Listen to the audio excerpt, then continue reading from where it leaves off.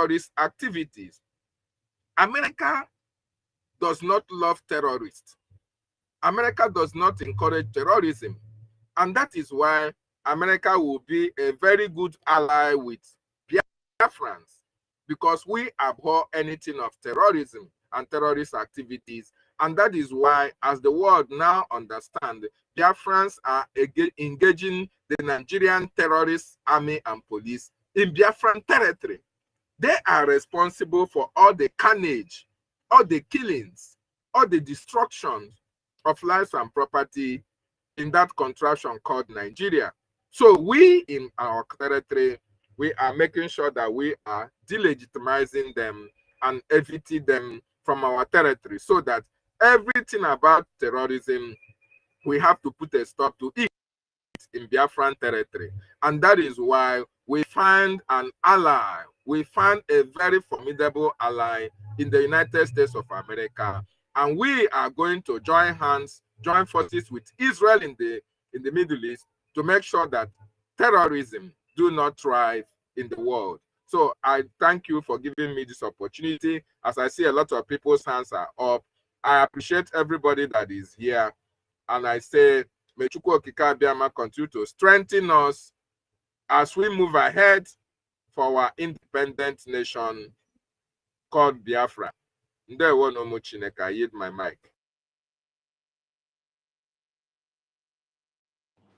Okay. Okay. Oh, my co-host, you are back. Yeah. Okay. If that guy is there now, you can go ahead, that guy. If not, Honorable Emeka will just... Yeah. Yeah, welcome. Yeah. I greet every Biafran. Yeah. Thank you so much, my sister Iruka,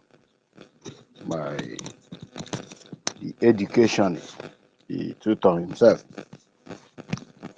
I greet you, Dr. David Nana, my brother. Dr. David Nana, please, I want you to resend me message, please. My inbox is open now. Please resend me the message. I can understand you send was a last message. Please resend it, okay, so that I can access it. I can't read any message again. Hardcore, my brother. Emeka Securities, the wise man.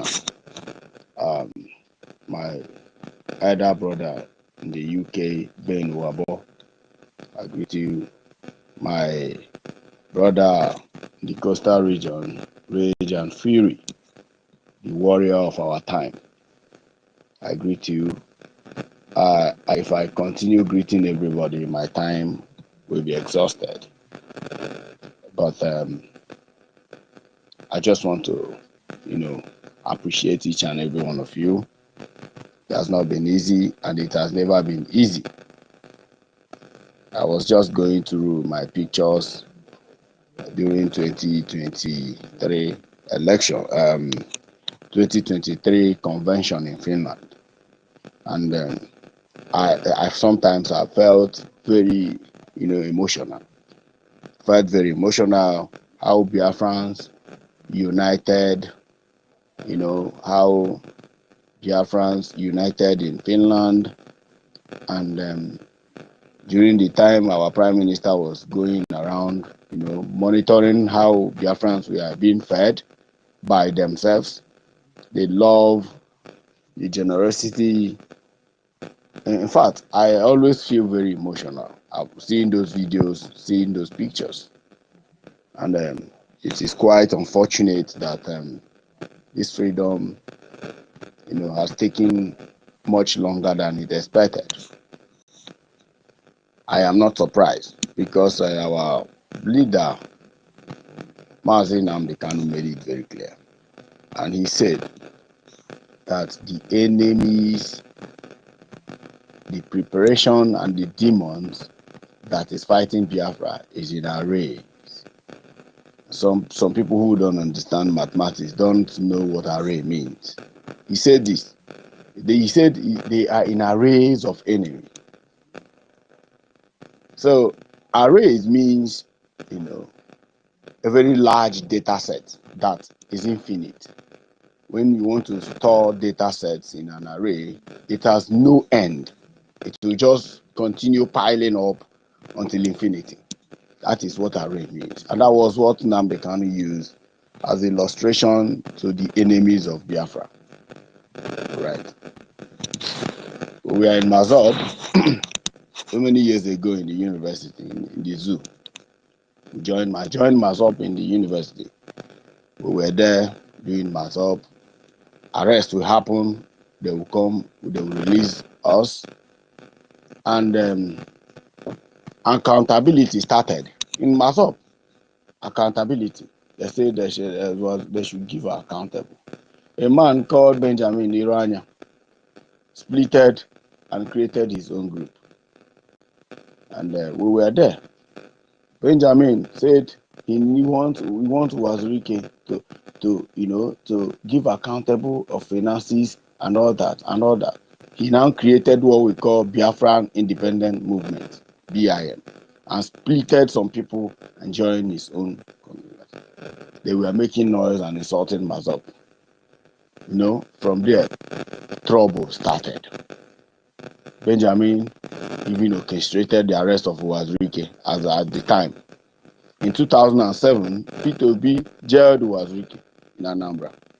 Spent nothing less than 3 years in prison, before he was released. And the whole nonsense continued. Benjamin could not sustain the nonsense. He was trying to lobby people from diasporas, and it was not working. It wasn't going through. Until finally, as God may have it, Nnamdi Kanu came up with IPOB. Now, the reason I always reflect to this particular story each time I want to make my submission is because, a lot of people are claiming to be confused with the idiots around. I came to space and I saw about 5 spaces.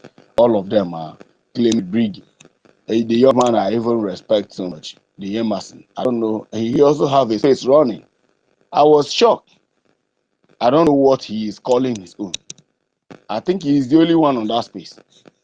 Maybe some idiots have gone there to join him. I don't know. But he was the only one on the space when I came up. Martin Nnamdi Kanu was there doing very well. We are praising and thanking God that it has happened. It has come to an end. When he was kidnapped, boom. The same people who was working with Martin Nnamdi Kanu orchestrated, which MFO ran to Asari Dokubo to form Biafra. I keep reminding people because our people are very, very daft somehow to forget things. They are very easy. They easily forget story. They even easily forget history. They don't remind themselves. That's why somebody called me, this evening to ask me where do I belong. And this person who asked me this question is on this place now listening to me. So I told him I belong to the government of Biafra. Where do you belong, tech guy? What kind of question is that? Where do you belong? I belong to the government of Biafra. The government created by our prime minister to restore the independent state of Biafra. That is where I belong. It does not matter how you see things, but it is just the truth. We must be united in one umbrella and in accord. So when he went aside Dokubo to create what they call the Niger Delta or whatever nonsense. And it didn't last for 2 weeks. 2 weeks. Which MFO was disgraced, and Asari Dokubo blocked him. Asari threatened to kill him, and he flew back to England. Till today, nobody is hearing about Uchemofo. Asari is there masterminding the killing of his own Biafran brothers and sisters.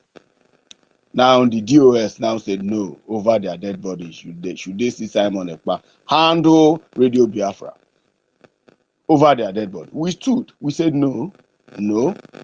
All of us on that time, they reported our accounts. All of us, except for a few people. All of us, they reported our account, and then Jack Doze, fleeing our account, all of us. We need to recreate another account because we don't just let go. Now we gave ourselves autopilot that this government, this particular Biafra, is in autopilot. During a meeting, Simon, we told Simon, but we cannot continue bearing this name autopilot. Something need to be corrected. Nelly of Ebu came, and with nonsense that it is in due nation, with juju everywhere. The same juju that they are throwing to our information minister, Sonia Parawa. This same juju, throwing juju everywhere. Nelly do until, because juju does not last. On a very good day, juju expired, and that was what gave birth to from a do nonsense to the government, Biafran Republic government in exile. We are here. Everybody, jealousy, envy, jealousy, envy, jealousy. This same envy and jealousy that made Ojukwu. We able to withstand Nigerian state for more 4 months again, Biafra would have been liberated, according to my grandfather. He said just 4 more months. If we could resist Nigerian state and Britain for 4 more months, Biafra would have been liberated. Unfortunately, people are dying. Philip Effiong could not withstand the dying children, the dying mothers, and they gave up. The same envy and jealousy. You are asking me where do I belong? Do not ask me that kind of question again. I belong to the government of Biafra. This is where I will, because some of you think that Mazi Nnamdi Kanu is not coming out. Some of you think that Simon Ekpa is not coming out. And some think that Biafra thing is a business. I want to let you know, Biafra is not business. Biafra is a nation. A nation that is known for milk and honey and freedom. It is only in Biafra that women speak and stand. Umada. It is only in Biafra. Go and check. I have traveled to over 30 countries to 35 countries in the world. It is only in Biafra. I have read history to study some cultures and some languages. It is only in Biafra that has proper women rights. It is only in Biafra that our mothers tie to wrapper. It is, you don't know the meaning of two wrapper, what it represents. You don't know because you are not a student of Mazi Nnamdi Kanu. You should go back and listen to Nnamdi Kanu so that you value Biafra. Don't come here with the aim and objective of business. You will never get it. I swear to Almighty Chukwu Kabiyama. You can never get that business here. It is not done. If your aim and objective is coming here to know whether it is APC or PDP, where do you belong? Go get out. You don't belong here. You are a fool if you think that the blood of innocent Biafrans is prepared for mediocrity. You are then you are. It is better for you not to be born. This same Biafra you are looking at is going to give peace to the world and Africa at large. It is going to give peace to Africa and the world at large. Some of you, misinterpret history, thinking that the so-called Okoko Oyibo you are running to are going to give you freedom. No, it is we here. We will be talking and talking and talking and talking until one day Chukwu Kabiyama himself will say, enough is enough. Let my people go. They have no choice. I tell people that before 2031, Nigeria will be begging Biafra, please go. Nigeria will be begging Biafra, please go. But what does it take? It takes you to come and speak.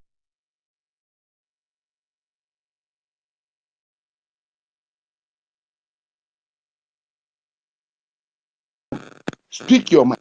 Every day you must come and contribute to the activities of Biafra. That's what it takes you. The criminal activities you are seeing today did not start today. No, it didn't. It didn't. This whole thing from NGOZI or Abeze, it has been orchestrated by the state of Nigeria to demoralize and scatter everything, that Chukwu Kabiyama has prepared. I'm telling you, it didn't start today. It has been orchestrated even before the conference in 2024. It has been planned that way. All right. And it is just one thing they are using: accountability. Go and write this English. Give us account. Tell us how the fund is going. Tell us where you buy weapon. That same story. How? How? The same accountability that have jailed our prominent leaders. You want to continue that same accountability.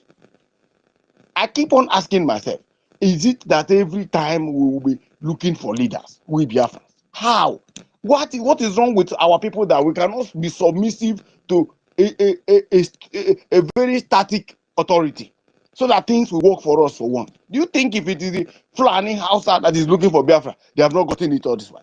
They have not gotten it since time immemorial. What is wrong with us? This is in exile. This is the government instituted by our prime minister. Any other idiot that is using the picture of our prime minister to disseminate falsehood, propaganda, and evil agenda and narrative, disregard them. This is the only place you will come and listen to the voice of truth. It is only truth that will set us free. And at the end, Biafra will come. Don't listen to any idiot blackmailers. People who have no value for things that has to do with Biafra. Thank God it's not coming from my mouth. It came out from the mouth of our Honorable Minister of Information. You understand? These people you see on the other space does not know PM. PM don't know who they look like. But unfortunately, we are here fortunately yesterday when the Minister of Information made it very clear to Biafrans. You, that guy I know, PM know you. Who are these idiots? Who are they? Where are they coming from? And I asked Master K again, when did you start the activities of Biafra? I know Tutor. I know so many people here who started. Even when they block their account, they reopen another one. I know their voices. You idiot that is opening, trying to scrutinize our leaders. Where did you come from? When did you come to the activities of Biafra? Who brought you to the activities of Biafra? Have you ever seen PM one-on-one? Have you ever sat on the table to discuss projects or discuss how Biafra will move forward? No. And you are here claiming you are defending. You are not defending PM. You are not defending Brigade. You are scattering what you have instituted. And God Almighty will punish all of you. All of you that is doing this nonsense, creating spaces, trying to disseminate us. Because we understand the power of divine that conquer. And that is what you are using. It is a tool of the enemy to destroy the children of God. God will punish all of you. In no distance time, our PM will come back. And then we will know. Of course, even if you create another account, we know your voice. We know your voice. All of you are going to be doomed forever. You have already destroyed your identity, and your identity has been corrupted.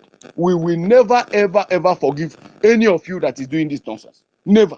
Forgiveness is not in my agenda. That's why I keep warning people. When you are throwing nonsense to me, I keep warning you on a very good day, when it will come to an end permanently, that you will be rendered useless and disseminated. If you want to remain here. Anytime you come here, there are two punctual people who are always hosting space, which is Madam Kiru and Tutor. These two people and the other man, Totiville. They are, and even if you come, we will recognize you. Dr. David and Nana too.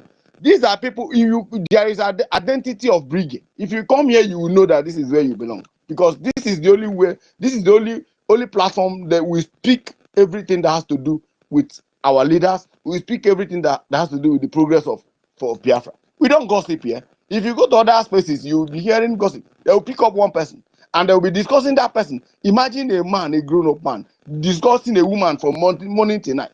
And you tell me these are freedom fighters. You tell me these are people whom at the end will give you Biafra. No, it is a lie.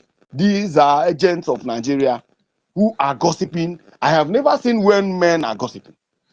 Men who are supposed to be working harder. Leave gossip for women. Now women don't gossip any longer. It is that are gossiping. Go there, you will see them. They will never ever contribute to anything that will free Mazin Amdekan or free our prime minister. Never. Or bring success to what we are doing. Remain here. Don't go nowhere. Don't listen to any lies or propaganda. If anybody gossip anything or I say anything about that guy, write me, DM me, and I will tell you what happened. Don't go and listen to lies. These are criminals. Once they look for power, and power is not, very easy to get, and they will divert to money. Money is not forthcoming to their way. All of them are content creators. I repeat, all of them have YouTube channel where they are making money, and against, they are using the money against the coming of Biafra. Is that the kind of people you want to go and listen to? People that are not sincere. We have tested them in the past, and they will go and they will run and come back, to beg for forgiveness. Are we talking about Chamaka Jerry? Are we talking about Adado Oranjo? Who do you think is a role model in that place that you want to go and listen to? Nobody. None of them is a role model. None of them is a role model. Is that the kind of people you will go and stay in the listening side and be listening to their propaganda and lies? You are in Eastern Europe. Let me not disgrace you. Eastern Europe, where it is very difficult to access network, and you are there talking about Elias, a man who has made way for himself and trying to liberate Biafra with everything in his possession. You are there discussing Elias from morning till in the night, and you tell me God will not punish you. Well, Biafrans, this is our space. In this space, we are going to be addressing so many things. We will pick up Nigeria. The day we will talk about Nigeria, I am grounded in the history of Nigeria and northern Nigeria, and the terrorism. I know how Boko Haram was formed. I know how everything started in the northern Nigeria, and I know how this Fulani hegemony has been organizing, gallivanting, and trying to take over Nigeria, including the Yoruba land. I know everything. The day we pick a topic about Nigeria, come here and listen to the truth and know the danger you are in. The day we'll talk about these sabos, come here. We will tell you the difference between sabos. We have different type of sabo and how they operate. Don't be deceived by these criminals. Remember, this government is going nowhere. They say they are gatekeepers. How are you keeping the gate? I throw a challenge to them. Bring up to $10,000 that you've donated to this Biafran cause. Bring it. Give me the DM and I'll hands up to you.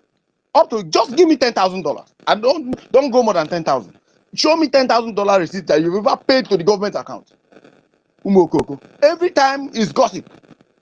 None of them. They will run away because they don't contribute. Ajere is a party man. He does not do party again because we don't contribute to him any longer. I have, of course, opted out myself from every nonsense he's doing. Because Biafrans, please, this is our space. This is where we belong. Don't ask anybody where you belong. I have never ever deviated to anywhere. The day you guys saw me in their space is just the day I want to go and ask questions. Why are you here?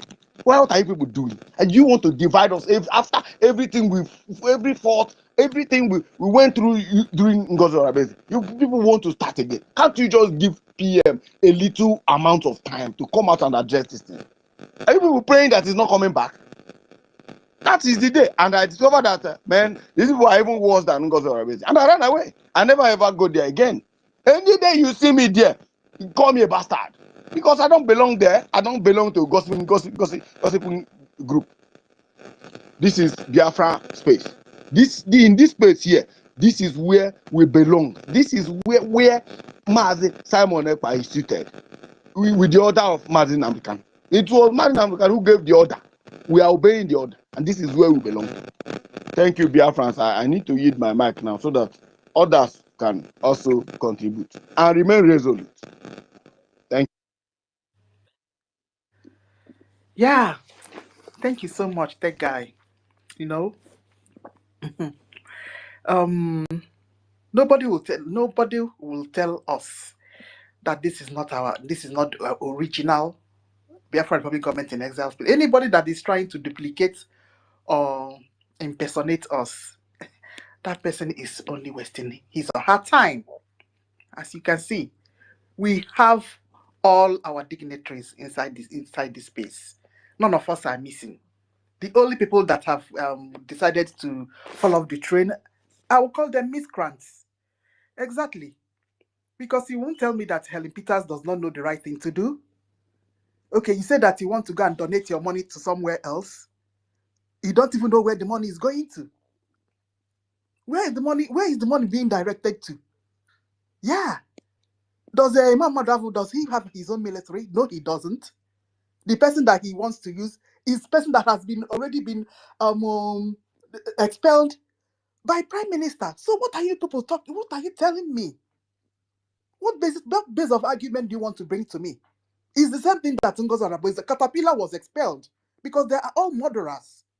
They are not freedom fighters. They are killing innocent people and saying that they are doing freedom fight. And it's those individuals that are bringing bad name to what we are doing, because they categorize all these caterpillars and sapele as IPOB. Those are the people that are bringing bad name to us. And that is why Prime Minister distanced himself far away from Caterpillar and Sapele, because those people does not represent freedom fighting and what Nnamdi Kanu meant this thing to become. Ifuki Ekita. So what are you doing? You're not working with terrorists. Helen Peters. Yeah, you are doing. I'm disappointed. So that is just it. Where's my Honorable Emeka Socrates? Oh God. Anyway. Honorable Emeka, if you're ready. Mazinko, the number is here as well. Okay. All right. Yeah, thank you, NK and tutors. Rage, welcome back. We were scared hearing of your illness. Everybody, please, I can't go on and on. I just want to go straight to the topic of the day. And I want to start by addressing two words that are very important for better understanding. The first one is terrorism. And terrorism simply means the use of violence or intimidation, most of the time against individuals. You're trying to use terror on individuals to achieve either a political or ideological goal.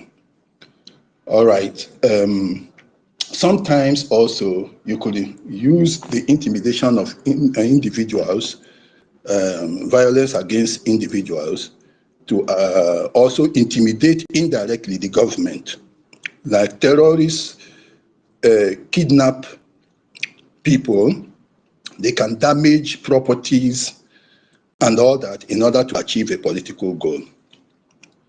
All right, so that is terrorism for you, and you know all kinds of people that have been linked with terrorism. Carlos, the most popular one, is somewhere in the South America. Over the 70s and 80s, he was there. Individuals of that nature. Okay, we've heard about this wave from the Arabian world, where Osama bin Laden and also have also taken into terrorism to intimidate the West into shifting their stance on certain things, Israel and all that. That is political reasons. Okay, we have a second word that is important: militancy. And in the case of militancy, yeah, you can also use pressure. Largely, it is termed to be pressure, sometimes, or force, some kind of force. You understand? It will not necessarily be violent. Some people may term it as violent also, but it is achieved. It is to achieve the goal that is associated with where there is a conflict or a struggle. So using force to achieve victory in a conflict or in a struggle is called militancy. You remember now, so the difference is this: whereas militancy is related to struggle for freedom or conflict, violence is, terrorism is associated with political or ideological goals. So these are the two major differences. Okay, now these guys have chosen, Nigeria have chosen to associate Biafra struggle with terrorism. But let us look back into history a little bit and see, compare these two situations. We had MEND. MEND was destroying pipelines and all those sort of things. In fact, sometimes some expatriates in the oil fields were taken hostage somewhere. even with Niger Delta Avengers. And Nigeria called it militancy. Okay, now you know the difference between terrorism and militancy, but they saw that as militancy, okay, and they gave them amnesty because of one reason. I'm driving at one point. Because of one reason, put that reason in parentheses. But here, Biafra is a struggle for freedom, a conflict for self-actualization. And Biafra has not blown up, damaged any property. They have not ever taken any hostage. But it is termed terrorism. When you consider these situations, you see that things work upside down in Nigeria. Their understanding is determined by one thing. Their understanding of who to call terrorist or who to call a militant is determined by one thing. And I will be coming to that very point later. So they are associating us with terrorism. Meanwhile, there is nothing that actually, by the definition, by understanding of terrorism, links us with terrorism. We have never taken any hostage. We've never destroyed any property. We've never killed people. But in order to create just one little one with which to say, okay, we are associated with terrorism, what do? When there is sit at home, which is an industrial action for anybody. Unfortunately, they said they have doctorate degree, DSc and all that in industrial relations, but they don't know all the separate tools of industrial action, starting from sit at home, work to rule, strike, and all those things. They term that to be terrorism. Isn't that stupid? How can you take an industrial action and call it to be a terrorist action? Not. But to create something, they go out there and they then create a video of some boys shooting. And the boys who are shooting are also saying who they are. So does it mean that if a Emeka Secretary wants to go and kill people, then I'll go out there and I start shooting? When I shoot, I say I am the one in order to intimidate people. Isn't that stupid? They create all those things. But I am just trying to let us know these two words, but they choose to be stupid when they want to be. Let's now, without understanding, let us go further now. Let's look at Nigeria itself and the word terrorism. Sani Abacha, in his days, they terrorized somebody, I think it was in Ondo State also, an individual. They sent soldiers, and soldiers intimidated the family. They violently attacked the family. And you know what a whole army chief of staff that time said? He said that soldiers are trained to behave like wild dogs. He said soldiers are trained to behave like wild dogs. That is the definition. Soldiers are trained to be violent, intimidating individuals like wild dogs. So their soldiers are trained to be terrorists. So Nigeria already accepts terrorism. To them, it's normal. Perhaps that is why when they see it, they cannot understand it, they term it militancy and call self-defense terrorism. Second, in those days, Obasanjo, who was their head of state that time, also went out again and destroyed a whole village, Odi, killed everybody, they raped everybody. By the definition of terrorism that I've given you here now, that is pure terrorism from the top, from the government, from the headship.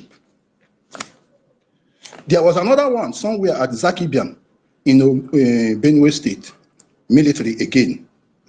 In retaliation, somebody went and attacked a village in Zakibian, killed people, raped people, destroyed their families. That is Nigerian government. These are not individuals. These are not groups. This is the Nigerian state as a state.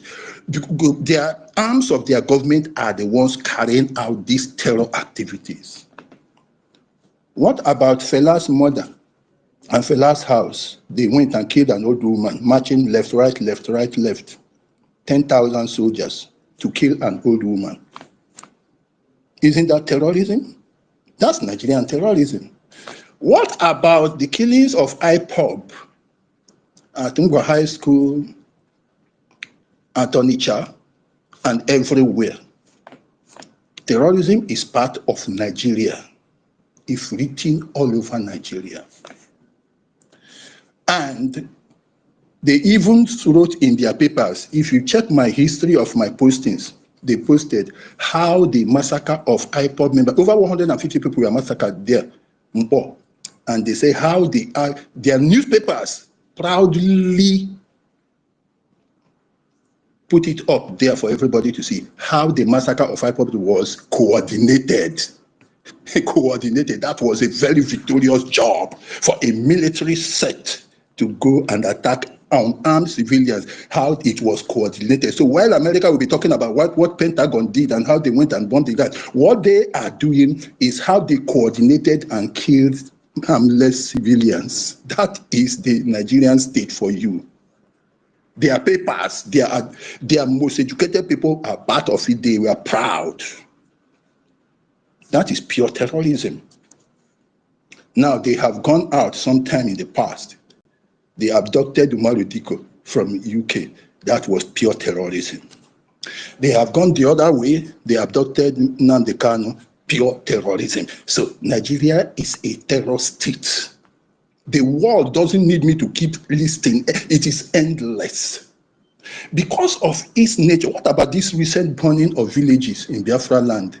Okay, you encounter a military group, and what you do, you go to civilians and burn the villages.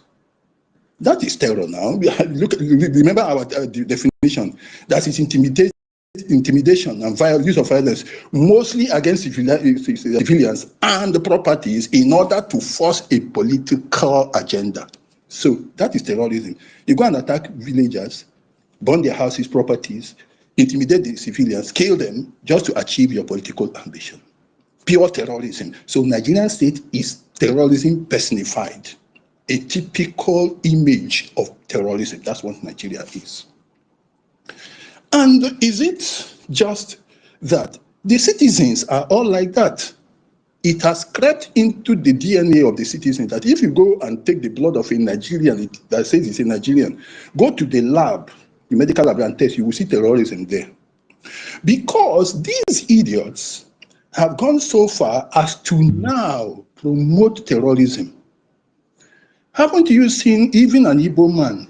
Well, maybe you can say he's Fulani in Lagos. Joe Ibokwe. Do you know what he said? That the bandits are businessmen and the government should work with them. And what are the so-called bandits doing? The bandits are sacking villages, killing 200, 400, 500. And when they kill, they sack the village, they take over and they inhabit. They go to the next one, they kill and they occupy. They go to the next one, they kill and occupy. And this nature of operation is what they are calling banditry. To kill, occupy lands, which we have known in the past in Turkey and other places as a way by which one race goes to occupy another. Now, if Nigeria says this is not terrorism, but whatever they want to term it, maybe we should adopt that method. Yes, since they say that is the way they like it, that it is not terrorism, it is not going to wipe out their state, then why let us adopt that method now, since they like it that way. So we go out and we sack villages, eliminate them and take over and occupy. We will achieve Biafra easily, more easily than that now, if that is the method they want. But this is Nigeria for you to accept it. El-Rufai said the same thing. Buhari, the same thing. Obasanjo, the same thing. Their leaders, even their church leaders, the same very thing. So what do you say about Nigeria? It is simple that we should remove that name, Nigeria.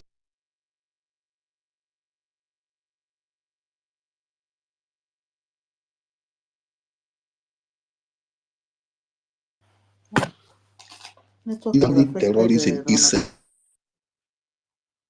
sorry, Nigeria is holding Biafra by terrorism. They are holding us by terrorism because we say, let us have a referendum and make a choice. And they say, you must be. It is terrorism. They are intimidating us. They are using violence to keep us. It is doing everything about Nigeria is terrorism. That's what it is. So you should remove the name Nigeria and simply call it terrorist state of Nigeria or Niger area, whatever. That is what it is. And that is why, look at us, who are we? From our time, we accommodate even animals. We keep life, we preserve life. Let me tell those youths who don't know. If you go to your backyard and you see an antelope, a grass cutter, or anything, you do not kill it. Traditionally, that is how we live. Because we see that animal as an agent of necessity. It found it necessary to come to that place for safety, so you don't kill it. But on a good day, you will go into the forest and hunt for antelope. But that one that is running from danger, you have to preserve it. That's why we always accommodate strangers. That is how we are. We preserve life. It is not on record. When you look at the structure, look at the way we live. We never ever attack people, particularly Igbo people, to go and conquer and swallow those people. That is why we have minorities all around us. When you look at the Biafran region, you see it is like a finger of your hand. The Igbo is the central areas, and all those other groups they call minority, those are brothers, are like your fingers. The Igbo is the one joining all of them together. We do not engage in violence to take over people, impose our language upon them, impose our culture upon them. No, rather we do business with them. Look at the North. It's dominated by Hausa. They speak their language. How did they do it? It's by conquest. The Yoruba, they say they are uniform, but it's not really uniform. I can tell you that the originally inhabitants of Undo were not Yorubas, but today they are all Yorubas. What about the Agoin we have here in Belagri? They also had, but they had to wipe them out by their own method. But we live side by side. The simple balance we say, that let the hawk perch and let the eagle also perch. If anyone says the other should not perch, may it suffer damage to its wings. That is how. That is what we do. So we do not attack. We do not destroy anything. We live side by side. We do not carry out, even as us in our community, we do not at any particular time, individuals or people, take violence as a way of settling our problems. Our judiciary is second to none. I cannot talk about that, but nobody, not the French judiciary, not the British judiciary, not the American, could be compared to our own judicial system. We do not engage in intimidation or violence to achieve anything. It is the community ourselves that to judge an individual and take action on that individual. We don't have groups forming violence. So, what do we have now in this? When you are now looking at us, so in our nature, our government, traditional and otherwise, have nothing to do with terrorism. Not even militancy is not part of our lives.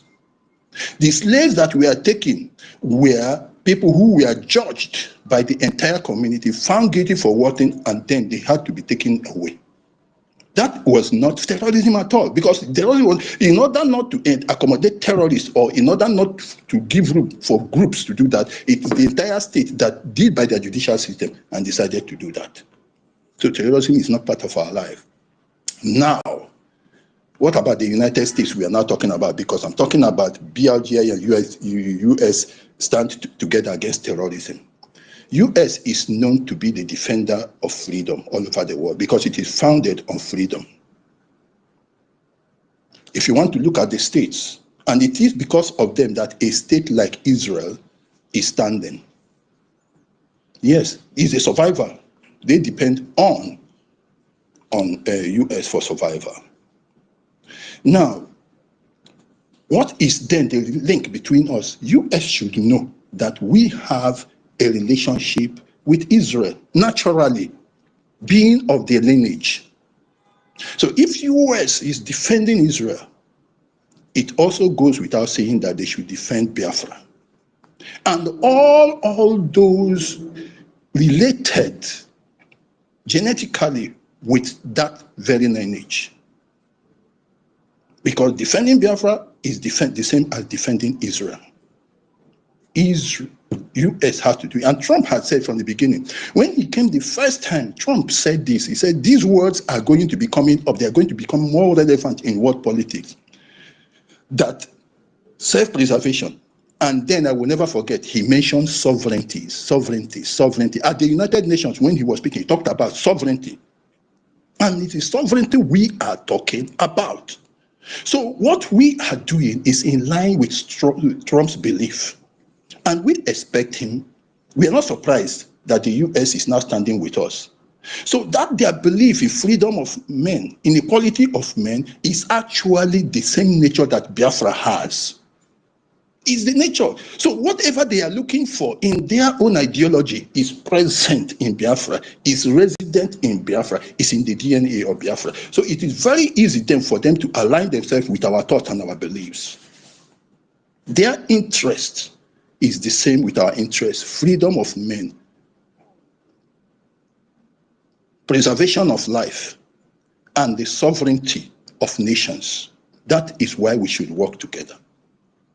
And Israel should, the US should see that the dangers of the civil wars, there is a civilization, war of civilization going on, where the Arabic civilization wants to override their own civilization, where they are using Islam to want to infiltrate, pollute the entire US, and then destroy it from within. That is still the war we, the Biafrans, are fighting against. So US and BLGI are bound to be one together because the ideology is the same. And our goal is the same. And we are looking for the same destiny for mankind. They should join with us. And it is not surprising that they are doing so. We expect more. And we expect them to totally and completely reject Nigeria and everything it comes with. The question of the resources of Biafra, which Nigeria is using to negotiate evil, what they are negotiating with you guys with, these properties are not theirs. The oil, the gas, they are not theirs. They are Biafran's oil. They are using what is not theirs to do bargain, to negotiate with you. So why can't you go to the source? If you are looking for a rotten apple, why are you going to the basin? Why not go to the tree? If you are looking for a way to get these resources, why do you go to the person who only bought it? Why not come to the owner? We own the thing. So you have no reason, any party in the world, to go to those places. It is us. Don't go to the basin to pick if you're afraid of picking a rotten apple. If you want a clean, ripe apple that is healthy, go to the tree. You come to us. That is why you should align with us also. And for the Americans that have a simple belief, some of them are scared of Jew, and they are saying they are having this anti-Semitism of a thing. My little nephew in the US was talking with me the other day, and at the end he said, oh, that is why it's good to discuss with elders. Because some blacks in America have a way of diverting the brains of people to think the wrong way. He was not telling me, hey, look at the Jew, and you know what happens? He's stylish, they have their system by which they will their way and they enter into the top, they control everything.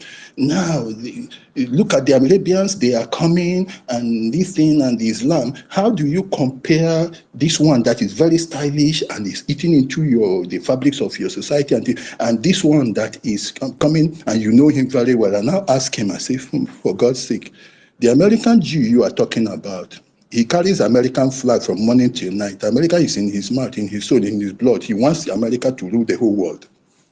It is like you comparing somebody who goes to plot hired killers against your children, against your wife in the marketplace, and he tells the people to sell poison to your wife when she goes back.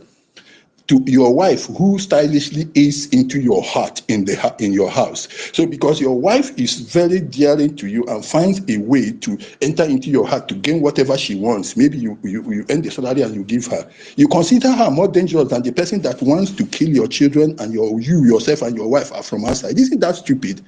He now say, yeah, that is why it is good to discuss with elders sometimes. I say you cannot compare an internal issue, if you have that, or challenge, with somebody that is coming from outside and wants to completely destroy you and wipe you out of the surface of the earth. This, I'm also warning Americans to be aware of that.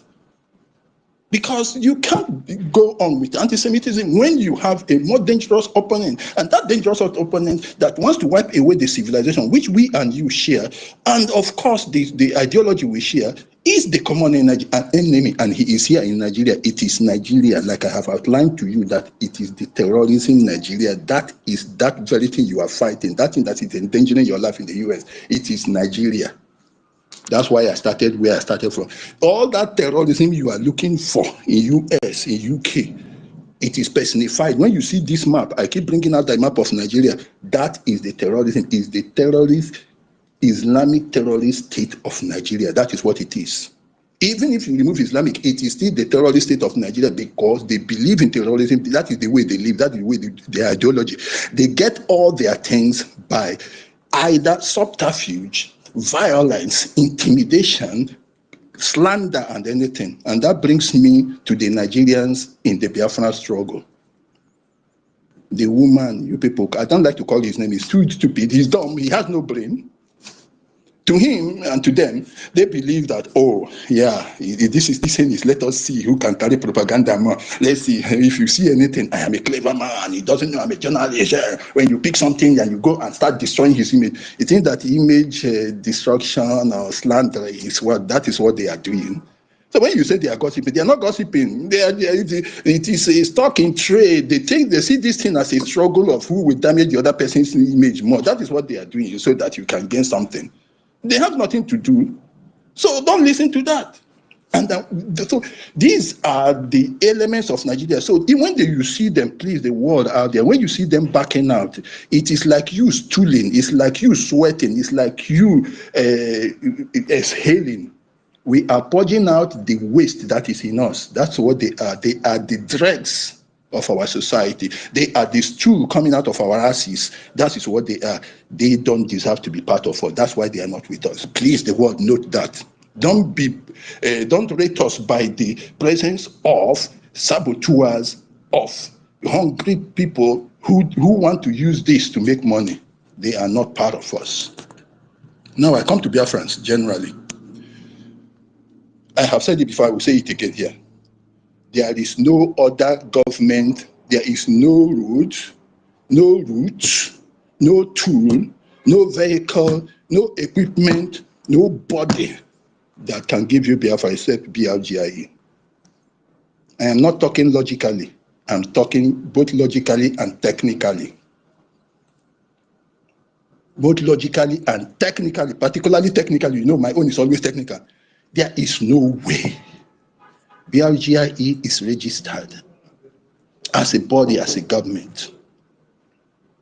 It is being registered with the highest point of whatever source you are coming from, with the Ministry of Justice as a government. So no other one, no matter who you are, IPOB or what, can ever go there. If you want to have that kind of hold, maybe you go to Uganda and form your own, and the Ugandan government will register you there as the body that is known for carrying, or the vessel for carrying Biafra. But to say good, you go in there again, no. And you know that when US coughs, when US sneezes, the others cough. If you want to go with IPOB, go. I'm telling you, go. When you go there, you are going to waste your time. You can carry your iPod and go to UK, and I will be watching how UK is going to allow you to dismember their supermarket where they have kept Tom and the biscuit and all those things. Nigeria is just supermarket for them. That's why European countries know it like this.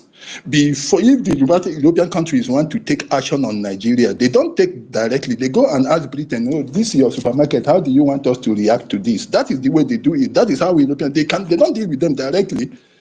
So where do you really want to go and launch your own front for fighting for Biafra from? In US, I'm telling you, it is dead. It is finished. Otiton. You can't go there. It's only BRGIE that is there. So you that is of IPOB, if you are looking for Biafra, join BRGIE, no matter who you are, from the top to the bottom. If you are following the Fulani Hall, there is no road. Who's are there? This is the only road. If you are this Dimka and Gideon Oka coup plotters, come back from that place. Those are there, unless you just want to stay there and be criticizing and be doing anything. If you have been sitting on the fence and hoping that one day, one magic, you say, you are hoping for Nnamdi Kanu to come out from that place, join. This is the road. The movement is still on. That is the only way. Even if Nnamdi Kanu comes out, this is still the only road. Britain cannot give it to you. EU cannot give it to you. It's only US. And who is in US? It is this. And who holds the US? It is the names that have registered this very government. That is why when these animals say they are the camping, when they go there, what are you going with? You are going with somebody's own registration papers and that you don't even have it. So where are you going? Where are you going? You have nowhere to go. And that was when they come, they just jump out. When they now get halfway, they say, oh, okay, oh, they cannot go anywhere. They now resort to blabbing and to all this slandering and all those things. That is what they are doing. You don't bother about that. I am telling you, who is the Nigerian agent, back down. I'm telling you, who is interested in Biafra, bet you have a doubt. Do not doubt. It is working. Only one Reverend Father Hannah, okay, Hannah, where it they work. So only in again if they work on busy. But if this one they work, this one, you know, Father, if they work, So BRGI if they work.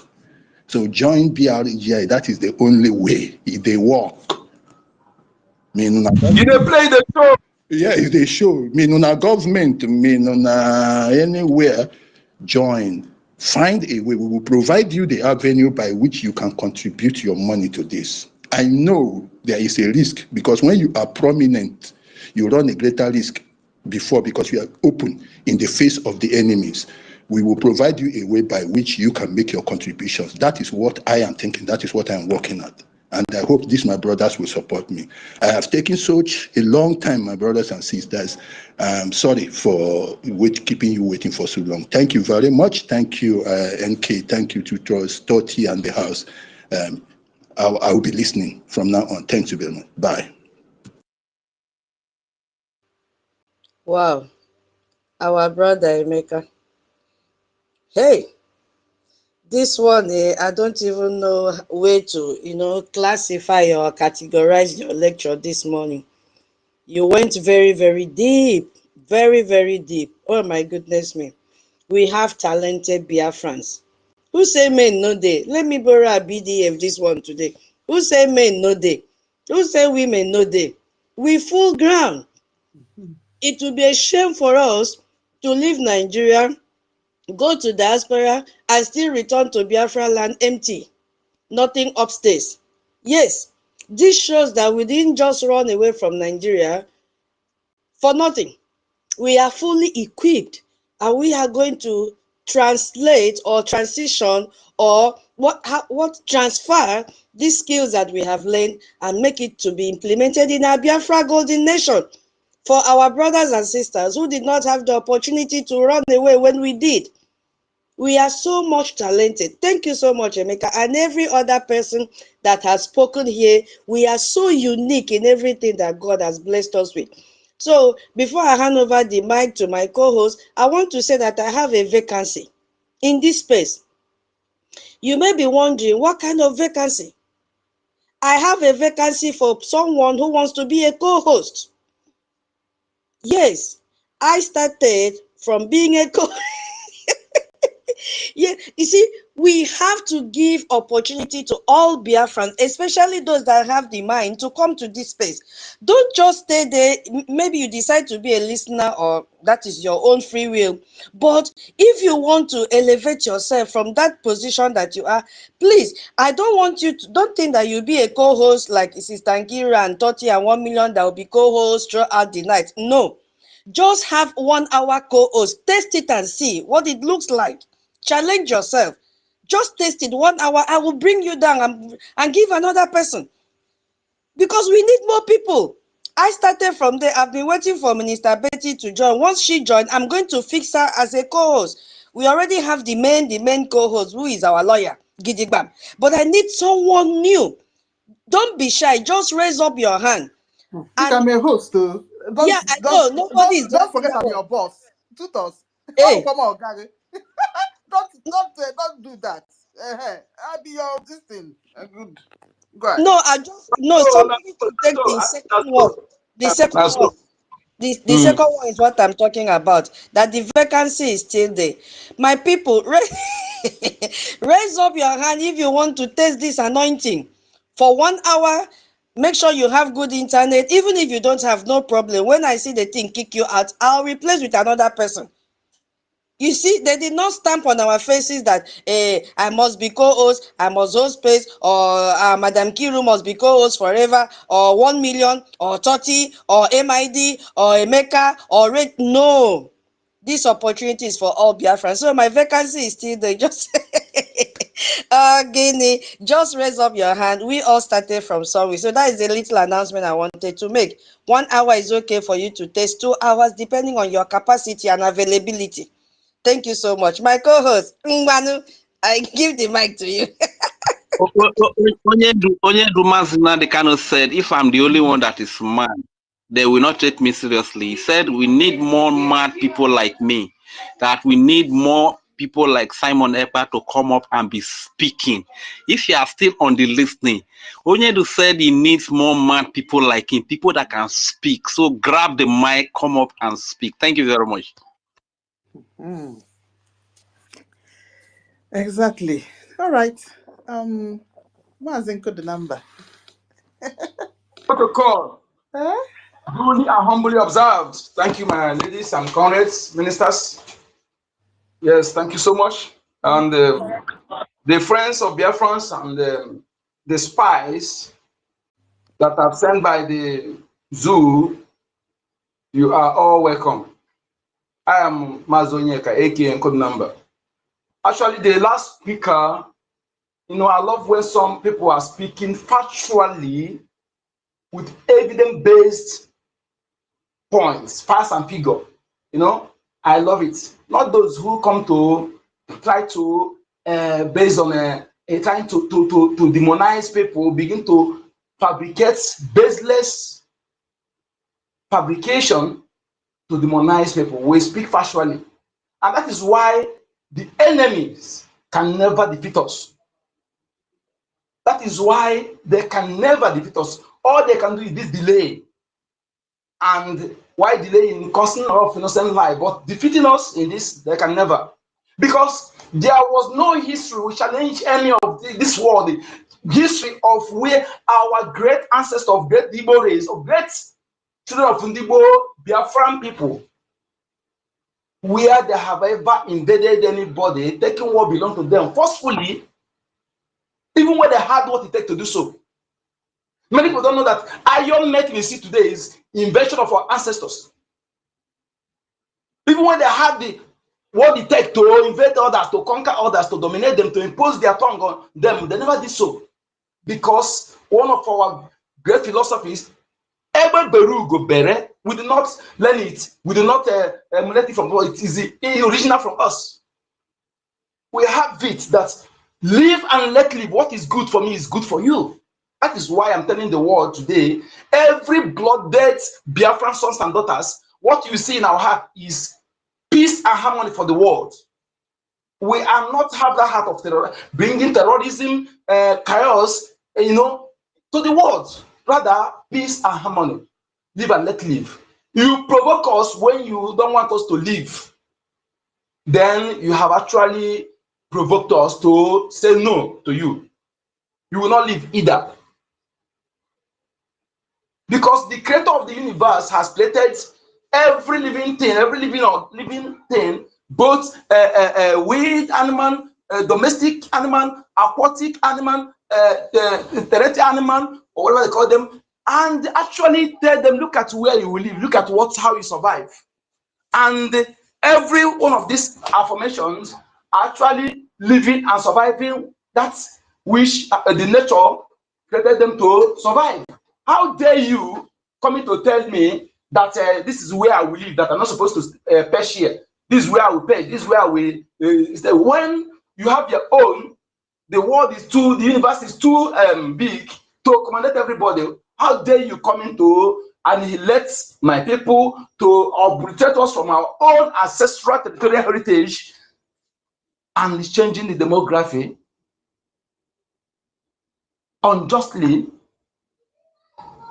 by trying to annihilate us, to exterminate the people, hiding under Islamic expansionist religion, land grabbing, destruction of people's identity, and outrightly, gradually annihilated the aboriginal inhabitant of that particular land, which is what is evident in the action in Egypt, Morocco, Tunisia, Libya. I can often say this: nobody will leave their land, leave their country, continent, to come to your land to bring you something that will benefit you without having ulterior motive. The last time I checked, America sent their people to, China sent their people to America to study science and technology. Those who was able to come back is what they are today. Japanese, the same thing. Malaysia came to our land, of which I remember one of my uncle had the picture in his parlor, sitting room, black and white, where they were holding the palm fruit in their hand. I don't know whether they gave them money or whether they take it by free. All I know, they came to our land to take it. We never took it to them. Nobody will bring you what will benefit you to your land. That is whether they force you or by persuasion, there's a motive behind it. No matter how it appeared to in the beginning, no matter how it presents, whatever how it appears, no matter whatever you think that they show you from the beginning, at the end there is something they need from you that they need from you, and that is evident in all the Africa territory that Arab have taken over, Fulanized, Islamized, and Arabized it. To this extent, they can no longer see the Aboriginal inhabitants in that land. But today, what you see in Libya is where they are auctioning our people, where they are selling our people for slavery, auctioning our people. And that is why I am telling any African youth that care to listen. You might be born and you see that you are this, but I want to tell you that your father never accepted Islam willingly. And I can understand that Ibrahim should understand that. That is why he declined the offer of people. Only what they can export you is violence, terrorism, war, and raping. And after building that mosque, they still come to block roads to pray on the road. What is the essence of that mosque? I'm asking. Enough is enough. What is the essence of the mosque? After building the mosque, you come to road to convenient the people, to inconvenience them. Then when people are talking this, you want to political correct. I love what I read from Italian Prime Minister. Is a woman. I love the action.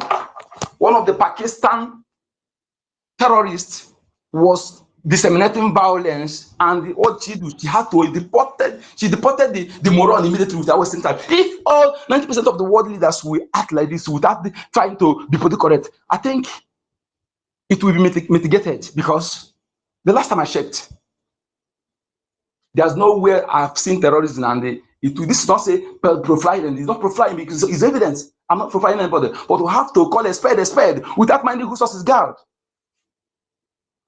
I've not seen anywhere there's terrorism happening. Say is a Hindu, Buddha, Christian, or African specialties, or Islam. Why? I'm not against what you believe. Enjoy it in your land. Don't carry it along while coming to my place to disturb my people. We have our own way. Do a business. Go and enjoy your way. If it's good for you, enjoy it. Do you know how many crimes they commit by covering their faces? Do you know that by wearing things covering your faces, your enemy can pretend to be woman, penetrate you, enter your vicinity, even penetrate you by covering faces? Telling women to cover even their eyes, their mouth, everything. Do you know how many crimes they commit using that? By the way, because that's why I made that comment. Because today, you see what the world leader or those embassies in our land, in Nigeria, will not say that they don't see where human beings are being beheaded. Not cow, not ram, not goats. Being beheaded in publicly, several videos like that while shouting Allahu Akbar. Yet those who fighting to be free, to prevent their people from going through that, is those Musa is going to throw bombs at. those Musa is going to carry asymmetric war against. Because they say no, that we don't want this to happen to our people. We don't want our people to be displaced, to be in IDP camp. A child born in IDP camp is now 20 years plus. Now adults that can marry and reproduce. Yet people, invaders, terrorists occupy that village, change the name. Yes, Musa did not go there to throw bomb at them, so that the people can go back to their village. And you as a Biafran, call yourself a Biafran blood. Because why I'm trying to be, because we have one thing we must understand and make use of it. It will help us to be able to separate the chaff from wheat. Is that not all who speak, whether you are a Robo Biafra, you're Soko, you are a Joe, you are a Gala, you are who speaking Biafra, not all who bears your name and speaks your tongue are part of you. I want to challenge any Yoruba person who is here listening to us, or anyone who will listen later. Is there a radio house in your land that their specialty is not to disseminate information, but to fabricate lies? Never happened story. To demonize the great Igbo race. I want you to prove me wrong. A challenge is a challenge. And also in the north. Why were those radio? Why with all the things they are fabricating, have you that lived in Igbo land, have you seen anything like that, close to that? So I want you to understand this. When you see people today going on social media, demonizing those that don't have any history of dominating people or taking what belongs to people, why they are the people who have history of such acts. First people join together and they post their language on them. Ogun State, you see today, their language is not Yoruba. They're what they call Yoruba language today. Ogun State, you see today, Obasanjo, they don't speak. All those that our brother said today, even some part of those lands originally occupied by people, but being the people who love live and let live, and they decide to move back to join where their people live plenty in bulk, they have to shift. That you are planting cola. Cola nut is growing in Ile-Ife, but no Yoruba person is spraying with cola nut. How manage? They don't make use of cola nuts in any of their listing. How manage? But that is by the way. Who is Obatala? I want us to, because all the things that you see them flying around, trying to playing that card of Afonja and the Fulani immigrants and the Binu descendants that are playing that card today, that you see them supporting P2B to destroy, to distort our youths in their charade, nonsensical one Nigeria validation. They want P2B drag our people into 2023. They have never come out of it. More than 500 houses at some least 400 million destroyed, dismantled without compensation. Because they want to claim they want to build roads. A result that was how many $1 million owned by Biafra man or destroyed without compensation, without prior notice. Many businesses were burnt. And some of us listening to that Chetma audio. And it's playing out. And the more we play out from now to 2027. As for those of you who are adamant, who think that by sabotaging those fighting for you, if you're a Biafran blood, that the enemy will love you or allow you, you are in for a shock. Learn from the past mistakes to avoid the future one. A man from Okudo in Odimo State that resided in Ondo State, or precisely wrote in his transporter, he wrote in his vehicle. Learn from the past mistakes to avoid the future one. One of the great Igbo adage says, a blacksmith who don't know what is again in English, yes, who don't know how to make it, look at the tail of the kite or eagle, you will know how to do it. So if you don't know what you look like, Or even worse, look at the great Ausaris. They were great people, good people. You know, when you are not, when you don't have good evil hearts, when you are good-hearted, you don't have criminal, you are not don't know what is crime or punishing, you will quickly accept people. Only criminal will identify criminal fast. Only fraudster will identify fraudster fast. But the problem is, when it happened to you first, will you allow it to happen to you second time? If our ancestors were taken on away, we are, you know, we their offspring, their children, the progenies of the progenitors of our land, are we going to continue in that?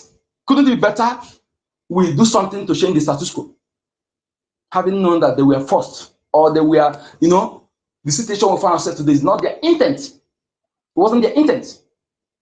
Those who are fighting to change that narrative, if you're a true-blooded son or daughter of that soil, is it wise for you to be sabotaging them or to support them, even though you are afraid to come out? That's why sometimes when I ruminate over it, I say, no, that majority of these people are not part of us. They are not blooded. Because typical blood, like me, like you here, will not go to that extent. Except the criminals, or those who are a misbreed among us.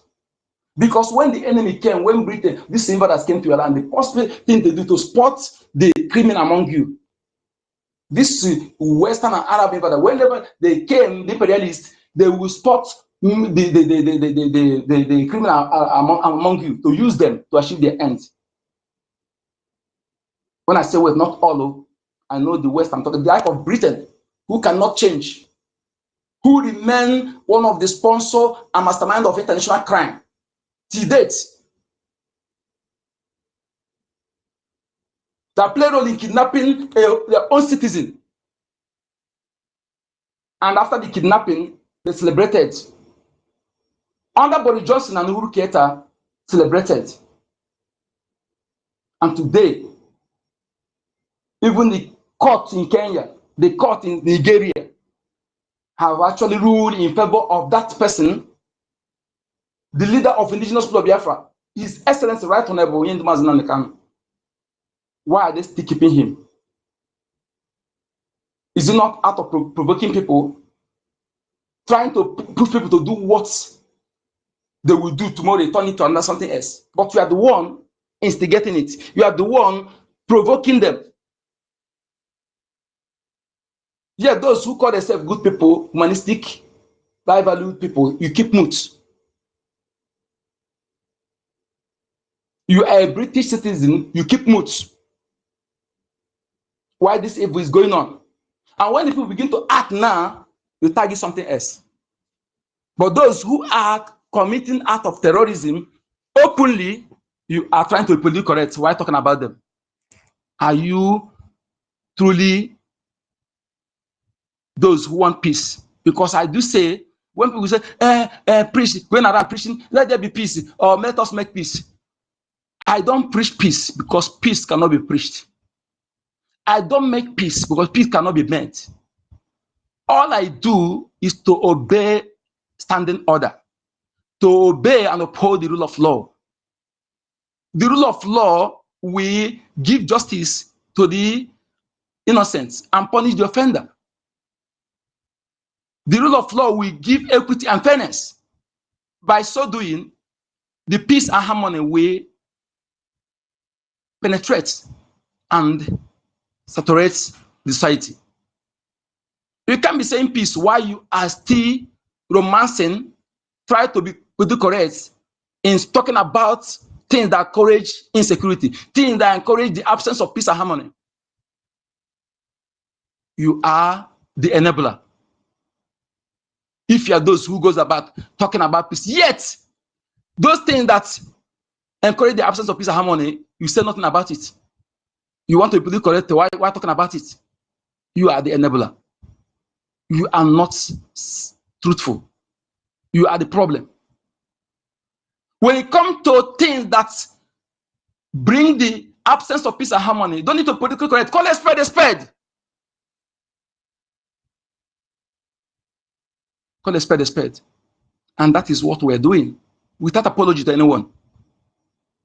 Those who call trying to fabricate lies to keep disseminating falsehood, I want to have one message to you. If there is any history of we forcing people, dominating, taking what they belong to them forcefully, even when the Ahmadu Bello, the originator of hate speech, tribal big gods, when he said Igbos, they are dominant, who are the people in charge of the government? Who are the people employing people to work? The same Britain that hate us because, not because, but because they see we resisted them. They are the people who deploy the capable hands. Because if you are capable, you, the love promos, they call you your friend, their friends, they would have employed you. But they needed to those who are capable. Is that dominancy? I want to ask you today, you that live in North, if you have your elder who is truthful, who is not, who is truthful, who can speak truth without being lying. As it was their time, the North begging the Igbo people to come and live in their land. Was there a time like that? Was there a time when the person from North come to the market and touch the body of Igbo woman, he go home and celebrate? Today you have tried to destroy that most powerful women. Making things to put them into doing things that do not represent who we are. Because you are jealous. Because you are jealous, that is it. I am not asking you to stop, but all I want you to know that you can never stop us. Your propaganda, your demonization can never stop us. Rather, it will elongate the calamity that will befall you and your children. Go and write it somewhere. You only succeed if we had ever taken what belonged to any of you, or invaded you, or imposed our own thing on you.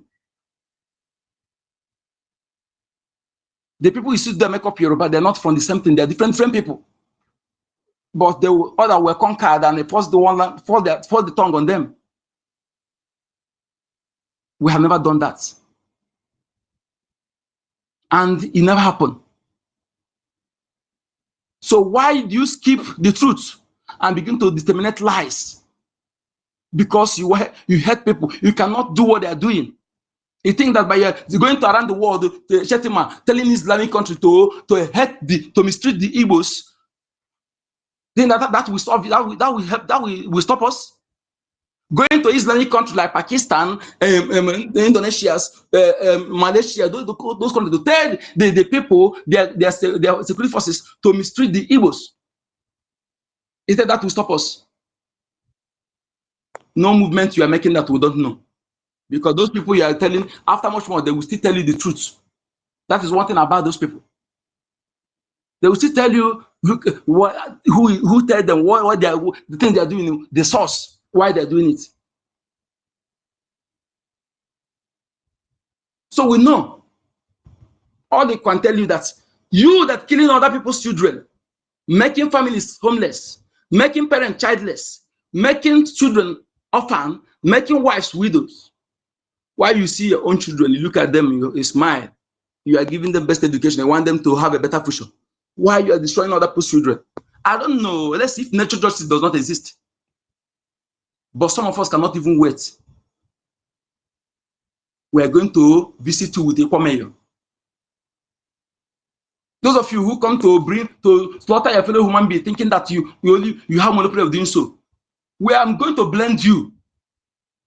Yes. Blend you like hot dog. Continue. You are not the monopoly of those things. Just we are humanistic live values. But that doesn't mean that we are cowards. We are not cowards. The British people that hate our people call one of our leaders then, our custodian of culture and tradition, humanistic, valued priest king. One of the Eze Henry. Why? Because they tried to invade the palace, they could not achieve that. So what did they do? They told him that if he did not appear, they will kill his people. But being that he loved his people, he has to make himself available. So they address him as humanistic, valued priest king. So all these people now that claim they are governors, they are appointed, you don't represent us. You don't represent us. We don't know who you are. We don't know the blood that runs in you because your actions are totally different from who we are. That is why I'm telling every Biafran youth, starting to see those claiming to be politicians, your governor, your leader from political Nigeria political rulers from top to bottom, starting seeing them as your enemy is the first step of your freedom, being free. Seeing them as your enemy. They appointed, some of the appointed traditional rulers, PGs. Seeing them as your enemy is a very nice move that the gods of the land will never be against you.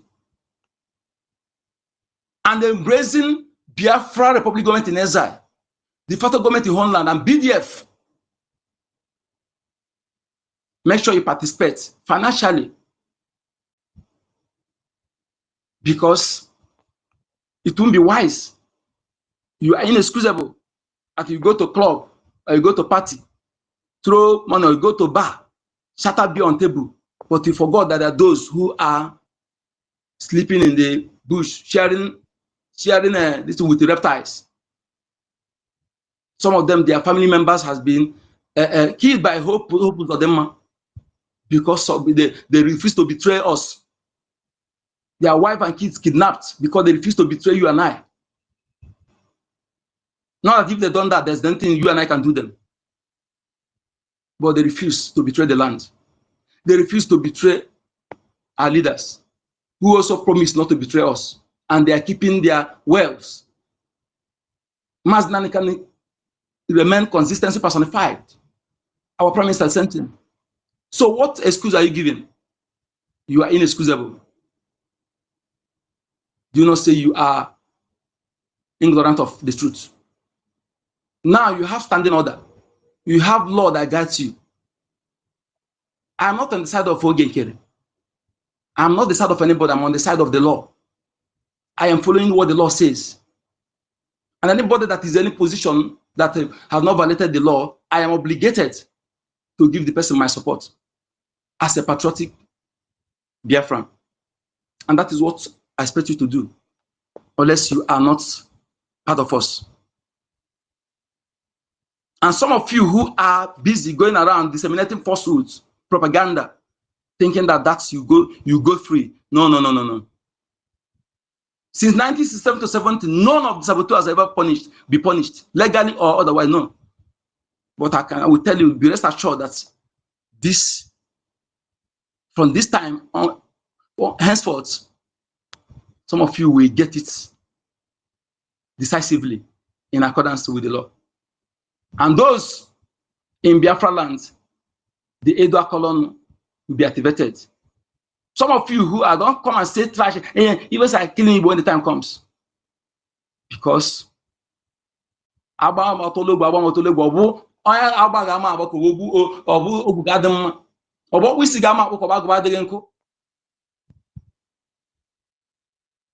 going to find out. Good number.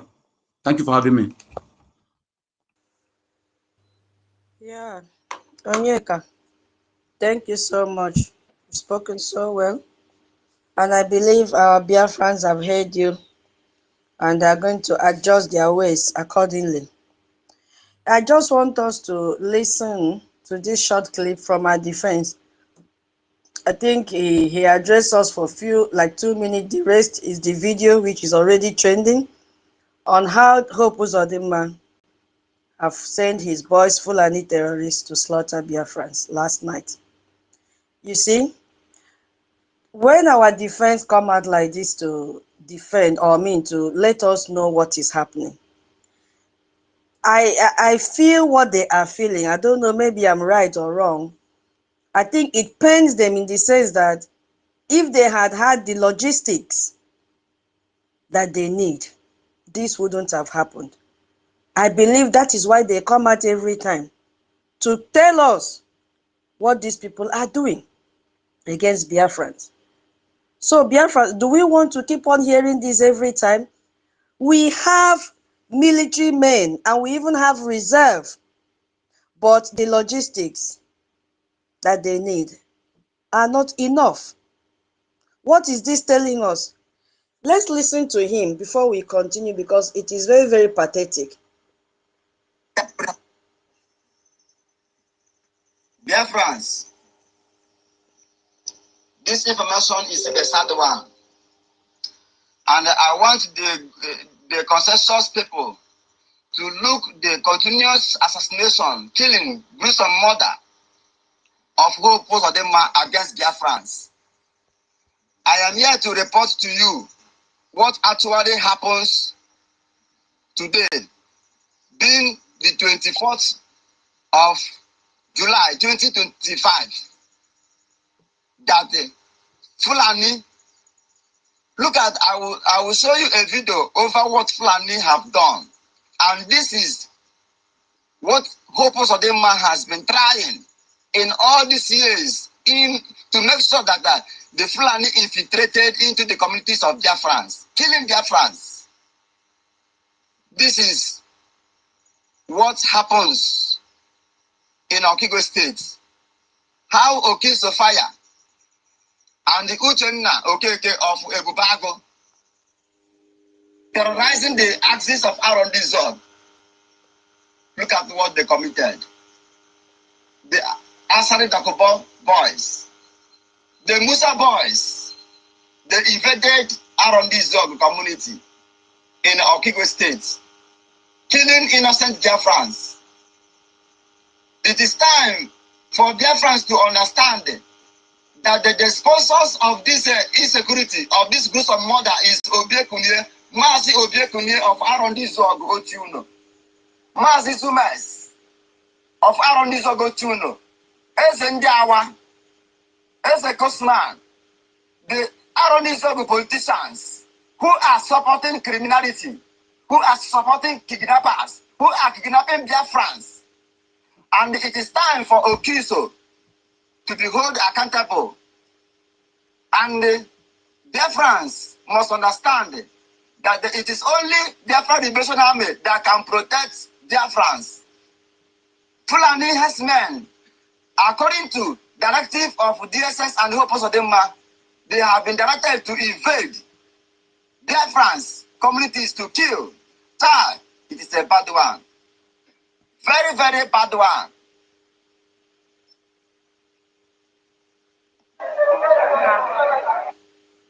Yeah, I believe Biafrans all over the world have heard what our commander said.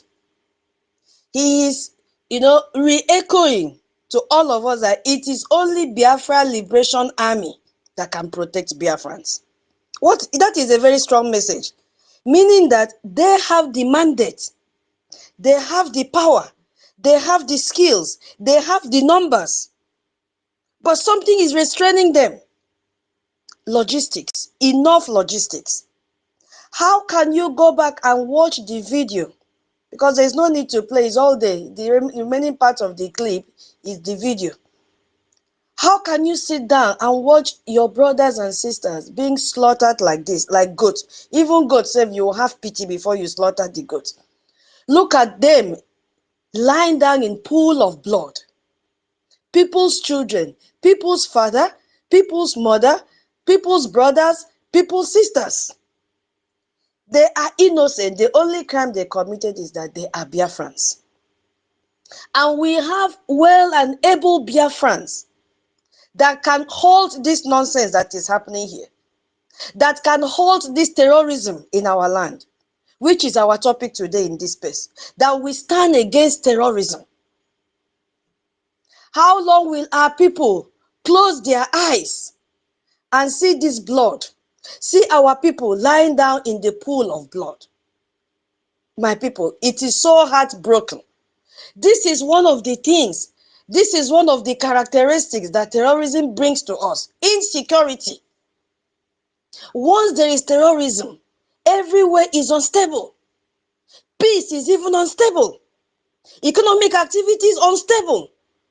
Healthy life unstable. Everything becomes unstable. Investment unstable. For how long will we continue? Terrorism is a threat to every state, especially in our nation, Biafra, our territory. It is a serious threat. What are we going to do? Where are the able Biafrans that are swimming in the ocean of money, that are swimming in the ocean of Ejema, that are swimming in the ocean of Eje? Where are they?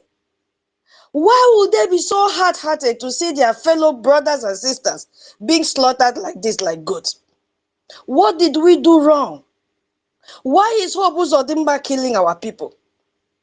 Why? It breaks my heart this morning to see this kind of video. How do people that have money go to bed and sleep comfortably seeing this kind of video? Or does it mean they've not seen it?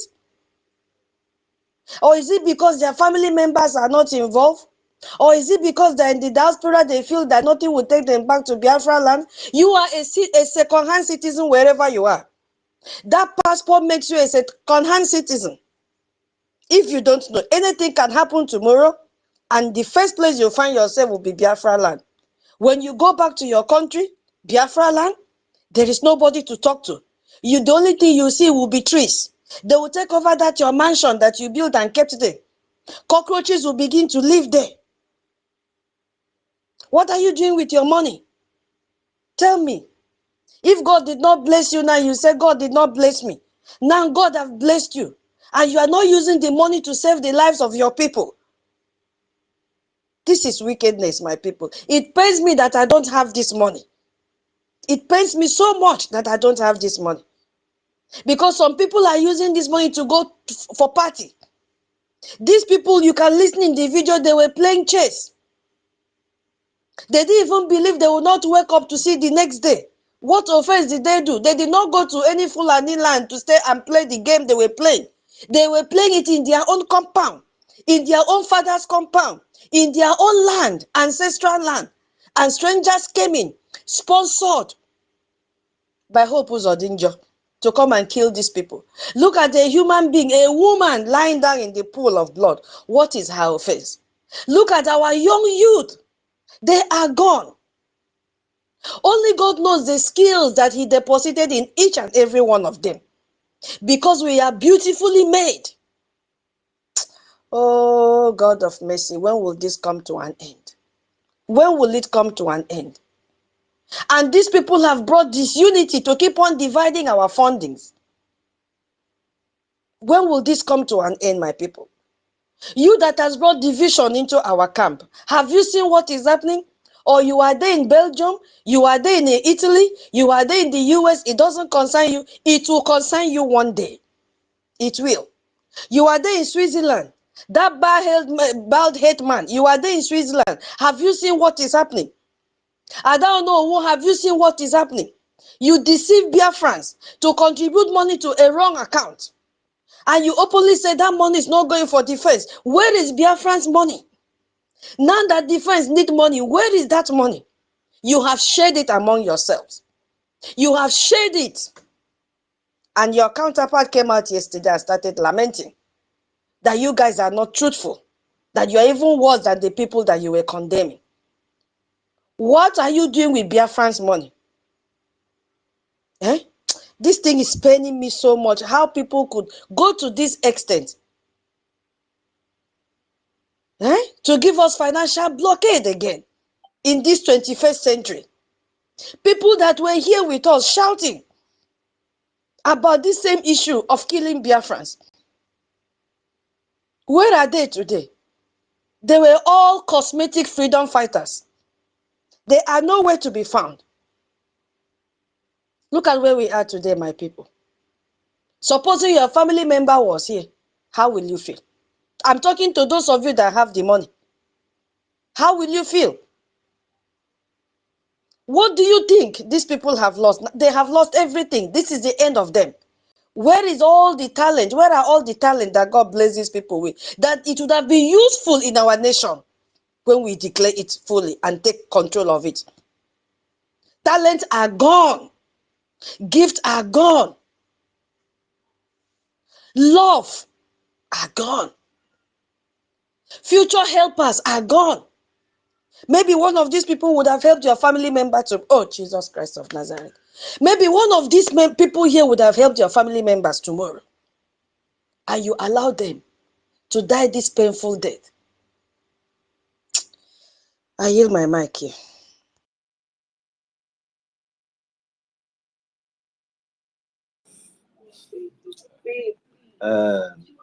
Good afternoon, everybody. Good afternoon, Auntie Tutos. Good afternoon, everyone. The co-host. Good afternoon, Jinkiruka. See you. Good afternoon, everybody. Now, after watching this video, what is exactly now that comes to your mind?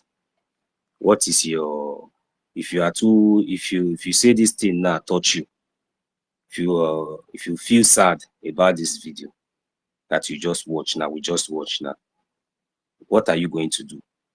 What is your next action? What is that is expected for you? Now, I hope we observe the scenario and we observe the way the whole thing takes place. Some people were playing drafts. Some people were in their shop. Some people were just, not some people, these Biafrans, they were just peacefully, on their environment, you understand?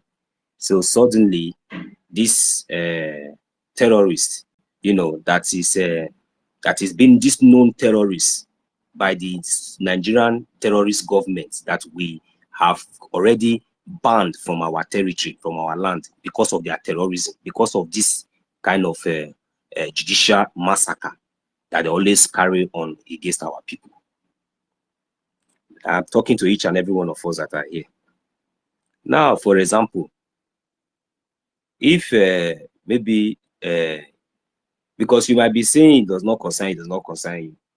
For example, now, maybe you have your family now in Biafra land now, as this thing happened now. They did not come for just maybe who are you, or are you this one, or are you that one? But who this, it was shoot on sight. I mean, shoot on sight. That was exactly what displayed there. Just kill everybody, and that's it. So for me, I don't have time to be shouting too much. Me, I don't have time to be talking too much. Me, I will not come here and start crying or start feeling sad or maybe anything. The only thing I will do now is to go to the Biafran Liberation Task. If I have 2 verse, anything that I have now, I will put it there. So without wasting much of our time, because of what I just saw, I know that tomorrow is our fundraising. Does not matter. I'm going to put 20 agenda, to add to the Biafran Liberation Task pause, so that at least if there is something that they can do to make sure that they hold those criminals accountable, so that they will not come again another day. So that is what I will do. So Auntie Kiruka, please, you put down the 20 agenda for me. You understand? Because I cannot express my anger anymore here on the space. So the way I will express my anger is what I will do. So maybe by the time we finish tomorrow fundraising, if I did not send you the receipt now, I will send it tomorrow before the fundraising. So just take it, put it down for me. Thank you. Bless each and every one of you. Only of you that want to cry, you can go and cry. Any of you that come up here that want to come and say, hey, come and nag, continue nagging, I'll just be looking at you and be laughing. If you know that this thing touch you too much, do something.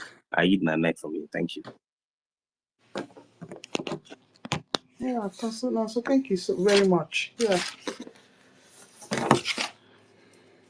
Okay. MID. MID, are you close to your phone? Okay, he's not. Yeah. Okay, maybe I We continue. need to find something. Were we playing something before? Yeah, the onion do message. Well, people should continue. Okay. All right. Yeah. Because when I sit down now, I'll find something to talk about. They want to control them. That is why Britain wants Fulani to be at the head. Because Fulani is easy to go. You know, others are moving on, developing new technologies and going to space, going to Mars. All Britain wants to do is to You can't recreate hear me? Okay. empire You're playing.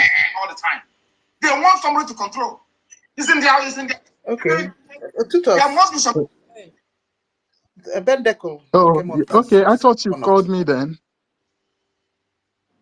Yeah, it's okay. Oh, okay. We're playing Onyendu because Oh, yeah. oh. Good Yeah, go everyone. ahead. When you finish. Good Yeah, everyone play from it. this end. Good I one. really appreciate your tenacity and commitment. The consistency is actually yielding a lot. I've been following, all through the time, but I know some of the times too, I really faced other things. But one of the things I want to say today is the fact that the lectures of today, from the speakers, different speakers of today, have actually been so rich, and one of them happened to hit on terrorism and a few other things he talked about, and he was really detailed.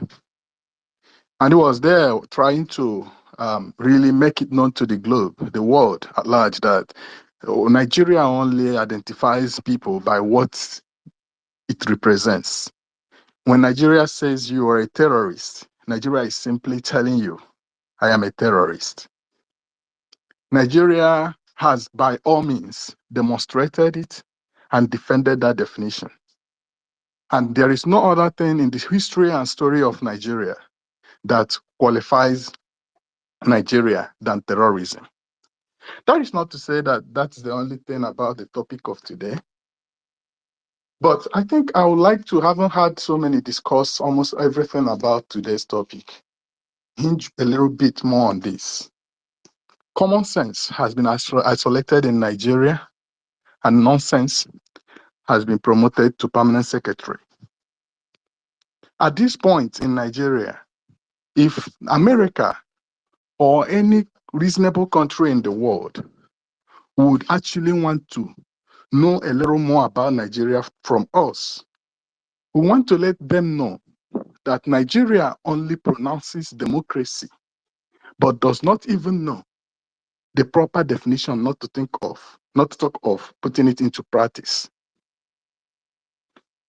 There was this woman from Britain who happened to be there as at the time the Katrina Line.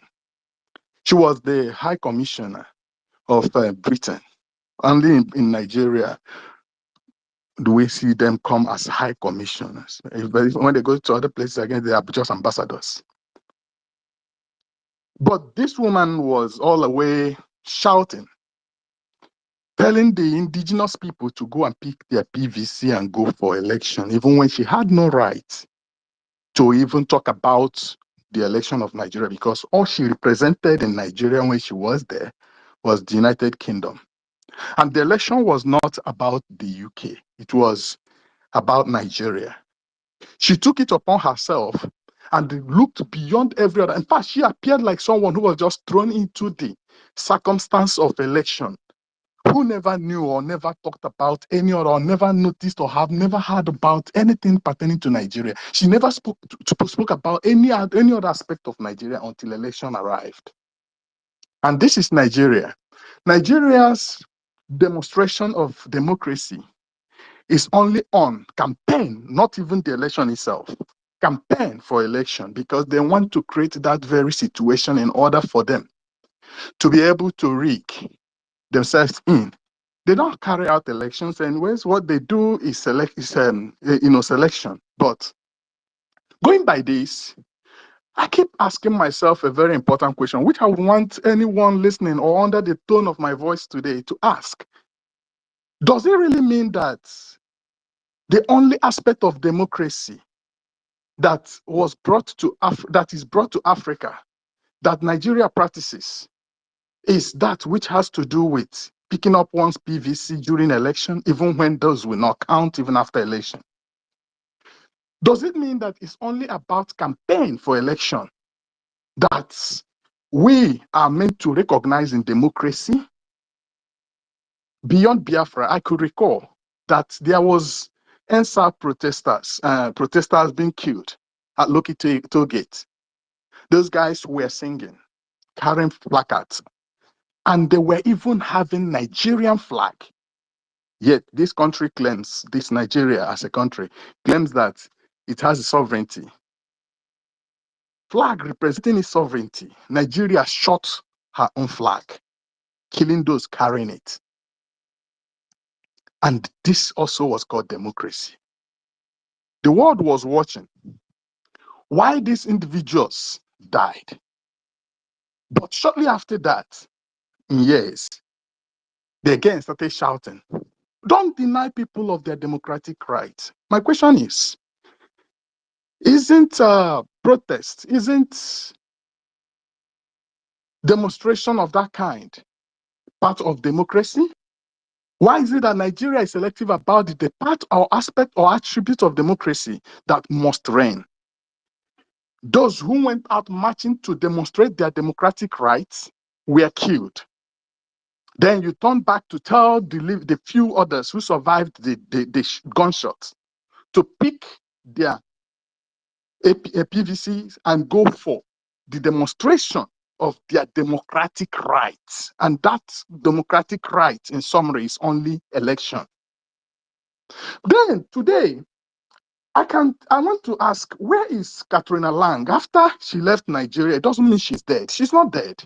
And Ude Nigeria and Edenam Banile. I mean, every part of the world hears about Nigeria because Nigeria is always sitting side by side with the happening countries of the world, only to show the opposite of its own development. I mean, when China is talking about their cars trying to fly, Nigeria is talking about demolition of buildings in, the cities. When US is talking about visiting the space, Nigeria is talking about killing 40 people at our church. This is Nigeria. Nigeria is always there, dragging seat with the world, but only showing the world that other aspect that the world has left many years ago. That's the part that Nigeria represents, backwardness. Here too, we are talking about democracy. Mazi Nnamdi Kanu stepped out, and everything about his presentation was purely on democracy, was just the definition of democracy. Mazi Nnamdi Kanu never touched arms. Those following him never touched guns. They were carrying flags. And Mazi Nnamdi Kanu had only a microphone. He was only talking. The major aspect of democracy, that was what he had with him. He was calling and beckoning on everyone in the world to hear his voice. Why he shouted with his mouth, why his voice went out there, Nigeria went after him with guns and bullets. And I guess that is also part of the kind of democracy that was given to them. And this Nigeria that is demonstrating this level of this kind of stupidity in the global stage, in the name of democracy, is the same one that some man, Blinken, came to, have a handshake with, a photo op, when after Mazi Nnamdi Kanu had been kidnapped from Kenya against democracy, and then brought to Nigeria. And instead of intensifying the punishment that was actually placed on Nigeria, they rather then removed Nigeria from the watch list. I mean, terrorist watch list. I really just want to ask people of conscience, Is this what is called democracy? And the same country that has gotten this far, that demonstrated all these things, is still there, trying now to define who should be called a terrorist. For your information, the very first time that unknown gunmen were ever mentioned in Nigeria, it was mentioned and identified by the then president, who was Olusegun Obasanjo. He knew who the unknown gunmen were. We didn't know. We had never heard about that before. After he sent them to go after Fela Kuti's mother, or Fela Kuti himself in his house, after all that, they came back and said, oh, like people who went on that operation are unknown gunmen. And it ended at that. And now we're hearing unknown gunmen everywhere, and people, the same Nigeria that created unknown gunmen, are pointing their fingers, is pointing her fingers on the Biafran people. Just to recap, in the history of life, the Biafrans have never at any time dominated any group of people. If anybody feels dominated, if anybody feels that we are like domineering, it is only your psychology disturbing you. You feel inferior over what we possess. Because irrespective of who we are, what we have, even the minor people they call the minor, it's only in our own side that you hear them discuss and say the minority group, them. If we were people, they were like what they describe. If you that would have had these people being called the minor around us, would have engulfed them and taken over everything about them and made them become part of us. But we still allowed them, irrespective of the fact that we had every strength, everything it could take to conquer them. We still allow them to exist till today. You hear people say the minority group. Look at where they point out when they say the minority group. There are people in our midst. My people and the world at large. Today, our people are marching out. They are going to demonstrate in the United States of America for the release, or for the our detained leaders, for them to be released. Not because we do not, or we feel that America is the one holding them. No, not because we do not have a place where we call our own, but because there is no safety, no security in that place. What is obtainable in our place is such that when you even nurture the idea of protest, you will be shut down even before you march out of your house. So we do not have any way at all going by that, saying, oh, we're going to protest in Nigeria. No, we don't have a way to that.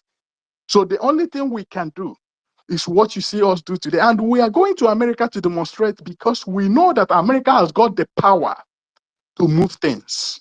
America has got the power to actually talk to any bulldozer on this planet. So America is the place we have chosen. For those of you online who are saying, look at them, you're going to protest in America when Nnamdi Kanu is being held in Nigeria. You are the same person that said, oh, freedom fighters, don't stay far away. They should come home because you lack knowledge of history. You were the one telling Nnamdi Kanu every time, hey, come home now, come home now. Now he's home. What have you done with him? What have you achieved? He has gone to your own court and defeated you. Hear me word. Nnamdi Kanu has defeated Nigeria more than 3 times in Nigeria's own courts. Nigeria is still detaining our leader. The leader of the indigenous people of Biafra, who was illegally taken from Kenya. He was kidnapped from Kenya. Even the Kenyan government in these later days have actually attested that the manner by which he was taken from their country was wrong. And then, up till now, Nigeria government is still detaining Mazi Nnamdi Kanu. And alongside that, the lawyers who claim that they are fighting for him. Of course, I want to tell, I don't care who thinks what. The fact remains that there is no lawyer who can stand tall and fight against Nigeria and still remain in Nigeria without getting harmed. So anybody who is there claiming that he is fighting for Mazi Nnamdi Kanu and he goes home safely and he sleeps and wakes up is with Nigeria. Nigeria cannot tolerate anybody who is actually fighting against Nigeria. Not to talk of when Mazi Nnamdi Kanu is defeating Nigeria. I mean, these guys are turning everything upside down. They actually saw that their court gave an order to Nigeria. Release Nnamdi Kanu. He has committed no offense. And Nigeria flouted that order. Nigeria refused to obey the court order. And the same people who call themselves lawyers, who move around flagging their badges, their certificates as badges of honor, came back also to sit at the instruction of the same Nigeria that refused to obey the. My question is, which other courts are you taking Mazen Nnamdi Kanu to? Is it that Nigeria has not heard what it wants to hear from the courts that made Nigeria not obey the order given by the court? I mean, what are you going to? This is a quashed case. So what are you doing still in the court over the case that, in the first place, Nigeria does not have the right? I mean, the jurisprudence is not with Nigeria to judge Mazen Nnamdi Kanu. You can't take advantage of your own crime. He was kidnapped and he was brought back. I don't know if America does not know about this. I don't know which other country in the world would be pretending. Well, let me not say you're pretending. Now, hear me. I'm telling you that Nigeria violated international law. Nigeria went to another country, a country with its own sovereignty, and then kidnapped a man from that country and came back to Nigeria. And Nigeria, since that kidnapped till now, Nigeria has been detaining that man for more than 4 years. Nigeria is claiming to be going to court, and eventually the same court condemned Nigeria acts, and then demanded that Nigeria should release and compensate the man. Nigeria refused to release the man till now. Can you tell me which other terrorism is greater than this? Which other intimidation is greater? Isn't this actually provocative?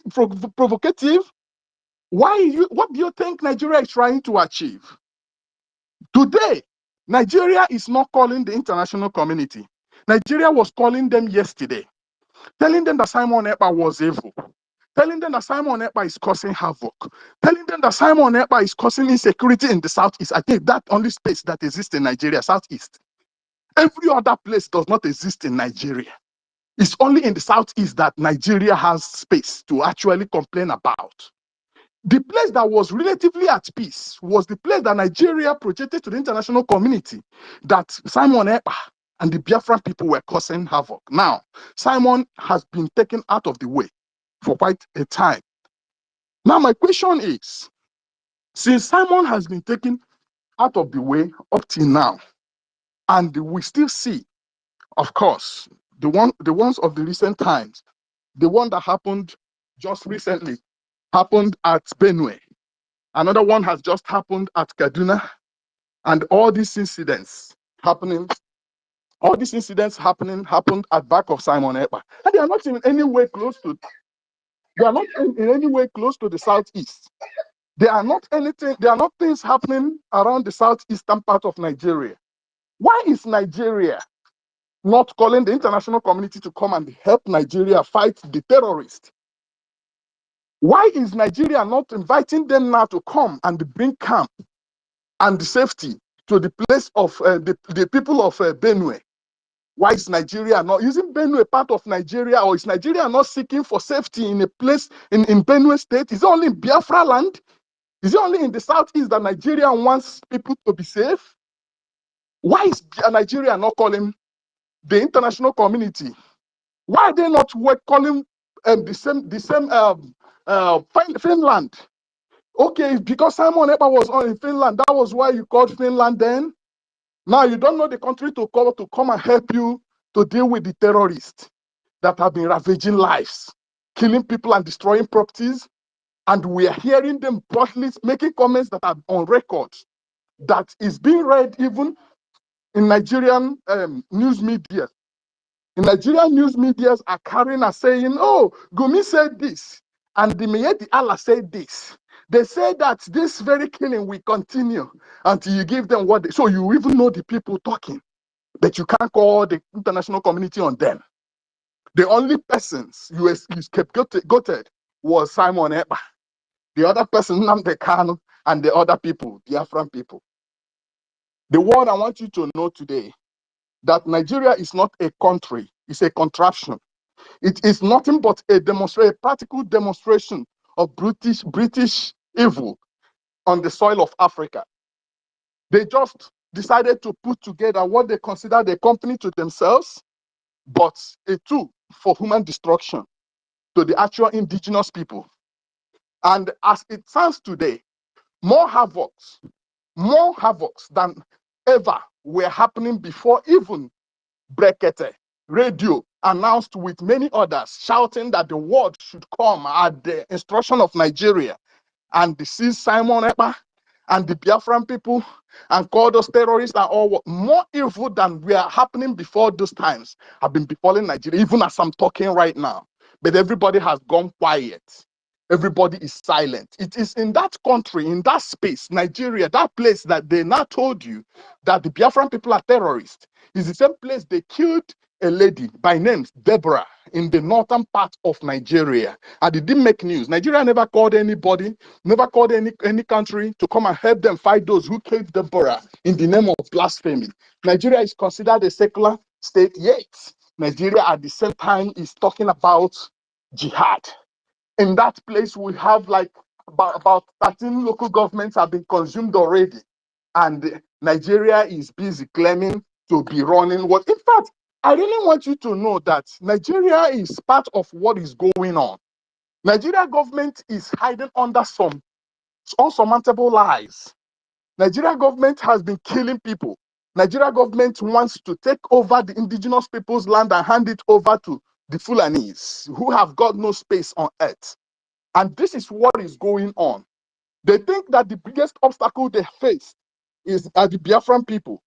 And that's why when they see our leaders, they scapegoat them and then pick them and think they can silence them. But unfortunately, unlike what they alongside their evil planners thought, that our leaders are the ones who are controlling the affairs of things in Biafra and then making the Biafra people take the decision they're taking. My question is, even if you think they're making us take decision, what evil decision have we taken so far?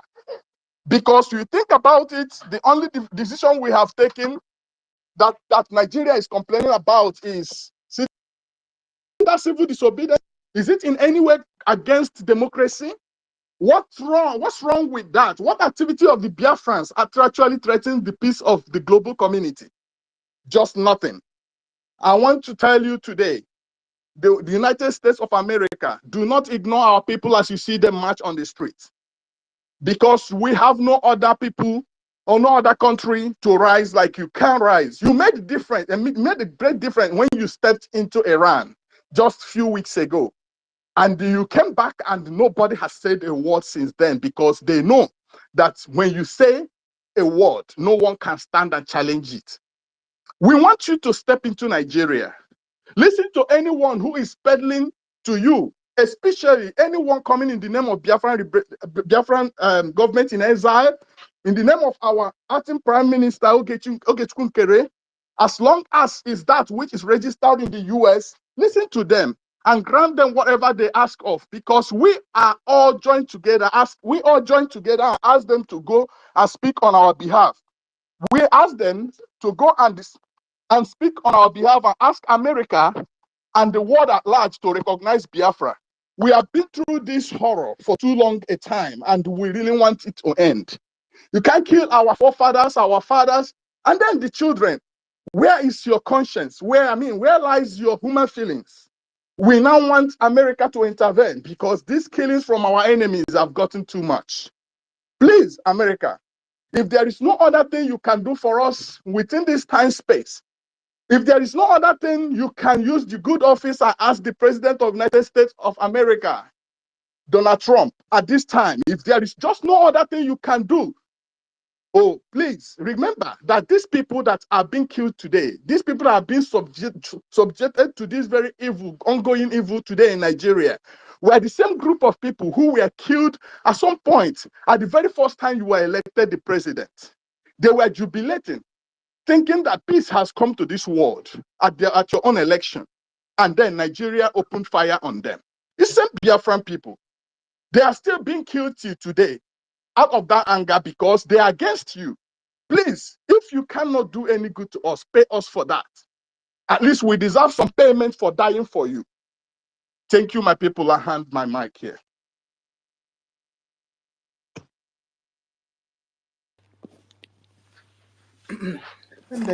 My dear, spirit possess you this today. Wow, that was a bombshell. You know, Anyway, I did not even know yeah. he can talk like this, my co-host.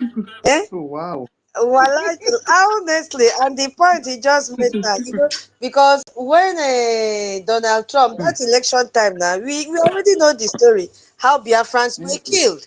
And now today, they're in the soil again, DC, Washington, DC. So he shouldn't overlook all this.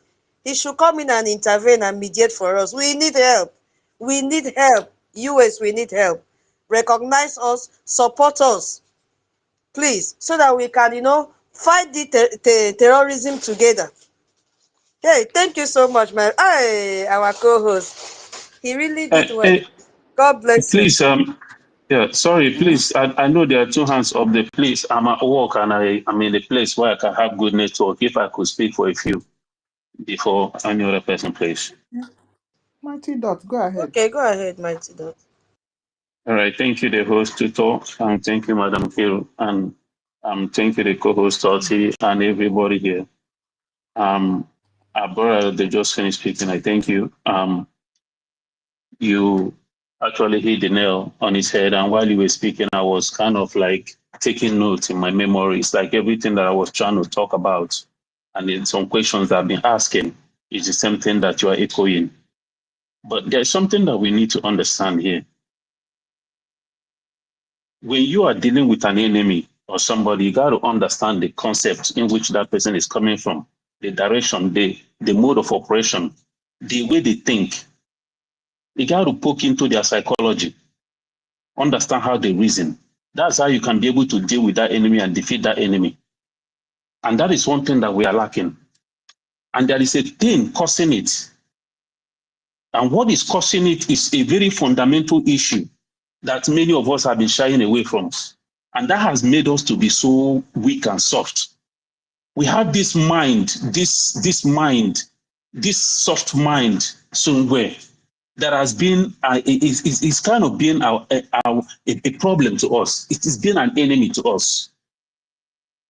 What am I talking about? Mazi Nnamdi Kanu talk about the conspiracy of the global conspiracy against Biafra. And our brother was asking, he said, why are they not talking? Everybody, so many people have been asking this question. Why are they not talking? Seeing everything that is happening. I have a news for us today. And that news is that Nigeria is a concentration camp built in Africa. That concentration camp was built because of one particular people. And who are they? The Biafrans. Nigeria is a concentration camp that was built by these global conspirators to make sure that they keep us down forever. We are kind of in a prison, but we don't even know. All these things has been engineered. They did it for a reason, because they know who we are. They know what we are. I've been saying it. We are a threat to them. But at the same time, all we want is live and let's live. That's all we want in life. But what have they made us? They've seen us as a threat because we are a mystery to them. Mazi Nnamdi Kanu said that these people breathing, they want to control. They have the tendency of trying to control. And look at it today. The whole world knows what we are going through. Nobody's talking because it was designed for a reason. And in this kind of situation, what do? You have to fight your way out. You have to fight your way out. Look at the kind of news that is coming from home. For how long are we going to continue to cry? For how long are we going to continue to whine? I am going to say something here. Some people might not like it. But the fact still remains that I'm the kind of person that I say what I believe is right, what I believe I know that I'm saying, regardless of, I don't look at somebody's faces. We need to do something different. Before Mazi Nnamdi Kanu court case on the 18th of this month, the last court case, I was lamenting. I said, we need to do something extraordinary. Looking at the antecedents of these people, knowing who they are, knowing that these people, they would rather die than to release Mazi Nnamdi Kanu because they know the threat that he poses to them, according to them. They fear Mazi Nnamdi Kanu more than what they call devil. They fear Mazi Nnamdi Kanu. The fear of Mazi Nnamdi Kanu echoes in their bone marrow. And that is why these people, they will break every goddamn law known to man to make sure that Mazi Nnamdi Kanu never comes out. And what do we do about it? We need to fight for our leader, Mazi Nnamdi Kanu. We need to fight for him. Because this thing is getting out of control. And if we do not fight for Mazi Nnamdi Kanu, this thing, well, what did they do to Mazi Simon Ekpa? And now they are making advances at our APM. This thing can never stop until we stop them. Look at the bad news coming from home about the slaughtering of our people. For how long are we going to continue to hear this? The needful has to be done. We need to change tactics. I was watching something that people are playing about what this guy, I don't know where he's from. They say he said about the killing. I mean, Mazi Nnamdi Kanu. If Mazi Nnamdi Kanu is to be released, that we need to do, something back home with these governors. These are the things that I've been saying. But another guy is talking about it and people are carrying it around. We all know the truth. We all know what we need to do. Okay, we are back home. We are fighting for, we are here in the diaspora. Okay, we are fighting for recognition. And the de facto government back home is also fighting for the liberation and protection of our land. But I'm here to say that they need to do more. They need to change their gear. Because we can't continue to come out here, they're killing us, this, that, slaughtering our people. We have been remaining stagnant when we know the fact, what needs to be done, the needful that needs to be done. And we are shying away from it. And our land is going, our people are dying every day. And we lament and lament, thinking that these people cares, that they're going to come listen to us. No, they are not going to listen to us. They want us to do something. That, what should they call it? British real estate. If we do not put chaos in this real estate, they will not speak. They will not blink. We need to, our APM said it, that when he goes to Washington, they're asking, what are we doing? That we need to do something. We need to do something. They are watching to see how we defending our land. Okay, since that's the case, the de facto government need to up their game. These politicians, every time we are the governors, the senators, this person, like one of our commander, the video we were playing, was calling out the names of people who are killing people in R&D zone, who are bringing terrorists to come and kill us. We know their names. We know who they are. And we are still crying. We know who these people are in our own land. Why are we not doing something and taking care of this enemy internal? We cannot make any headway as long as we keep romancing the internal enemies that are among us. As long as we keep shying away from the reality that these internal enemies are more deadlier than the enemies out there.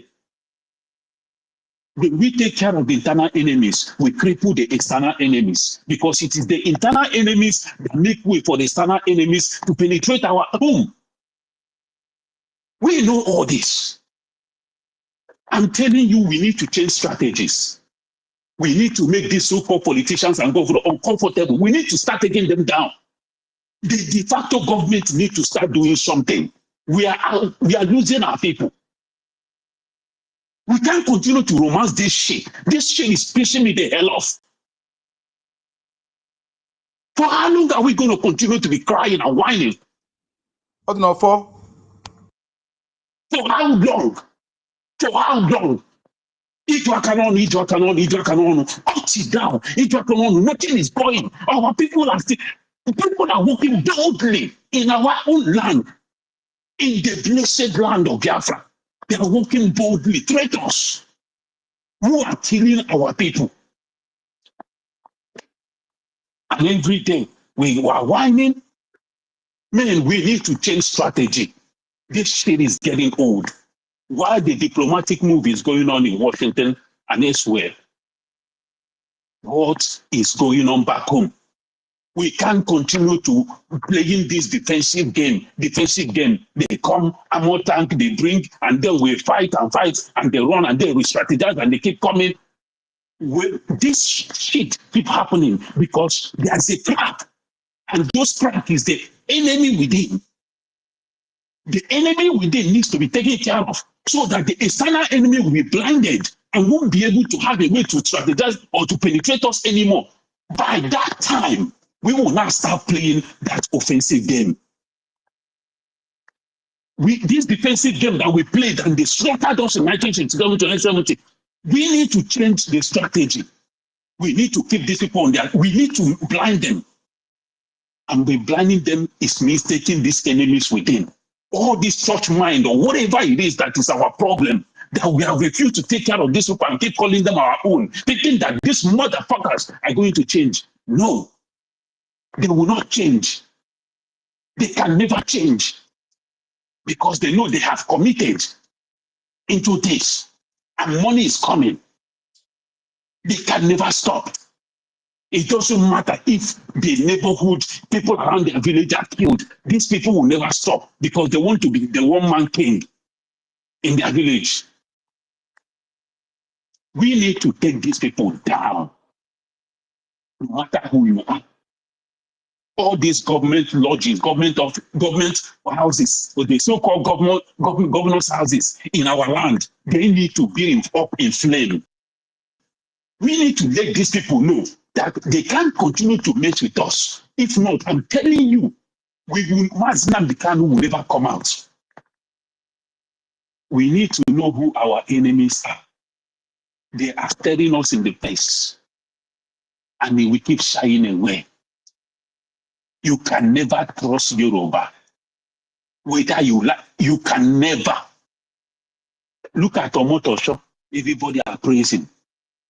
If this man, from the way he sounded initially, when this is like he's so nice, he have pity for Nnamdi Kanu, he wants to do justice. Somebody that wants to do justice. A Kenyan court case came up, and Nnamdi Kanu had victory there. These people stood by, they tried to make things right.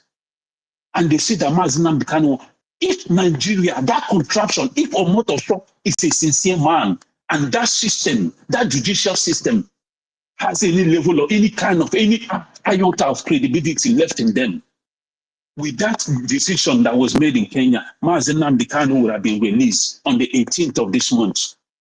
But they didn't, they assault to an injury. They extended it to October. They will go to their vacation. The judicial system will go, the lawyers, they will go for their vacation. They will travel to different countries of the world with their family, go to beach, go and have fun, do shopping. Whereas an innocent man will languish there, be in the underground dungeon, waiting for them to go and catch fun. After catching fun, they will not come back again. Who knows the next abracadabra they're going to play on the 10th of October? Do you know why that is possible? Those things are possible. They are getting away with this because we let them. Because of our docility, because of our weakness, we let them. We are letting Nnamdi Kanu down. Let me tell us right now, we as an individual, as a people, as a government, we are letting Nnamdi Kanu down because a de facto government would have risen up and said, no, this cannot continue. We make that land governable to everybody. Please, you've spoken enough, please. Yeah. I have spoken enough. Are you trying to stop me from saying what I wanted to say or what I'm saying? You know, we've allowed you. Excuse me. We've allowed you. Check your channel. Check your channel. Mighty Dog, can we meet Telegram? Because let us have. As you can see, our COS is already requesting. Oh, Mighty Dog, I'm meeting up. I'm a DM la Telegram. Can I continue about? Mighty 1 million. Check your DM. Since yesterday, can I check your DM? Check your DM and respond to me fast. Mighty Dog, I got you. Let us continue in Telegram. Okay. I won't say more than this, but you know our PM Simon Ekpa. It's not today that our Onyendu is inside though. If PM wanted to take it that way you wanted to, he will do it. But there is not enough resources for this thing. All of us want the same thing. So if you allow me, I will bring the whole zoo down. But we don't have that thing that we need. Where's the COS? Yeah, Mighty Dog. I was hearing your voice from YouTube. That's why an Aaron comes here. So you have to understand that you are saying the de facto government should do it. Do you know that we just survived 3 different sabotage? And the defense that you are hoping to do this thing, they also have to protect their life. You have to understand. So if you are talking about resources, we're also talking about our own people too, back home. You understand? You and that is why Nnamdi Kanu say it is one of the most deadliest. Nigeria is one of the most dangerous nations on this planet Earth to fight with. Our Prime Minister say we have to fight with them in a different form. So if you think now that we are fighting in a different form, and I'm sorry, we are fighting in a different form. But what I'm saying is this: we are fighting in a different form. No, we can't compare our battle with any other country, with any other. It's a peculiar one. But what I'm saying is, as long as these people continue to exist, work free in our land, we will continue to be running around in circle. We know that we have limited resources. But they are also right. Back channel. Mighty Dot. It is a war. It is a war. It's called asymmetric war. Until the last man stand. When Nnamdi Kanu tell you if the last person pick weapon to continue, he doesn't understand what it means. You see your own brothers, our own people are the ones sabotaging it. And they call it asymmetric war. Yeah. Our own people are the ones sabotaging it. How your own brother, you now, you're a defense force, you are fighting. Your own people in the backyard is even fighting against you, calling you criminal. How will you feel? So you have to save yourself first. And this is security. This is security. They are blocking you don't have to. So those guys are not supposed to be saying it. Who is talking now? The place is rowdy. Please, who is talking? One person should talk at a time, please. We are not understanding what is going on. Well, I am going to remove myself from the speaker session since I'm not allowed to talk. You say you are giving me enough time. Why do you always feel like this, Mighty Dog? Why do I? Excuse me. You've spoken like 10 minutes. Excuse me. What you're talking about? I've spoken for 10. How long? Now you're giving me time. When I've been listening from YouTube, I know how many people that have spoken, how long it took them. Because I was saying, talking about very sensitive. Sensitive. The number have told you to people should go to Telegram. This is very, very this thing, private talk now. Okay. All right. All of us wants to bring a zoo down. No. Simple. Okay. Okay, Mighty Dot, welcome. What do you have to say about the topic up here? Thank you. Where's COS? Mighty Dot, are you there? Yes, I'm here. Well, yeah, please. I'm here. Mighty Dot, please don't get off the mic. Let's don't go anywhere. Let's have this conversation. Tito, good morning. Good morning. Good morning. Good morning. Good morning. These people never allowed me to even hear the conversation yesterday.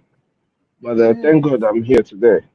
Mighty Dot, please don't leave. And then the because let's just let's have a perfect conversation. I think we should listen a little bit to what Mighty Dot is saying. Why he's sounding this way is it as a matter of concern. It's as a matter of concern and trying to awaken our people. Believe you me, while he was talking, the only thing that is in my head is if I were back home, I would be a one-man soldier on my own. I've said this over and over again. I will. Just a minute.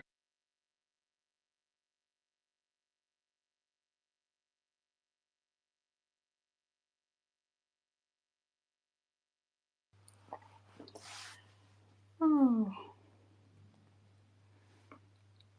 okay. Mighty dot because I want message I want a telegram this evening with Oh 1 no million no. and Stanley, please. Only 1 million and Stanley. only Because sorry. Only sorry anyway. Because in our families, our different families, we have people with different tones, different ways of expressing different concerns and anything that they want to express. Now, we should all have known Mighty Dot by now. He's not going to sugarcoat what he's going to say. I've never known Mighty God to sugarcoat whatever he's going to say. In as much as some of us might view his Chibike, can you mute please? I think I'm getting a feedback. Or Uncle the number, please.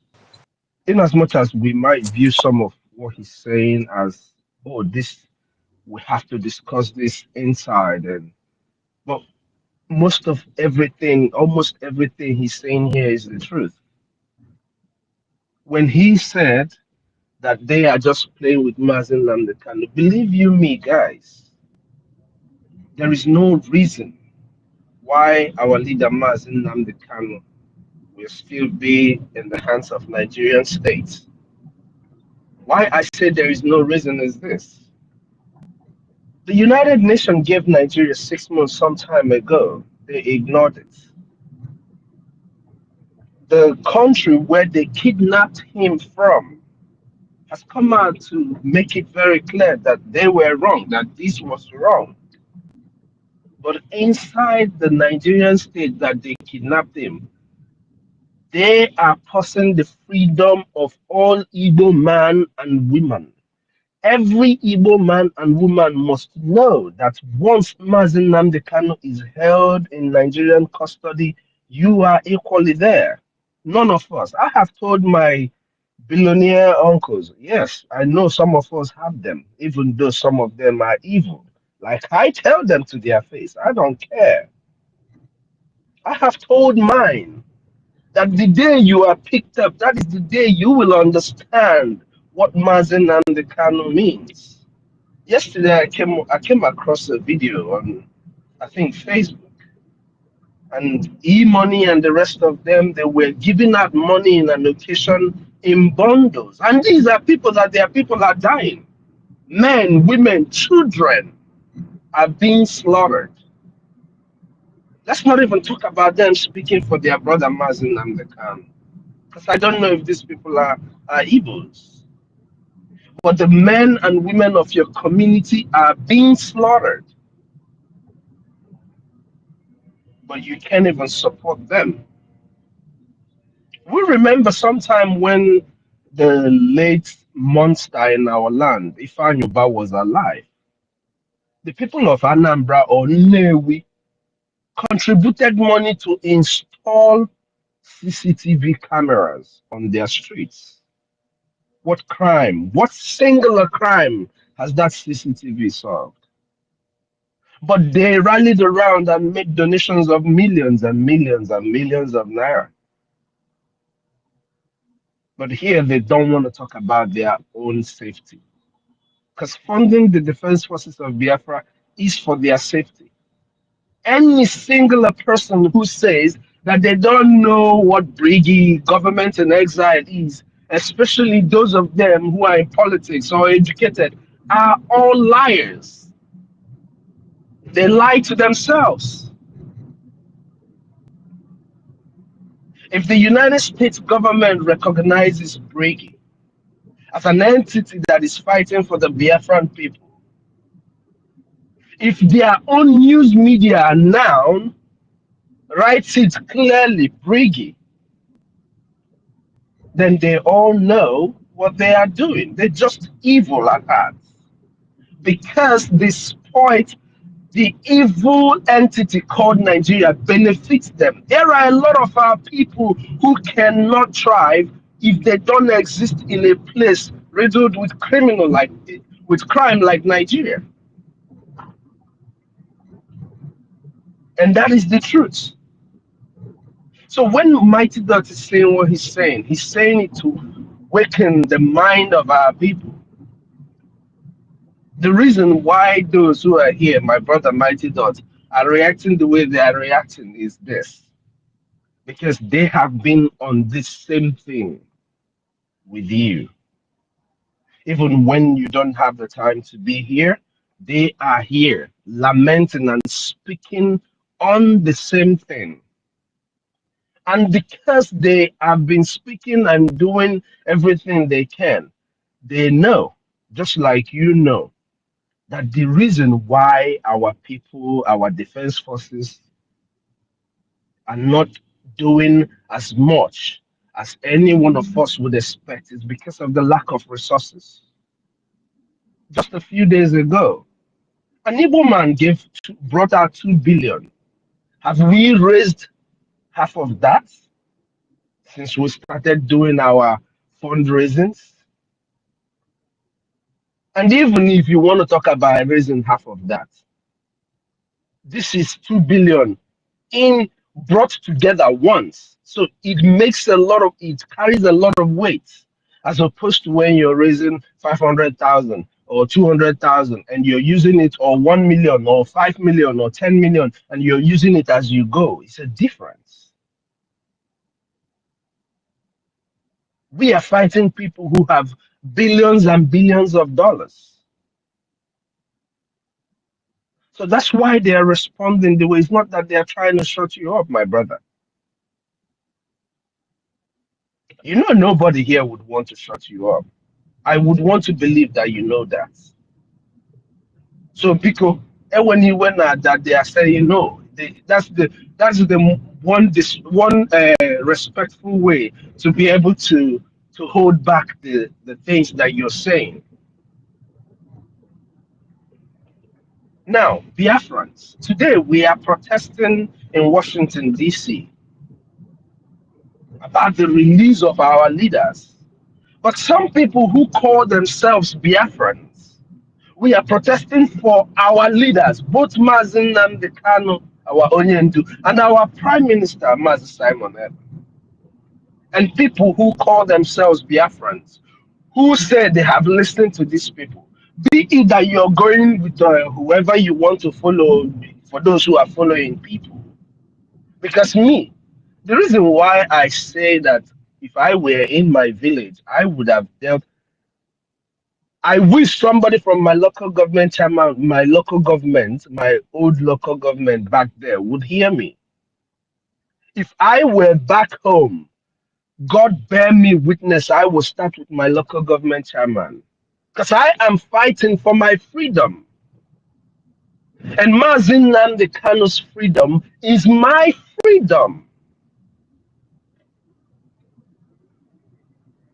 Mazi Nnamdi Kanu's freedom is our freedom.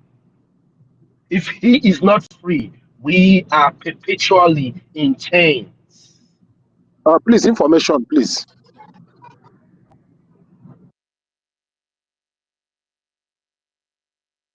Go ahead.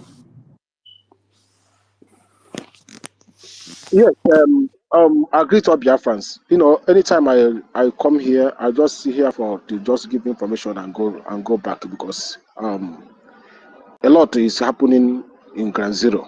A lot is happening, just like what happened last night, where they slaughtered all our brothers and sisters in the cold blood in Omo So what's the information so I can finish before the things I want to say? Just I'm coming. The information I'm trying to send out is the problem. I mean, let everybody call your relations. Tell your relations at home to talk less. To talk less, because the information. I mean, what we are hearing now, what we are gathering, that the killing that you see is going on. God's power. Please, can you hold Can on? you Let me allow? finish so you can. No, let me finish so you can continue with that information. I don't think you're going straight to an information. You want to have a conversation. Let me finish if you don't mind, please. All right, Mr. Snell, go All ahead. right. Anyway, this just gave me a big distraction. Um. Anyways, with all that is going on in Washington D.C. today, our people who are living within that area, who are supposed to be on the streets or in the streets of Washington, D.C., with their fellow brothers. Let me not call them comrades, because some of us are not comrades to one another. If we were comrades to one another, we wouldn't be acting the way we act. But your brothers and your sisters who are standing in for the right cause, if they truly are Biafrans, they would be on that street doing the same thing that their people are doing.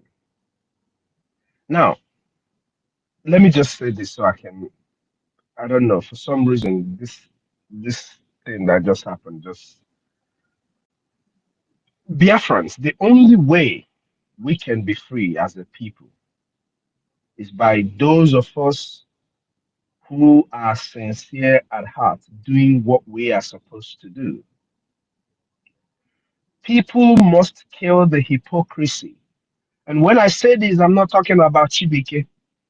I'm not talking about Sister Kira. I'm not talking about Nkudinamba.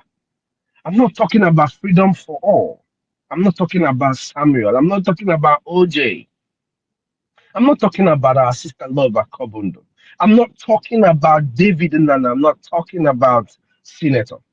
I'm talking about all these thousands of people who constantly hear us screaming, talking about this.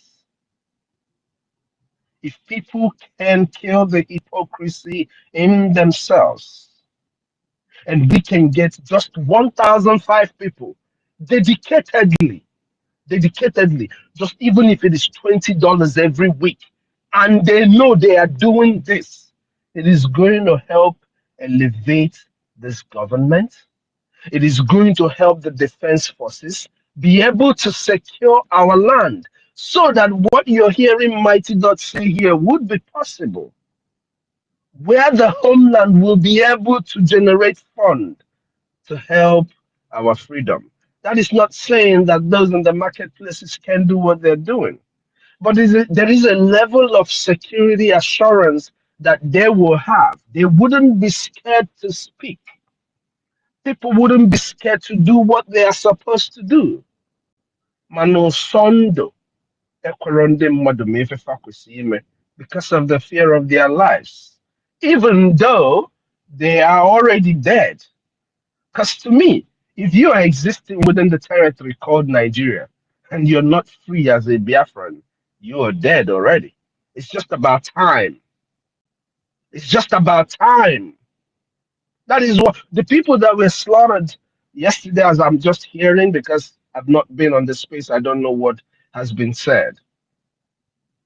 The people that were slaughtered, they didn't know they would be dead today. And some people who are still saying, oh, Burundi, they don't know that some of them might be dead tomorrow.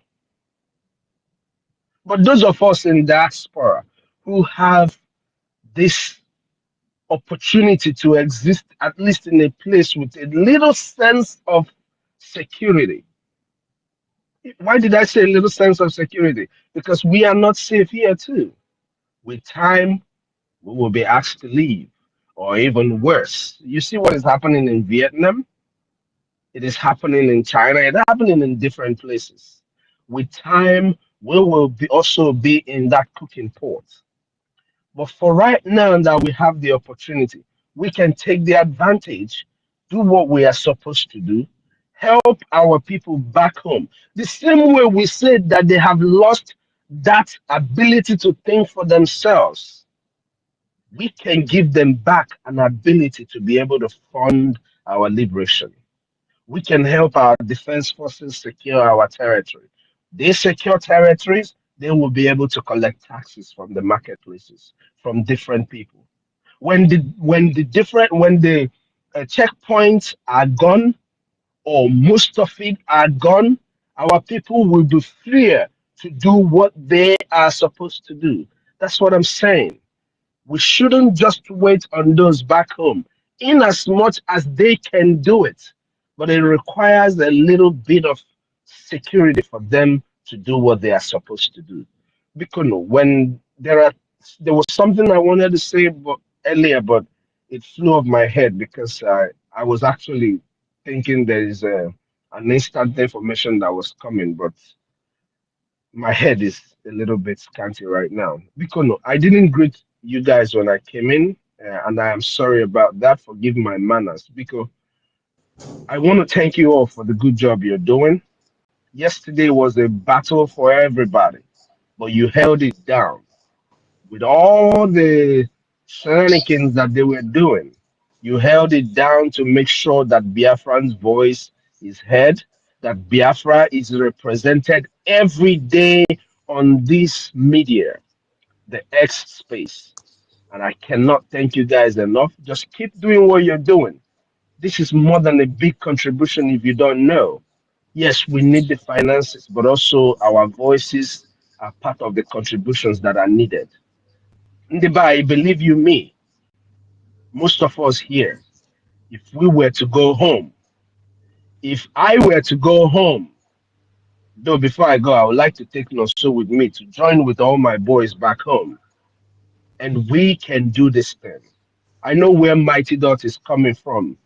My brother, you know I know where you're coming from.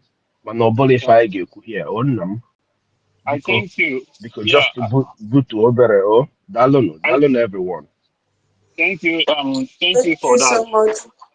Thank you. Can Mighty I, Dog, please. Mighty Dog, give me 1 second, please. Thank you, original COS. Thank you for coming to address Biafrans today in this space. Yeah, your updates and your lectures, our colleague lectures, was very, very informative. Yeah, thank you, Mighty Dot. I also understood the area you were coming from. All of us now, we are very mad and we just want to bring down the zoo if it is possible. In the next 1 minute, we just want to level that zoo. I'm boiling inside. So I understand the area you were coming from. But I just want to make a little request here. We are all adults, and this thing has been happening, every time in this space. Do not interject people when you see that they are in the spirit. Please mute your mic, please. Don't interject people when someone is talking and you see that this person is really deep in what he or she is saying. That means that person is in the spirit. He or she is no more the one talking. Something else is talking through him or her. So once you interject like that, the person will automatically be off balance and he will be struggling to remember the flow. Please, I'm begging us, if you have anything to say, just raise up your hand. Except you are giving us information that my phone is about to crash. That is emergency. Or my internet is disrupting. That is emergency, which calls for immediate action. But if it is something that nobody is dying immediately, please hold your peace. We will still give you a chance. Please. Because what just happened here with Minister Snow, if he was in the spirit educating us, and every other person that has been interjected for some time now, please, let's behave. Please, I'm begging everyone. Please, Bikonu, everybody is mad now, please. And the only way we can stop this, our madness inside us, is by donating a gemma. That's the solution to all this. A Gemma is needed for good logistics and good planning. We have to strategize. But if you say we should bring down these people, it is a Gemma that we even used to plan. A Gemma will be there for the logistics. A Gemma will be there for every step that is being made. It is not that we cannot do it. We can do it. That is what is paining me. We can do it. We can even raise more than that 2 billion that Onyema brought out. We are more than able. But I don't know why our people are so stingy, waiting until everywhere is leveled in our land before they will bring their money. It is paining us. So I don't blame any Biafrans that will come here and pour out their anger. Yes, we don't blame them. But then we also have to control it. But one, what if we cannot even control? Because it is painful and people are dying. And the only thing that can save their life is paper. Hey, paper. And some people are hiding this paper inside the same Nigerian bank that tomorrow they can declare that their money is no more there. Nigerian banks are not even accountable for their savings. I'm hearing that Access Bank, every time they are cutting money because of ATM charges. Meanwhile, you are not withdrawing money with your ATM, but they are deducting money from your account. So their money is not even secured. Still, they don't want to bring it out. I yield my mic here. It's just the way it is boiling in me. I'm so sorry. Mighty Dog, please continue. Except you are finished. Okay, well, one thing I wanted to say is this. You know, I am not a kid. When I talk, there are a lot of things that I wanted to stop, but I hold my tongue because I think before I talk. So, to anybody saying about sensitive issue and all that, how am I supposed to,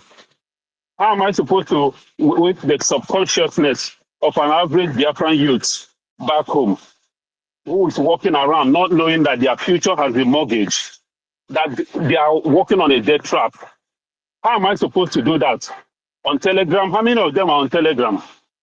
If I don't speak here, where am I supposed to speak? I am not a kid. I know what is sensitive information. I know what is information that are sensitive. But we can't continue to shy away from a lot of things. Please, can you just let me finish what I wanted to say? So that is the reason why I come out here and say what I said. I use my tongue to count my teeth. I don't just open mouth and talk anyhow. But for some reason, some people find it difficult to actually understand me. And for you, Sister Nkiru, for you to say that, Almighty God, why do you always do this? That is very wrong for you to say. That is very wrong. I don't come here. When did I say that? No, you said, Mighty God, why do you always? Did I say this one? Yes, you said it. Mighty God, why do you? But that's not what I'm going to get into. I just want you to understand that. And when I say things, I know what I'm saying. I am not a kid. And I have been on this, in this project, Biafran project, many years. When people are flopping around left and right, I stood where I stood because I watch carefully before I make any move. I watch carefully before I say what I say. So I'm just going to leave it at that. Thank you, my brother, Mr. Snow. We'll talk later. I'll call you later. Thank you, everyone.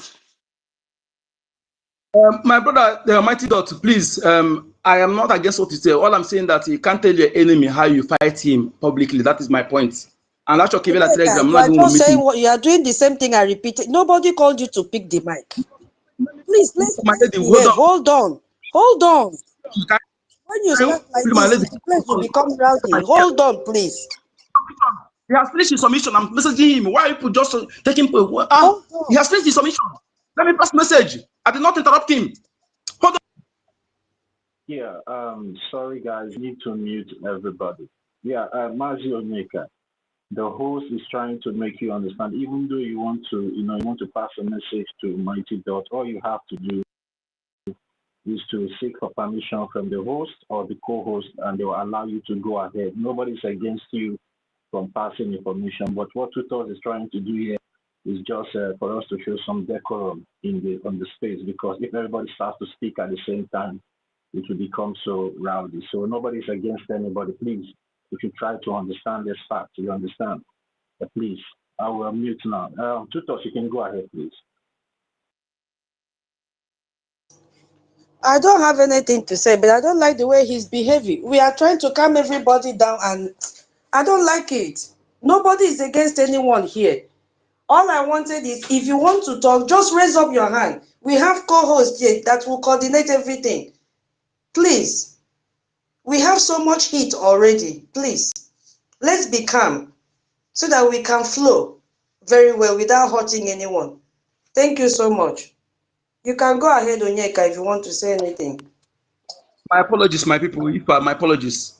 But some situation like this, I may raise my hand. It may not give me time to talk to the person. Maybe the person will leave. We can. I'm not interrupting while talking. As me, it is submission. We should understand the difference between interrupting somebody while he's talking. Okay, I understand what you're doing, my lady, and I support that. I'm so sorry if you misconcept me. Please forgive me. Mighty Dots and 1 million. Please, may we have with Stanley. I've sent you something in your DM, please, okay? Let's have conversation in a private telegram, okay? Please, thank you. That's all I have to ship in. Forgive me, thank you. Go ahead. Can I say something, please? God's power. Oh yeah, God's power. Yeah, say what you want to say. Give the information that you want to give. You can have the mic, man. God's power. Okay. Thank you to everybody. Thank you. I greet you all. You know, just like as I said before, I greet all the co-hosts. If you people watch for some days now, I'm not coming on space here, because of my location, and also, you know, as I know that some of people are here are very free moving. You can move anywhere, can move freely, and it's not like that with some of us because of the area we are. So, like I was saying, there's one thing you will find out even here, something that is affecting people at home, even also coming from here in this space here. Yes, and it is what I want to say. You see, when our sister raised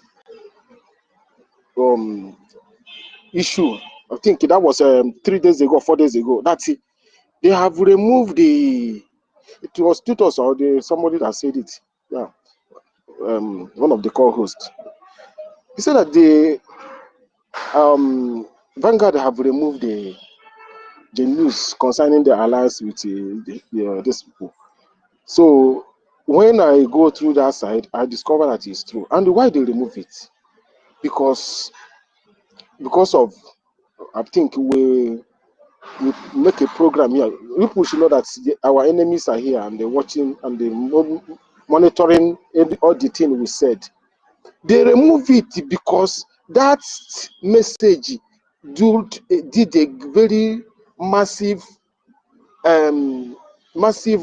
grassroots work that people at home, the thing corrected a lot of things here.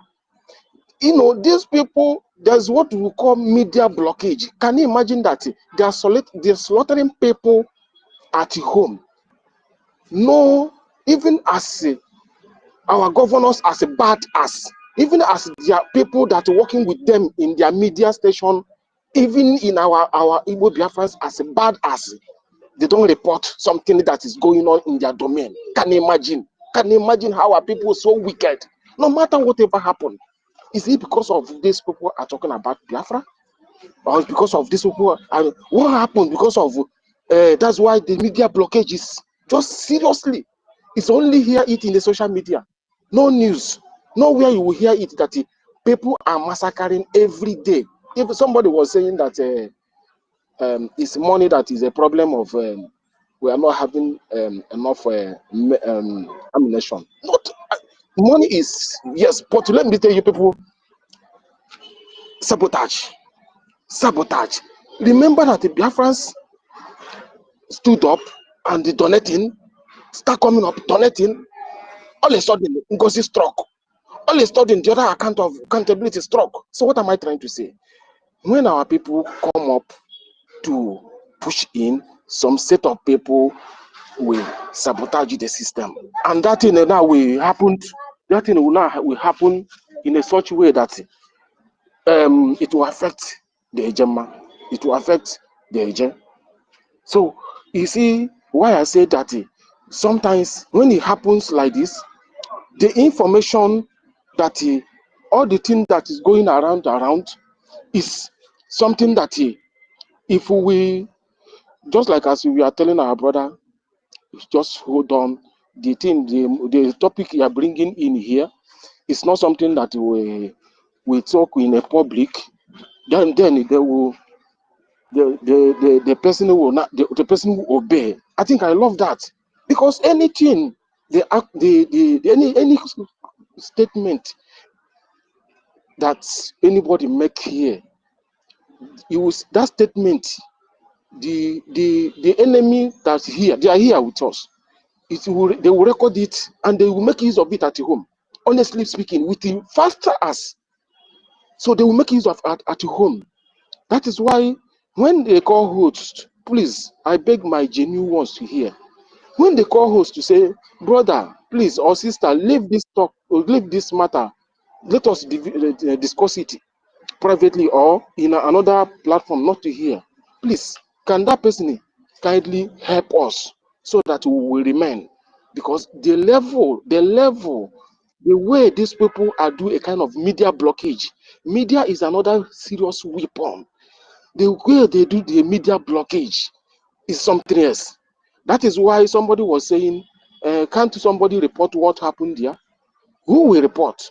And when you are after you are reporting finish, the next night it will be your own turn to, they will come there and shoot you, then you will die. So that is why it will be carefully before somebody will give an info. Maybe our security apparatus, Biafran security apparatus, now they will give correct, accurate information. But individually, everybody now is, that's why I'm telling everybody here, please call your relations. Call your, if you check that place, that thing happened. That place is kind of a restaurant, a beer parlor where they, so people, maybe some people even that died here, some of them are innocent. They, what am I trying to say? Maybe they are discussing something or people that they look for. The best thing is to clear everybody there. So now what am I trying to say? Let people here help us by anything you are saying here. There's some co-hosts said, no, don't go far. Just leave it like that. Please, you people should help us, because we discover that these people that, I mean, the government that's holding this space now, this is the genuine one, and our enemy knows, and this is where they will come attacking. They will not attack other ones. And Satan don't attack Satan. So Satan always attack. Satan only attack the children of Elohim. So what am I trying to say? They know that this is a genuine space. This is where we are, and they will look for us here. So anything comes here, that's the where they will. Anything that come up here, they will make us. They will work on it. They will work on it because they know that they are sinking. That they know that we are progressing. They know that the PM, the system that PM is using now is hitting them harder, because our people have started discovering the truth. Only the law, and the government now is hitting them hard. They know our enemy. They are not seeing any other way to anchor. You see the battle. The battle is coming to be over in the due time.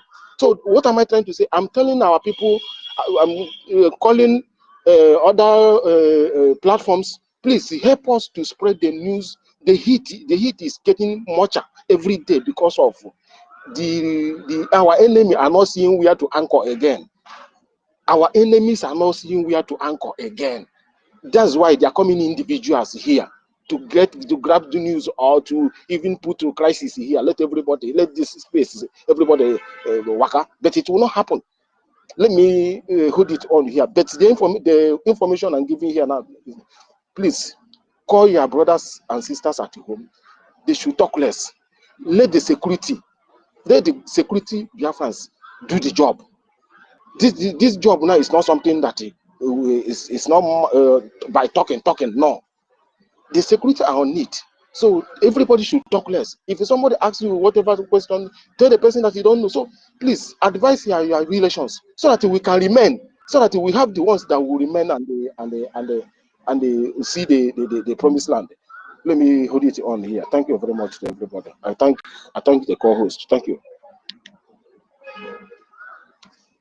Yeah, thank you very much, Gus Power, for that information. And you guys back home should be very, very careful. We know the reason why this media blockade is happening back home is because of the voice of Biafra is unavailable now. Because when the voice of Biafra was available, our people were able to get the concrete information about what the government is doing. But then that now boils on our own shoulder. Every one of us back home, if you know that you're supporting what the Biafran Republic government is doing and also the de facto government is doing home now is the time for every one of you to start, evangelizing. You understand? Because we need to, for the fact that when the voice of Biafra is not available now doesn't mean anybody will just sit idle. But we need to, find a way in making sure that this information reach out to our people. And again, I said the other day I made a statement here. We in diaspora have a very big role to play in everything that is happening. I also made a statement. What made our Prime Minister and our Supreme Leader successful?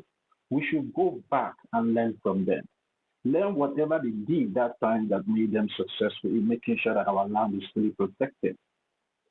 We should start evangelizing again, massively, aggressively, talking to our people because this coup that have happened 2 times to the Biafran Republic government like that have really, really done a lot of damage on our people.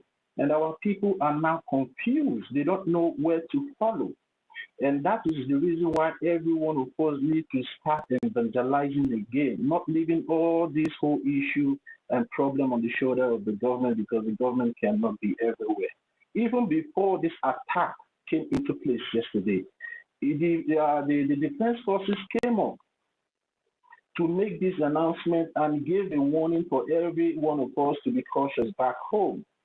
They made this information known, but because of, I felt that maybe due to people back home are not getting the information the way they're supposed to get it. And that now falls on the shoulder of the de facto government in homeland and also the genuine Biafrans in homeland. Start evangelizing. And in due time, the voice of Biafra will be up and running again, just like the way our information minister, informed us the last time. So please, and also again, please, we all want the zoo to be brought down overnight. Even though if I have the power to bring zoo overnight, I will bring it down. But at this delicate time, we should also know how to use our statements whenever we come up here, because this is a public space. Because anything that you said here will be capitalized on. If you know that you have anything to offer or anything that you need to do, go secretly. Go secretly and do it. Or if you have any advice or anything you know that you can be able to contribute to the government, reach out to the government and tell the government this and this and this I know that I can be capable to do for this government. And if the government looks into your proposal or your idea and they find it tenable and useful, they can be able to even advise you on a way to go about it. And our land, we also progress from that idea in terms of the security aspect. So at this point in time, we should just learn how to dose down a little bit our emotions. Everybody is angry. We understand everybody is angry. Even me, I'm angry. Even the calmest person in this movement is very angry. But we just need to be strategic in our doings. We understand because we are in a very, very critical stage. And the enemies are not sleeping. They are capitalizing on everything that we are doing here. So please, now is the time for every one of us to take those ideas that we know we have, take it out. I've said this thing several times. If you have a proposal for the government, write to the government. Reach out to any of the ministers out there. You can come through the DM and, you make your proposal known and your proposal will be channeled to the right channel. And if there's need for the government to contact you to hear more directly from you, they will contact you. So at least we need to change our strategy. We need to change the way we are doing things now and, and be cautious because our people are dying. Our people are dying. I watched the day that occurred yesterday.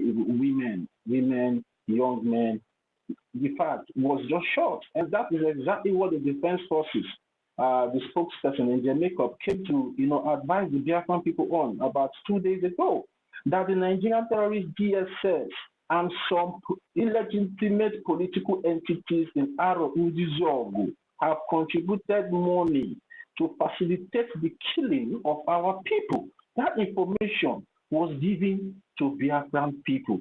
And please, for those of us out there that are still listening to all those distractors from Honorable Fulani and the Accountability Group, please do yourself a favor and stop listening to these people, because the more you keep listening to these people, and whenever a very critical information comes out from the government, most especially from the de facto government in homeland, and also the defense forces, and you just take it as long as the information is not coming from the distractors, there's no need, I will do whatever I want to do. And whenever the repercussion comes like this, you'll be the one to pay the price.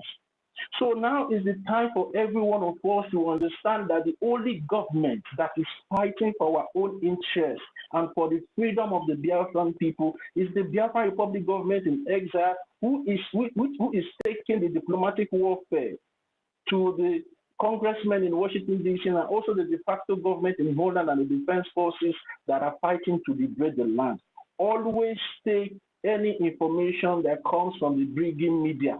Stop going to all those distractors media to take information because they don't have any concrete information concerning what is happening back home and also what is happening in exile. So please, Biafran, for us to safeguard and save our lives, we need to start listening to the real government, please, because that's the only way we can be able to secure our lives. But if we keep ignoring the Biafran Republic government in exile and also the de facto government, we will keep experiencing this unprovoked killing and careless killing. And sometimes our own doing, because we have refused to listen to the wisdom of the people that are really fighting genuinely in making sure that our land is protected. We also have a very big role to play, because when the government comes out and give an instruction, your own duty is to follow that instruction.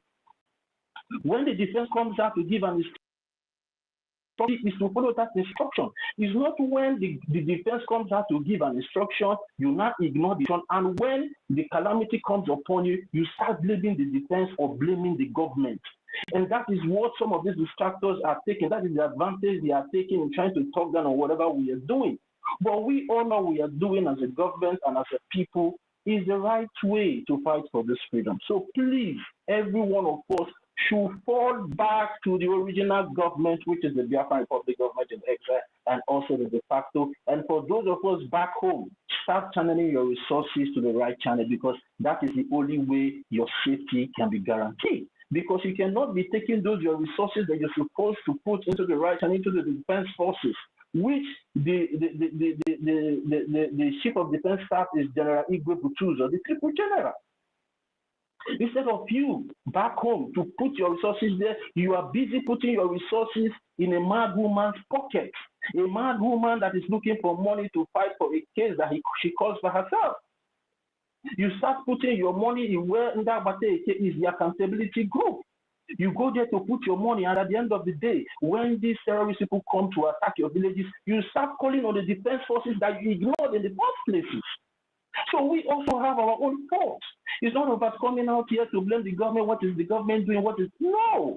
We also have a to play in all these things.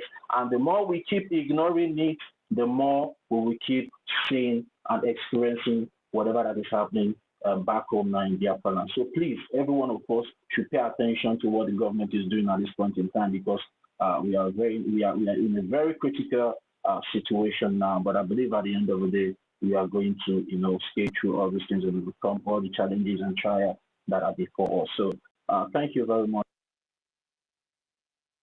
So you need to start mobilizing the genuine Biafrans back home. Please, you guys need to start this evangelism. It's very, very important.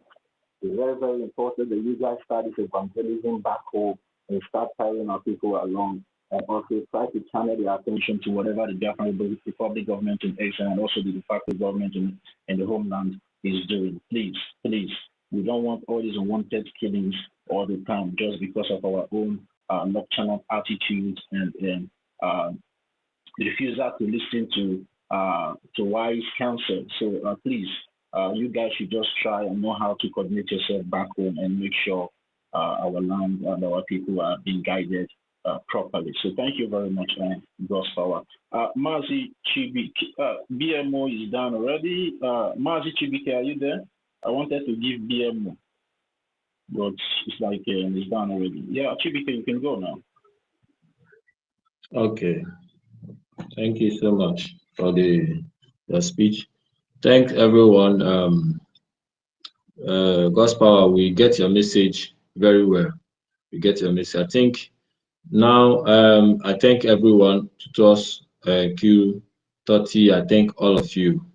Now those who died yesterday in Biafra land, may they rest in peace. And this is what we have been saying, just like what you are saying, Tutos. Some people in Biafra land, some of our people there are donating money and sending it to that woman. And when things happen, they will still be calling our defense. And when the defense come out and give instruction, they will not go to our defense page. They gave those instructions 1 week ago.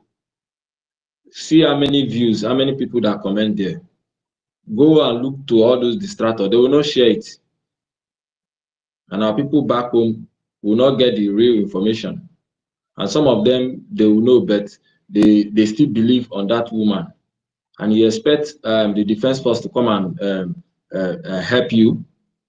So our people are at home now. Is whatever that is happening now is not a time for us to wake up and channel and follow the real thing, because even your enemies knows the real deal. They know the real government, the people that are fighting for you, people that want to liberate you, want to liberate us, want to save that our land, our territory.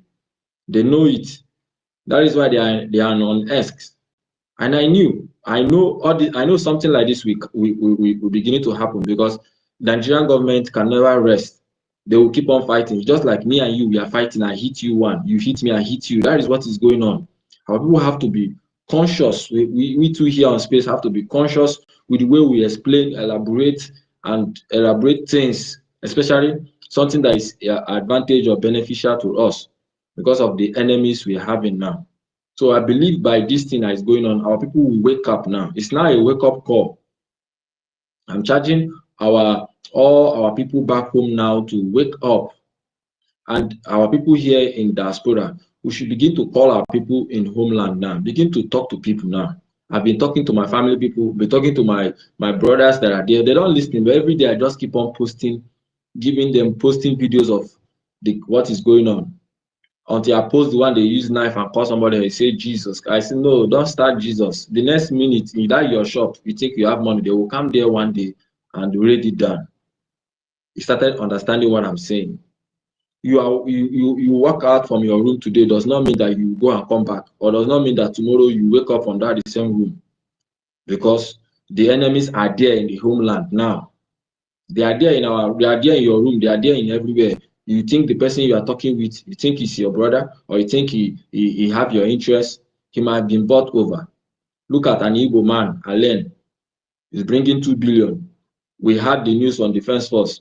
They mentioned up to 4 to 5 top Igbo politicians in around this zone that are bringing millions to fight you, to kill you, to make sure that you don't survive, to take over your land, to give to the Fulanis.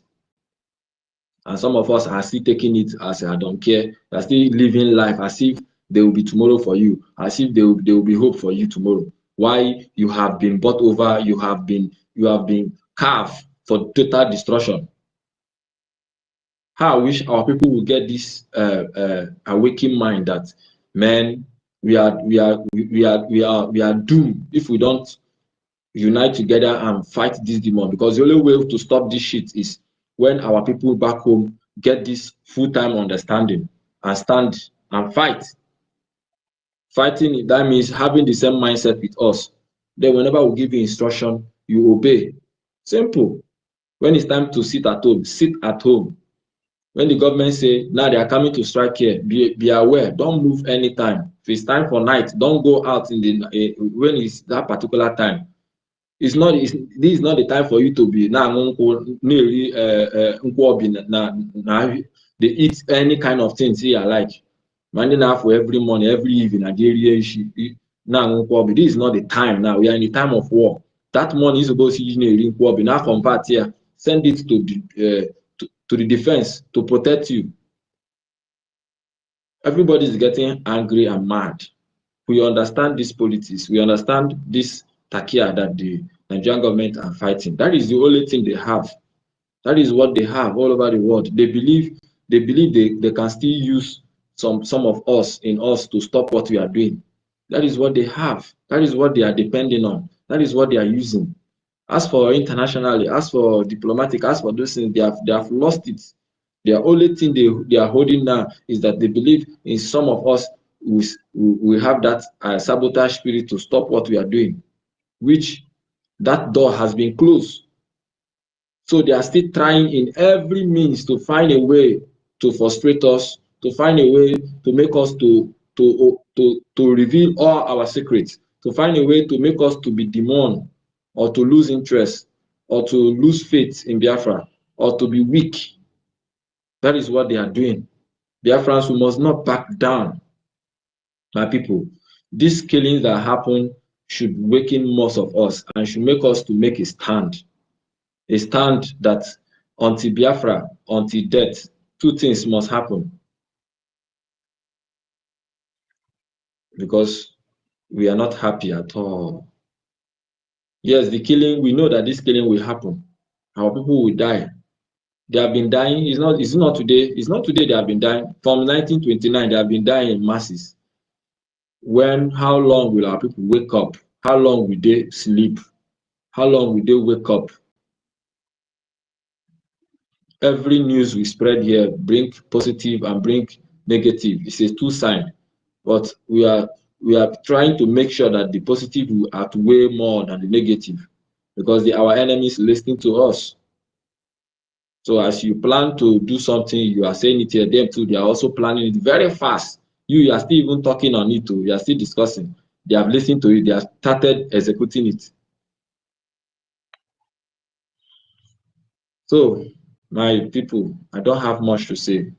Just like what our minister Snow said, the only way is more ejema. Let's contribute more, especially we here in diaspora. The tax is now on us. When you listen to when you finish the space, you see total number of people who watch the space, thousands, and I don't understand what is going on. As if they just listening and they just sit down and just be watching. They want to hear news that we have leveled some parts before they will now wake up. We must do what we have to do to save our land and our Biafrans homeland. Is it not time for you to abandon those accountability group, that US what they call it USB charger group? Is it not time for you to abandon NGOZI HANA group? It's not time for you to abandon this accountability people group. It's not time for you to stop listening to all this garbage and bullshit from all these different social media that are not propagating Biafra. Every day they are bringing propaganda. This one say so, this one say this one. Hey, you want to open another account? Oh, he's trying to bring a different Washington DC. He's trying to open different headquarters. We don't need this. This is the time for you to shut, because as you are listening, the one day they will come and kill you in your house, just like what is going on. Our people have to stop doing too much party every day, and I'm a party and they spread the money. To stop those things, people have to be conscious now.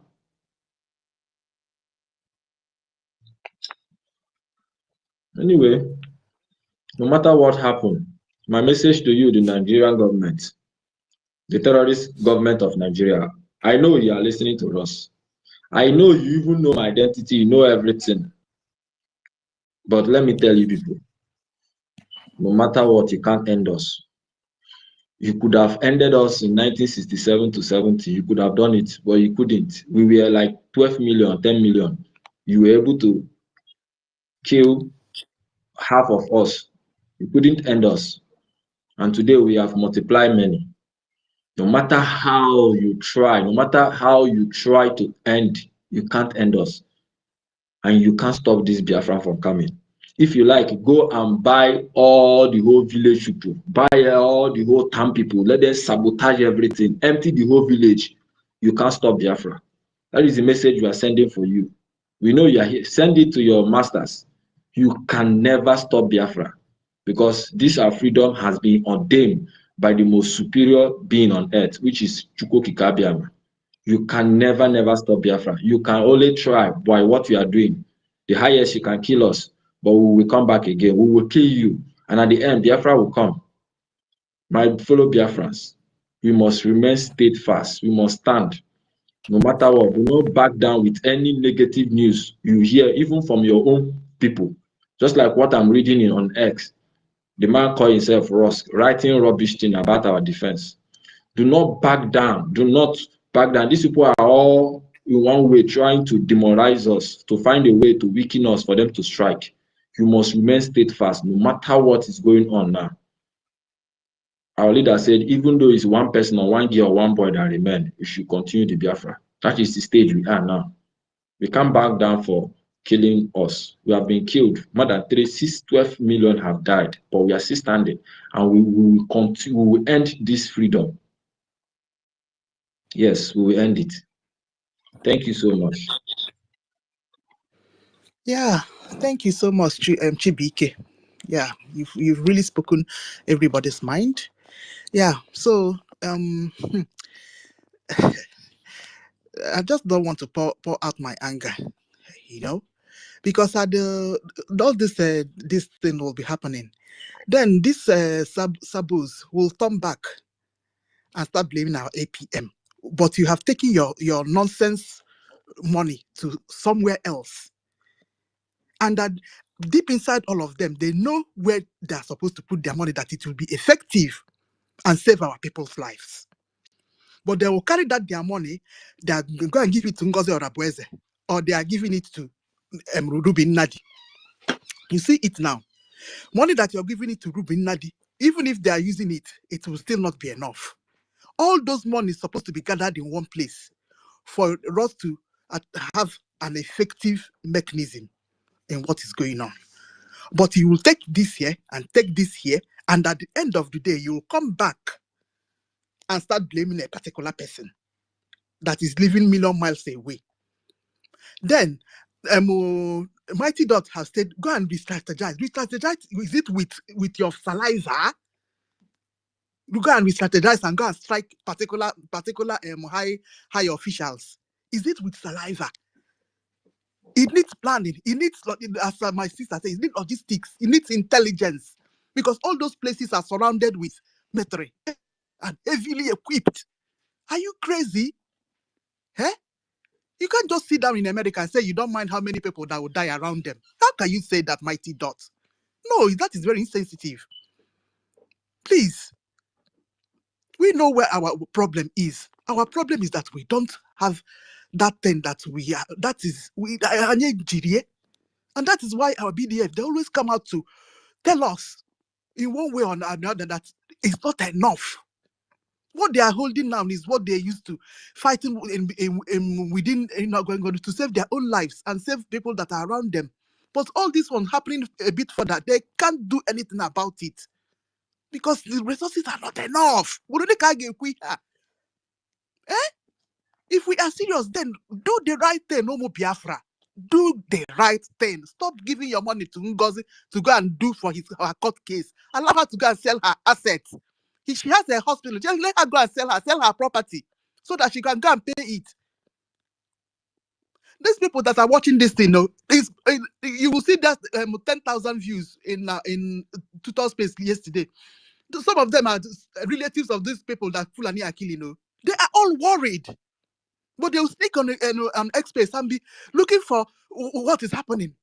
If you are worried, you know what we do every Saturday. Come up and come and donate so that people will stop dying. We have reliable BDF. What is all this nonsense? Every time Musa and this other Ebubago and sorry, Dopuko boys will go and lay out their anger on soft targets because they know that they can't get our BDF. So their anger will go to somewhere else. We need to stop it. And to stop it, we don't know what to do. I'm good to go. One. Yeah, please, before Onyenye comes up, Sister Nkira, I want to make a statement concerning what you just said. You know, it's very easy for people to come up here and say, go and attack this one, go and attack that one. But are you prepared for the repercussion? Or don't you know that, for example, now if you go now and bring down one governor in that state, don't you know that you have declared a conventional war against the Biafran people? Some of us don't understand these things. And now the question, are you ready? Are you prepared for that conventional war? What is your resources? Because before you can go and make that kind of strike, you must be prepared that when the repercussion comes, you can be able to stand your ground and protect your people. So sometimes some people out of emotions, they come here, go and attack this, go and attack that. Are you ready? Are you ready for the repercussion? Because if you bring down one illegitimate governor now, you have declared a convention. That's what I want everybody to understand. And don't think that maybe our supreme leader is very stupid.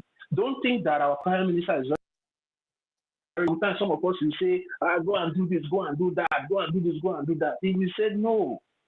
He will say no because they know that the resources available now to withstand the repercussion that will come from that particular act you are pushing them to do. And if every one of us wants that action to be taking place, come outside, go and empty your bank account. Once you start emptying your bank account and we get all the logistics that we need to withstand the repercussion of that particular attack, you will see that particular attack start coming into place. But as long as we are not ready to take the defense of that repercussion, there is no need for any of us coming out here just to talk for talking sake. We start thinking it thoroughly and say, if I do this thing, because every reaction comes with a counter reaction. Don't think that if you go to strike now and everywhere, no, everywhere will not be quiet too. They will come, they have ammunition, they have all it takes to come and start bombarding everywhere. We have not even started striking them directly to their government houses, and you see the way they need to carry jet fighters everywhere in our land. So now when you go to do that one, do you know the repercussion it will bring? So if we need that kind of result, we need to do more. It's not about talking and talking and talking and talking without even thinking thoroughly what the repercussion will become at the end of the day. So please, that is why I say we should always be guiding our emotions and also think things through. See, war is all about strategy. War is not about emotions. If you use emotions to fight war, you just wipe yourself out of the surface of the earth. So you have to be strategic whenever you're fighting this war, so at the end of the day, you can be able to preserve the life of the innocent ones, which the enemies would like to come against, and also inflict that same pain in you. So I just want to make that out clear for everyone of us that normally comes out here to say, attack this and attack that, without even thinking about the repercussion of that act. So please, we should be guided. Sometimes, you understand, by the end of the day, we will get there, but it all depends on our hands and the gamma that we all contributing to the de facto and also to the Biafran public government in Nigeria. So thank you very much, Sister Nkiri, for pointing that out, because it's very, very imperative we start educating our people on all these things so that we come to understand that the government knows what they are doing, because they will not act stupidly just because we are trying to pour out all kind of emotions out there. No, they will determine, our prime minister will determine the way this fight is going to, will continue. Mr. Snow, you just came up now. You can have the mic.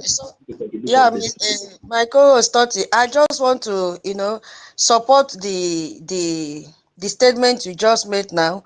You and my co-host, Madam K. You see, even Commander Holy Ghost told us something last time, that they are following the template. They are following the template, and any attempt for them to deviate from that template, then they have declared open war. How I wish that 150 million US dollars that they were doing propaganda with from the first day is available. then we are ready, at least to some extent. But we don't have the funding. Because that is why our PM said, we are the ones to determine. That word made me to say something. We decide how we will fight, not how Nigeria want us to fight. Because Nigeria want us to fight openly.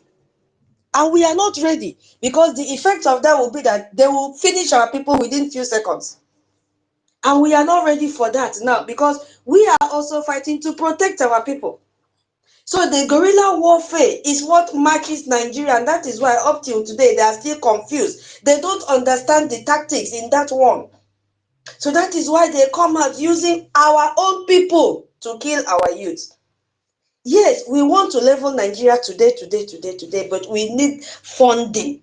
Let us all come out. Bring the money that is needed. It is easy, but we need to gather intelligence. We need to have sophisticated groundnuts and correct sticks, not branches, the original. More obunigwe have to be on ground. Not the groundnut that when they do we'll say, where's another one to replace, because one once is out, it cannot return. So we need a lot of funding. We are ready, but something is still holding us back. Ejema and Eje. Don't wait till it is tomorrow. Anytime you have, throw it in. Our BDF, they are ready. And we have to decide how to fight. They are still following the template of our PM. Let us not forget that. And our PM that designed this thing knew exactly what he designed and kept for them. They have not deviated, my people. Yes, it is paining us. We want to end it today, but my people, there will be more casualties because we are not yet ready. We don't have what equates the strategy that we want to implement right now. Thank you so much. I yield my mic. Minister Snow, you can go ahead, please. Before Onyenyere. Yes, it's just going to be a quick one. Tatsivir, I just wanted to, what you just said right now. The funny thing is not just that if you take out one of these, I think I've had this conversation with a lot of people privately when this kind of conversation comes up. It's about the reprisal attack. Because if you give them one, they're going to come hard on everything that you know. It's going to give them that. It's going to be like you say, okay, let's not do it. The same conventional word that we say we're not going to go with them, it will be an introduction to it. But not just that. If anything of such happens, you see all these BBC, CNN, all of them will now report that you have killed a governor, you have done this, and you become the evil one, you become the villain, even though anyone who has followed what is going on knows who the killers are. But once anything like that happens, that is what is going to happen. That is exactly what they're going to present to the world. And of course, anything, any person would say, oh, if a governor is killed, it means you have to be this to be able to kill a governor, to do this, to do that, so that's how it is. You got to be prepared to be able to do stuff like this. Those people you're seeing, those governors and the rest of them, believe you me, those Fulanis in the north, when they will run to Abuja, that's where they will take care of them. They will take care of them over there because they are going to want them to go back to where they are running away from. And those ones who want to come down there. So for us to be able to actually start this thing and finish it, we must have consistent funding. Either we do it and give our land the opportunity to use a little bit of what we have to fight, or we stay consistent in our funding. There is no two ways about it. There is, in this world, there is no war, no place that they are fighting without the assistance of fund. Israel is asking for fund. Ukraine is asking for fund. In case people don't know, Cambodia and Thailand just started theirs. So there is war everywhere in the world. But the only difference is that all these people who are fighting, they have armored trucks, they have firefighter jets, they have either taxes that they're collecting from their people to use and sustain their war, or they have resources that they are using to sustain their war. It is only in Biafra land that there is an ongoing war without people, without adequate funding, without people doing what they are supposed to do. Only in Biafra land, amongst all the war going on in the world today, amongst all the war going on in the world today, it is only in Biafra land that people are fighting using what we call hand-to-mouth fighting. That is the only place that this kind of a thing is existing. And guess what? The people that are being killed, the people that their land are being ravaged, are considered to be rich. Are considered to, oh, they are the richest in Africa. Oh, they are the smartest in this place. Oh, they are this and they are that. But they are not smart enough to see that their people are about to be extinct. Their people are about to be wiped off. They are not smart enough to see that this war that is ongoing is going to get to their own doorsteps. Or maybe they know that, but because they have the ability and the opportunity to send their children to the Western countries, they don't care. They don't care. They don't care about what they call a homeland because, hey, wherever they are, as long as they have their money, they can buy land and that becomes their homeland. Some of them think they're so close to these people that they will always get whatever they want from them. So they don't care. My people, we must understand. If we must win this war, 1967 to 70, the reason why our leaders stopped fighting was because of the Kwashoko, lack of fund. If there was adequate funding, it wouldn't have been a case for us. We would not be talking about this fight today. But there was lack of fund. Like our brother said, sabotage is part of the problem. Those in homeland will stop, they will run, they will poop their pants at the thought of sabotage when we do our little part and secure some of our territory. You think the Amazonia did not experience it? But at some point, it got to a point when in Amazonia you sabotage, they bring you on the street and take care of you. But you have to have control of your territory to be able to do stuff, to be able to do things that would deter people from actions like that. At the end of the day, it boils down on people, especially those of us here in diaspora. You're hearing our sister Nkiru talking about 10,000 people listening on the space. You want to tell me that over 5,000 of those people are not Biafrans? They are Biafrans. Over 3,000 of those people, those Biafrans, are in diaspora. And they eat every morning. They eat, they pay their rent, they do whatever they have to do. Some of them eat here and drink. But they cannot afford to say, oh, I am fasting from drinking, from eating this thing, because my people are at war. And I will use that money to support the. Just imagine the length of time we've been talking about this. You say people, they follow, they're followers of Mazen Nnamdi Kanu. Oh, they have listened to Onyendu Mazen Nnamdi Kanu. And they are in their millions. But guess what? Even in that their millions, they still cannot do anything to make sure that they secure the release of the same man who is suffering because of them.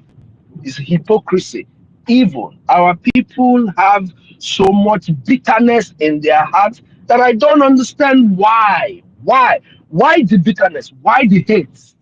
Why? For people who are seeking for good for you.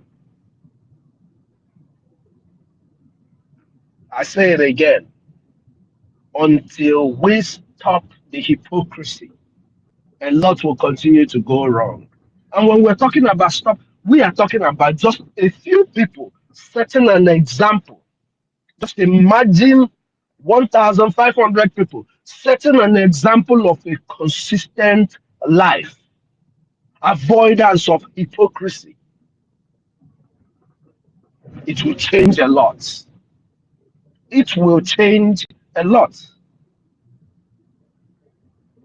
So, Biafrans, if we want our people to stop screaming, if you are tired of hearing this screaming voice, tired of hearing Sister Kidu try to curse your ass out, or tired of hearing Totivio trying to correct you, or tired of hearing Kodinamba screaming and trying to scream down heaven to bring it down here,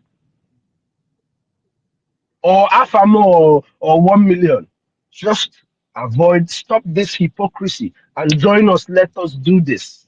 We can do it. Out of millions of people, we can get 2,000 people to stay consistent. Isn't that mind-boggling? It should be mind-boggling to our people. Even those who are hearing us, who are not Biafrans, that are hearing us say these things on the space, in their head, what do you think they will be thinking? These people are dying, but they cannot fight to protect themselves. I don't know. I don't know if this is not the Biafra that we want. We want a Biafra where people will rise up to the occasion and defend the land. Not as they're speaking for the land, they are willing to give their spirit for the land. People should start thinking, what will I do for my land? Not what will my land do for me? That should be the mindset our people should start cultivating. What can you do for Biafra? I will tell you what you can do for Biafra. Like our brother, the barefoot soldier of Ambazonia said, Ejemma. Nkembu, your first assignment is Ejemma, your second is Ejemma, and your third, fourth, fifth, and forever assignment until the Biafra is restored, as long as you don't have your boots on ground, is Ejemma and moral support for our defense forces. I don't know everyone.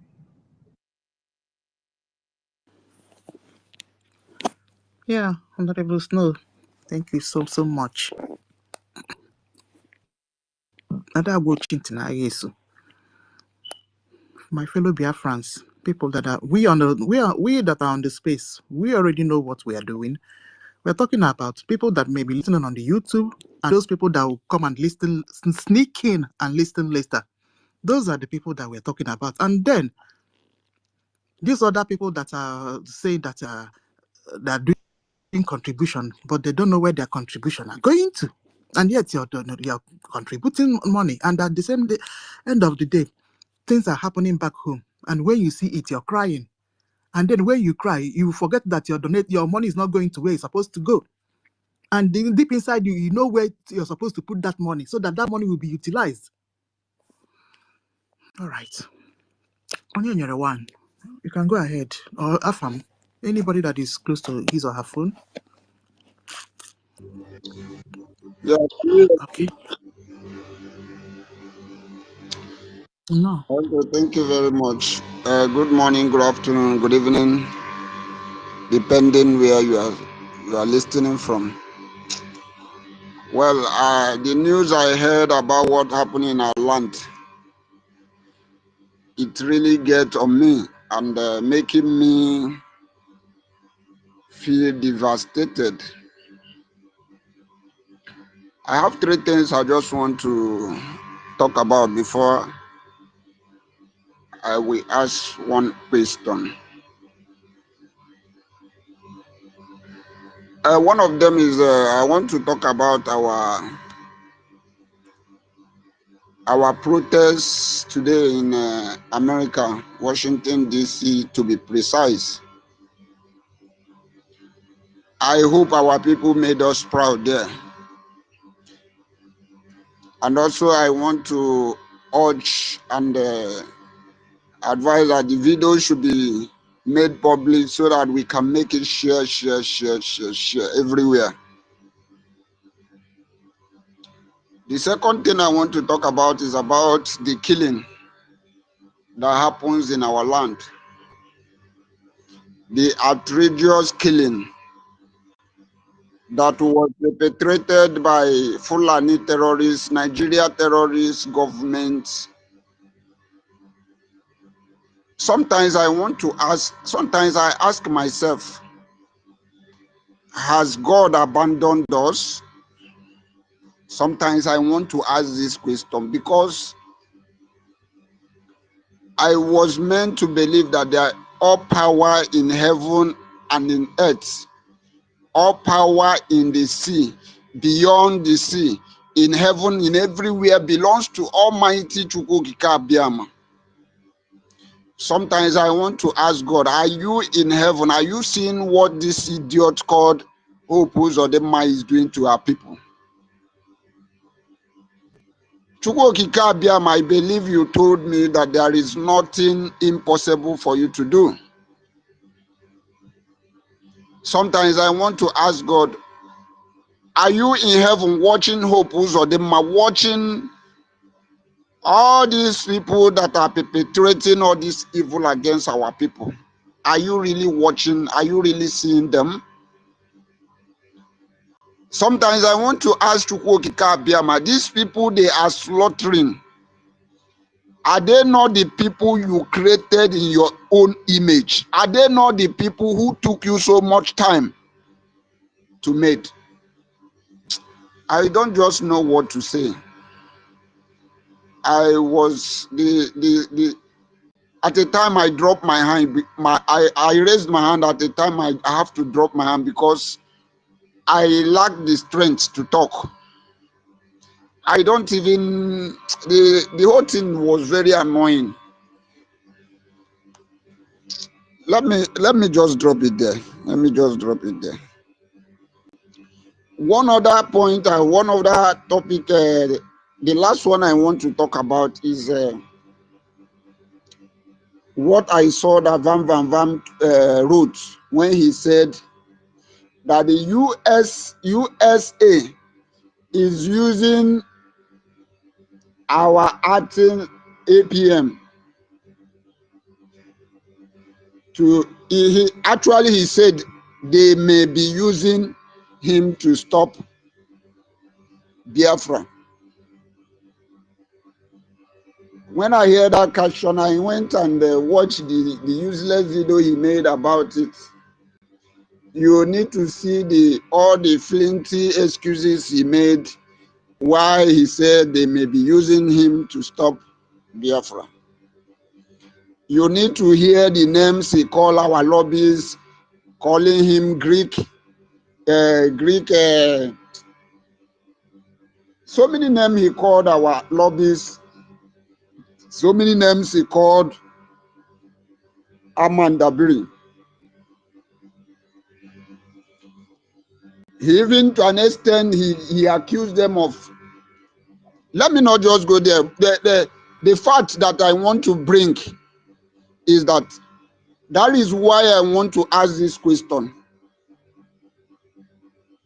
Does it mean that all this while our prime minister introduced our lobbyists and the attorney, does it mean that these people did not believe our prime minister?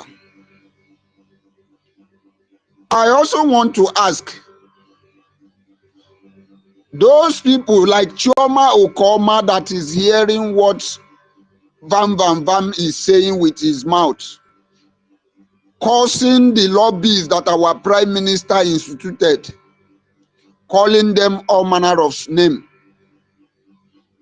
Does it mean that Chioma Okoma, I'm using Chioma Okoma because she called herself a professor.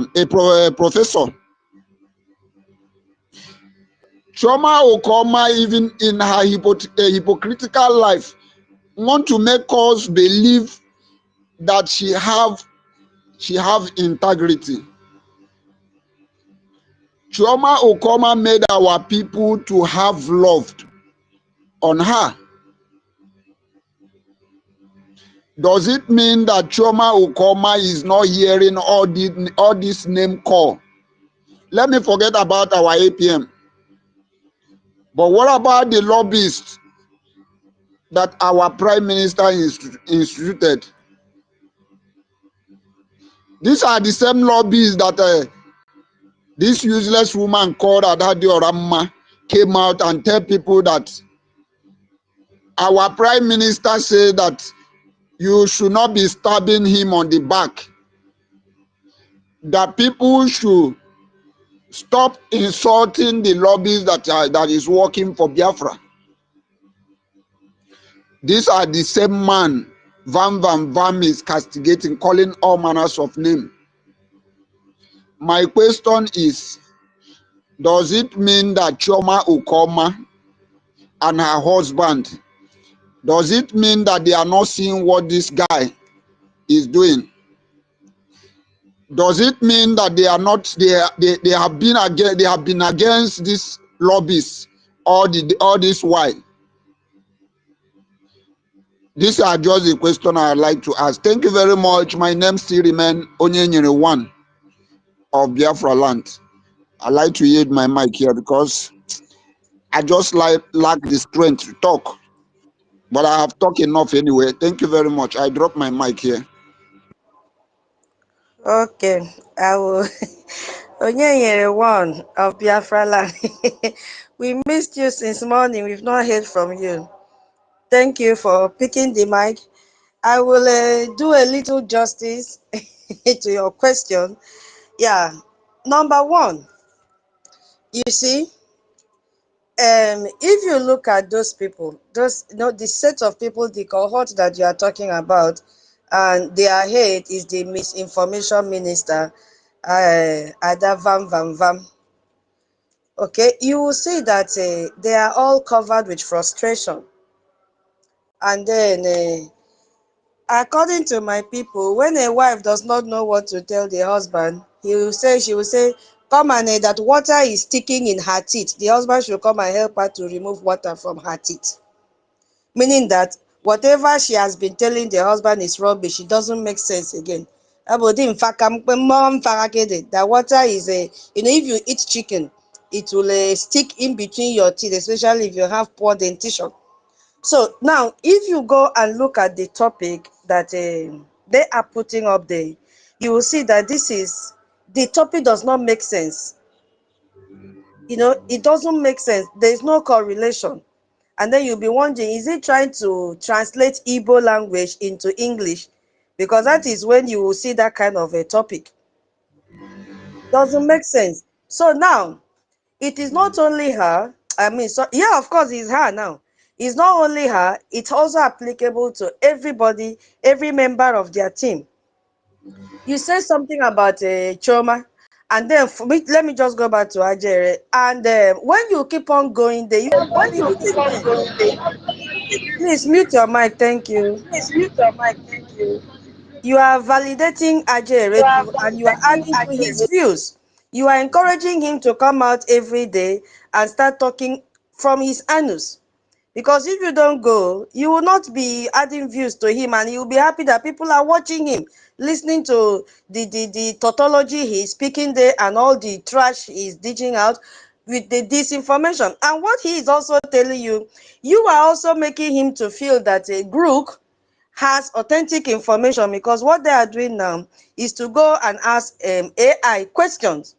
And this could be one of the suggestions AI has generated for him due to the input he gave to the AI.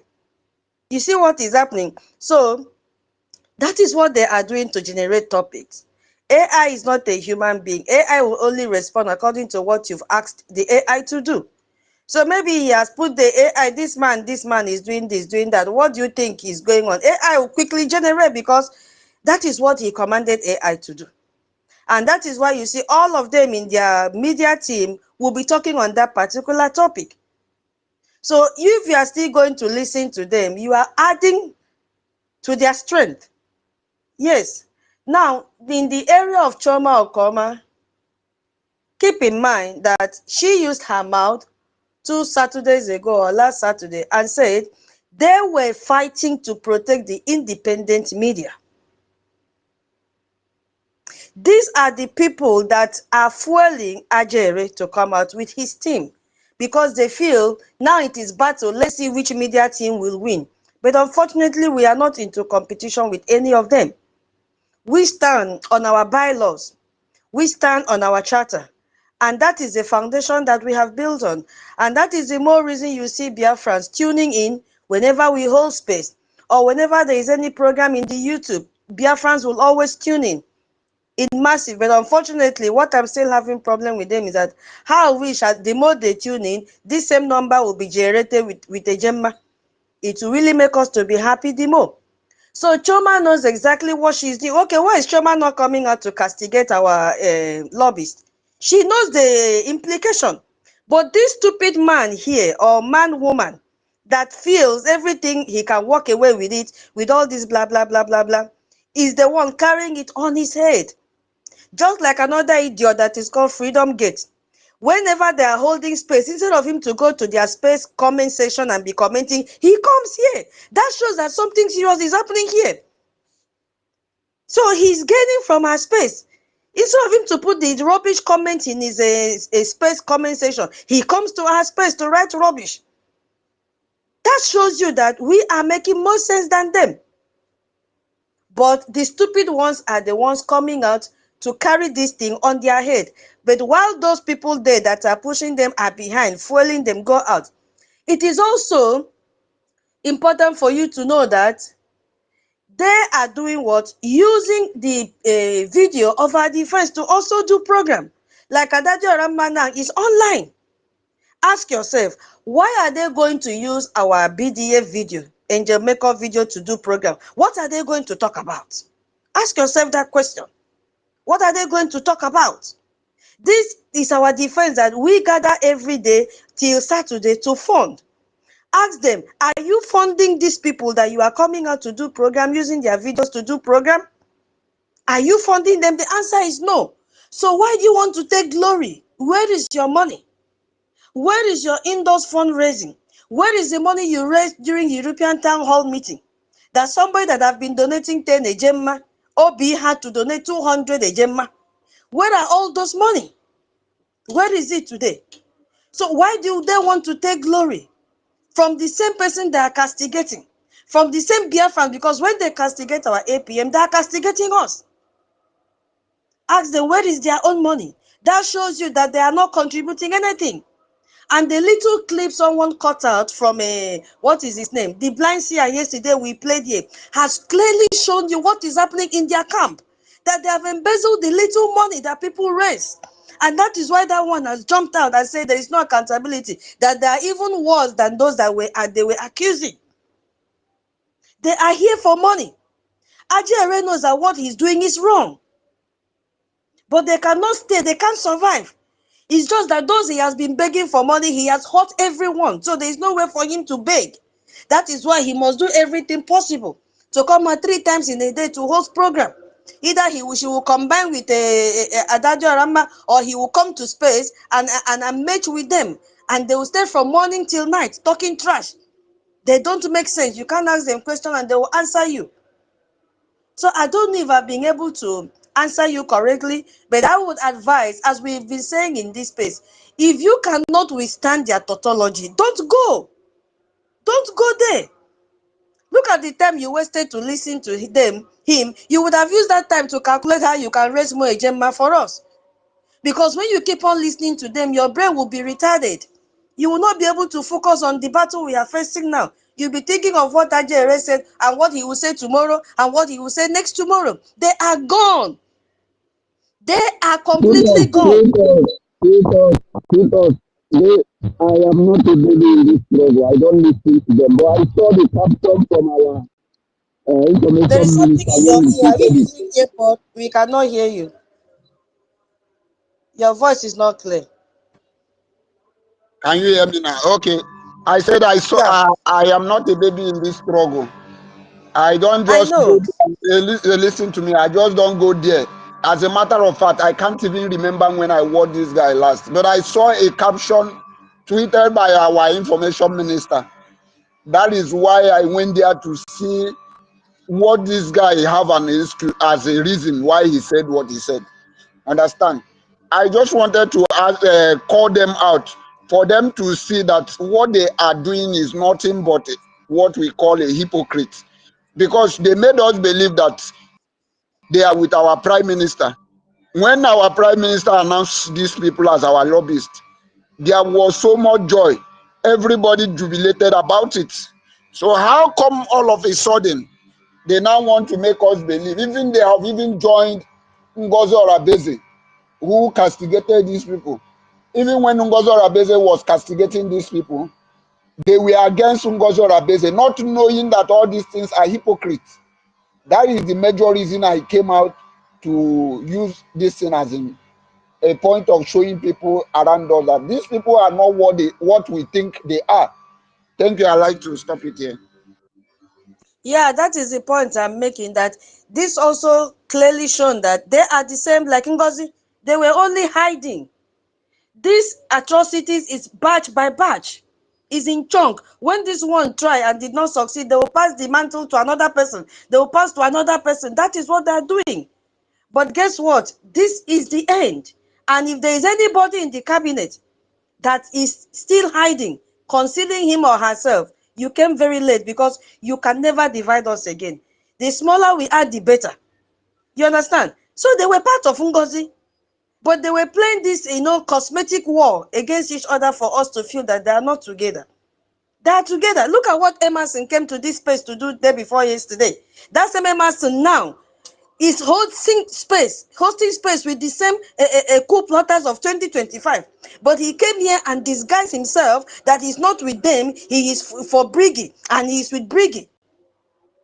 Before people started saying he has up to 2 accounts, today the God of Biafra has disgraced him. Immediately he opened space. I don't even know if they have closed or not. I just saw it in the morning when it popped up on my Twitter handle. They have all clustered around him, showing that he was with them from day one.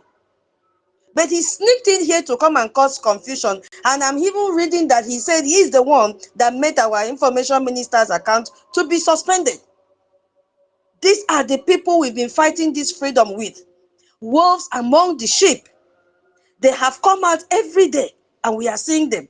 So I think for me, they don't exist because we have overcome every tactics that they... Our only problem now is a Gemma. To God who made me. We don't have any problem. Our challenges now, Yoruba man told me once, don't always say problem, I should say challenge. Our challenge now is a Gemma. And it is a Gemma we should be focusing on. The strategies that we should look out for. Encouraging people to come and invest in IOU. Yes, it is now an investment.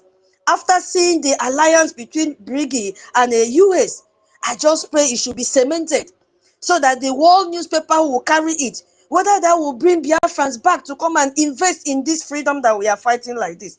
That is our prayer point now. Not all these people that have lost the battle even before they started. They don't exist. They are fading one by one. And our prof, David Nana, is also helping to decimate all their lies. Counter it right, left, center. You see, we are winning. But let's strategize on how we can, increase our funding, which is what is asleep, halting us back. But it's not completely halting us back. We are moving forward every day and every day. Thank you so much. I hope I've been able to... Yes, I know you know what you're asking, but for the benefit of people that are also here and maybe having that same grudges in mind or doubt in mind, that we are not interested in whatever they are doing. But that doesn't mean that if somebody should cut out a clip of what they say, we will not play and listen to it and laugh over it and calm our nerves. Yes, it's allowed. Gossiping is allowed once in a while. Thank you so much. I don't know, my co-host, do you have anything to add? Yeah, tutors, let me just answer two of the first questions that Onyenyo asked. Yeah, Onyenyo, yes, the protest we hold in Washington, D.C. today, and the time for the protest is 3 p.m., and the last time I checked, it's not yet 3 p.m. in Washington, D.C. But the information that we are getting that people are already arriving in Washington, D.C., even as of yesterday, for the protest. And concerning the videos and pictures, I believe that also will be, will be shared for every one of us to see how the protest will be going over there in Washington, D.C. So everyone should keep their fingers crossed. And please, if you know you reside in the United States of America, please endeavor to be in this protest because it's a way for us, putting our voice out there for the international community, and most especially to the United States of America government, for them to understand that, yes, we are serious in whatever that we are doing and making sure that we actualize our freedom at the end of the day. So, the protest we heard today in Washington, D.C., but it's not yet time for it, but people are already assembling for the protest. So thank you very much. Mr. Snow, you're waiting. You want Yeah, to say something? it's from yes, it's from 10 a.m. to 3 p.m. So it's already on. It ends Oh, at oh, 3 oh. p.m. Yes. But the flyer carries 3 p.m. That is why I'm saying 3 p.m. Maybe The flyer says 10 a. okay, It says 10 9 a.m. a.m. to to 3 3 p.m. 9 Yeah, yeah, a.m. yeah, to 3. Yes, that's what it yeah. says. Yeah, sorry for that. Sorry for that mistake. Sorry for that, please. Sorry for that, guys. Yeah, it's already on according to Mr. Snow. So thank you very much, Mr. Snow, for that correction. Yeah, tutors. I don't know if we're going to take MID Brgie. MID Brgie used to have this network issue so much. Afam, please. You get your took MID Brgie. You're going to before you get Afam. Unmute yourself. All right. MID Brgie, you can go, sir. You can unmute yourself now. Yeah, wonderful people of Biafra, lovers of freedom, all over the world. You are listening to MID, meaning the Ministry of Biafran Intelligence, plus the department. In this particular time, as the whole world is gathering in Washington, D.C., in the honor of our Prime Minister. It is a protest indeed, because our Prime Minister is fighting for his people. He's the representation of our people, the people of Biafra. The reason and why the Biafran people converged there is to make a kind of protest to remind the Europe and America of what is written in the Charter of the United Nations. I can remember the likes of Winston Churchill, Franklin Delano Roosevelt, during and before the Second World War. They were the people, the proposers, the people that brought out the architecture of freedom after the creation of the Commonwealth of Nations. These people came out with a new strategy, the new world order in political administration of the world. And they called it the Charter of the United Nations. And inside that Charter of the United Nations, there are principles. Principle of the self-determination of the people is where the Biafran people and Biafran agitation, Biafran Republic government in exile, Biafran Prime Minister, and the activities, the entire activities of Biafra fall upon. And it is embedded under Article 1, Paragraph 2, Charter of the same United Nations. And furthermore, the use cogents even prohibits every nation to what you call domestic interference. That's a deviate. There are series of deviates that have been pronounced there under use cogents. You call it, for example, deviate to interference on domestic jurisdiction. And at the same way, the law of Referendum of 1951, Article 1, Law 28 July 1951, which falls to an avertment that Nigerian government has violated the law of referendum, meaning the law of what? Extraordinary rendition. If people go to research, they will see exactly what I'm saying now. It's called Article 1, Law 28 July 1951. It condemns any nation from behaving like Nigeria in a case similar or like the one of Nnamdi Kanu, in the sense that anybody that is a victim or a fugitive of politics nature, fugitive in the nature of sex, religion, disaster, natural, caused by man also inclusive, because of political opinion, etc., etc., etc. These people falls under protective category. And we are telling the American government to understand that, look, our own must not be different. Even Dr. Martin Luther King Jr. during the 1960s was protagonist and vocal on the protection of the rights of Americans. And his activities, and also giving reference to the legal quote, made even another white American to even sacrifice his life alongside with him, John Kennedy. That's why in the whole Europe, you'll be seeing Kennedy Square. We call it Plaza Kennedy in the Republic of Italy. Even in the capital of European Union, in Belgium, you have Plaza Kennedy. What does it mean? The Plaza of Freedom, the Square of Freedom, or what you call Freedom Square. Why must the one concerning Nnamdi Kanu and Simon Ekpa will be different? I am calling on also the attention of the international community that if we are sincere on what made us or made the world from 1942 to 1945 to gather themselves at San Francisco in the United States of America in a place called Brecton Wood Forest, together with the intellectuals, thereby stipulating a lasting solution that gave birth, that preempted the New World Order. Why is it that they don't want the peace to reign? On seeing similar intellectuals like Nnamdi Kanu, Simon Ekpa, and the people of Biafra Republic government in exile, who are also only clamoring for their survival.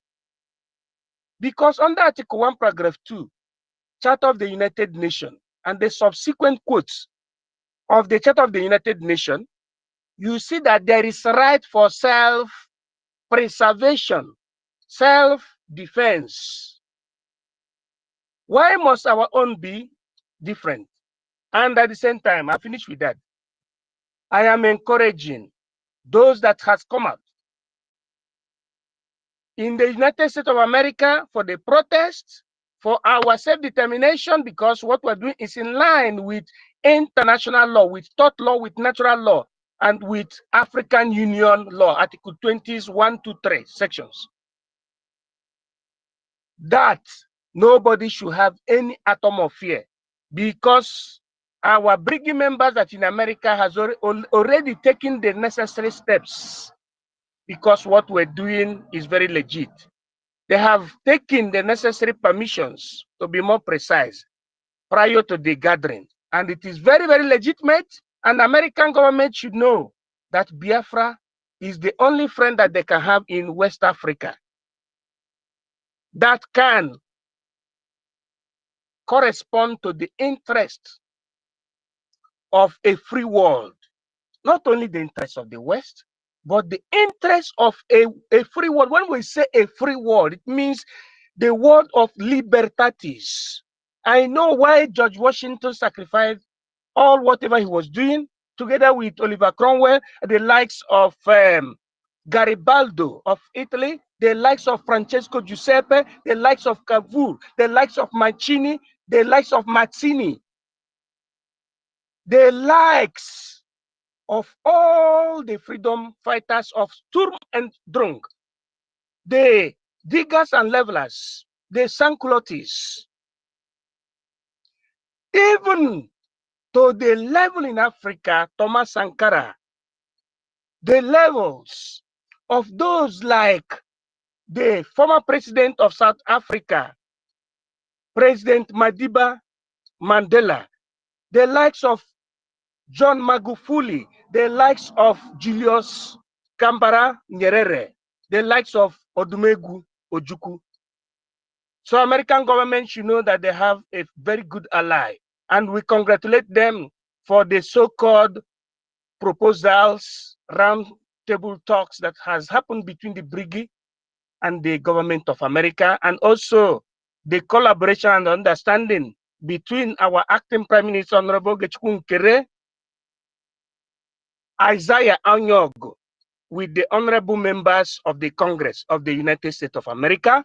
Thank you so much, and Biafrans, continue supporting our recognition and the entire reason behind our self-determination. I so by yield. Thank you.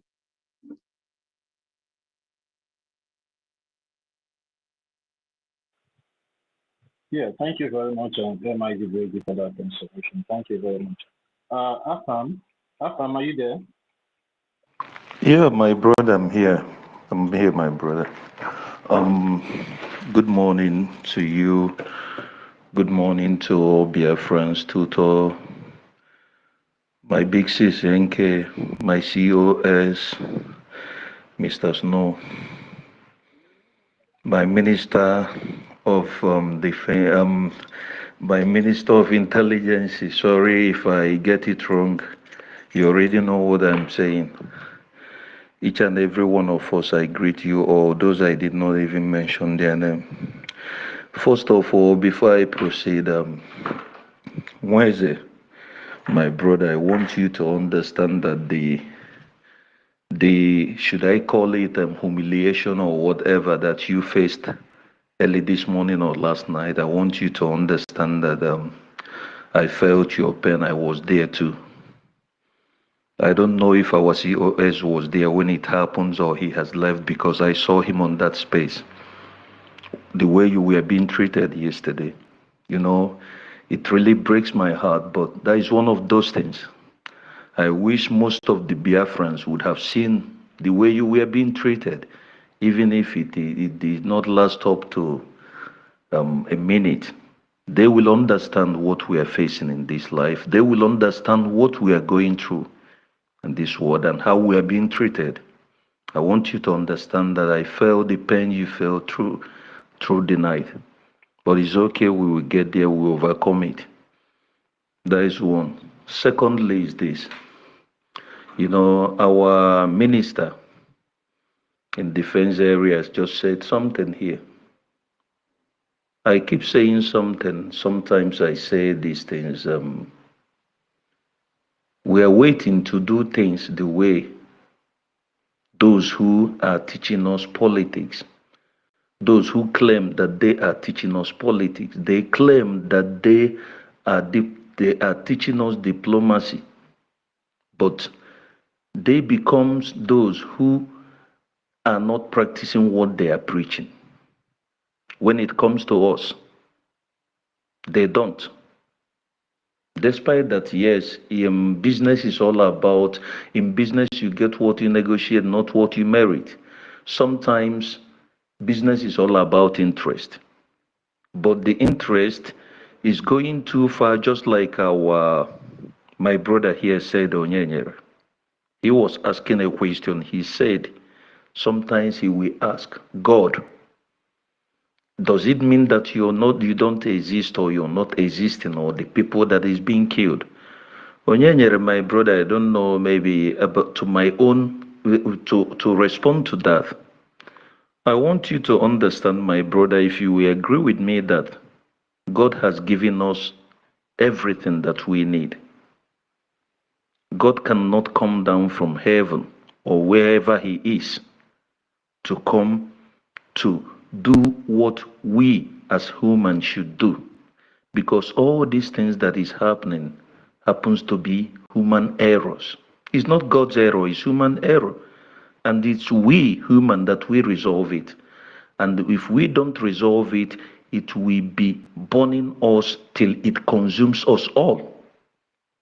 But if we decide, if we want to stop it, we will stop it. And sometimes, like I keep saying, sometimes you have to do something bad to get a good result.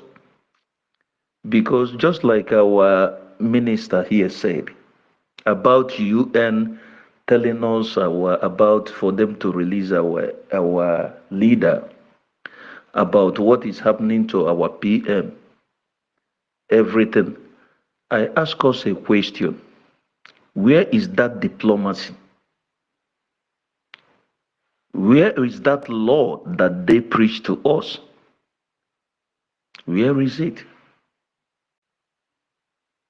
This is why I keep saying sometimes I said if Trump is in my front, if I have the opportunity to see him, I will ask him, if you people are waiting for what to happen before you pronounce whatever you're going to pronounce or do whatever you want to do, is it when they finish killing us? Or maybe will you bring your own son for them to get killed so that you know the pain? Maybe you will understand that something has to be done fast. Since the creation of the so-called zoo, for those who knows history, who are educated to be able to understand and have read about these things, we have been subjected to all manner of inhuman treatments. They kill our people, they humiliate us, they insult us. Finally, the worst of all is that they use us to get to us. And that is where I'm getting. My sister Tuto, you were talking about the little beast or whatever I will call him, or what, I don't know. Because there are people I don't like mentioning their name. He was here, he was crying. Remember what I told you guys? I said, this guy, when I get to know what this guy, who this guy was, there was a time I was listening to a space when the Fulani woman was on her own. He was there on their space. I heard what he said. I begin to say, is this guy, is he really with us? When he was discussing with the one called herself the mouthpiece of gods or whatever, I heard those things. Since then, I've been looking at him with one eye closed and one eye open. And finally, he has proved me wrong. And for those, anyway, I won't blame you, mothers. Our mothers are always mothers. They have this emotional control of the heart that they are mother. It makes them to feel pains when they see, no mother will see her child cry without asking why or what is happening. And this is what our women are doing here. This is how this was how they took this imbecile or whatever he is. I saw him this morning, like you said. Thank God, since they have started being hosting their space. The only thing I have not entered their space, but I do the little things to see who that is there, to know those that I will avoid. Just like yesterday, I was trying to be on space. I don't know if it is network or whatever. I couldn't participate at all. I didn't hear most of the things that was being said. I tried to unfollow those that I will follow. I never wanted to get into their space because of one thing. Even the Bible, those who believe, who are Christians that believes in Christianity, even the Bible tells you that for you to give advice to a fool means that, I don't know how, I've forgotten how it's being said. That means you are a fool because you cannot be giving advice to a fool or somebody who you know that knows what he or she is doing. We are talking about Vam calling all these peoples here. I want to ask us question, just like what you said, my brother, Onyanyere.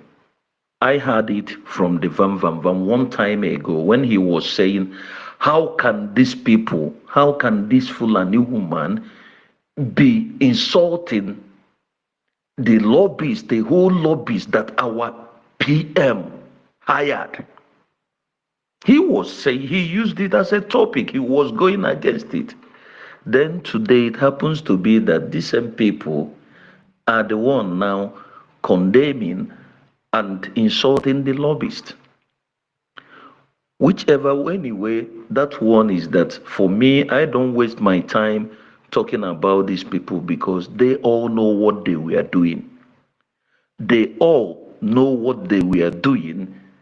They have collected money and they are doing whatever they are doing with that interest because there is no smoke without fire. Whatever these people are doing, there is something that is making them to do it, and they will never resist from it. And also, finally, they are trying to distract and destroy whatever our APM is doing. They want to bring him, and since they are falling, they were looking for those that will fall with them, so that when the time comes, it will be that they will be looking for who to blame. That is just a fact. And I don't know if we are seeing it because what I want to say, the reason why I took the speaker is this, the mic is this. I want us to go back to understand one thing. We are fighting our warriors, our military. They are fighting the Fulanis, the Fulani foot soldiers. They are fighting the Nigerian terrorist armies, police, mobiles, and so on and so forth. They also are fighting Ebubago, those security outfits that are being created by those who claims that they are the governors and whichever, those illegitimate, whoever they call themselves in our land. This is the things that our military, they are facing. Not just one, not just two, including the saboteurs, those that are informants, that are doing what they are doing. That is it. Then my question is this. I'm not asking anybody these questions. I want us, if we could, go to this direction. My brothers, my sisters, yes, our problem is a Gemma.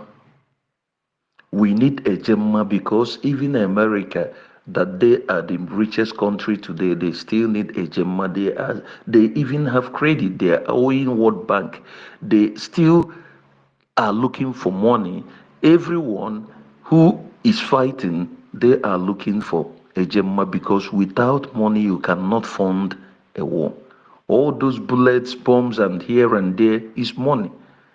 Then if we see all these people still looking for funds, then what are we going to say about we that are still, we have not even gone anywhere. We are trying to restore our nation inside a nation that are evil, that they are ready to do, if they see whatever they will do to poison each and every one of us to go down, they will do it and leave only those who are their enablers. Now, where am I coming? I'm coming to the enablers because, believe it or leave it, my brothers and my sisters, if you did not sweep your house and get it clean, how will you bring an outsider to come in to see that it's dirty? Or also, how can you stay in your house when you did not clean the house? Where am I going? We had information. We are talking about what did they call him? What did they call him? Allen Onyema. That he gave them 2 billion. He gave them 2 billion for what? To fight his people, to kill his people, to destroy our land. And these are the people that we think, we believe, or we think that they are the ones they say they have money. This Allen Onyema was the same person that they used to do whatever they did in their so-called, when they call it Niger Delta, to be able to destroy them, and allows them and make them to accept the what did they call it, to accept whatever they accepted then the amnesty. Then now they have did whatever they are doing. They were using those ones they were using, they couldn't get through. Now they have called him. Now here he is, and he gave them 2 billion. We are talking about the one that we had. Do we think that people like Ato Eze, the Fulani slaves, since he's been the Fulani slave, the old fool, do we think that he's keeping quiet? Don't we think that he's financing them too? I want us to understand something very clear. Those people, all these people who are benefiting from these people, they never want anything that has to do with this Biafra. We should understand that. We should understand it very, very.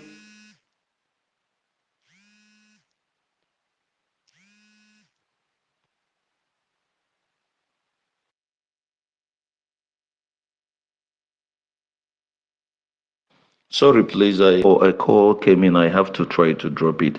We should understand very clear that all these people, all of them, each and every one of them, they will never in this their life allow Biafra or allow us to do whatever we are doing.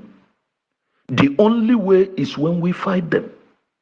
And how do we fight them? I keep saying this. We know what we should do. That same homeland they are trying to destroy, it's time to How go far after it their is? businesses. Hello, Alpha. Yeah? It is re-echoing. It is re-echoing. Your sound is re-echoing. Can you hear me now? Yeah. Okay. Okay. I want to make something clear. Please. We should understand that these people, if we don't fight them, these people will be giving the enemies the way to come in, and they will be making things easier for them to come in, and they will be allowing them to destroy us more. Let us check and reason. This man, he's from where? From Ihiala. He gave these people 2 billion to get equipment and logistics and whatever it is. What are they using it for? They are using it to destroy our people. Because as long as we should understand, all these people, they have sold that place, and the so-called government, they are not, the Nigerian zoo government, they are not getting no funds anymore. The funds they are getting are being divided by individuals. The funds they get is the funds they are getting from our people. And who are those who are funding these people? Who are those who are helping these people to come to us? We are talking about Allen Onyema. Tomorrow it's about governor. Next tomorrow is about Soludo. It's about this person, this, that. I ask us question. What do we think that we are to do to stop this our people? Because let us be clear in all these things. If we don't deal with our people, these suppose, we are not going anywhere, believe me. We are not going anywhere. I will still refer us back. very clearly, I will still refer us back. What is happening in Amazonia? I know they have sabos. Do we remember how they treated their sabos? Do we see the progress they were making? These are the people that they are looking up to us. Now we are the one looking up to them.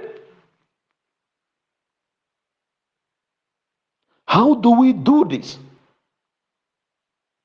Because no matter what, the dimes that we are contributing is not enough. In as much as this not enough, the so-called zoo are using those that are a mix of us to to divide our funds.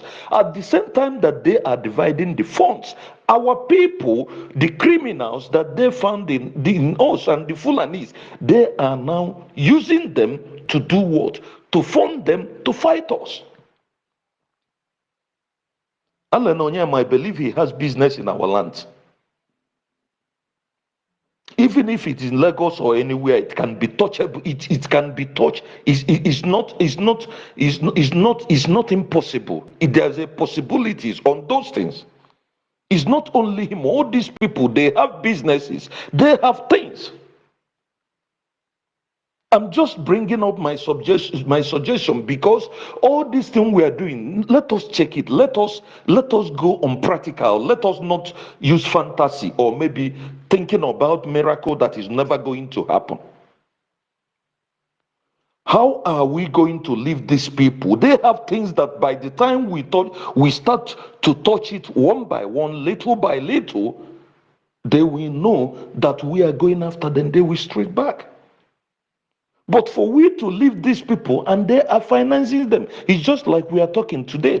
Tomorrow, chief priest will come up, the one they call chief priest that have gone to kneel down for them. He will bring out his own money to finance them. He will even bring our people that is going to fight against our military. And we are leaving these things going. These people, they have things that we are going to touch. Even if we cannot do something, I will say it clear. I'm just saying my mind. If we are to target even to be bombing the whole pipeline, if it is what we are going to do for the world to listen to us, let us do it. Because America today, they have company that they are still taking things from our land.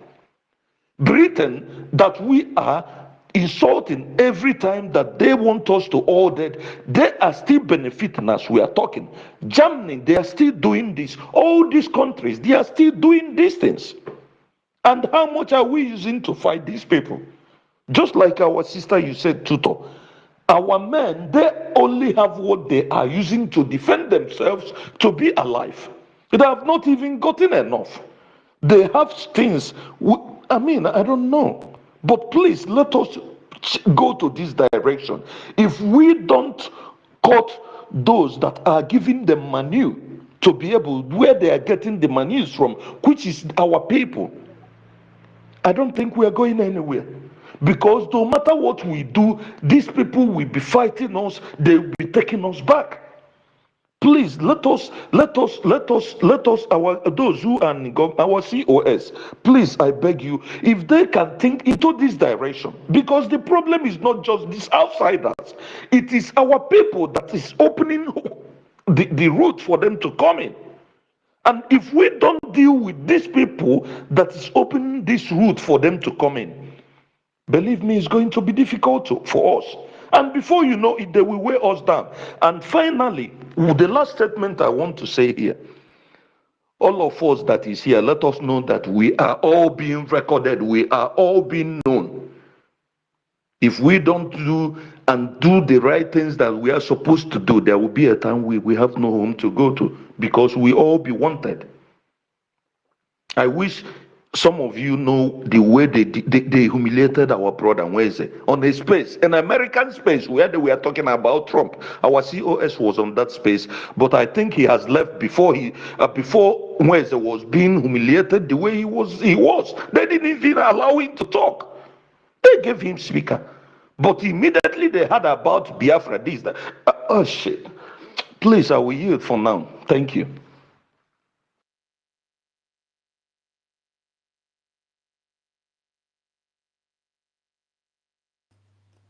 Chibike, when you go ahead, you know you've been pumping down. Chibike. Yeah, I think we agreed on a personal thing right now. Although everybody have to say their mind, but we have to understand on them AFAM, it is us that will fight this fight too. So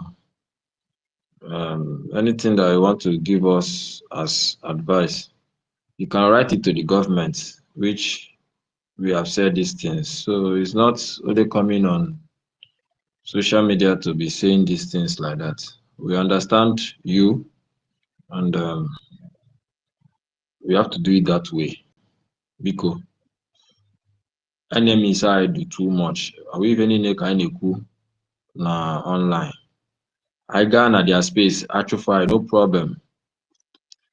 Only one thing, there is a thing he said now that these people knows we that are fighting this thing. If we don't get our freedom now, time will come, they'll begin to chase us all over the world. Yes, that is why we are doing everything possible to fight. We are light, and Nigeria is the darkness. And it's a fight that is going on both spiritually, psychologically.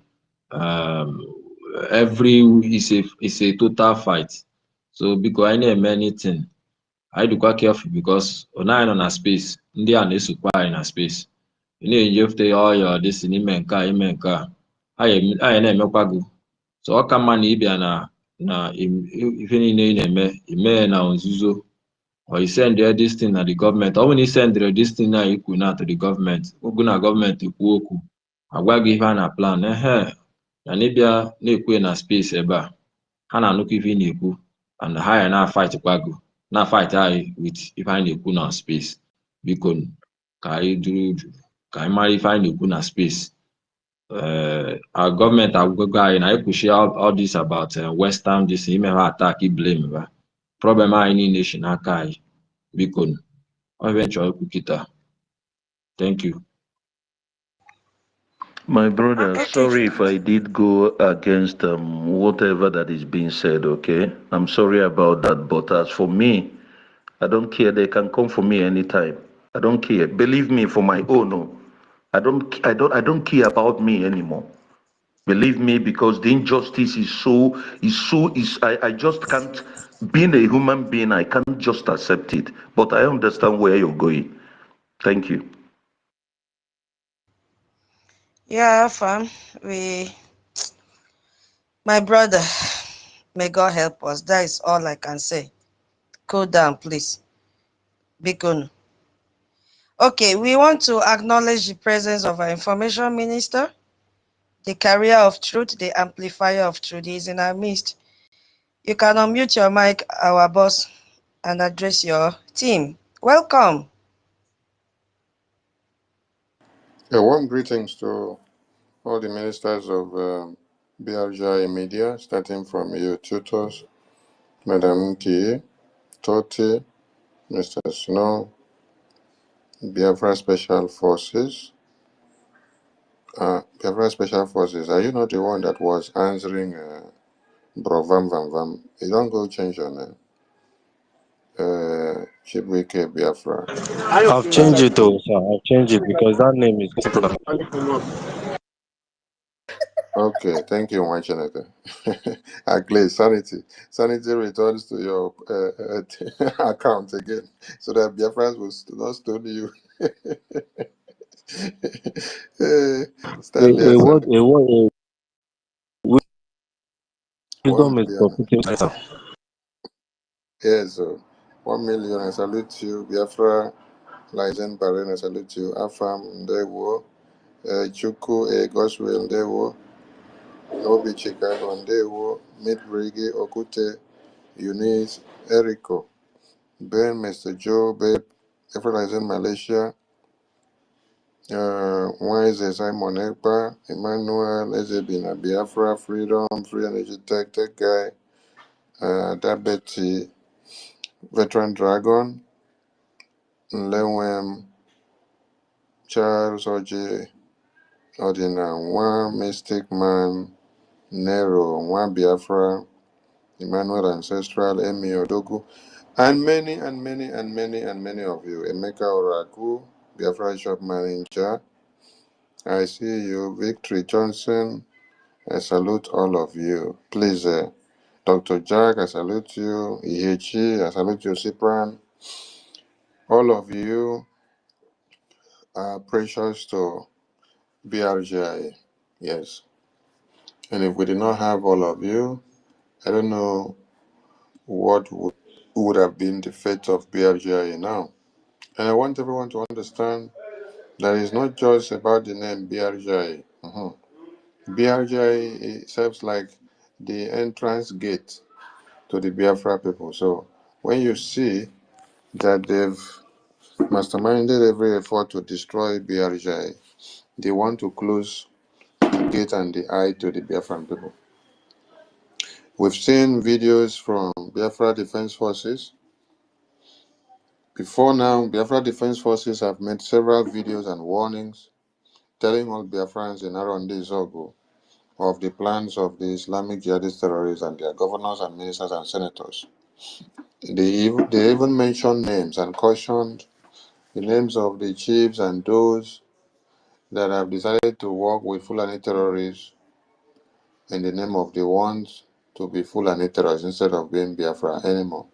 Because of the love of money, just like many of you decided to carry Biafra donation money to go and give Ipubagu commanders like Caterpillar and Sapele and the rest of them. Today you have Chika also, where Emma is now trying to use that one again to deceive them and to divert Biafran funds to what is not supposed to be.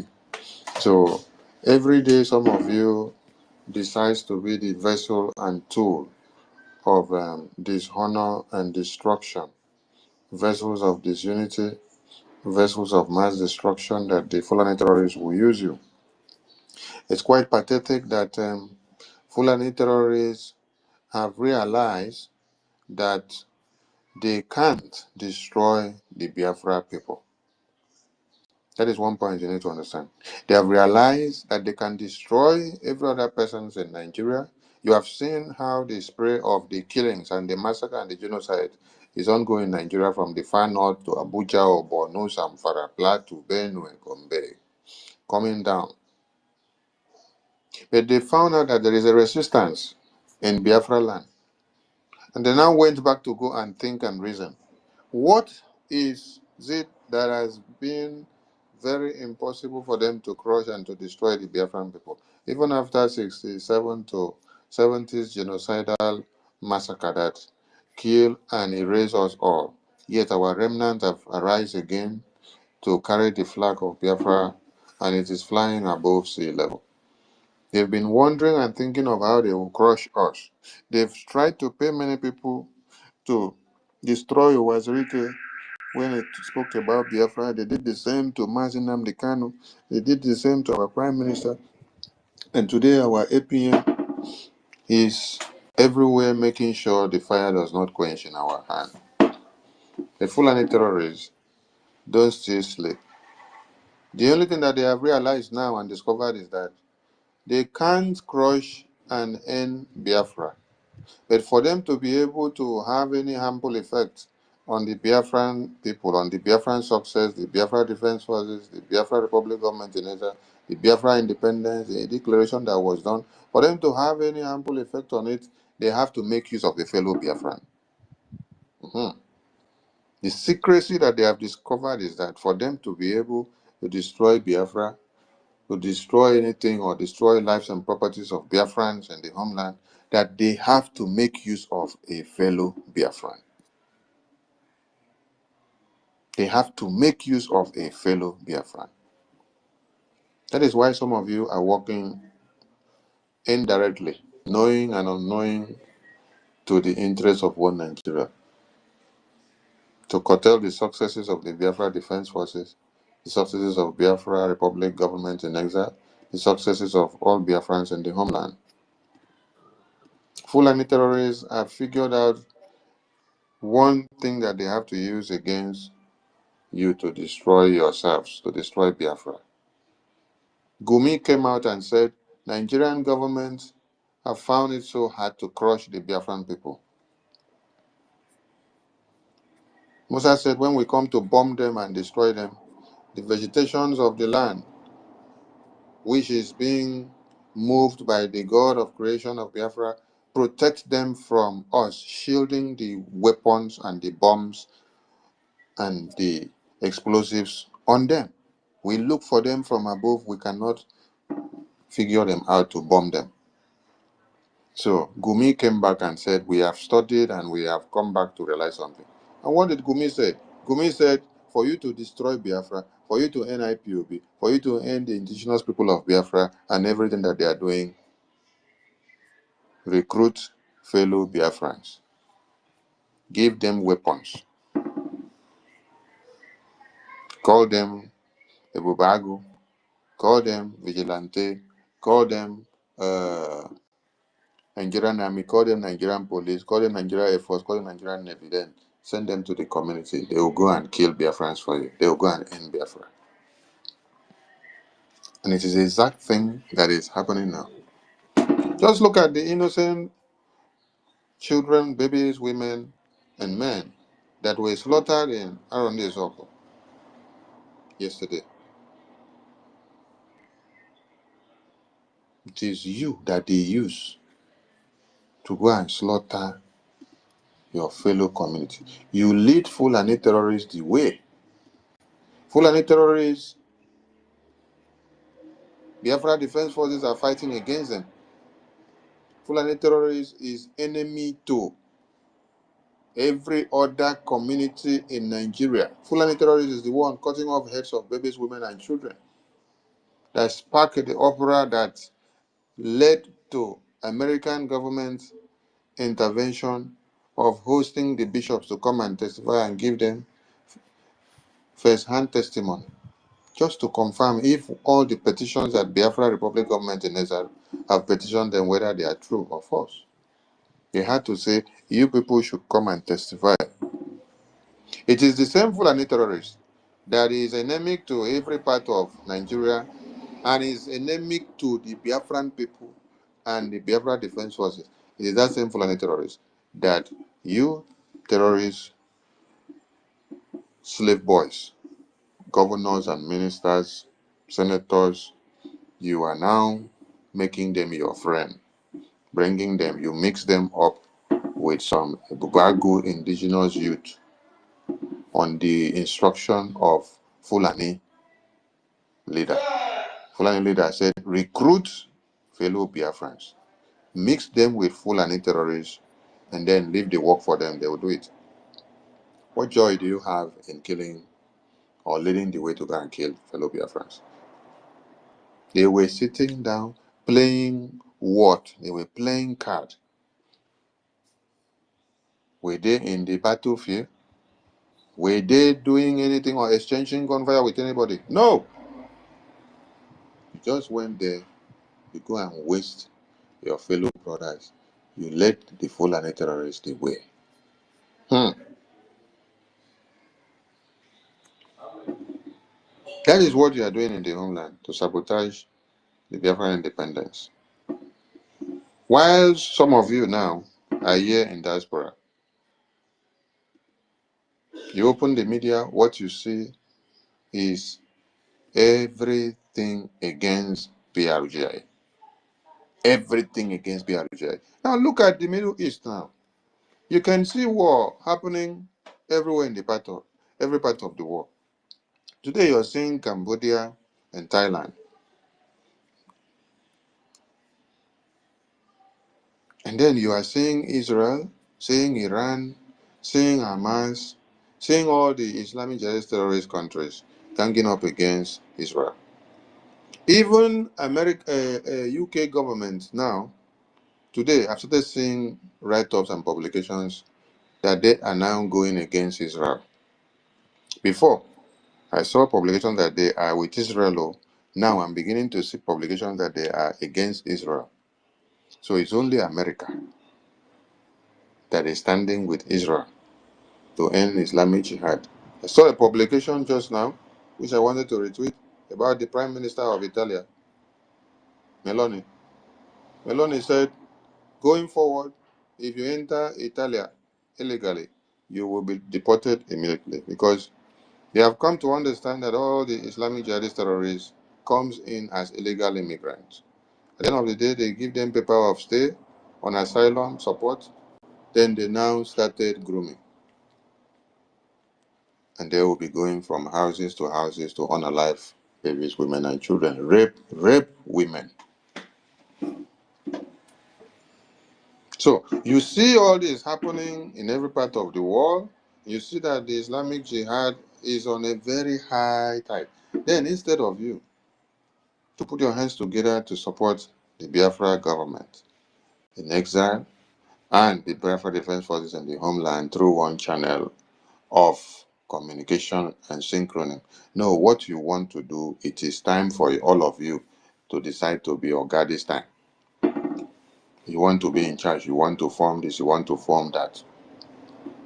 You want to destroy because you've not been given the opportunity to go to destroy this. Let me ask some of you. When PM was here, which of you in the BRGI cabinet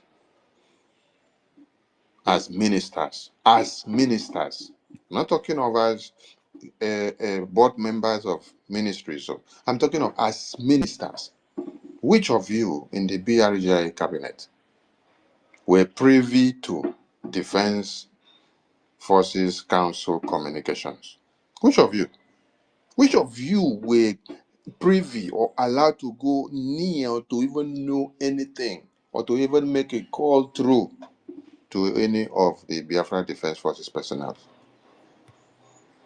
Oh, you people fought to see because you saw the formidability, the way the defense forces were doing it, and you saw how Musa was crying, how they would to put Nigeria into chaos to the point that they had to start discussing about Biafra in the National Assembly for over 2 weeks. The House of Reps did, National Assembly did. They had to later summon all the service chiefs, Army or Air Force or Police or Navy, or then the Chief of Defense,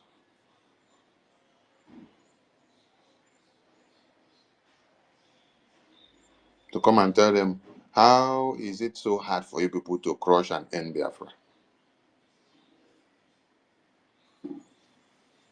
You people saw the formidability of how the defense were working. So when you successfully made sure some of you work with IPOB, yeah, there's something here we need to understand. There are some people that continued working with IPOB Nigeria to see to the fact that Finland or European Court or Commission reopen the case file of the petitions that were submitted against PM in 2023. There are some of you that were still in the Biafran government. You work behind the scene, targeting 2nd of December Declaration Convention. Since January of 2024, you did not call Finland to reopen the case file and to drag Prime Minister to court and put him in prison. Since January 2024, you people time, you control, you continue to give information from inside the government to the Nigerian terrorists. Then when it was just few days to the convention, a month to the convention, when everything has been arranged, everything has been properly made, a month to the convention, you people told them, yes, it's time to strike. It's time to tell the Finland court or European Commission court to go and reopen that case file now. All the way from January of 2024, you guys did not open the case file. Then it was a month though. Because before then, you saw all of them writing on the media, 2nd December will never happen. You will see that it will never come. You will see that the declaration will never come. It will never happen. You will not allow it to happen. Now we understand all those write-ups that were coming from Nigerian politicians, most especially Ejiofor. when he wrote several times that everybody should wait and see. That before 2nd December, that they will see what will happen. And some of you inside BRGI, you were working with the politicians. Chai. When PM was here, how many of you in BRGI are privy to defense communications? Is it not what you see in the media that you see? And what is made public that you know? No, now, all of you wants to go to the defense so that you will destroy their focus. You wouldn't even allow them to focus. You'll be disturbing them, cause commotion, cause chaos, left, right, center. Everybody wants to go and have a talk with the Chief of Defense Staff, General Ekpa. Everybody wants to have a chat with the chairman of the Joint Chiefs of Staffs of the Defense Forces, and it's a success. Everybody wants to go into the Defense Council, and when you are resisted and when you are blocked, you come out and start using success name and start writing nonsense memo, write all manners of things.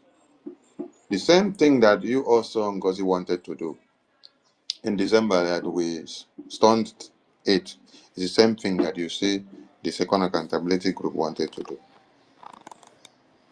But I ask all of you, when PM was here, how many of you, starting from anyone that should even be considered to be speaking after PM speaks? Let us say, let's consider anyone that should speak after PM speak. And there has not been anyone that PM said, this is the person that should speak after he speaks.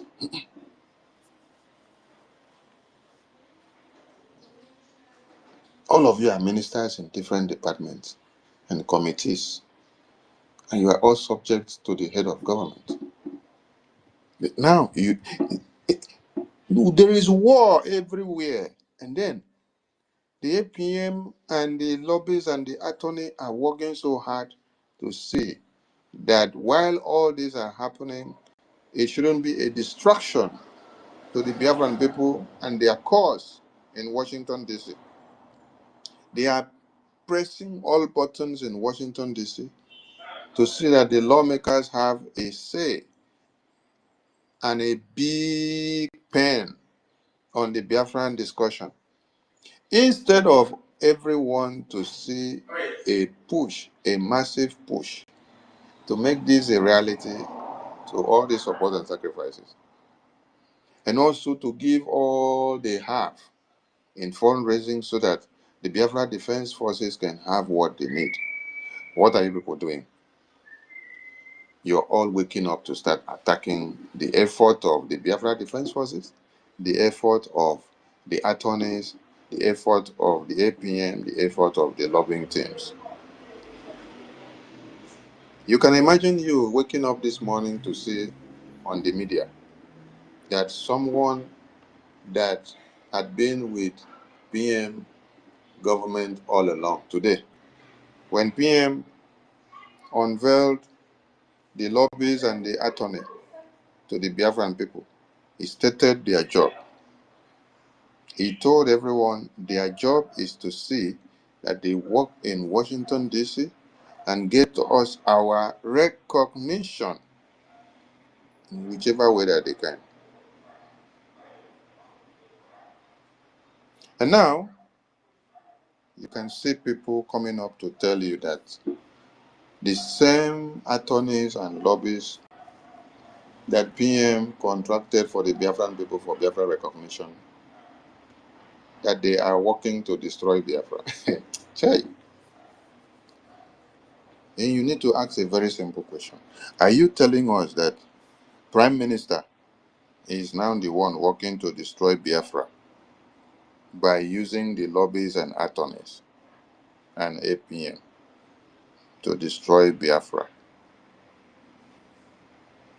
in USA, while the same people are on the table putting all they can? Chai, my God.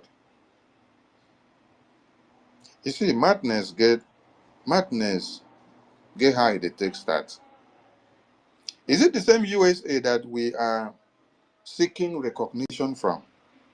That somebody is saying that the USA may be using Isaiah Young and modern global strategies to destroy Biafra. Hey, my God. Biafrans, you know what you want and what you have. And when you see anyone start throwing stones on them and sand and saliva, then you should know how to treat those people. See, when you continue to go and speak on the media and talk about Biafra in your own way, set up your own group, do whatever you want to do, you have nothing to do with our names or our modus operandi, our template. You don't counter it. You don't come and press anything against it. You don't say anything against it. Hey, you will be a good person doing what you know how to do best. But the day you start turning your barrel of gun to any of the template that we put on the table for Biafra, from that very day, you have become an idiot. You have become an enemy of Biafra. You have become the worst thing that your generation has brought into existence, thinking that you could have been a blessing. We are seeking recognition, understanding, political and diplomatic understanding with the United States of America. Then some idiots are coming to write on the media that the United States of America will be using us to destroy Biafra. Ask them if they have gotten Biafra yet.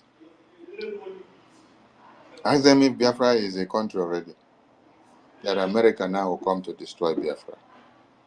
This is the same America that our eternal leader, Ojukwu, with his entire team, were looking for this kind of opportunity to have someone like Attorney Dabiri, Mazi Elias, and another representation of the Biafran extract to be just having access to where? The congressmen, to be having access to the Capitol, to be having access to Washington, just to be able to present a write-up and tell them this is what Biafra is all about, this is what they are facing. This is what our eternal leader was looking for. He applied for this for many years, but the opportunity didn't come. But today, we have been blessed to have that opportunity strengthened out by our Prime Minister. And those men and women that were given that job, they are doing it very well. I've also heard some misinformation that we do fundraising and that the APM is paying Elias or Moran Global Strategies $50,000 every month, $50,000. Chai, my God. How much did Prime Minister tell everybody that Biafra Republic Government in Exile is paying to Moran Global Strategies lobbying? Please, I want everyone on the mic. If you are a good listener of PM, how My much did minister he? is $10,000. Thank you. Please let every other person pick the mic and also say, so that it wouldn't be it's only Afam that is saying it. Please open your mic and $10,000. confirm. Yeah. $10,000 is what he said and what he told Biafrans. 10,000, not even point. 10,000. Thank you. And again, Another person, please. the information is in public already. He brought it out. The information is in public. Thank So it's you. $10,000. Thank you. Another person, please. Yeah, information minister, sir. Yeah, the money our prime minister told the Biafran people they are paying more global strategy is $10,000 a gem mother, $10,000. Yeah. Thank you, Mwachineke. Another person, please. Yes, sir. It's $10,000. Publicly Thank you, tell you. Mwachineke. Thank you. Another person, please. My minister, another thing he said, even onto that, he said this was what the criminal DOS was saying they were paying 80,000 monthly or weekly, collecting money from Biafrans. That was even when he said that. He said it very clear. And he said, had it been he has the half of what these criminals had, we would have gone far. So he made it openly. It's not a hidden thing. Thank you, Wachineke. All right. I love it when things are done and the records are there. So every Biafran had this. But you see, the accountability group of 2025 July are dishing out this misinformation there that we do fundraising, we do town hall meeting, and then we are paying $50,000 to Mazi Elias. It doesn't exist. Those that love to dwell on misinformation from content creators, continue to listen to them. The official payment that our Prime Minister made the announcement to Biafrans was 10,000 ejema, like you have heard from everyone that spoke now. Evidence on record. It is on record. And you can call Mazi Elias and ask anytime, any day. This $10,000, let me also explain some other things for some people. When you are building house, you draw a project, right? You also draw a budget out or whatever that you're doing. And then from it, you say, okay, the estimated of this project is 10 million. And then there is also another kind of budget that is called contingencies. Contingencies takes care of every other thing that comes up on emergency that is not in there. Because these ones are things that will just come and then pick up. So also consider all these ones, that this may also comes up. But that's not our problem now. When people go out and then misinform the entire world that $50,000 is being paid to the Biafran government lobbyists, it is so disheartening that people can stoop so low to misinform people, to discredit the effort of the government, just to hamper the effort of others, to destroy what we are doing. When the God of Biafra is taking care of some of you, you will be running mad in the streets. So, if you know what is good, desist. I am still asking and waiting for the same accountability group who are putting messages out there that APM remove Prime Minister from documents of BRGI. Please, I want them to bring the documents where it was written APM removed PM from BRGI document. I want them to bring it out. That is why I'm still waiting on.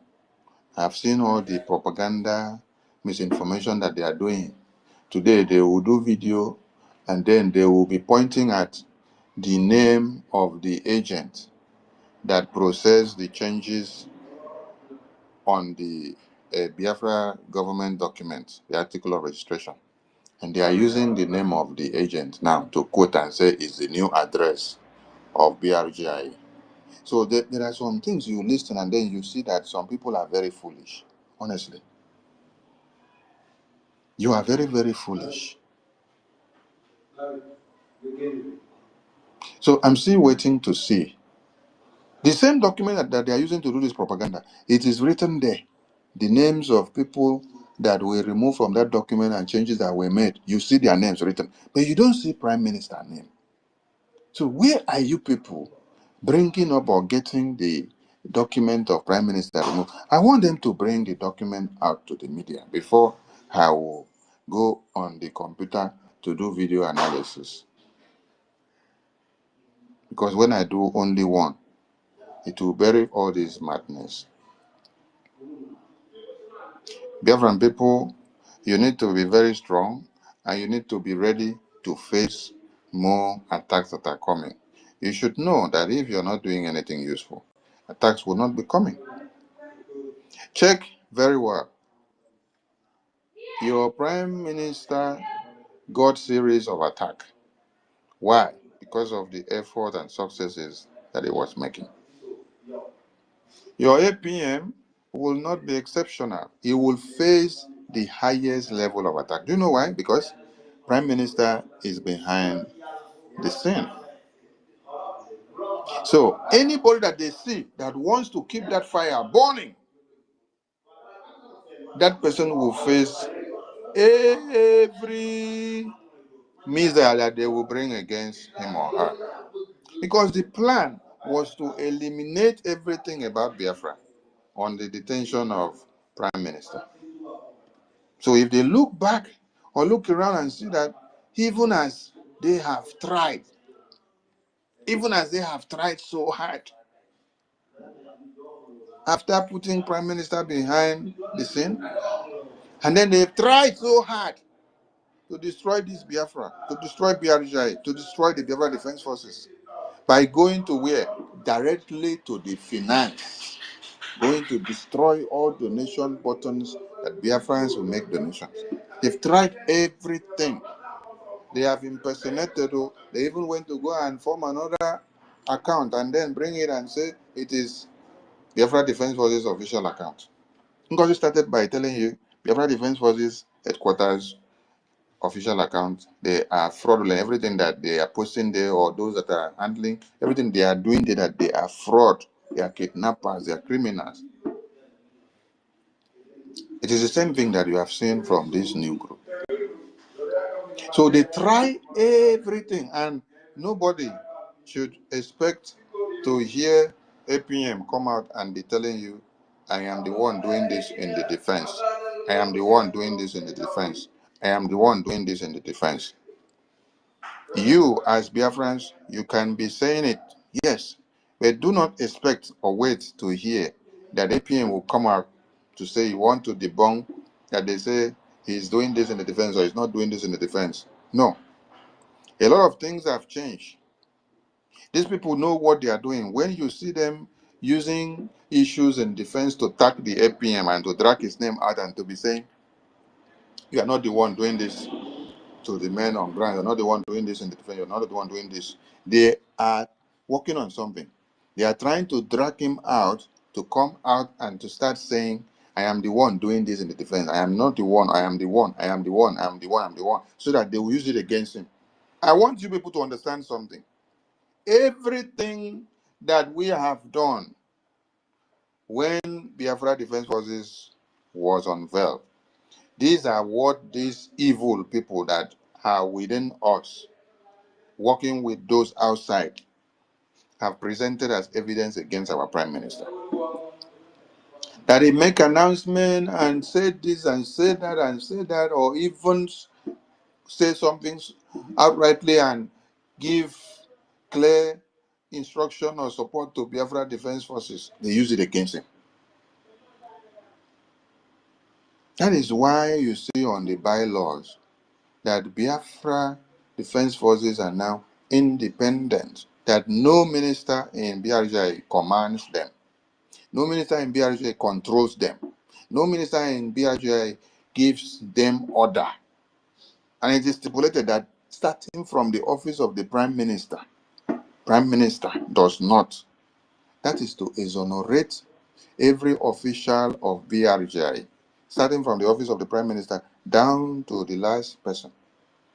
So that when they are looking for something to use against you, they will not see anything. But you as a Biafran, you know what we are doing. You know how our Biafra Defense Forces must survive. You know how our lands must be protected. you know how we have to make sure our angels are supported with what we have from the homeland. They are not in diaspora, they are in the homeland. They are not fighting the liberation in America. They are fighting the liberation in the homeland. And that is where the war is ongoing. The war is not ongoing here. The war that is ongoing here is the one of the international communities. Like you see Israel, you see Iran, you see all the terrorist states. Now you see Cambodia and the other country that is standing close to them. You see Russia and Ukraine doing their own fight. You see fight everywhere. You see Thailand and Cambodia. Everywhere you see war. These are the wars that fought in their own place. So our own war is being fought in our homeland, not in exile. So they are pushing APM to come out and say, oh, he's the one doing this to Biafra defense, he's the one doing this to General Buduza, he's the one doing this. Oh, he's doing it through this person, or he's doing it through this person. Biafrans, do not expect that you will hear such utterances coming out from the mouth of our APM. I'm saying this now because all of you have listened to many videos and audios and misinformations where they are sending it in the WhatsApp and they are even playing it in their accountability spaces so that they will drag APM out to come and say, I am the one that is in charge. I am the one that is doing this. I am the one working with Biafra Defense Forces. I am the one doing this. The Biafra Defense Forces, the defense of Biafra, is not run on social media. Communications and alignment are not done on social media. So we are extra careful of what the enemies want to use against us, and we will not fall into such trap.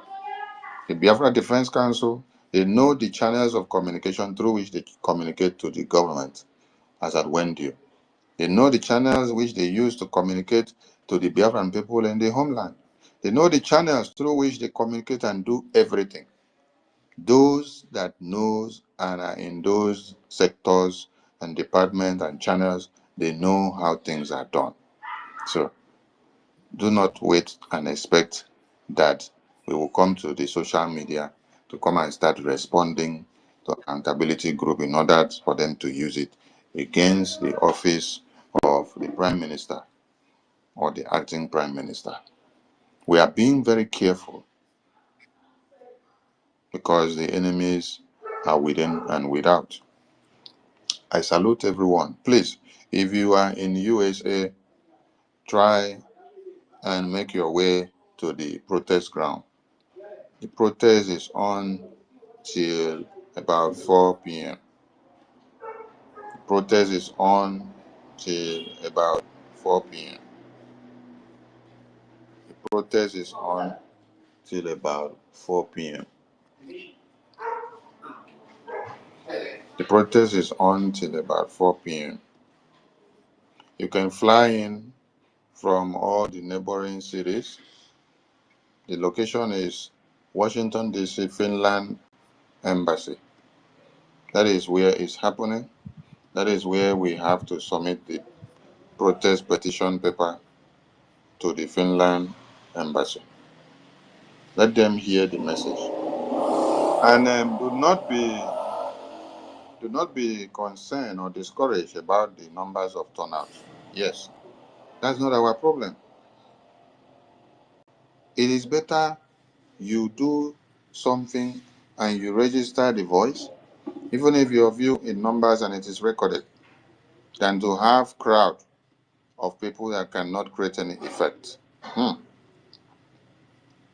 How many did we have Biafrans in Texas when they protested and submitted petitions to the Finland embassy?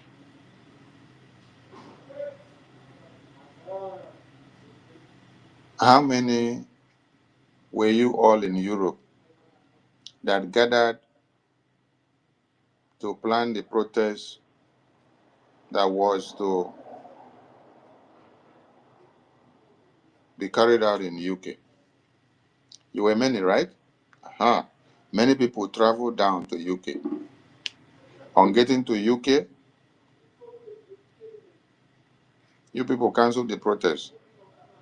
You canceled the protest for our leaders, and then you decided to use the same multitude to stage a coup against the government. So your numbers was important to stage a coup to the government, but your numbers were not important to stage a protest to the head of government or for the head of government to be released. You see? And your numbers were much to stage a coup. And your numbers are not much to donate money every Saturday and to bring huge amount of money. You cannot hear one person donating 500. Cannot hear one person donating 1,000. Cannot hear one person donating 400, 300. Cannot hear one person donating 500, 700, 800 from the same Europe that were able to do what? Stage a coup to bring down the government. But a country or continent that is not planning a coup one person can be donating 500, 400, 300, 700, 1,000, 1,200, 1,500, 2,000, 3,000, 4,000. Do you see the difference? Where you have populated numbers, their mandate is to plan coups and to destroy the government. Their mandate is to destroy a protest that should have demanded and registered their voices to the release of our leaders. Their mandate is to see that they write letter, use PM's name to do all manners of propaganda. Their mandate is to go and destroy the Biafra government website, where all Biafrans are making donations to the freedom of Biafra. But where the number is not much, they are not having healed mindset of going to destroy the website. Where there is few numbers, they have sense of reason, sense of humor. They understand that we are at war, that this is not any time for you to go and block the Biafran government website. Because doing so, you're acting on the ordinances of Musa and Nigerian government. We stated that for you to destroy Biafran independence, go and attack their source of finance, which is where? The website. Before now, Biafrans in the homeland cannot access the website or make payment with their Visa card or any card of their own that is affiliated to Nigerian government, and they are logging in from the proxy of Nigeria. You have to log in from using VPN if you are inside Nigeria. But anytime you just walk out of Nigeria, you can access everything on the website of Biafran government. You can make payment with any card of any other country. But from the homeland, you cannot. Then when some of you were given the mandate of block the website totally, destroy the website so that they cannot make a dime donation, whether they are from diaspora or they are from home or they are from Nigeria, block the website so that they will not have access to make donations. And you guys gladly did. You heated your chest. You rather see the Biafra website blocked. You rather see that no money comes in so that Biafra Defense Forces can be destroyed, so that the lobbying can be destroyed, so that the finance minister will not see anything to run the affairs of the government, so that Biafrans in the homeland cannot also run the affairs of the government in the defense. You hit the chest to block as far as finance minister refuses to allow you people to control the defense and control the finance. You block the website. Hey, Gumi said, for you to destroy Biafra independence, for you to destroy IPOB, just go and recruit fellow Biafrans. Put them on the line, because we have tried so hard by using fellow Fulanis to do it, but they cannot destroy Biafran people, because Biafran people are the only ones that have the antidote of the Fulanis. But now, if we have to destroy Biafran people and this Biafran independence, go and meet fellow Biafrans like them. Most especially those that are inside the government and those that are outside. Let them work in pari passu so that they can start destroying. Your destruction attempt has been countered, and you cannot destroy BRGI, thereby destroying Biafra in proxy. No, it can't happen, because God gave us many gatekeepers. And we are so happy.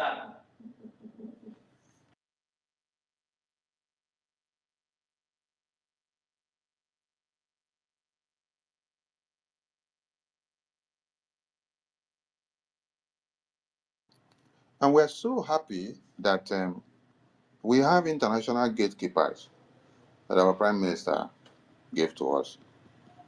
Mazi Elias, Amen Dabiri, the attorney. These are the international gatekeepers. How I wish we never had these two that our Prime Minister got for us before. It's like Prime Minister knew that something may likely happen before the convention or any time. Have you all checked the event of Prime Minister announcement of Attorney Dabiri? Have you all checked something? This announcement of Attorney Dabiri was on the 16th of November, 2024. 16th of November, 2024. Then, which day was our Prime Minister detained? Our Prime Minister was detained on the 18th, because 17th was a Tayana town hall meeting. Then 18th, we don't see our Prime Minister again. The publication of Attorney Dabiri was on the 16th of November, 2024. Hey, God of Biafra, God of Biafra, God of Biafra, God of Biafra. Hey, you are great. You are great. The same way that when Onyendu was to be kidnapped without even knowing, he was educating everybody. And then he publicly gave blessing to Mazi Simon Ekpa. He gave blessing to Mazi Simon Ekpa. And nobody understood what he did in that fundraising. In that fundraising, he came in and then used over 30 minutes to eulogize Prime Minister Simon Ekpa. And then all the IPOB DOS members and all those that have been giving big money, they were like, why will Onyendu use over 30 minutes to be singing the praises of Mazi Simon Ekpa inside the fundraising to them? They were all angry. Yes, they were all angry. He spent over 30 minutes just talking about Mazi Simon Ekpa, of his good works, what he's doing, how he's doing it, that everyone should follow him, everyone should listen to him. That he's done this, he's done that, he's done this, he's done that. Over 30 minutes in a fundraising. That same 2021, that same 2021. That was the last fundraising we appeared with Onyendo. That same 2021, that fundraising is there. If I go and look for it and bring, All of you will say it. Did anybody know that a kidnap of and betrayal of the same supreme leader of Biafra people will be happening in days? Nobody knew. I think that fundraising was in May, while his kidnap was in June.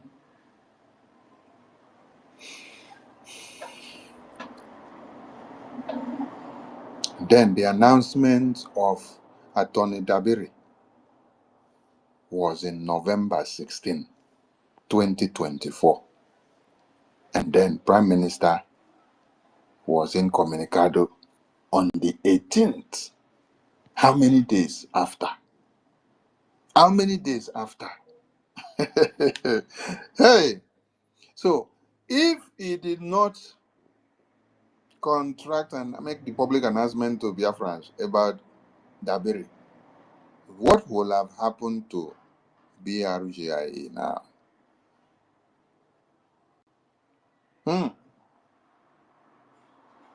And for Dabiri to have come to play, it is the work of Mazi Elias, who goes to pick the best of hands.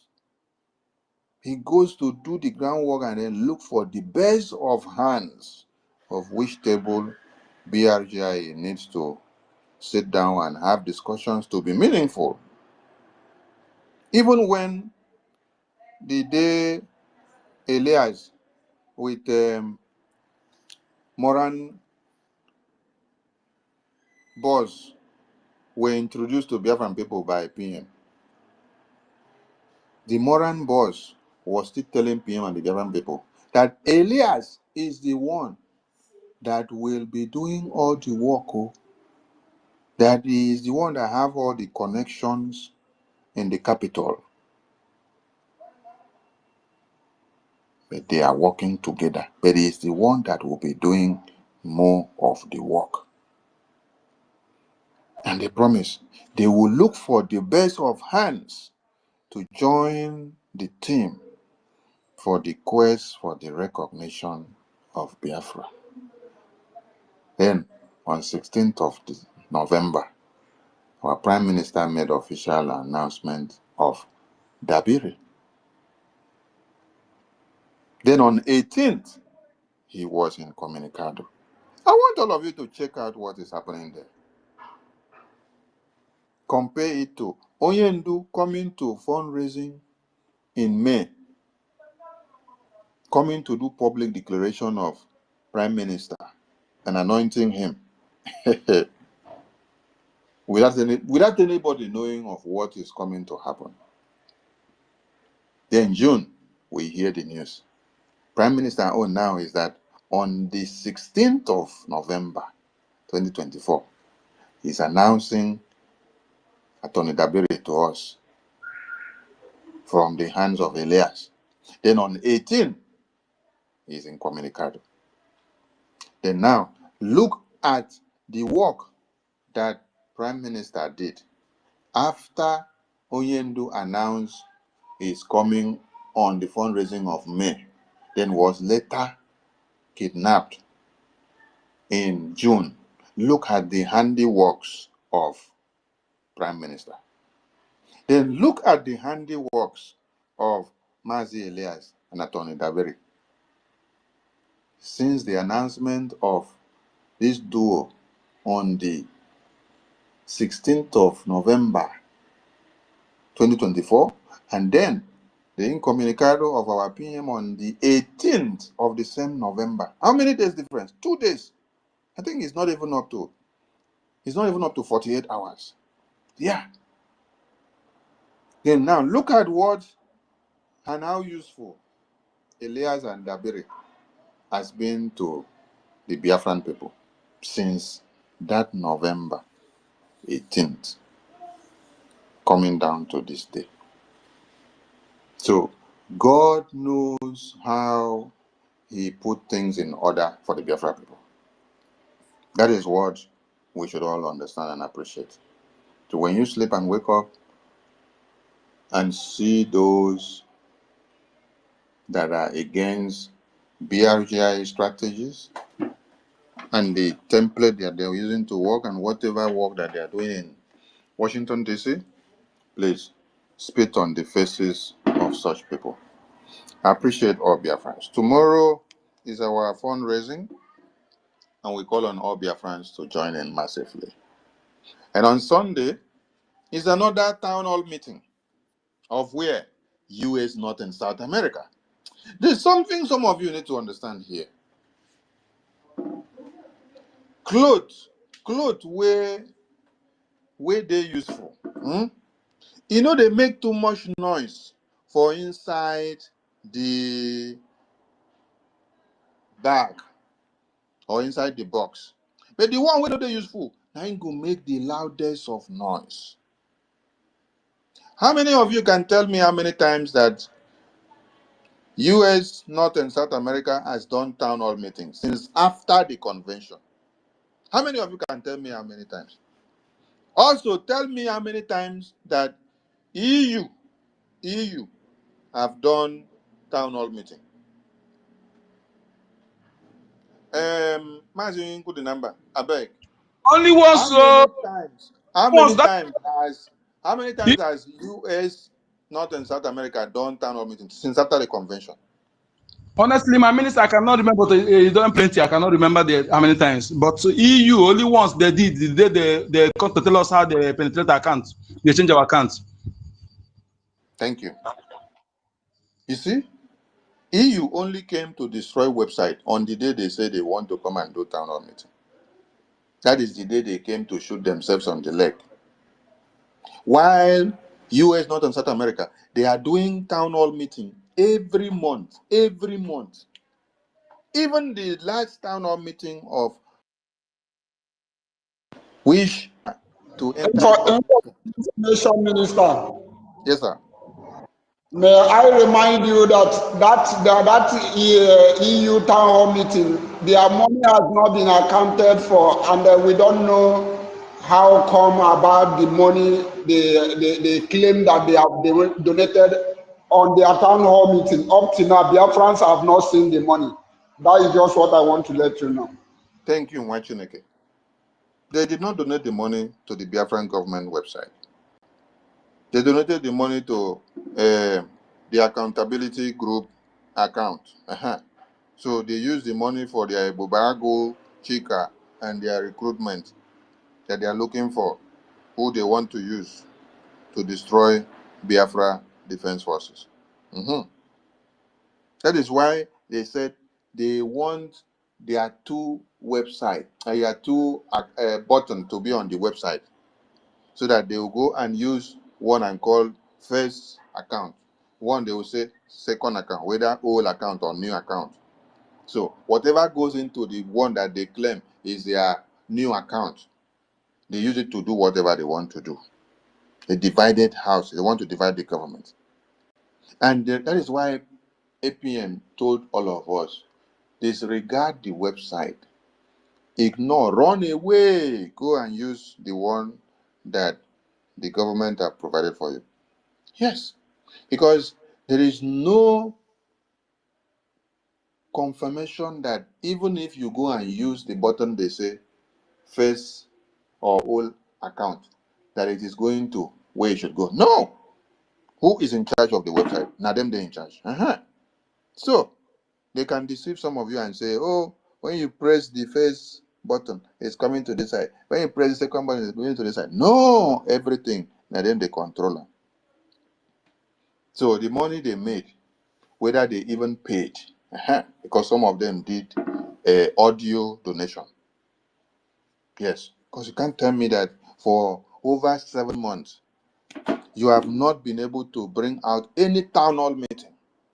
You cannot even bring out a town hall meeting for Germany or Netherlands or Sweden or Spain or Italia. No. But what you did is in 7 months, you came together to embezzle the website, to destroy the website. And when you go to the website that you want to destroy, you don't want to destroy any other button on the website. The only button that they send you to come and destroy is donate button. Donate button. donate. That is the button that they say, go and destroy that one. Because Musa said, you want to destroy Biafra, attack their finance. It is from the donate button that you hear what is finance. So as you go to that website, the only place you need to target is the donate button. So, US on North and South America has been doing town hall meeting right from the very last town hall meeting that was to be done before convention. Do you know that these people plan to cancel this town hall meeting? I said no. Because you go to sleep, you cannot cancel this town hall meeting. You cannot cancel any of the town hall meeting that has been scheduled even before PM was returned. Both the ones in the homeland and the ones in diaspora, you cannot cancel any one. I told them every town hall meeting that we pre-scheduled have to hold. Nothing changed. They said they are the one in charge. I said, make una dey in charge for there. Una dey in charge, no get anything to do with finance. Why will you want to come and start attacking fundraising and town hall meeting?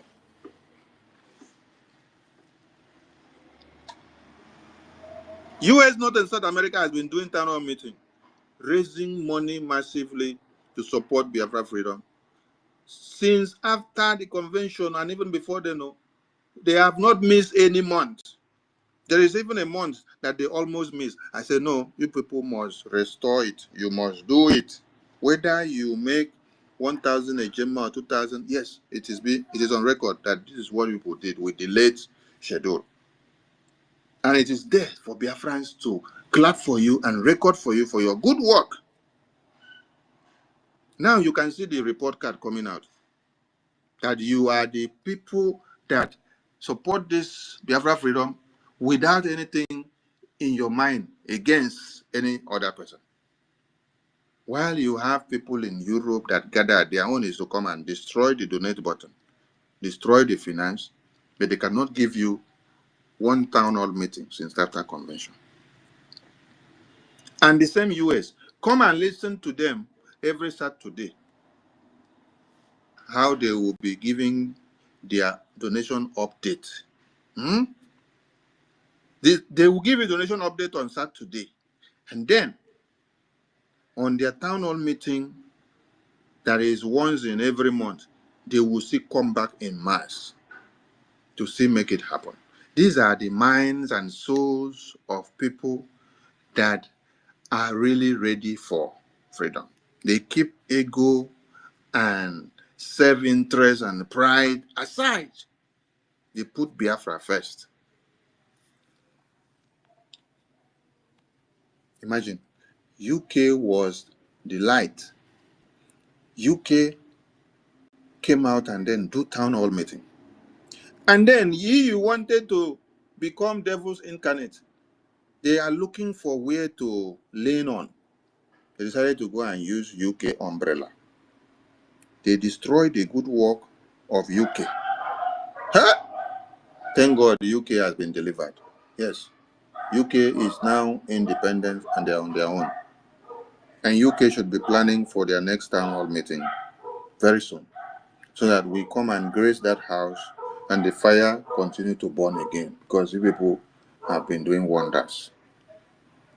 So on Sunday is US North and South America town hall meeting.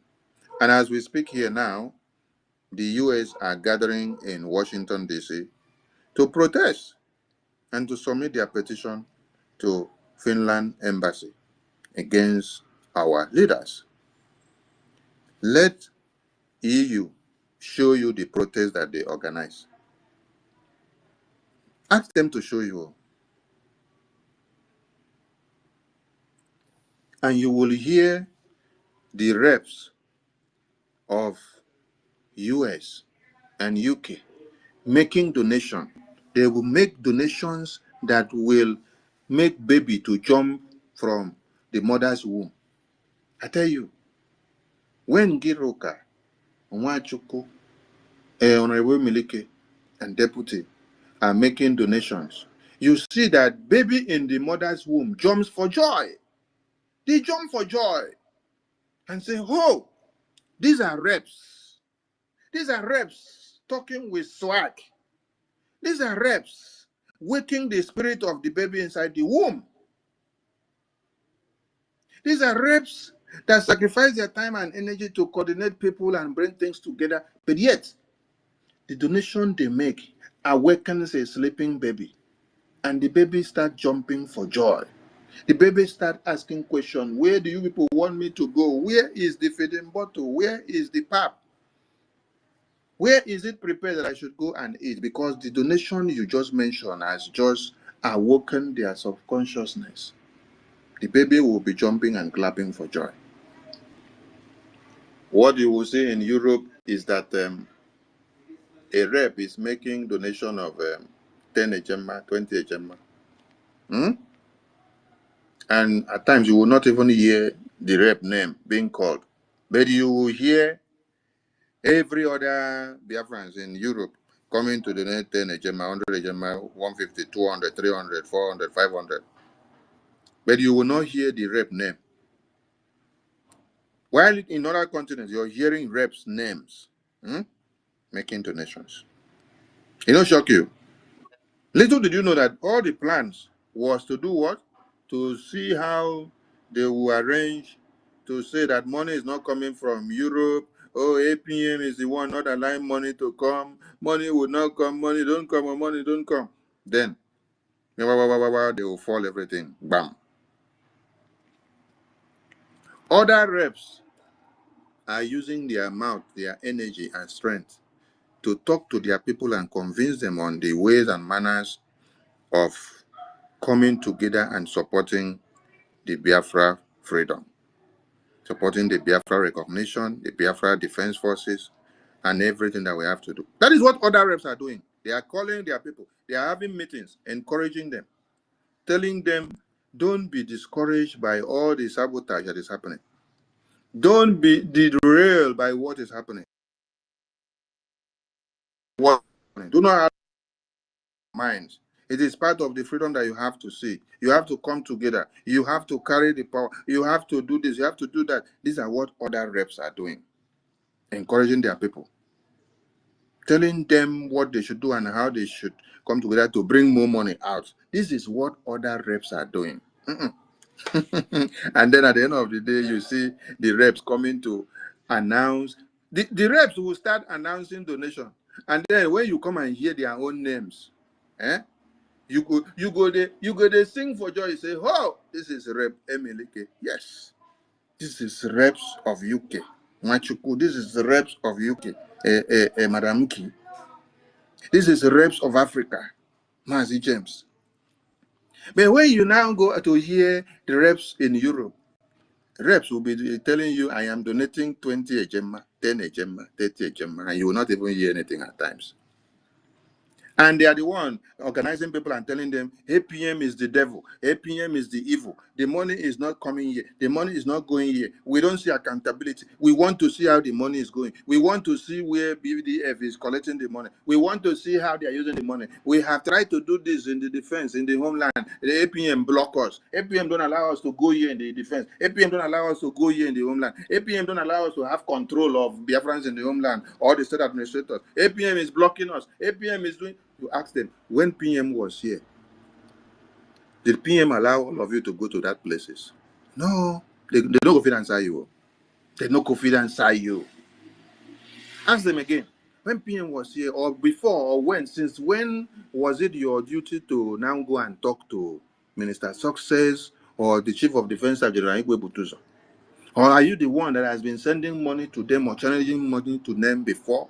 Or when did it become your own duty that you now come to tell us when money gets to the defense and when money does not get to, and what they use it to do and what they did not use it to do?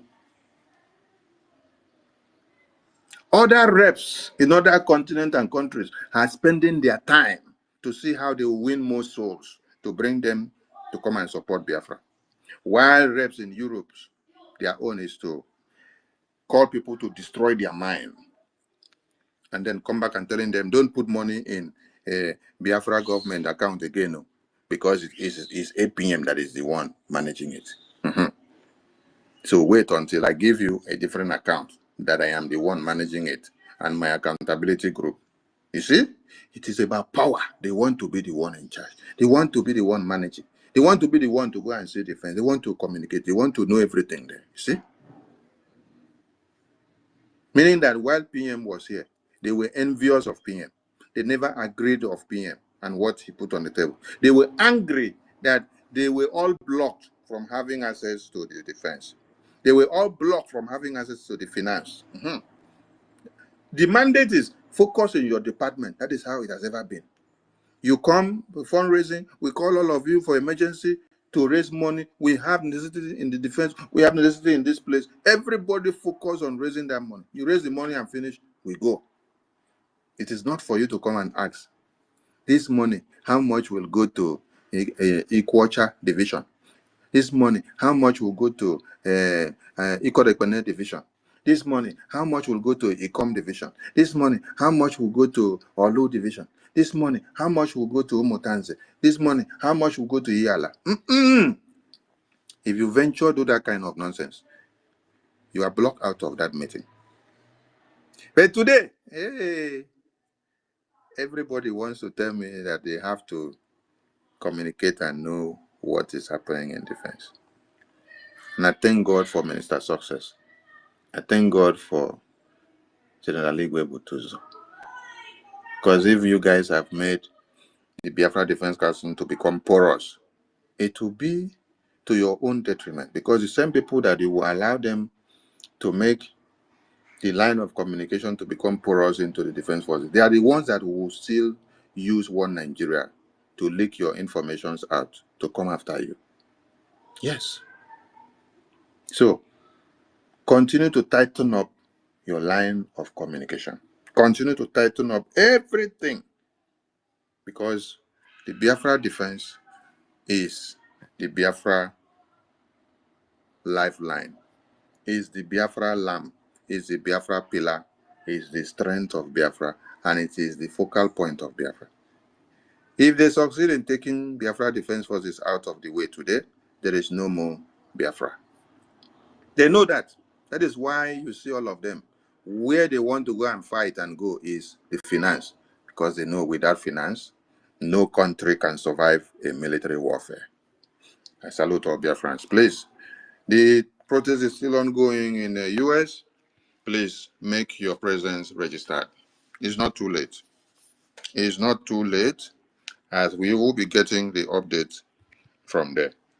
How I wish I'm not in this, is it, how would they call it? Is it third world country? When I go see a protest go there for Europe, I go. Protest go there for UK, I go. Protest go there for America, I go. The day I will come out for this third world country, this Africa where they so. When I go to see the event where go they happen for Europe, I go. When I go see me. The day where go happen for America, I go. The day where go happen for UK, I go. I appreciate all those that will make it and those that will continue to make the flag to continue to fly above sea level. Thank you to the media team, and let the fire continue to burn. I salute all of you. You guys are so wonderful, honestly. Yes. The enemies of Biafra, they have reached and met up a brick wall that they cannot penetrate. That is why they are crying every day. And they are left with no ideas. That's why today, you can see they will be talking this one, tomorrow they're talking this one, and they don't even know how to sieve their words anymore. So confusion has become their portion, and they will continue like that. Kudos to the BRGI media team. Please let the fire continue to burn. They said they want to stop me. They said they want to stop me from talking and telling Biafrans what they are supposed to know, because they see that it is the mouthpiece that is exposing the enemies of Biafra and holding the ground running and keeping the fire burning.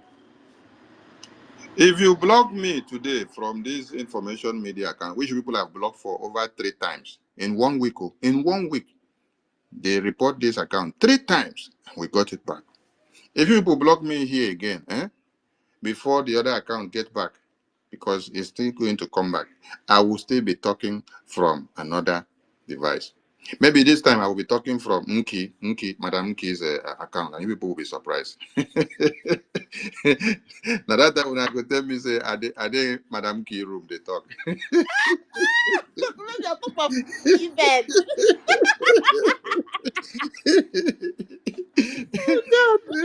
Let them try. Let them try. If they should try to block me on this very one again, tomorrow I will be talking from Madam Nki's device. Next tomorrow I will talk from Madam Tutor's device. Another day I will talk from Madam Toti's, Mazi Toti's device. Another day I will be talking from Madam Obi Chicago's device. That is how I will be surprising all of you. Let them try it. So they cannot shut the mouth of BRGIA media, because this is where we give it to them. Fire for fire. And they cannot stand it. I salute all of you. Me, the Brigade Minister, I salute you from here. And our Rich and Fury, we thank God for your quick recovery. We've been praying for you. And for all those that gave you assistance, we say, Mechuko Kike, replenish them all and increase their system, and their fountain will continue to overflow and nothing will go dry. And we are so happy to have you back so quick, because we miss your lovely voice, your renditions, and everything. Ndewo Machineke, welcome back on board. I leave the Thank you very much, sir. There's a question I actually wanted to ask you, actually. Go ahead. About Go ahead. trying to silence us and they take down your X page. So I was asking that, is there any hope that there is going to be restored in the future? Because I've had that experience when mine was suspended for a period of time and it was restored. So that is the question, and what the first question I wanted to ask you. And the second one is, like me now, you can easily identify me as the only gives 50 cents. You understand? So this Joy Roby, is it that woman that always gives 50 J man $50? Is it the woman? Or I don't really know that woman that much. Thank you very much. Thank you so much, sir. Thank you, Machineke. The account will be restored back. And just like I said, this very one I'm using to talk now, they have reported and blocked this one 3 times in 1 week. And then we do what we have to do to get it back. And the other one that they block and suspended, we will get it back. So when we talk about people that are donating 1 ejema, it's not to you, Machineke. You are in the homeland. And we see your eagerness, the zeal, the enthusiasm in you to do more, even as you are in a deprived state. But when God has blessed you, and then you are in diaspora, God actually placed all of us in diaspora. Even some of us that are in other African countries who are not civilized countries, as in the way it should have been.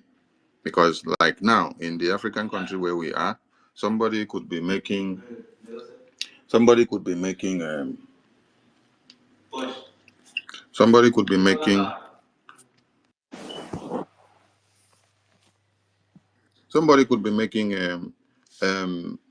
euros per day job.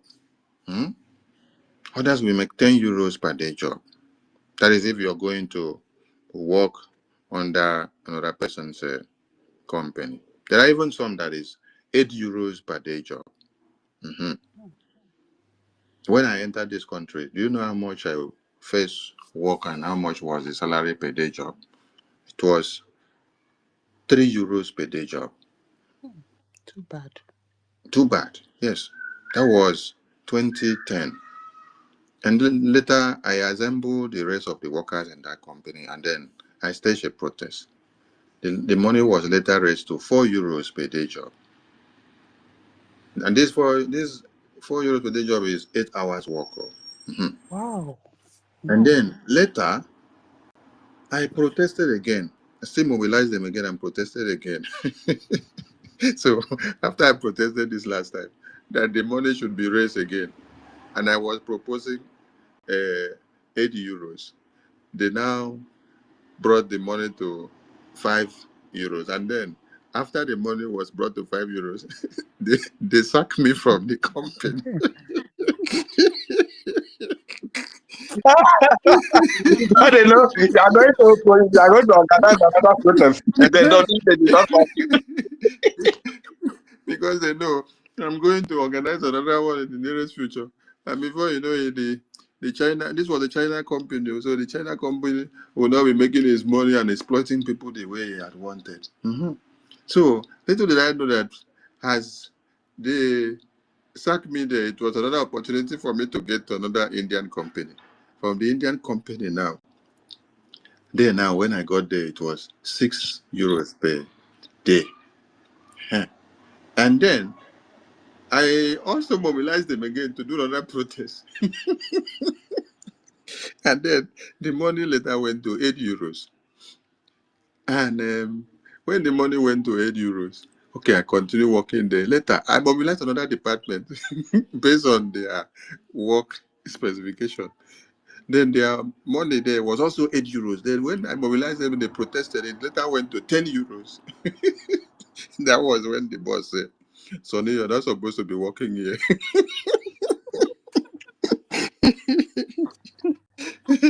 So, you know what the boss did? The boss now said, instead of me to be working here, this is what he did. He now decided to be sending me out on outside job. So when there is contract somewhere, they say I should go and supervise the work.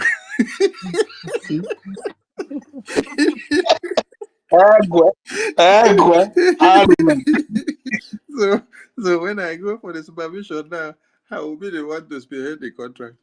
And when the money is now dispatched, I'll now come and submit to the company without any money going into the hands of the workers that will go with me.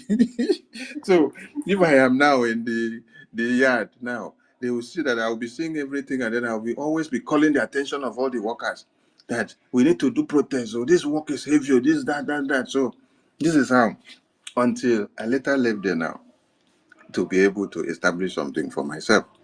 So this is for those that are working on daily basis.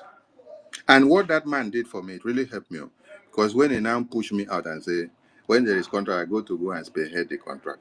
From there now, working, I started being able to be getting the contract myself.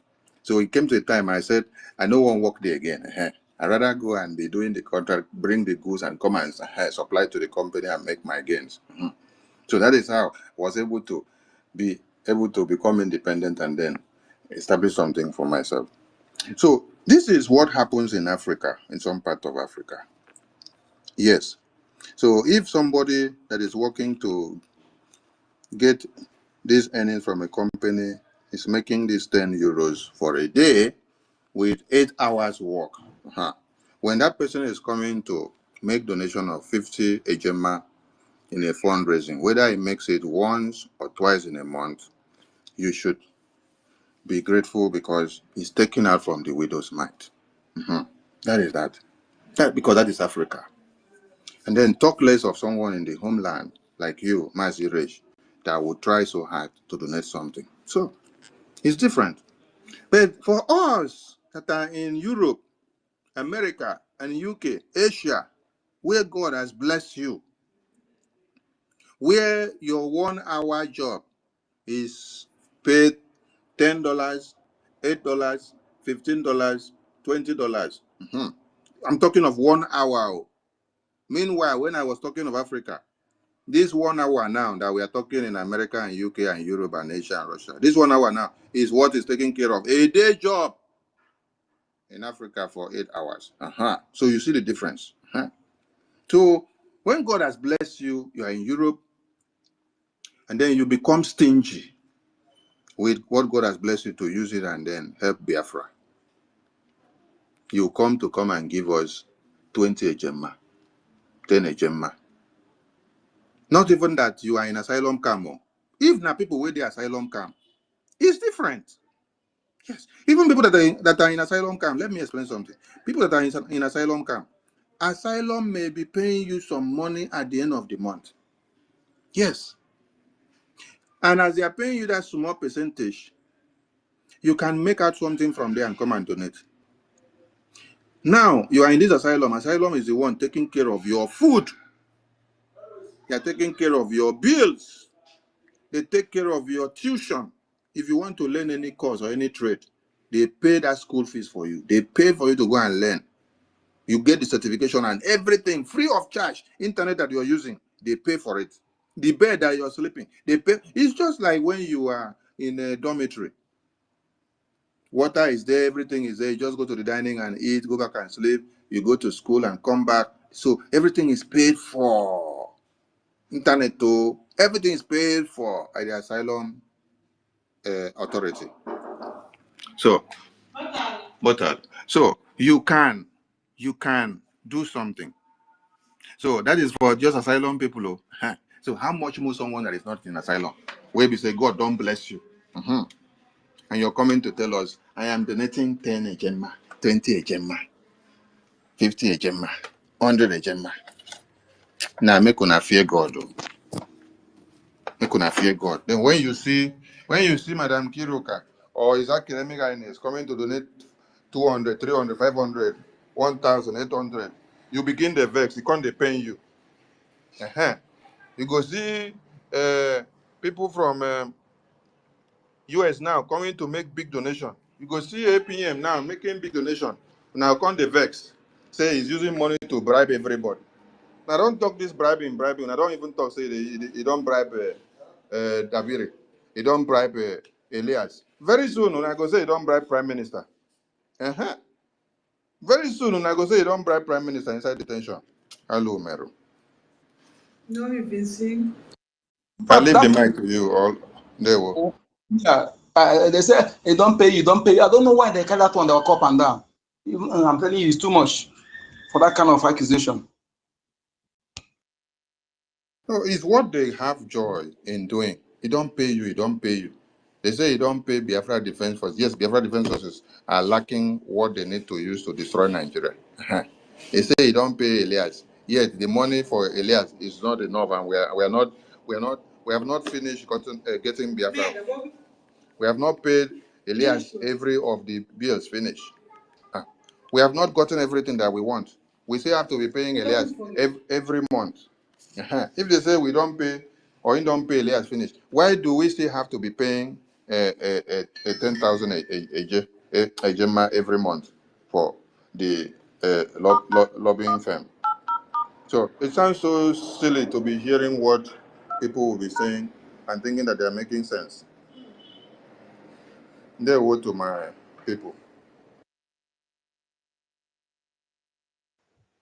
Thank you, our indomitable Minister of Information. I want to answer Rejan Furi because he asked a second question that he doesn't know who is the John Irobi, sorry. Rejan Furi, my brother, she is the periwinkle mouth. I shared the picture on the comment section. Hold on. The way you used to jump in is very scary. I think I was like, what happened? Ojeka, cool down. You know, she's the periwinkle mouth. And another way you used to remember her, you know, each time you join in the fundraising, you always hear, Jisike, oh, It's true. oh. She's the only one that will say, Jisike, oh, no other person will say, Jisike, oh. And then the next thing you hear her name in a Belgium Belgium donors as the only person that gives 50 a Gemma. And then at the same time she will, tell herself GCKO. That is who she is. If you are still confused about who she is, go to my handle. You see one woman that dressed like people that used to do rag day. In her graduation day, you see her wrap everything around her neck, and the cloth is so long till it touches the ground. You'll be wondering if this is a professor doctor. Go to my page, you will see her. She's not hidden. Okay? That is what I wanted to answer. Thank you, our information minister. You've spoken to us at length. You have elaborated on so many things to the extent that even my co-host raised up her hand to talk. She was so excited, especially when you say that the next one now you use her device to talk to us. She was very happy. Was Hey, very mysterious. she was very happy. Thank you so much, our boss. You did well. And please always come around to, strengthen your people. We are here. We are not going anywhere. Exactly. I don't know that when somebody uses his or her hand to pack her load and leave your house, and at the same time, this person still wants to attach himself to you. I don't understand why these people keep on opening their own space. They don't enjoy their space. They come to our comment section and begin to type rubbish so that people will engage them. I want to tell university that you're in the wrong place. You have opened anointed space, anointed 1, anointed 2, now is anointed 3. Go there and do your anointing. You say you are the anointed one, go there. Stop coming to our comment section to say our information minister is lying and all that blah blah blah. We don't even know whether you exist or not. Nobody will engage you. And as you rightly seen, all the comments you wrote down there, nobody has your time.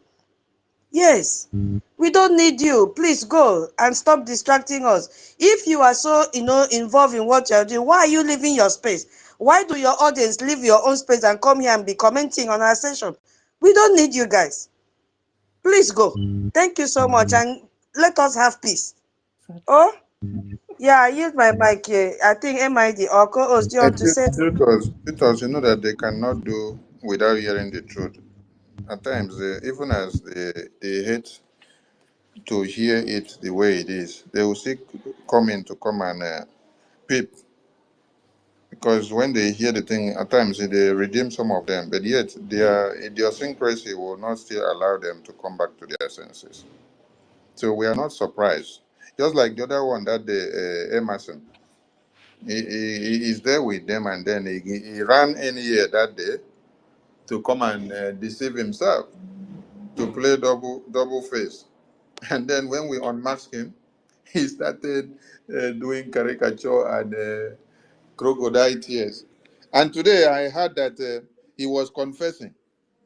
Today I heard he was confessing on their space that everything I said, he did it. Chey. But here, he was doing crying like baby. And we were like, oh, don't cry. Old man, don't cry. Collect tissue paper and clean your face. Don't cry. We have seen people that cry and shed tears before.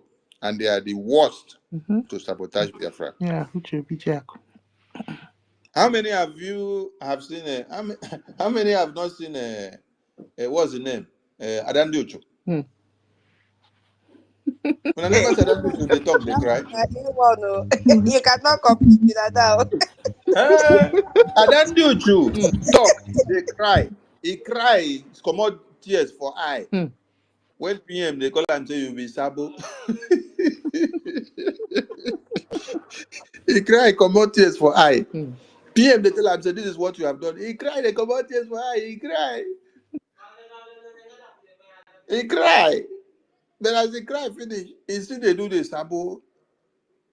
When you people listen to her, when Ngozi after they plan together to destroy Biafra defense, they carry money, go contract Ebubagu Caterpillar, and they use their mouth to confess all the plans that they were having.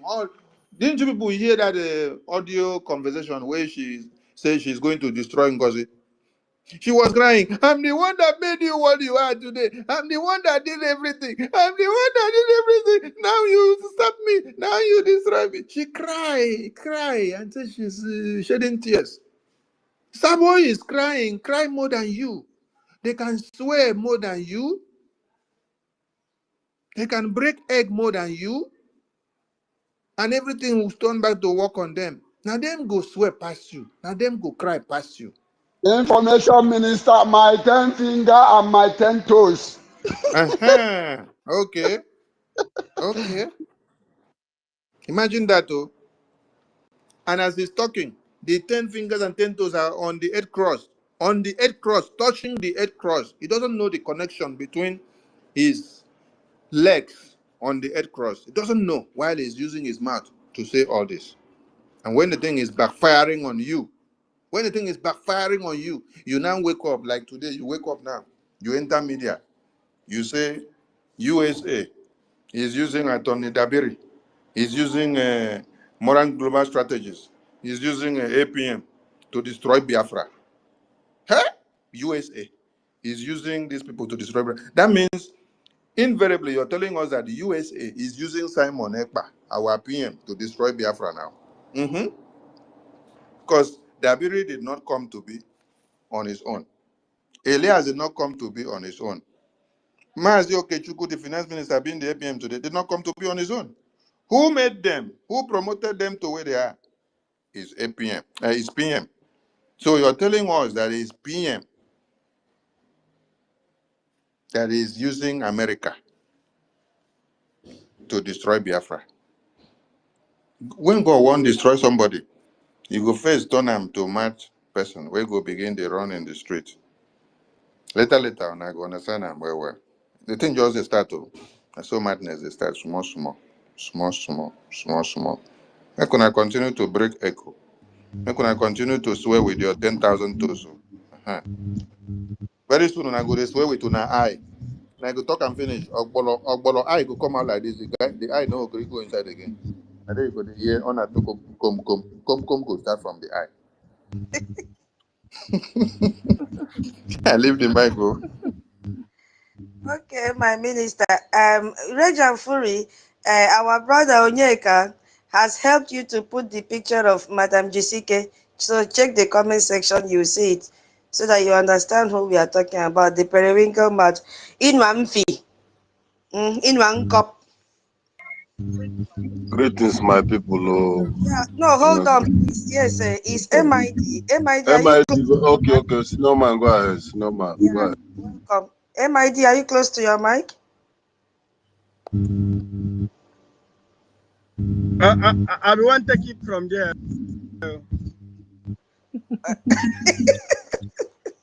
Okay, Yeah, MID. Rage, quite a wogu. MID is not close. Well, they take order from there. Oh, Senator Biaricho. Okay. Yeah, Senator will go. Sister Since MID Nkiru, is not close to his mic. I sent you a message. Please go to my message, okay? I beg, make una call this name in the romantic way. No be Sister Nkiro just like that. When I call him the other way now, so that when she responds. No. Our information minister, that name, if you commit yourself, I will tell our sister Nkiru to remove that name. I don't like that name. Hey. That's your own jealousy content. I don't like. That's your own Madam jealousy Unki. content for this name. Madam Madam Unki, they're jealous for you. The one thing don't like No, I think Biafra Lizen Baren is trying to tell us something. Yes. That as this Madam Unki come out, people are collecting what he was trying to go for. So he's now jealous that everyone are coming to admire this Nki. When he hear as the response is coming back, he's not feeling okay because he's not feeling okay. He wanted it to be only him that will be getting that response. Hey, Information.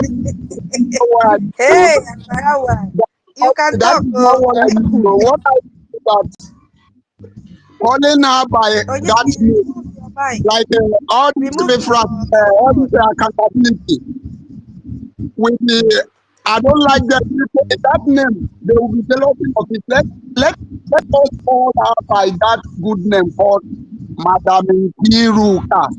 Nkiruka makes one more respectful because this our Nkiruka, we hold her in the highest esteem. So I prefer that Nkiruka than more than that. I don't hear. Okay. Biafra Lizen Baren, are you talking with a phone in your hand? because we are not doing naming ceremony here. Oh, God. So please allow our Nki to be the way we love the pronunciation, because the key where they go to Nki, they unlock many things, and many people they go kaka. That's true. That's true. Madam Nki, Exactly. Madam Nki. Sir? Hey! It was not a girl. See the way she's responding, sir. Oh my goodness me.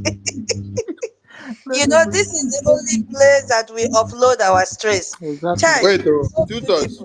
Baba me, Baba. Wait, be like say Madam Nki, don't forget the other response where she they give. No be only sir, you get the other one where they give, where they scatter text.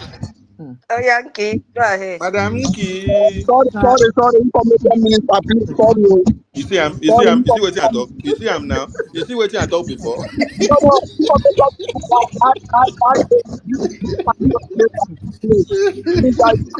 Oh, yeah, yeah. Do you have one question? Exactly. I talk about. I see what I talk about. Biafra Do like you have one Barren. question on your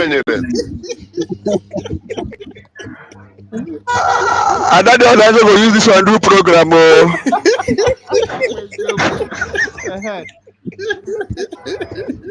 Chai. Oh my goodness It's me. good. It's good we give them topic, because if we don't give them topic, they don't have topic now. Exactly, my brother. So we have to be giving them topic. We are not in burial ground. We I are in know. the judge's ground. So when we come here, we shine our 32. So Yes. and waiting I talked before, everybody don't see waiting Biafra license Baren do now. Because when I go awake that sweet name and the echo now. The thing don't come the shakam now. I See am? wanted to answer. Exactly. Madam Nki. Sir? Oh yeah, answer. Madam Nki. Sir?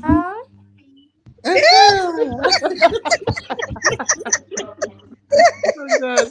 There is problem in paradise. Oh. Hey, wow. This one don't pass the one who know before. Okay, this one don't pass am.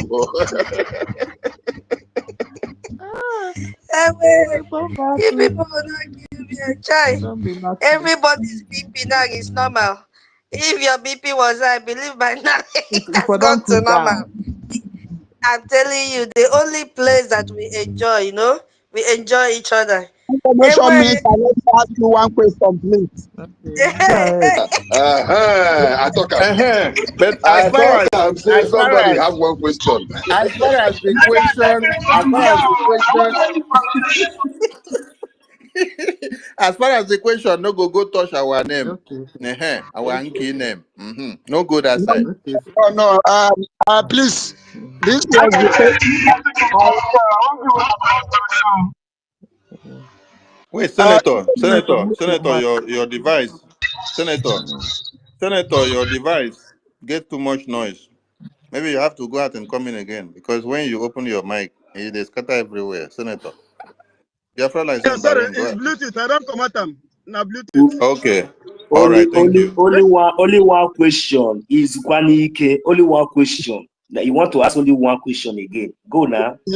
Yes, information minister, please. This question, when I asked this question, you wasn't around, and the reason why I want to ask this question is because you are very, very, very, very much endowed.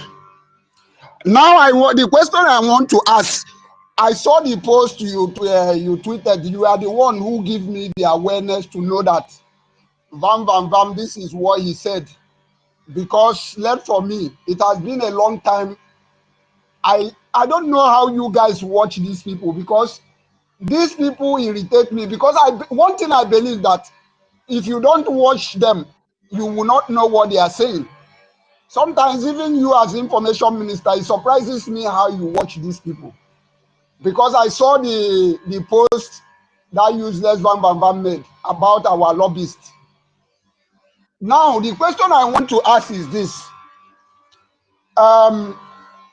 This Madam Chioma Okoma, to be honest, the way Biafrans love this woman, but we are surprised.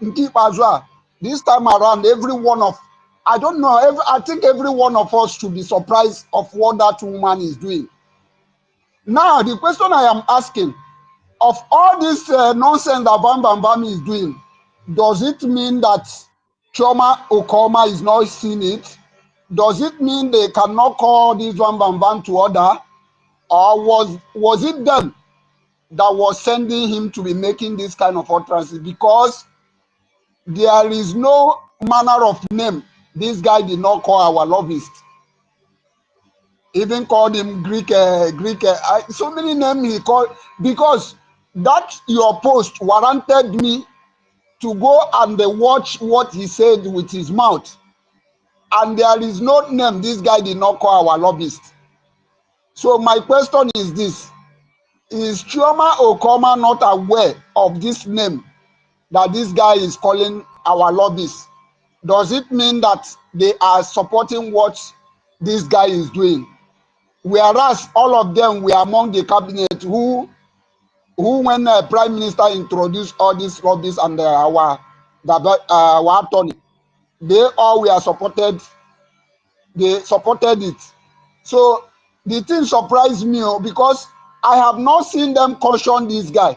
So my question to you is that, does it mean that Chioma Okoma was in support of what this guy, all this manner of name this guy, or does it mean that she's not seen it? That is just my question. Thank you. Thank you, thank you. Let me answer now. I'm not on a computer now. Oh, I don't have the other second phone. I didn't I have it. I would have played the video that I posted where Progress News played their fundraising. And then you had the same person that you called name now, Chioma, and the husband, Okoma. Chioma was there telling you that they protected the independent media.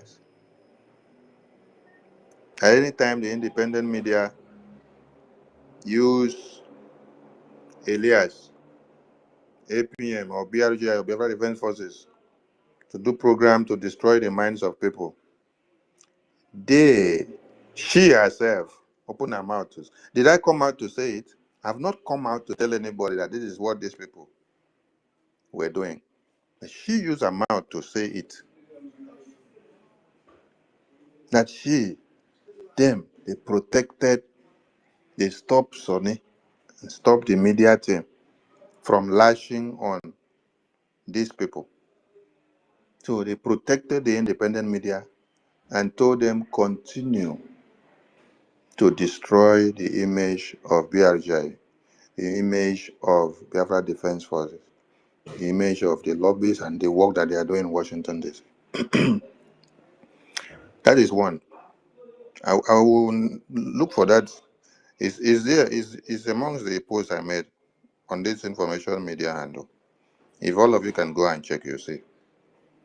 It's Progress News that cut out the video and did an analysis on it. You will even hear Progress News saying, so you were defending the independent media while they are destroying the effort of BRGI, destroying the effort of the lobbies and the defense forces and using it to do propaganda and blackmail every day. Then you, Minister of the Cabinet, you were inside there, Minister of CRC, you were inside there protecting the independent media to destroy the BRGI. That is one evidence.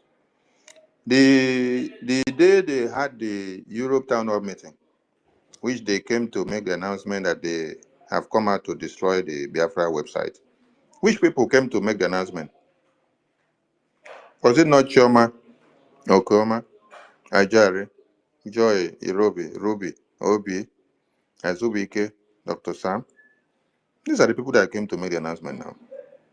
Which people have been writing letter, putting PM's name and circulating it on the social media all this while? And say PM said this, PM said this, PM said when PM did not say anything. And then when PMC instructed them and said, return the website back, according to them, I was not there. They are the one that wrote it and brought it to the media. When that one said, return it back, did they do it? They refused. They said they rather They rather see everything scatter than to allow APM to do anything under its control the way it will work. No, since they don't have control, since they cannot see the defense, since they cannot see account to see what comes in and goes out, they rather destroy everything. Else, they must use two buttons inside the website.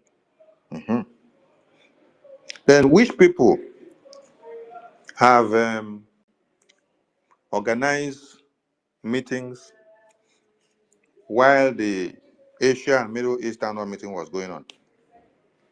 It is the same Chioma, Okioma, Emma, all of them, Ajare, Subike, Joy Ruby, Obi.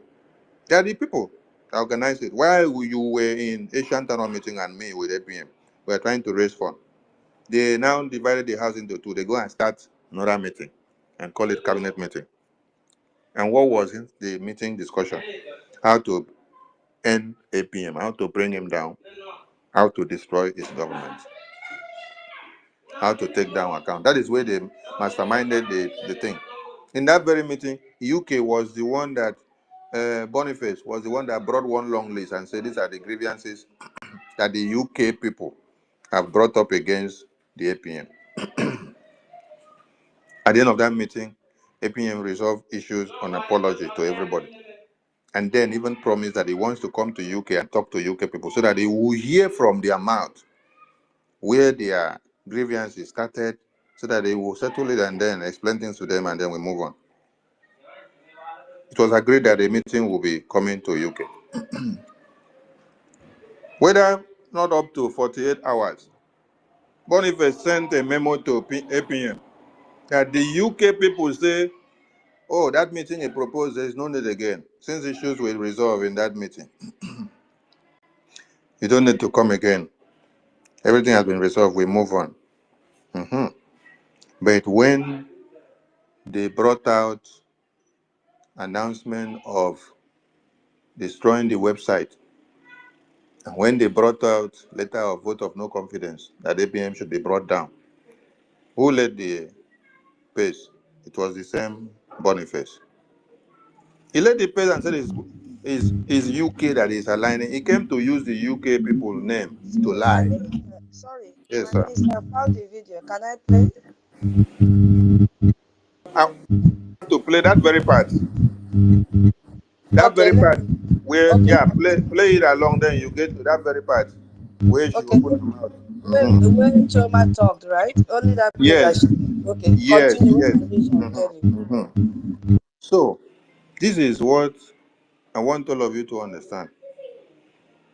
So, that you don't see, okay, which other people now came out the day they say they are suspending APM? Which people came out there to come and do that nonsense broadcast? Didn't you see Choma there? Didn't you see Ruby there? Didn't you see Emma there? Didn't you see Obi there? Didn't you see Joy Ruby? Didn't you see Ajari? Didn't you see Azubike? And the Okeoma, the husband? All of them are the people that plan all these things. If you all don't know, I thought I've explained this to you guys. That is why when that announcement was made in EU town hall meeting about Okay, taking and destroying I'm the there. website, you've gotten it? Yeah, Okay. I should go ahead. Yes, go ahead. Okay.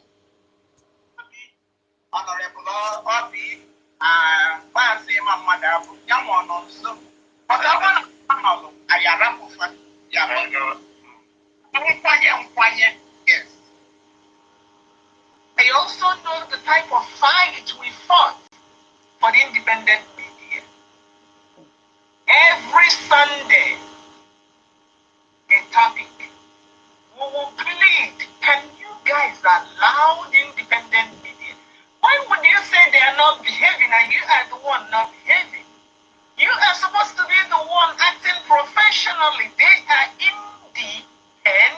independent troublemakers. They are the ones that are supposed to be whipping you into action. Or you want them to behave and you not behave. How did we get to an upside down world? I cannot fathom it. Adioram, I thank you. Yes, Obato Bien knew that the messages he was sending to Ngozi Orabeze, she was bluffing.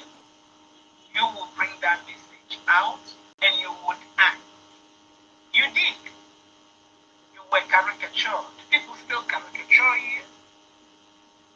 My people. Abarawa Sani got a similar message multiple times. You even got it double. Yesterday he got a message. Another one yesterday. But Abarawa Sani doesn't even that. Doesn't care. He will come out and blackmail the person that will pay. How did we get to this upside down world? I don't know.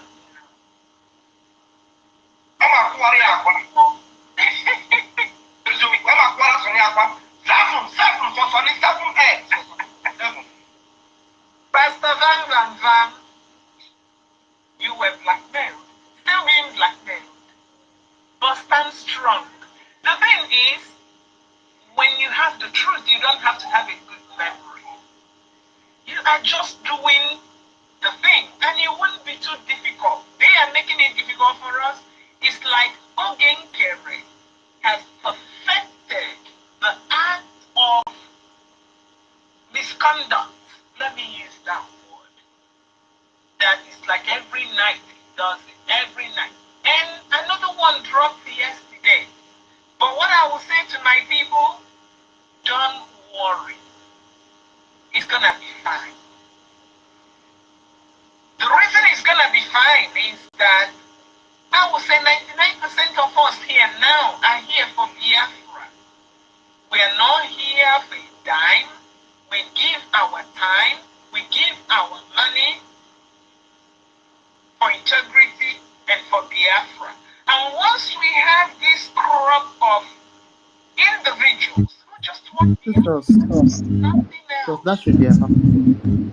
No, let him tell me. Now, it's the one that told me to play. When it reaches, he told me to stop. You know that woman's voice is so deceiving. Let him not come and deceive our people. No, she goes soon finish talking. It's just short. We don't want us to do the needful, but we have to do the needful. They think we don't know the truth. We all know the truth. It's just that we have to be law abiding. And our charter said there are certain things we don't have to talk about. And there are certain things we don't have to talk about because of our leaders. We keep quiet and they think we don't know the truth. No, we know the truth. And because of that, we go with action so that we get that which we are expected to do done. Now it is obvious. You have seen their media team also. And you also see the reason why they are supporting them. Yes, I said so. You see the reason. So when they are talking, they will pretend as if they are the ones that are saying the right thing. They are the ones that are saying the right thing, not knowing that they are also being backed by these people. Now, these people, they back them up. That is why you see that some things that are happening in Brgie-1, Vagabond was exposing everything to them. I am telling you, you heard it. He said that they have been fighting for the independent media for a very long time. My people, use your tongue, take out your teeth. These people, they have reason to what they have been doing for a very long time. It's just that it's not that the thing just open.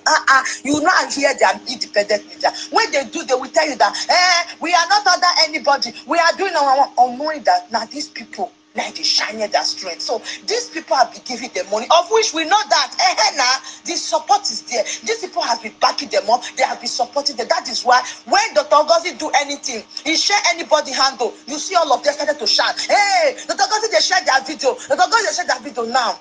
We now know the reason why they bent on supporting Brgie-2 INEC officials. Now we see the reason. Oh, now they see us so. As this thing is happening, may we go see It's okay. It's okay, tutors. It's okay. Okay. So you all had it there. They said they were protecting the independent media. They were the ones doing the work for them.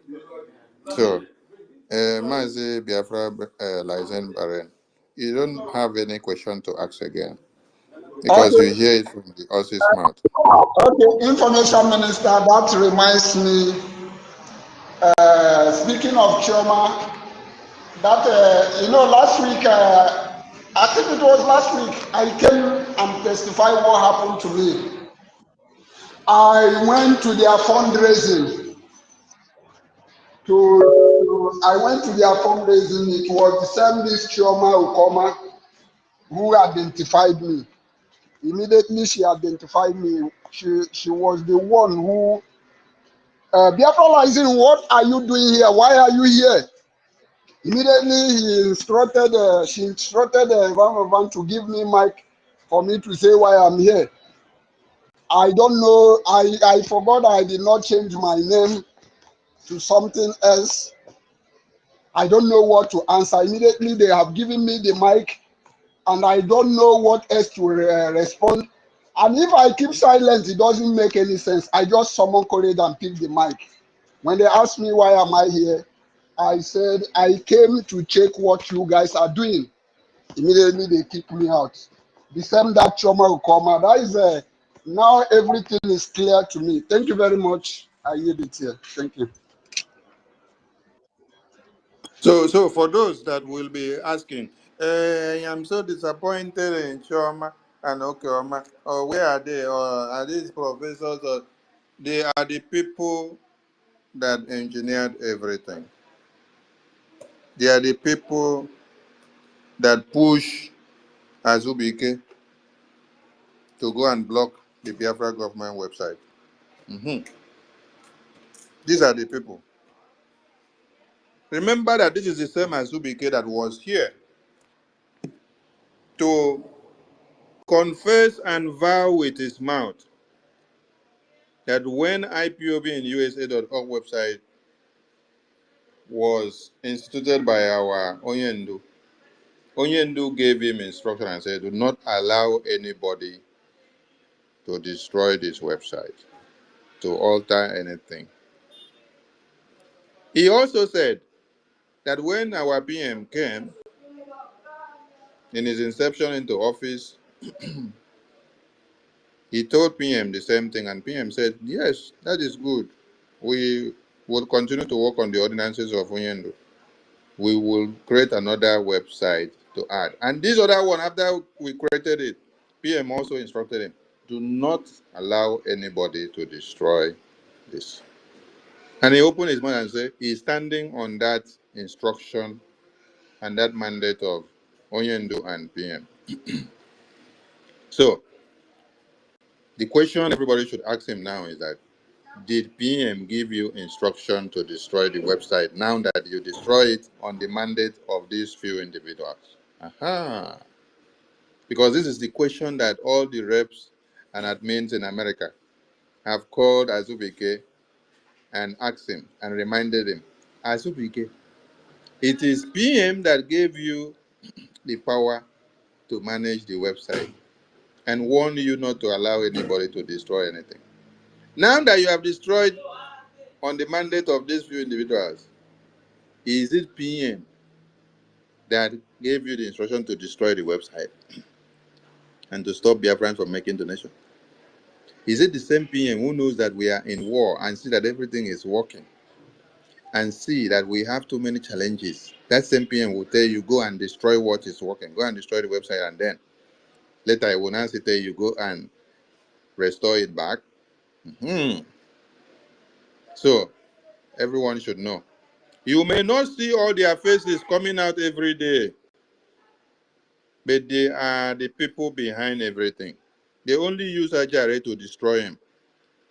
Yes, they are destroying Ajare. They destroy him daily. Imagine that they wrote a letter and gave to him to come and tell Biafrans that they need a minister of information to apply for the accountability group. And in that letter, they are implying that him, Ajare, is not useful to them. He is useless to them. He is not qualified to be their information minister. So you should go and do publicity to get a Biafran that will be qualified enough to come and be their information minister of accountability. What next level of destroying somebody do you need me to explain to you than that? Just like Adeyena, Giruka is manning this space. Tutos is manning, Toti is manning. Then I now tell Toti and Giruka and Tutos, please go and look for people that can man this. Already they are manning and they are very perfect. They are doing everything well. But I'm now telling them, go and look for people to come and do it because people have become useless. Because you people are not useful again. You people cannot deliver anything. So they will now go and they will just go like zombie, carry the application letter or the placard, start going. They go and ring bell in the market. Whoa, whoa, whoa, whoa, whoa, whoa, whoa, whoa, whoa, whoa. We are calling on everybody to come and apply for this position. Oh. We have become useless in the position. We are not doing anything useful. So our effort has not been considered and we cannot deliver. So that is why we need another person to come and take this position from us. Choi! Hello, Mero. And the person, you know when they say, dog, don't lick your face, you no get shame. You no get shame. I leave the mic. Oh.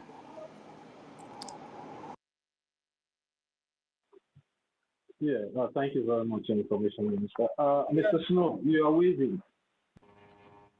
You can have Yes, just Mazistan, thank you so much for that wonderful submission of yours. The whole from point one to the last point is amazing. You know, it's always good when you come here. That is why you are the chosen minister of information, not by anybody, but by the God of Biafra and the Biafran people at large. You know, because they said in Latin, "Vox populi, vox Dei." The voice of the people is the voice of God. So we appreciate you very much for that submission. Now, this very statement that I heard here about this woman, Choma, makes it very clear. It connects all the dots, Maz. Do you remember how I fought with them on our private platform? You know, when they were before the 30th of May. I know you weren't there. You weren't there actually because of what happened.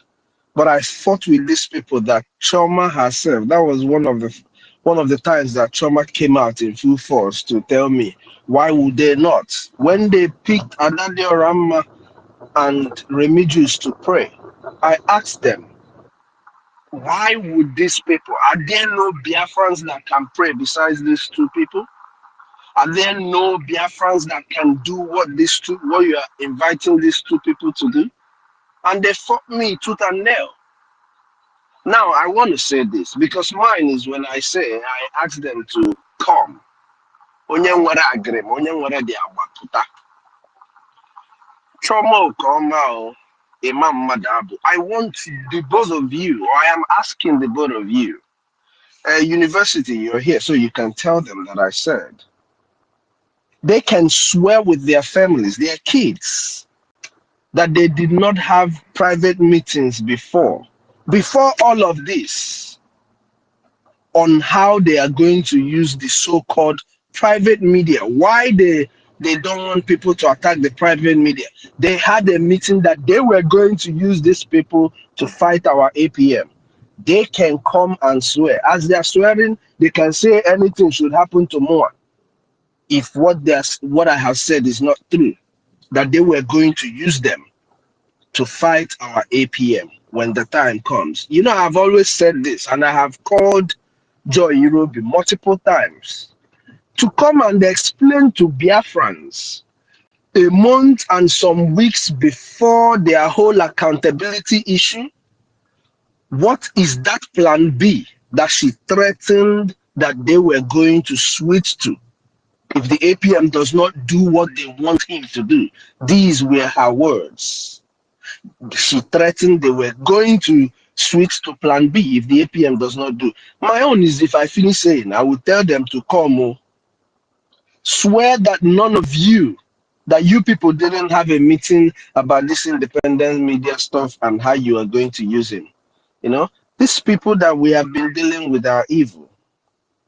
It's not a question of, but no. I think they know what they were doing. Just like Mazi Sonny said, it was the Okoma. You think it is Imam Madabu that is writing all those things? No, it's not Imam Madabu that is writing it. I cannot write, but also Imam cannot write. It is the Okomas that are writing all those things that are publishing. I want Biafrans to also know this, So when they refuse to come out and talk, it's not because they know. It's because they want to hide themselves and keep operating from behind, pushing those that they are pushing to fall into the trap.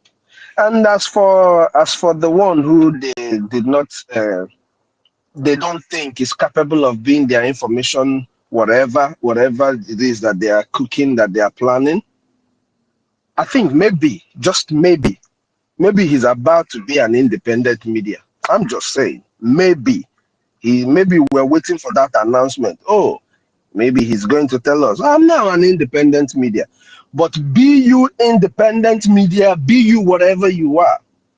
I want to make all of you, Adadi Orama or Remigius and you, this stupid idiot, whatever your name is, and every other person that will join you, I will make you a promise today. I don't make threats. When this thing starts and it gets to the point where you're going to get lawsuits, I will show you the stuff I am made of. All of you, none of you will escape what is coming. None of you will escape what is coming. You can write today's dates and make it very clear in your notes that this was a promise from me. It is a promise. None of you will escape all the defamations that you have caused our APM and the pain you've caused Biafran people. This time around, this is not the NGOZI era where they did whatever they did. This time around, I am going to make sure that even in the country you are, your countries of residence will come at you. And I promise you, I will do it.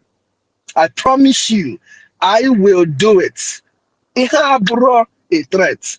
I am going to go through the right channels, and the countries where you are, they will ask you questions about what you're doing. Go and mark today's date.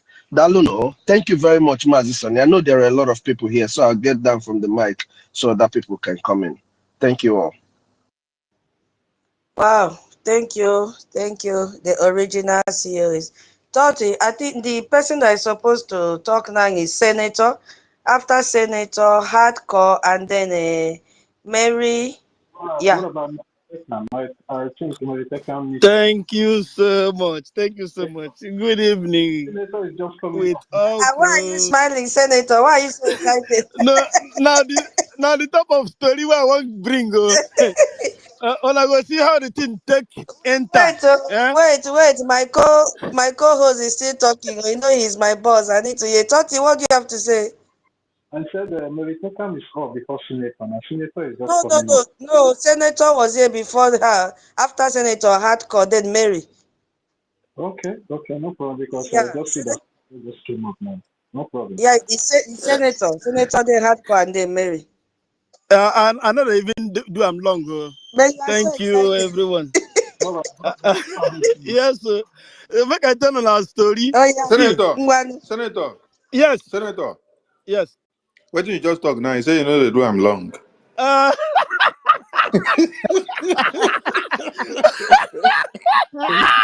Please, information minister, please. Information minister, you are just trying to corrupt small children like us.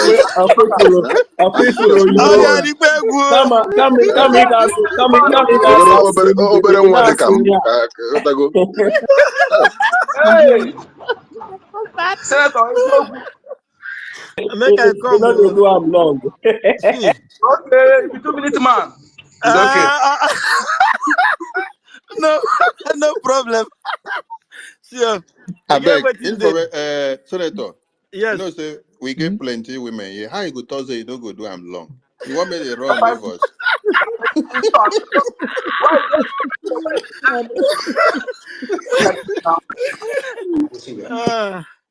You know, say not be everybody go to do am long. Oh.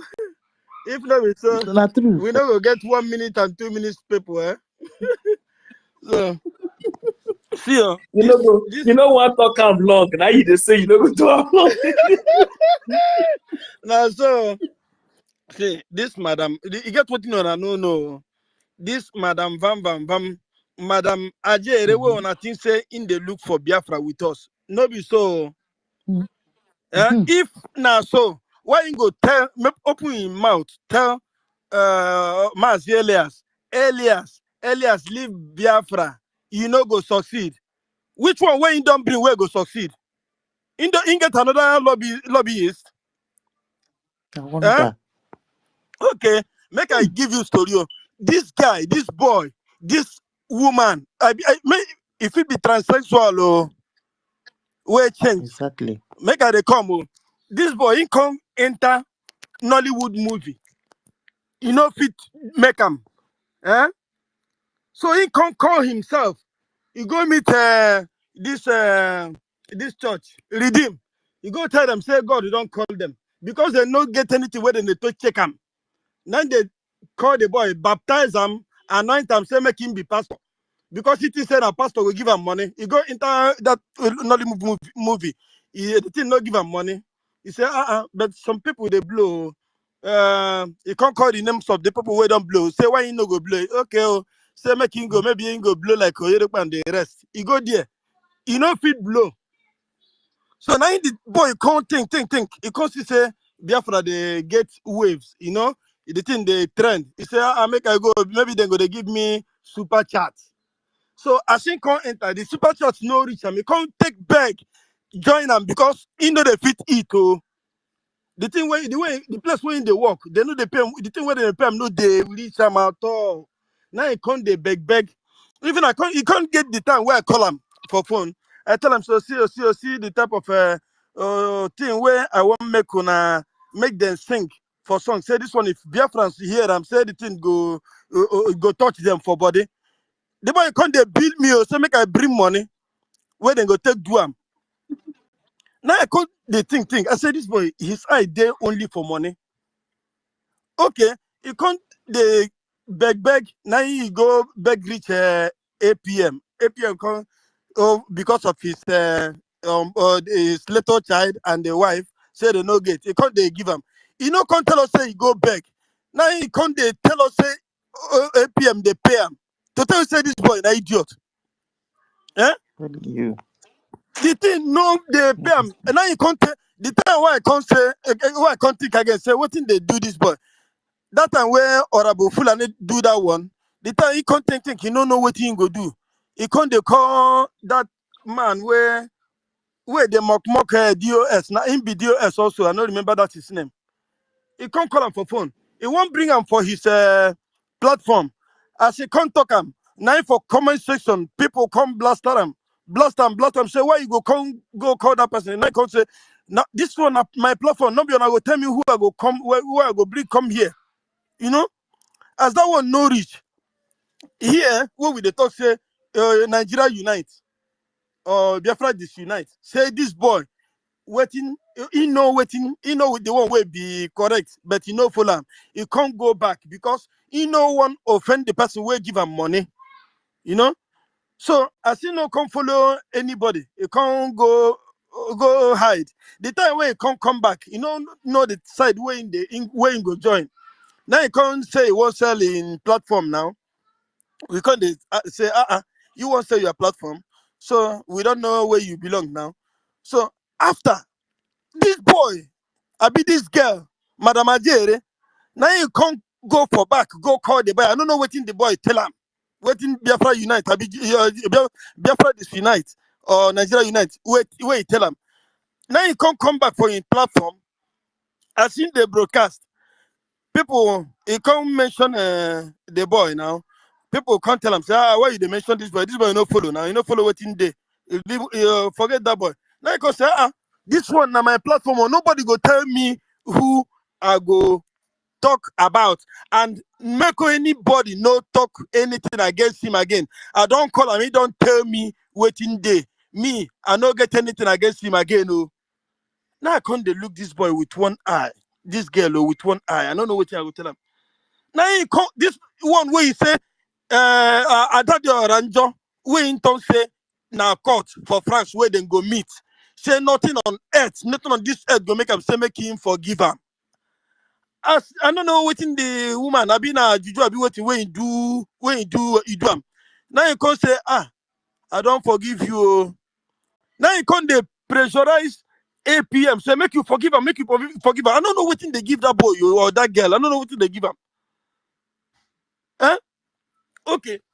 Now you can't say they can't they talk say everything now. Say na them where they did do that. Nobody, nothing on earth go separate them. But no, say the one way past Beate, that one still they come on the road on the way. Oh. He still they come, but he never know him, he never see him. Because he never know that woman. That woman na evil. Now the most evil way I don't see for this Biafra liberation. Eh? You remember the time where that last time where they go for that court for Finland?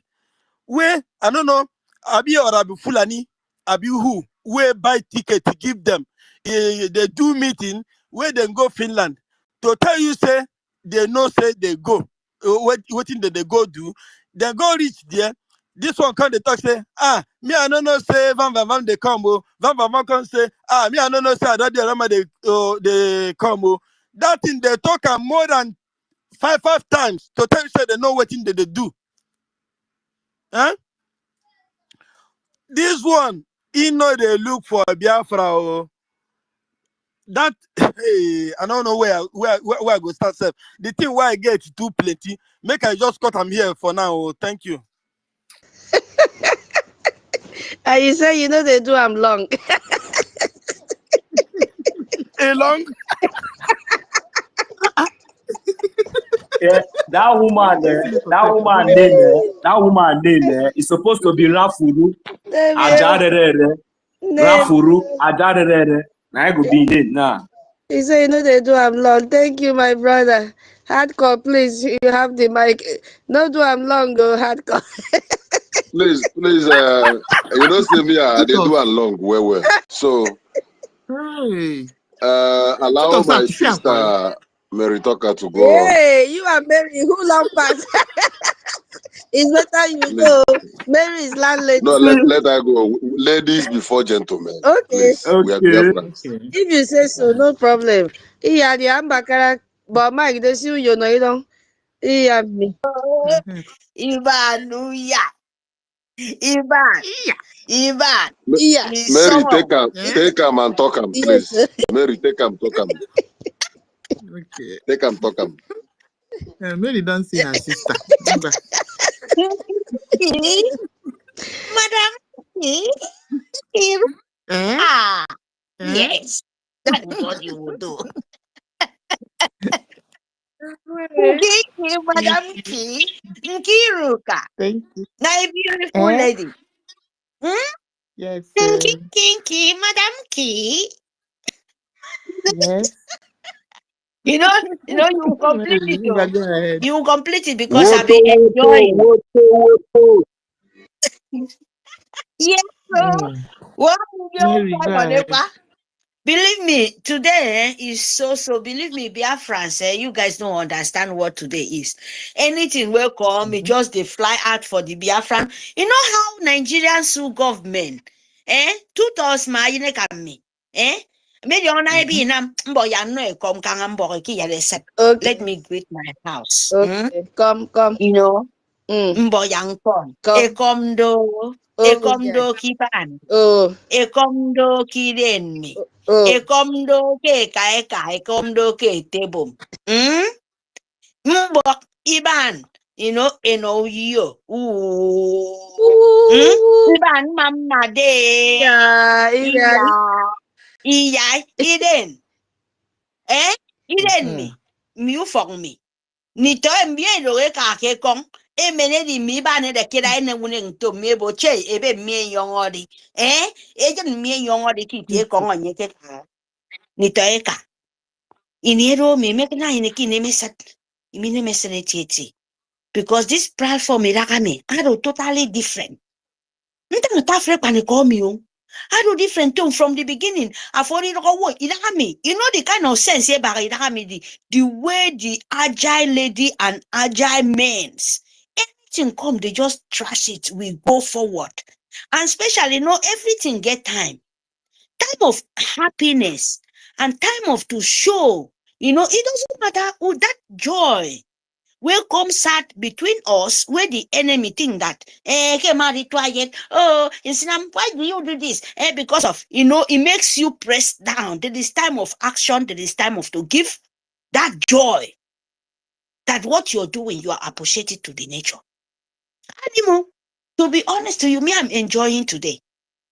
I enjoying, and the spirit enjoying, and God of the angel, even our soldiers self, they will be laughing and busting their heads self.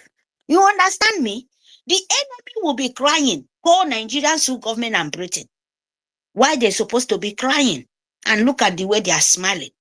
Pot of soup, Nigerian sue government presidency. They will be crying. Says, look at the way they are smiling. You know, there is everything has its own time, my people. My name is Mbok, IKOM. Let me greet my people. Good evening, Ekomdo tutos. Awiyama. Oyawan. Sena for say na mi songo I songo say you can to me. Ukwa. Apo many the thing they sweet me, In one phone to me, ma jama montom, that is in one fee. Do you know what is in one fee mean? Biafra. Please tell us, because in one film, now the first time I heard this one, in one film. We come out now. In one cup. Say they be like in one cup.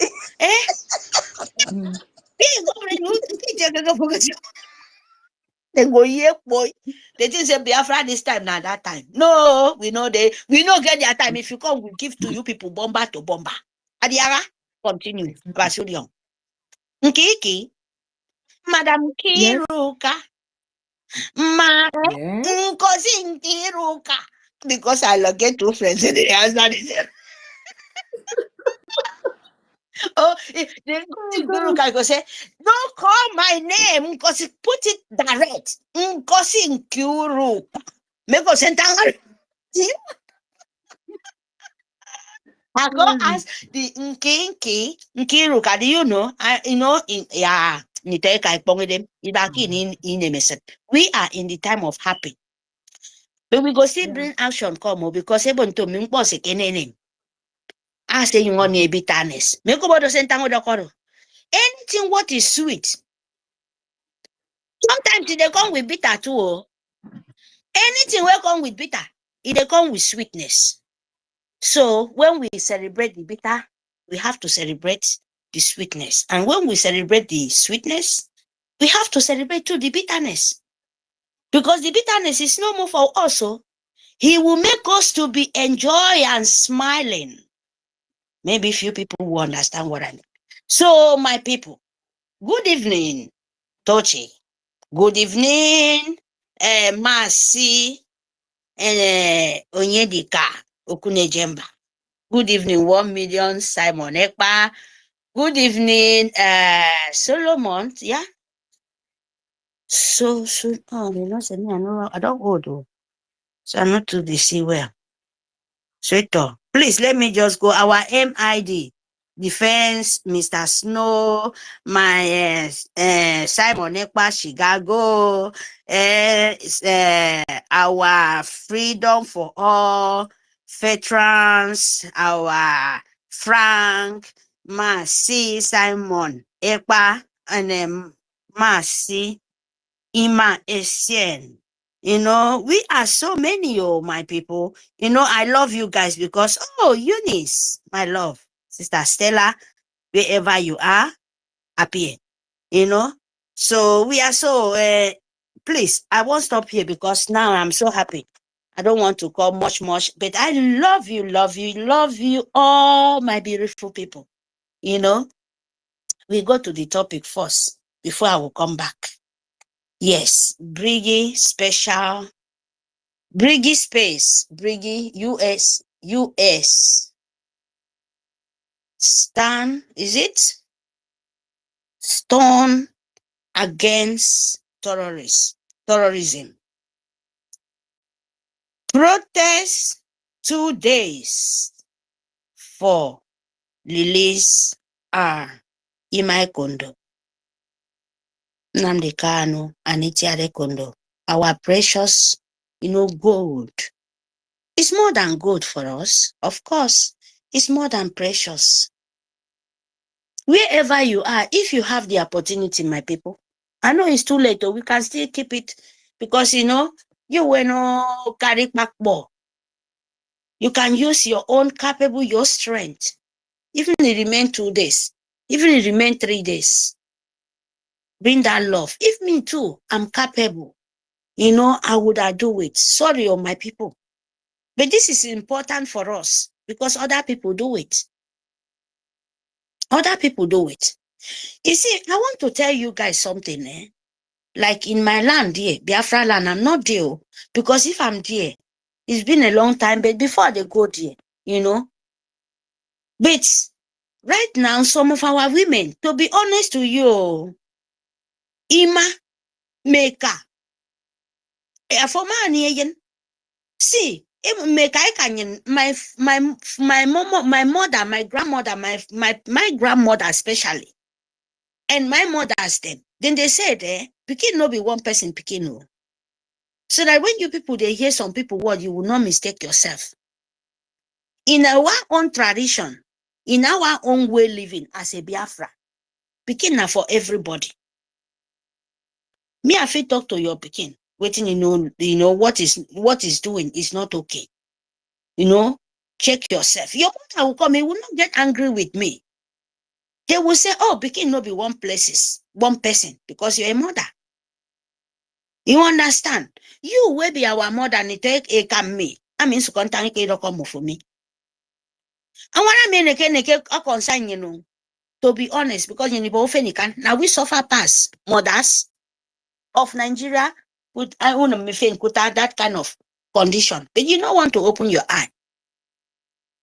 You see this protest of 2 days, even Monday sit at home with a man table.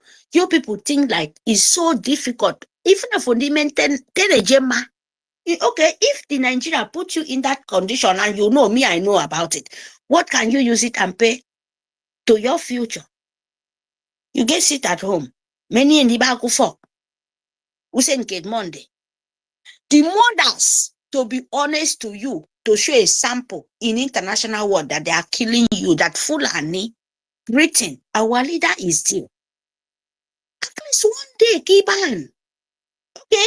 It is since 1967, it's on genocide of Biafra. Okay, nobody who doesn't know about it. But they pretend. Even we, especially we Biafrans, we know about it. The genocide of Biafrans. Okay, you can put it war of Nigeria. But in Europe here, in some way, they know about genocide of Biafra. Don't let them lie to you. You understand me? Don't let them do. The more you see, the less, the more you look, the less you see. Like Britain give it to them. As Obuari die, they hide it. So my people, they know about it. Nitekas, why I'm talking this thing? This one I come out for our women. Oh. Forget the rest first because I'm still coming. Like that, my brother said. I'm sorry, my peoples. You know our mothers.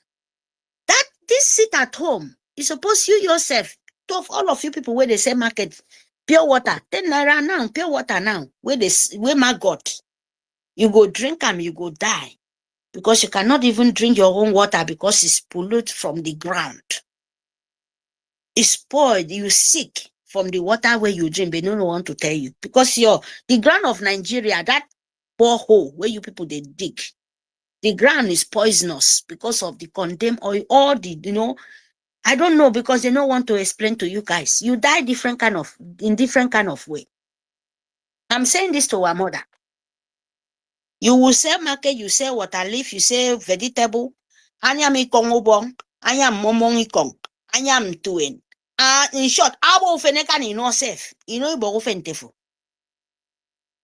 Thief and robber like Fulani, they don't suffer like you. But you have everything. Who are you hoping for? Nigeria. 419. That is the code of Nigeria name. 419. That is why you see. Even 7 years old, he will go and learn how to do people, how to play Yahoo Yahoo. Because the code of Nigeria name is, they are like, how can I say, I don't know how to say, even your IDX now. 419. Criminals. And you will say you pretend like you don't know. The symbol of your own land, your security, you don't know. 419. And then I'm coming back from the mother, so you don't die, your mama die. May you don't know who born you, say whether it's stand. Adam told me to yes, I'm forfeit your life. You can't miss. And they find to say they find all these criminals, all this evil agent of demon called presidency or governors in your land. Kill them for. Am I lying? So even my mothers, I'm asking you, your children where they die, if you're 40 years or 60 something or 50 something, are you going to born another one? I'm asking you people, most of you people say your own woman would even stop for because of useless food, 40 years or 30 something years. You can never see you are not more like woman. You're just turned to man. You start to run here and here. Yes, that is what they're doing to you people. But you don't want to wake up. So what is the difference now for Nitie Kufo? 2 days more than I'm talking to you. Because this protest me and you people. I will not have anything to talk about, man. I will facing you people because I'm a mother. I'm a child. Don't look my height. Meko say mintangaro. Mintangiko 17 years old, or maybe 19 or 20 or 30 years old or 35. No. Mintangiko ndo uto woro make bono won kana yedo make bono won boyo 40. You understand me? So for my boy, you that maybe 45, I don't go monopause to even 30 years. The way Nigeria keep it to you, give you. Woman being as a lady, you can produce to the age of even self. I'm telling you, I don't want to go there first. But you, the way Nigeria want fear, you become a useless, you become embarrassed, you become this, you go jump for native doctor of this prayer house on here, prayer house from this, spending, you don't even get jobs every day. They say water leaf, they say pure water, they can't go give pastor. You don't say now the condition Nigeria, the bacteria and everything, because you don't have anywhere to test. Even when what God give our forefathers, a traditional root, you reject it. You go they worship mommy G.O. Man of God, you be man of Satan. Your children is dying. Why can't you stay? Just choose. 2 days after 1 day of sit at home, our leader, you choose it for your children where they die. You can't choose. You can choose of like Friday. Anybody, okay, do man and woman, you won't cross that Biafra land. Remove all waiting God give you because our women did it. Our mother did in the time of genocide to Britain to leave us. Pull all your things. Anybody call okay. When once you see that body, you go swallow and die. Tell them what you need. Is this core name you want to separate? All of us, Muku go where we come from. You are a Biafran woman, 40 states. You get all the oil. Who they kill you these few days now? See now, our defend our angel. They cry. The kind of Fulani coming to your land, and you come out everywhere in the roads and start shouting. Hey, they kill one for here. They kill one for that shop. They kill one. It is a maybe they go come they pity you because you're stupid now. Biafransi sugar in my mouth. Oh, if you like, tell me not talk again, but you can't shut my mouth because I can't stupid. I can't pity you. You're stupid. You're a fool. You're a fool. Fulani coming from Photojalon to kill you, lock your shop, but they tell you just only 1 day to sit at home. Even that angry supposed to tell you go lock the whole Biafra land. One person life, if you produce children, one person he can even produce even generation to generation, but you live in loss. because of your stupidity. Because of the smell mufo. You won't die. Dying. Nobody say you won't die. You are dying. Fly better pass you people. I'm telling you truth. I'm telling you people the truth. You are crying for 2027 where your dead soul, your grave is digging in front of you. They say people they hold die. Nigeria name, you can never even get old up to 25. You die with the Fulani where they kill you for street. You die for the Fulani soldiers of uniform. You die with your presidency. You die with the food of Europeans sending fake food for you to die like chicken. Even they produce, even give chicken, better food to take train chicken, an animal, but a woman being. They then take you go to the hospital now of Nigeria. Whether you even get, whether your kidney, one of your bronchus, your egg no go come out, one of your heart, you will remove. Anything, if they check your blood, everything they okay, then go dry your blood, come out, finish before you go come out for the hospital. Then go take, draw your blood. Then go tell you, say, go to sleep. Take everything, come out inside your blood. Because there is here, they will say they want to take your blood. It's an expatriate now. And I'm telling you guys the truth. Take all your better blood, pump you this thing. Nigeria, I'm so sorry for you, Biafra, but if you want to live, you have to stand up with your feet. Because Ndibo, European, come and help me away your European telling you work as shaky. And you have someone who working for you to European to know you. Say, this is what we are doing. We need help from you people. Is it not what the Is it not what our PM Hanover for him said?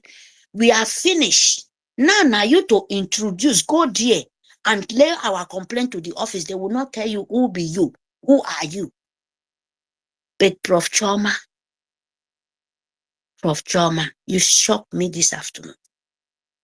Believe me. Our information minister, Basini Kudion fear. Basini Kudion fear. Because Ibonomiero die for they are so wicked. I don't know.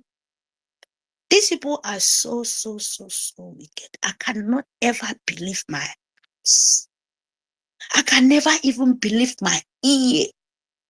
Listening to who I think as a professor or as a very high intelligent.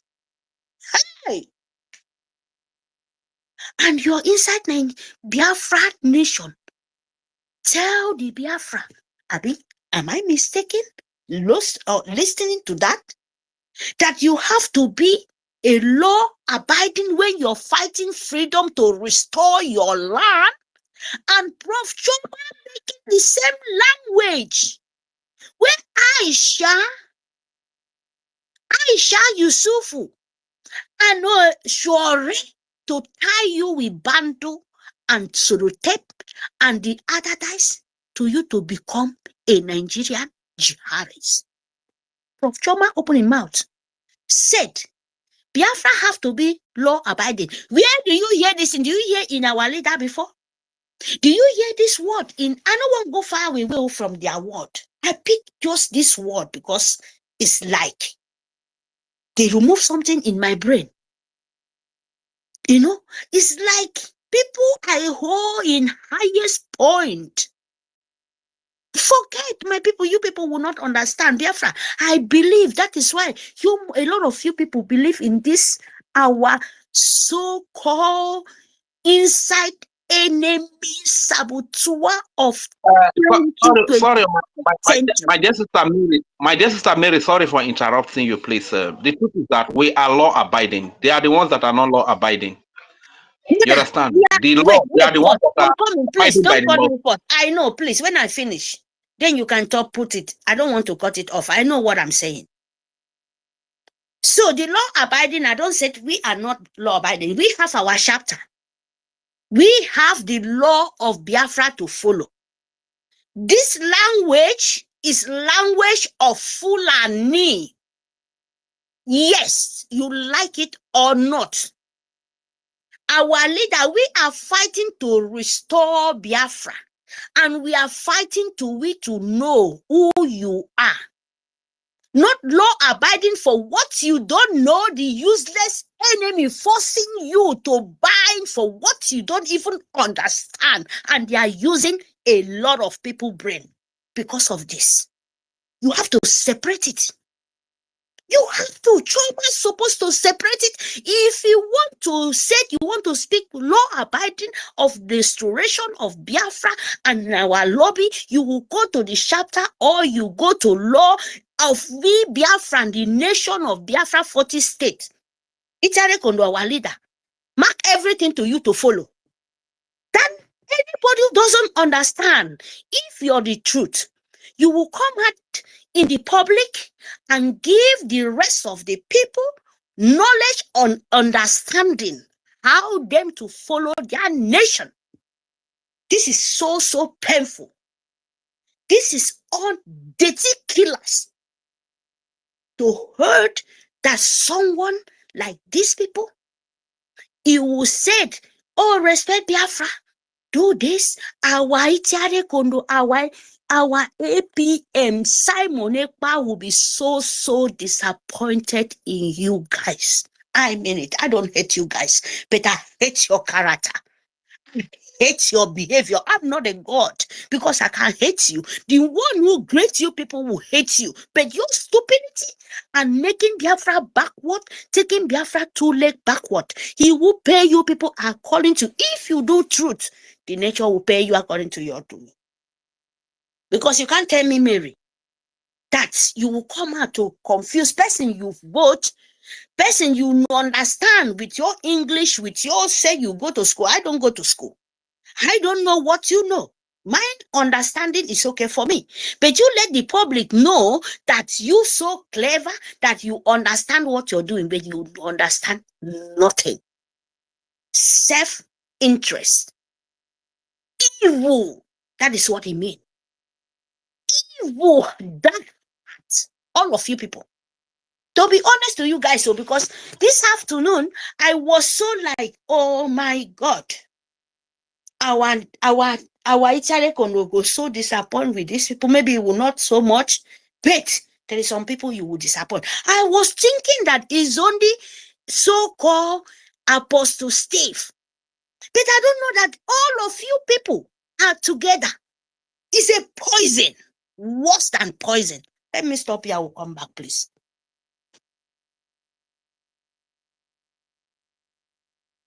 Yeah, thank you.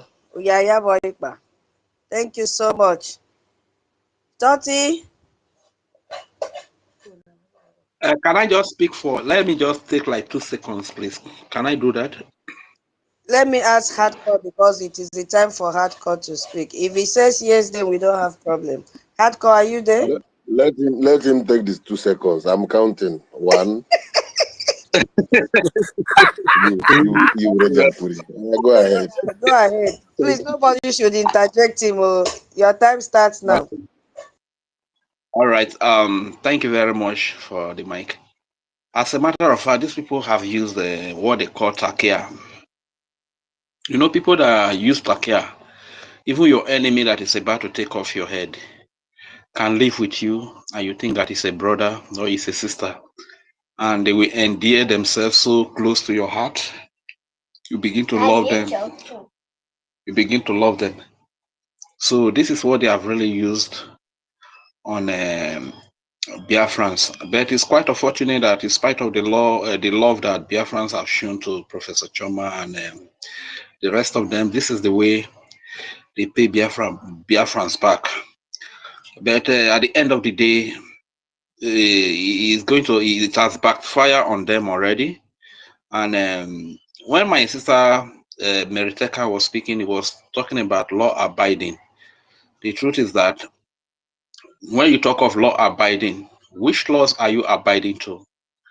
The laws that we know as Biafrans are the Biafran Charter as of now and the Brgie-IBIBIO bylaws.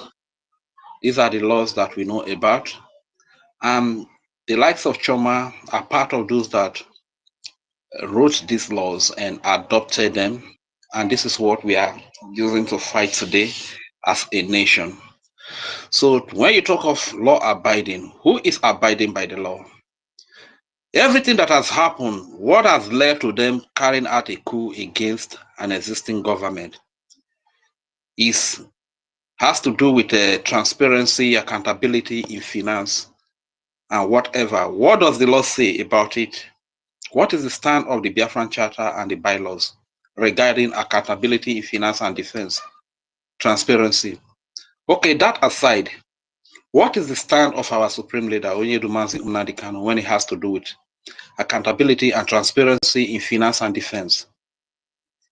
What is the stand of the Prime Minister, His Excellency Simon Ekpa, when it has to do with accountability and transparency in finance and defense? We were all here when Emeka Living Dead and his group sprang up and they attacked this movement with this very weakness that the enemy have spotted, which is accountability and transparency, which they know that whenever they use few of their agents to throw in this weakness upon our people, few will be deceived away, few will be taken away, and few will also sit on the fence, right? So from time to time they keep using it, right from the days of Onyedumazi Nnamdi Kanu to the time of Emeka Living There, to the time of Nelly, to the time of OGOJA Rabeze, now the time of Madam Raphael Ajere and Choma and their likes. So when you talk of law abiding, who is abiding by the law? What does the law say about transparency and accountability in finance and defense? The law says classified. But it said no, you cannot obey the law, that everything should be thrown in the open to the public ears and to the public eyes. So who is abiding by the law? At the end of the day, these people use takia. Just like in Nigeria, they actually say opposite what they are. What they accuse people of is exactly what they do, is what they are, you understand?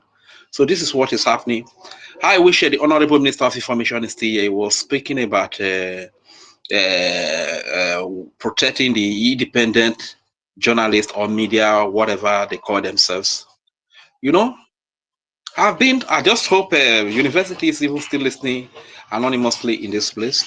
I've been in a platform and my dear auntie here, Ukiruka, is aware of what I'm talking about, where he was made the leader and she stepped down. You understand? Where we were strictly warned that we must not speak about Nigeria unite, Biafra disunite, Adadiorama, and what is it, Uremijus. Then I asked the question that even though these people are attacking the Biafran government, they are attacking the cabinet members of the Biafra Republic government in exile. Are you trying to say we should not say anything about them? They said we must not say anything about them. He prompted me to ask the question because me, I'm I don't really keep my feelings and my emotion. I asked the question that is Adadio Rama Almighty? If university is still listening anonymously here, if my dear sister Ellen Peters is listening here, they will bear me witness when I ask that question that is Adadio Rama an Almighty? I asked that question. Why should they be attacking the Biafra government, attacking everything, that the activities of the Biafra government, the honorable minister character assassinating the ministers, and you say nobody should say anything about them? I asked that question. So when you say that they are working to protect the independent, no, all these things, they have been in it for a very long time, you understand? But just that because of the takia they use on us, we did not really know. The likes of Uwandara Felajeri, we thought that they were brothers, but in the recent, they are enemies. You understand? So this is what I just want to quickly chip in. Once again, thank you very much for giving me the mic. My dear brother, Hardcore, I know that I've exceeded 2 seconds, and I yield the mic here. Thank you. Thank you so much, Rage, my sweet brother, for collaborating my utterances. Yes, sir. Thank you so much. You are number one witness. All right. Dr. Mbatu, yeah. Yes, greeting to everyone. Greeting to my beloved people. Thank you all. All protocols duly observed. No need of calling names. If you are presently here, I recognize your presence and I thank you for being with us. And I pray that God in His infinite mercy will continue to bless you. I thank you all. I'm going straight to the topic of today, and I'm not gonna do it long. Okay. So Brgie space. I'm not gonna take time because it's already morning here. Brgie space. Brgie slash US stands against terrorism. Protest today for release of MNK, our leader Maz Nandekano and Maz Simon Ekpa Njoku. So I want to thank everyone. These are very clear. We have been explaining and narrating a lot of things from the saboteurs, from the backbiters. All these are the mountain that Onyendu told us about. The mountain that we must pass. And our APM was asking, when they say the mountain, you think that the mountain is in Sokoto or in Kafanchan or even in Europe. The mountain are those people who will be paid to destroy what we are doing. And in one of our Mazin Namodekano, our able leaders broadcast, he said, they will buy so many of you. He's not saying that they will try. He said that he know that they will buy so many of you. And you will try, but you will not succeed. They have tried. Just like I said yesterday, they tried, batch by batch. The only thing is that God is His infinite mercy has made available for Himself men and women with stone hearts, hard cores, men and women who are formidable. God has provided it for us, provided them for us. I wish you and I, as you are listening to me, we are all in this. Nobody will bring us down. Nobody. They never born that person. As God have positioned it, so is it going to be. Sincerely speaking, there is no other tribe or other part of West Africa that abhor evil and waste of life more than Biafrans. We hate shedding of blood, starting from our ancestors. And if you look at the culture of the Marauders who are coming into our land, they enjoy shedding of blood. As in, if they don't shed innocent blood, they don't massacre Biafrans, they are not happy. Look at what happened at was it Arondizog? Lifeless bodies scattered all over the place in that village. But we are the only people that have the ability to say no, because we know that you can't give life and you have no authority to take it. Our ancestors were boya mando. I to put it in Igbo language, you say mado, that is someone, mado, mado. But it means mando, which is the beauty of life. So, US knows exactly what Islam is out to do against the whole world.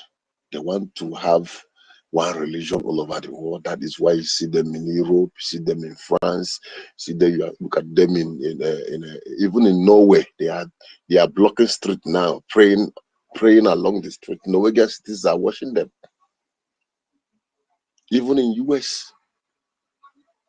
So they are spreading all over the places.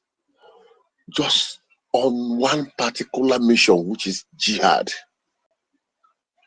The only reason why they have not been able to spread out their actions properly is because they never laid their hand on a proper source of income to help them establish their base properly in West Africa. So they know that the only place they can get such resources that will enable them fuel the plans they have for the West and the Americans precisely is in Biafra land. That is why they are doing everything humanly possible to penetrate our land. That is why they are killing, they are scattering, they are trying to find. That is why they are ready to spend millions of dollars to bribe those saboteurs you are seeing today.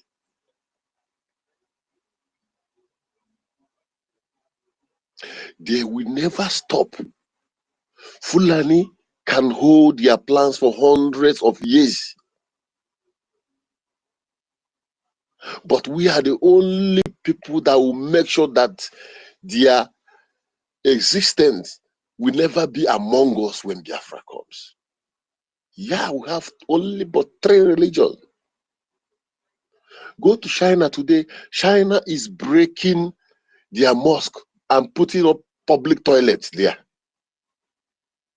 They break down the mosque.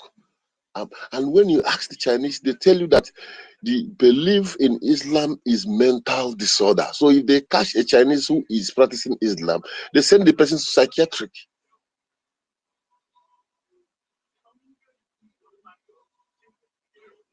So a lot of people are beginning to take actions against them. A lot of people's eyes are opening towards this people atrocity, mostly after they invaded, they break into Israel and committed the mayhem of October 7.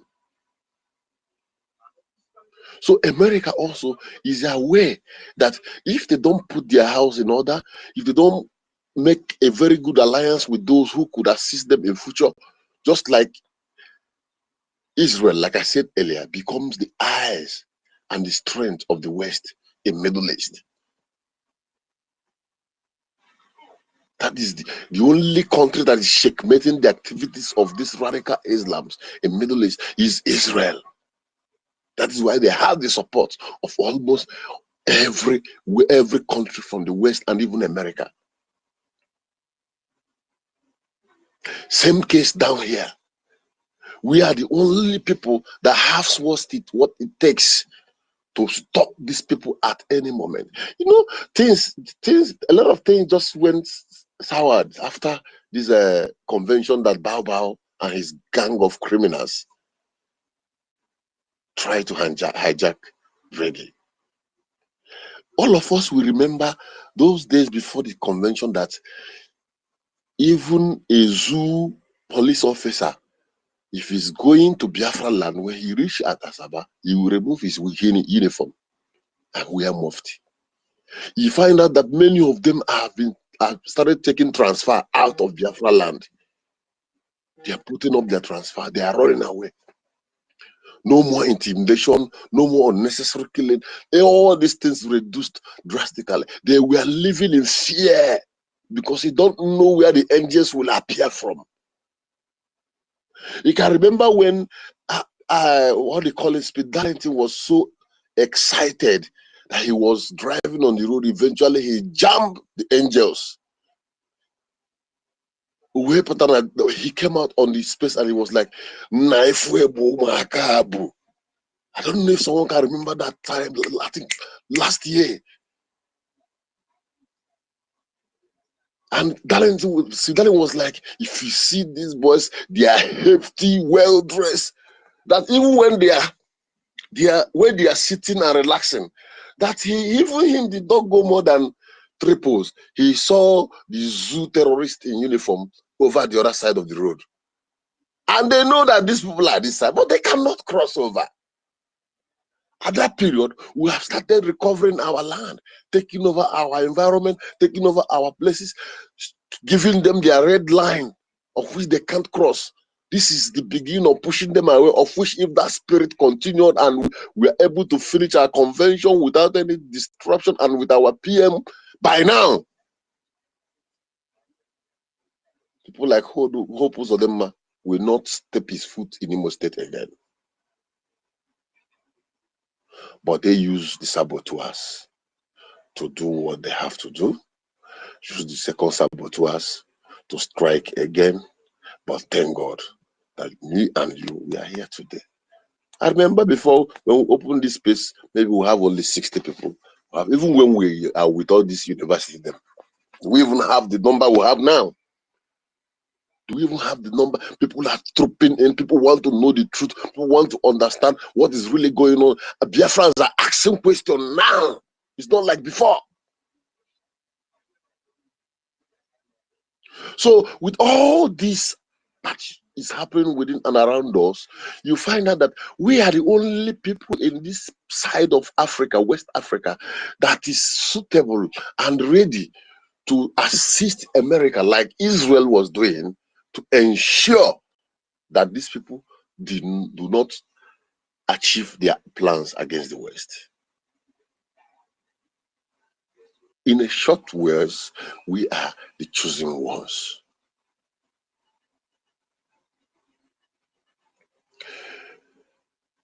Imagine what these jihadists, the Fulani terrorists, are doing to the so-called Muslims who have the same belief with them. Imagine what they are doing to the Northerners, what they are doing to the people of Benue State. Then inside your mind now think what will be our fate if they have a free will into our communities and into the cities where our people live. We are the only people that we are the only nation that was able to point finger in their face on their face and say, you can't try it. That is their fear. That is why they don't want to release our leader, Mazi Nnamdi Kanu. Even when their court have said, let him go. The boldness, the spirit, the wisdom and intelligence of that man scares the whole entire Fulani tribe, even the ones who are not in Nigeria.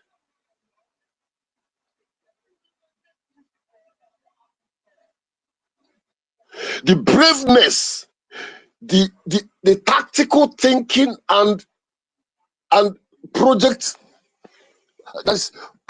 implication and fulfillment, the spirit and the strength of our prime minister scares them as well. Because initially they were like, he's a content creator. He's working for Nigeria. He's doing this. There's nothing they really say. Until BLA was unveiled. He's causing problem. He's causing problem in our. He's doing. But when they were killing our people at wills, they see him as a content creator. But when he said, if you do anything that takes the life of any Biafran, you will pay for it.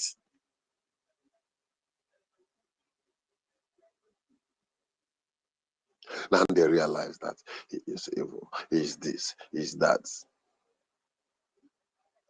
The fear is the reason why they have to run to Finland to file in petitions upon petitions.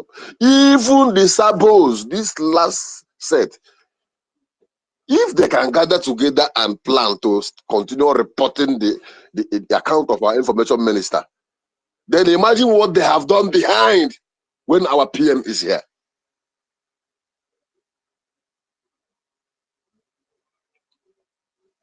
The fear of these two great men. Then before the convention, remember that there was it G-Word Summit that took place in, I think, Norway. Yeah, I think Norway. That was where they warned the zoo president. And that was where their lobbyists, remember the voice you played earlier today, Meritutos, Nnamdi Kanu was saying it boldly that the Fulanis have the highest lobbyists in the world. They spend millions. They spend millions. They control the media. That is why the CNN cannot even say what, broadcast the news of the evil and atrocity that is going on in Biafra land. But when fowl die in Europe, or one pigeon die, you will see it in CNN. They have all been bought over. So whatever that is going on, they turn a blind eye. So it was in that nowhere that they were able to lobby their way to finish government. It was in that nowhere that they realized that this guy is very serious. Because when they are seeing BIAFRACOIN, when they are seeing all these things coming up step by step, they, oh Jesus Christ! I wish we have laid our hand on our Biafran, like Facebook, what they call it, the social media handle that our PM was preparing before. Now, dear, that is where the whole story would have ended, just like Trump did when they kicked him out of X, originally Twitter. He created Truth Channel, Truth app. Go to that place today. That is where Americans are saying things the way it is without fear and favor. That's the kind of platform our PM wanted to give to us. But it's not late. So the fear of these two men is what is disturbing the likes of Shetima and his brothers. If not, tell me, what is their crime? They committed no offense. They committed no offense. All the terrorists, the Boko Haram, they have already, you know, the most painful one, the Boko Haram who has wasted millions of people's lives. Then the military and the police will try and arrest the person and bring the person to the government and hand over to the police for maybe to take them to court. Have you ever heard that Black Maria or carry groups of Boko Haram that they are going to court? They don't even go to court. They don't even, there is no case. What we hear is they have repented. From that place, they are waiting trial. They will be repenting, and the angels of Islam will wash their sins away, and they will wear the white garments, set up a canopy, play music for them, cook a very nice food. They will eat and dance, kill cow, celebrate them. They will now begin to ask them, where can you be? Where do you want to work? Some will go to custom, some will go to maybe join police, military, navy. They will scatter them. After 2 months, another batch will come. You are recruiting them and you are pushing them down to Biafran land. Those who don't know anything about our culture. Those who are not even in Nigerians in the first place. You can see that they are using the umbrella of one Nigeria to position their jihad soldiers who will stand in place of uniform. That the only problem they have today is these two wise men.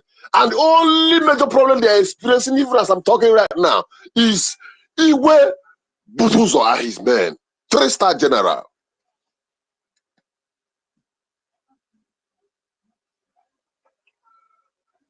Also, Yabu also, Garoj and Tabu. They don't mean well for us. That is the reason why we must not stop to fund and support our liberation. Because the activities we are putting up today, whatever we are doing today, everything that we are following according to our charter and our bylaw, whatever, the world is watching us, they are seeing it. And believe me, most of them will be like, these people, they don't have much, but the one they are putting together, they are protecting their land. They are trying their best to see if they can lobby their way in. And all this effort they have done now, even with that small money, America has started picking interest and started negotiating with them and made it publicly that, you know what, we are with these people. They didn't have much, yet we are coordinated. Despite all the basbos, all the ups and downs, all the backstabbing, all the names calling, all the betrayal, all the reporting of account and petition upon petition, yet we remain formidable.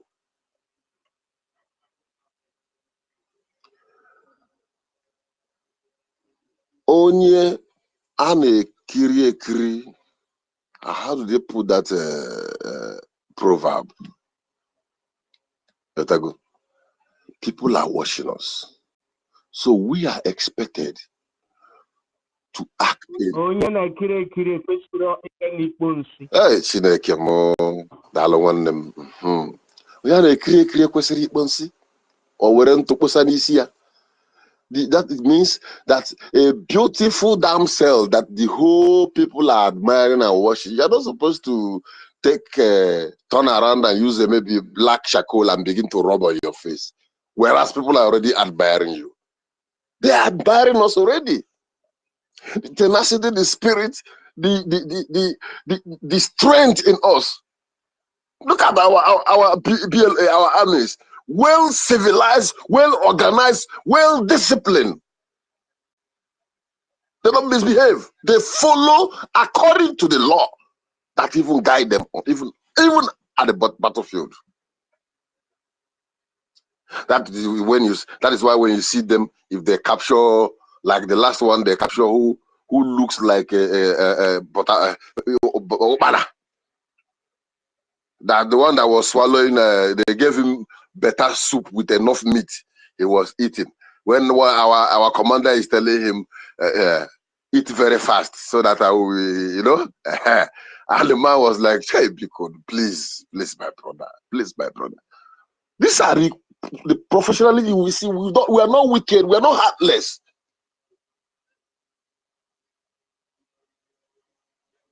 Or is it the one, the Yoruba guy that is the military that they sent to our land and was captured?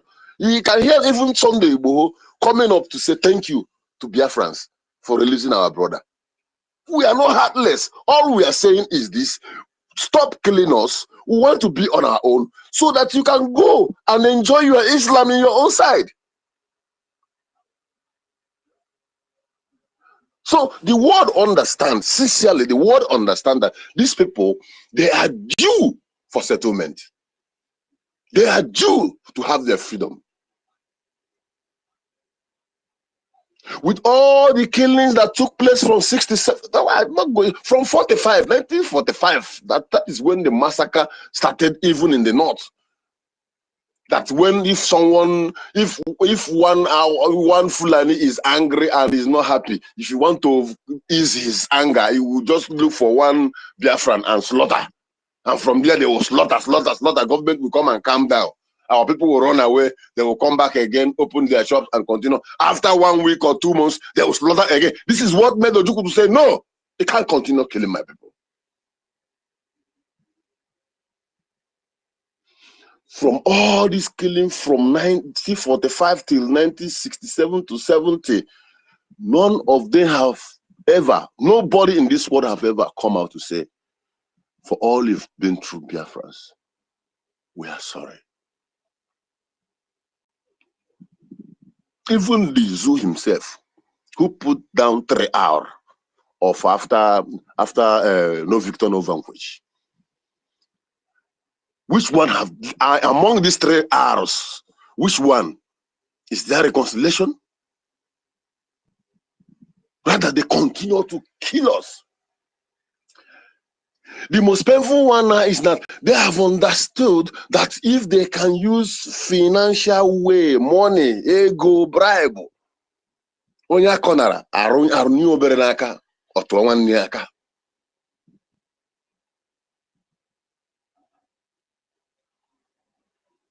Nobody has ever said, Biafrans, we are sorry for turning a blind eye when your people are dying. Biafrans, we are sorry. I think when Hamadike was out, the people of Benue State, they attempted, I don't know how, this I don't know how truth is it, but I heard they attempted to apologize for what their fathers did to our people. Because those days, let me say 30% of Nigerian military before the war, Benue, they are commanders, general. There are many of them. They have positions. But what happened? The zoo used them to fight the war. And after the war, all those generals, they eliminated some of them, and they bring some of them, derank some of them was forced to resign. Today, the people who joined the enemies to kill us, they are now bleeding. But Oburanyebu,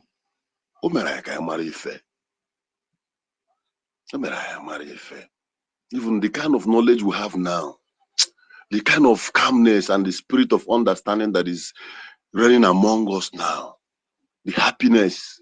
Sometimes maybe I'm walking, I will just shake my head. I say, thank God I'm a Biafran. Thank God I'm part of the gatekeepers. What will be my story to my children?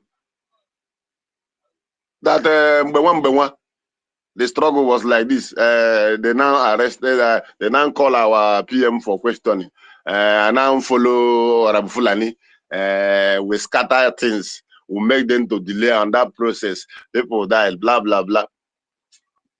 Or which one will I even tell my children? That during the contribution and funding for this liberation, that I didn't put a dime under my name and the name of the family.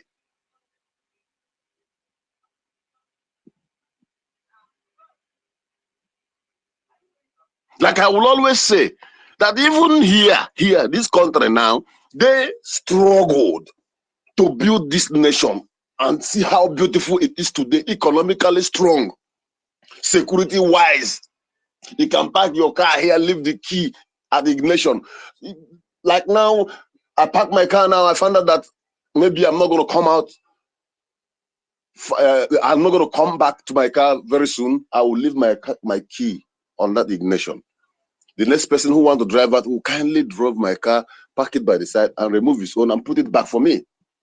Same I will do for another person, because the system is working. Then how did they get to this level?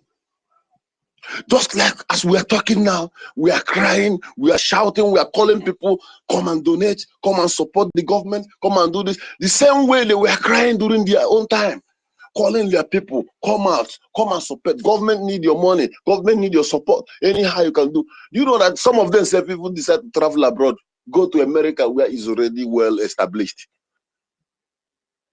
Open restaurant, they enjoy this. Some even go to Japan, they were enjoying themselves. The ones here who are able to donate, they were donating. You get to a stage that they have to even come to the zoo and borrow money. 1979. At a stage, it was too much. Then what their women did amazed everyone, because Japanese was the early colonizer of this place. So what the women did now is they begin to donate their gold rings, their jewelries, their jewelry box to government. As in the vehicle moving on the street, every woman will come out and stand, and you put your gold, put down your gold. Government gathered jewelry box from millions of women. That money boost the economy and defense of this nation.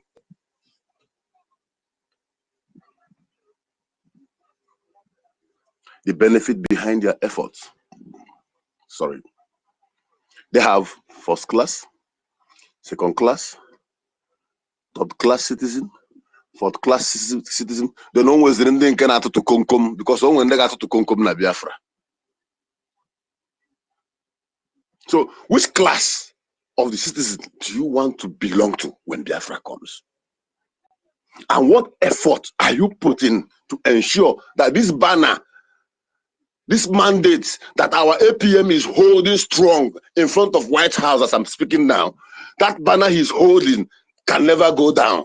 That America, who has started admiring us, who are now going going on to have a kind of negotiation and memorandum of understanding with us, that banner will not fall down.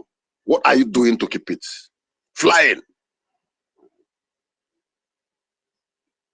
If you are yet to put your name in the book of those who will participate at the classes of citizens that is suitable for your effort, you have the opportunity to do that tomorrow being Saturday. If you have not gotten the link, ask question right now. Come into the mic, ask. If you don't know how to do it, ask question right now.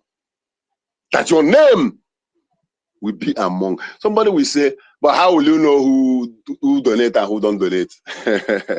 This is computer age. This place I am, it is only when you go to immigration or anywhere, they will ask you only your date of birth. Only your date of birth. Immediately they put it in system, bam, bam, bam, every of your data will appear. When the time comes, only your surname and your date of birth on the government database. All your donation will flash before your face. Then they check it and 0, 0, 0, 0. But you never donated. You are living in America. Look at it. I'm not lying. Did you? Because it's not going to be like zoo where you will go and start by the roadside and find somebody small money. You will go inside the building, come out and give you driving license, and you carry a vehicle and enter road. You become a driver. The system will be well organized. That is why God is removing the chaff right now before you. They are removing those who will bring distraction, that will make us not to live a civilized life, that will make us not to give our people the best system of governance. God is kicking them out. Those with the mentality of zoo, God is kicking them out, so that we can have people with sound mind, like me and you. So my brothers and sisters, the Americans know very, very well that within this axis, the only people who are formidable, these people have tasted war and refuse to give up. These people, though we didn't pick interest in supporting them during that war, till tomorrow they still respect us and we respect them. You know how many Biafrans living in America, contributing to their taxes, creating job and employment for the citizens of America. There are many Biafrans in the military. There's one I saw here last time. When he heard me talking on phone, he's a U.S. Army. I think that was the last year. You have transferred him. He heard me speaking on phone. I was surprised. Someone that is speaking for when I want. What I heard from my back is, na one nibo. I told my American soldiers, bros, I want for like that. Oh, we hug ourselves. People begin to watch us. One lemo, just like that. We contribute to the society anywhere we find ourselves. We are hardworking, we are intelligent, educationally, we are there. Physically strength, we are there. Intellectually, we are there. In sports, we are there. Militarily, one day I got to give you go until you run. God give us every down thing to protect the resources He put on our ground. The enemies know that. So America also know that, being our friends. So we are getting there. But the only thing that will make us to be there is your effort. Tomorrow is fundraising. Tomorrow is fundraising. As you are drinking that beer right now, don't take another bottle. Don't drink much. Say if we go 4 or 5 bottles, 80, you will near the government to protect your land for you, to protect your village, to protect your mother and your family back home. As you are planning to carry that babe, and maybe you go to church in the morning, you go to 35,000 a day or 50,000 a day, when you for iniquity, because you carefully go for it. That is iniquity. Whereas you can't donate or support for the freedom of your motherland. I want to ask you, now when Biafra comes and you appear before the government and they check the system and find out that you never made an effort, you never contribute, they will not check your level of wealth during this struggle. They find out that you worth millions in your account. What kind of judgment or what kind of justice do you expect from the government? You will be relegated down to Nikonkom. Whereas those of us who are struggling every weekend, it is not easy. Mostly those who, you know what it is that someone, maybe you take your salary every end month. But when you take that every end of the month, when you take that salary, you must bring out something and keep for every weekend till you take another one. As in, I do the mathematics. This is Saturday, Saturday, Saturday. I will place it down so that I don't miss any of these particular blessings every weekend, because it's a blessing to whatever you are doing. The blessing that comes from it is even more than the one you can get from church, because you are saving lives. You are protecting your lineage. You are making our ancestors, our fathers who died during the war, to be proud that they have not been forgotten. Do not give up, bro. My sister, don't give up. Tomorrow is Saturday. That link you have, try it, Kenya. Click it tomorrow. Not just paying. Come to that. I want to see like 1,000, 2,000 Biafrans flow into that Zoom with all hands up, making donation. With this, we will prove to the Americans and to the Europeans that we are ready. It is not about holding Nnamdi Kanu. It's not about holding our PM. That even without these people, we must get to our promised land. In that way, they will get tired and release them. If he can tell. No be cho. Biafra is not like going to the supermarket to buy something. It is not given. It is taken.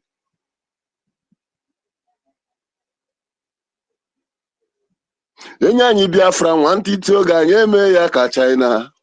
Emanyi Biafra nwantiti oge. Enyanyi Biafra nwantiti oge anyị eme ya ka ọ dị mma. Enyanyi Biafra nwantiti oge. Nna m anyị na-ayọ nna biko. Enyanyi Biafra nwantiti oge. Airborne! Airborne! Airborne! All must hail Biafra. Thank you, my people.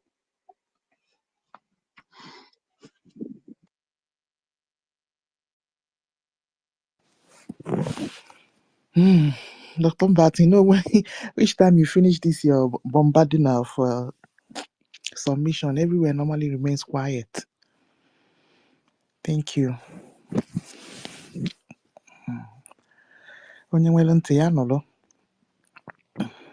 All right.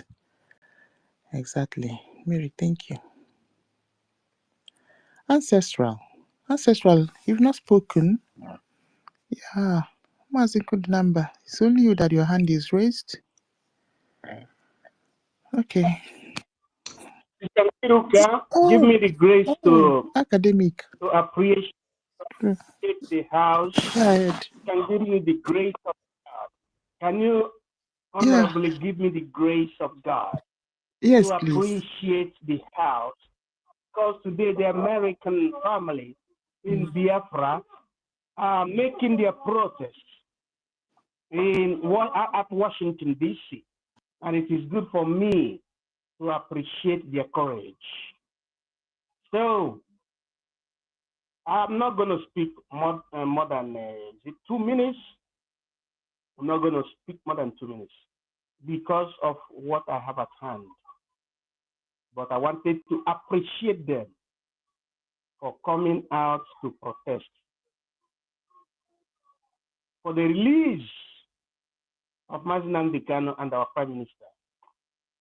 Because what we're seeking for is in line with the indication given by the United Nations General Assembly, the United Nations Security Council, the United Nations Specialized Agencies, the United Nations Humanitarian Organizations, the United Nations. What we're doing is in line with what we call international law and in use cogence. Because of that, I wanted to appreciate the House. And I want to ask this question to Biafrans. Do you know the difference between an audio president and an actual president? That is, there are two people that are dragging presidency. There is the one you call audio president and the one you call actual president. Can somebody answer me now? Thank you.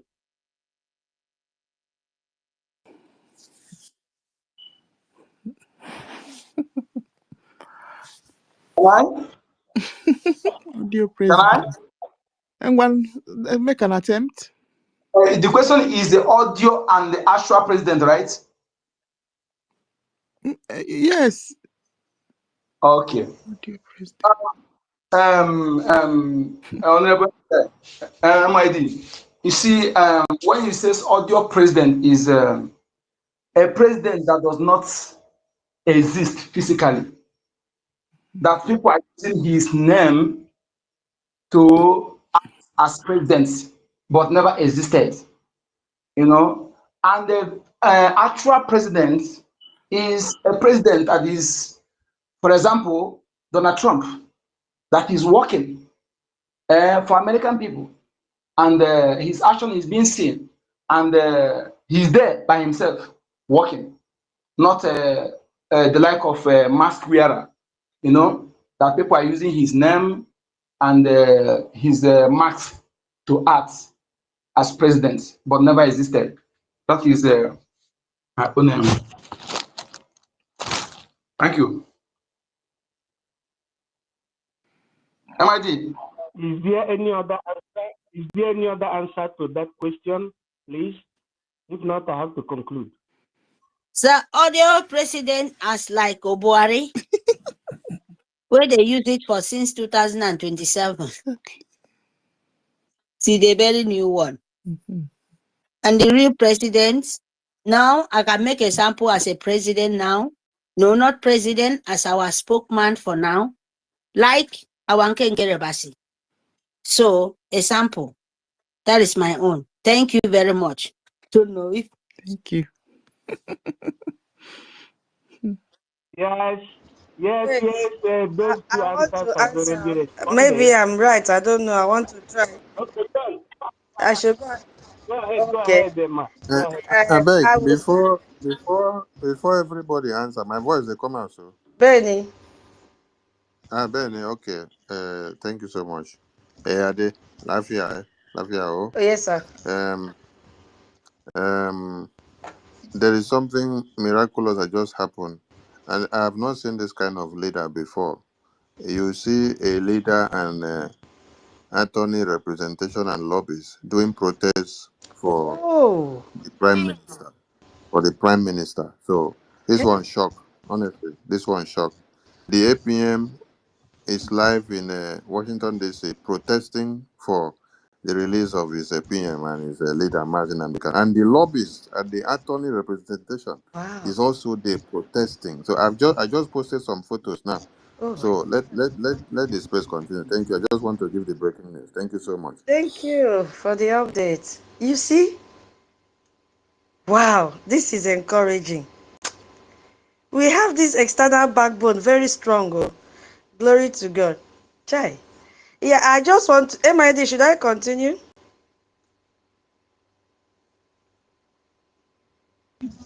Yes. That should be the fourth answer. I want to say. That should be the fourth answer. I want to say that an actual president, I would say, commands a recognized sovereign state. Okay? And has control, territorial control. And when we say audio president, I think audio president does not have control over any territory. You understand? So it's just maybe nominated by population of people, that is like group of people just cluster and say, okay, I have made you a president without a mandate. Yes. And a president, let me say, without a vision and does not have any direct territorial control. I don't know. I try my best now. Did you hear me? Yeah, thank you, my sister. You know, I am in the spirit of megalomania because the Biafra spirit, the Biafran bell has resonated in Washington, D.C., at Capitol Hill, the city where George Washington, around 1776, made that declaration. We, the people of the United States of America, hereby declare the sovereignty of the United States of America, built on that four pillars: liberté, égalité, démocratie, and fraternité. That is where we have reached today. Now, all the answers are very, very correct in the sense that, number one, the difference between an audio president and actual president or correct president is distinguished between legitimacy and illegitimacy. I speak politically and politologically. Between legitimacy and illegitimacy.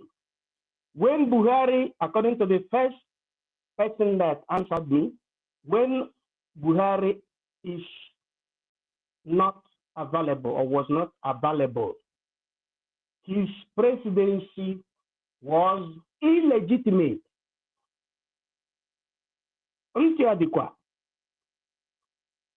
When Buhari was not capable to assume his office as the President of the Federal Republic of Nigeria, nobody has the right to come and mimic him or to body double him. Anybody coming to body double him is illegitimate. Illegitimacy means not being in line with the law. And that has to do with the audio president. But the actual president means the factual president and the legitimate president. Meaning the president that the law knows that is alive, according to the first respondent. So this quesito.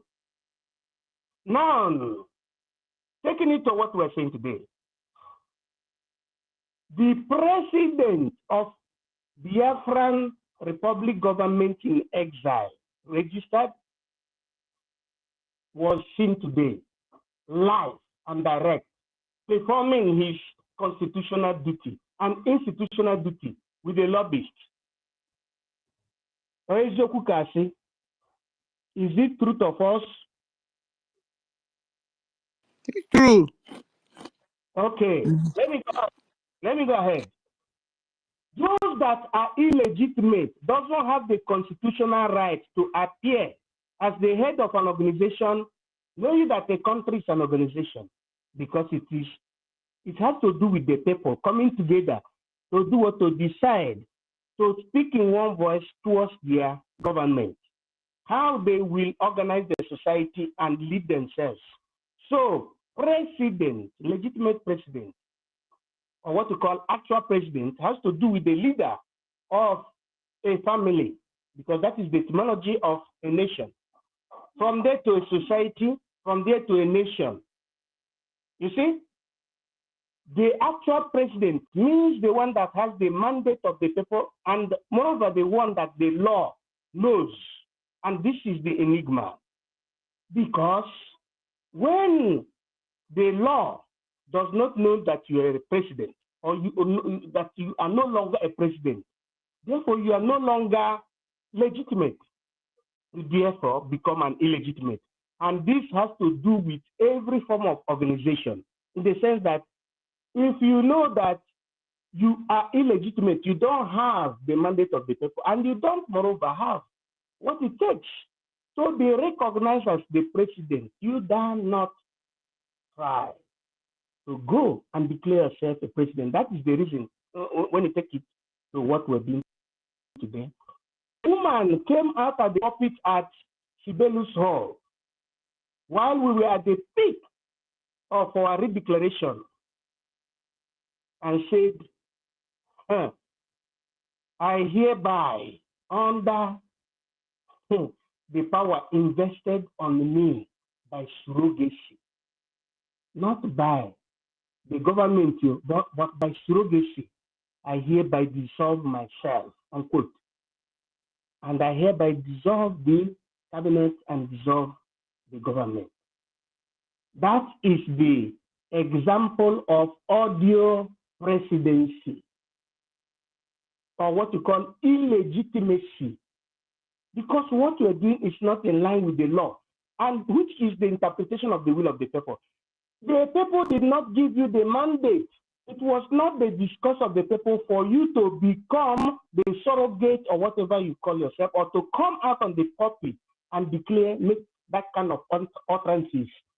But taking it directly to what we're saying again, furthermore, we saw OGOJA, our acting prime minister, being declared through the processes from the inner caucus to the outer caucus and to the Brgie caucus and the caucus of the Brgie and to the Brgie in toto, glomerulously speaking. And you saw the procedures and processes of declaration. And the whole world saw that he is the acting prime minister. I want to ask a question. Did anybody saw when NGOZI underwent such processes or procedures? That is number one question. Another last question, in order to culminate and to summarize all those that have been giving their positive answers to this, taking it to Nigerian presidency. Have anybody, according to 2025 Nigerian government presidency, seen when Buhari was announced as being sick from January to this month, July? Today is the 25th of July, 2025. Have anybody heard from the presidency of the zoo saying that Buhari was sick and was being transferred to London hospital? He was sick. But only thing we heard was that Buhari has died, though.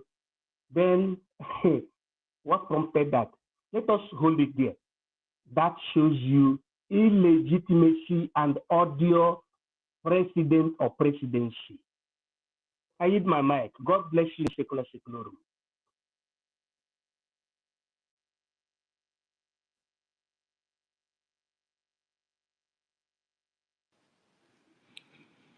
All right.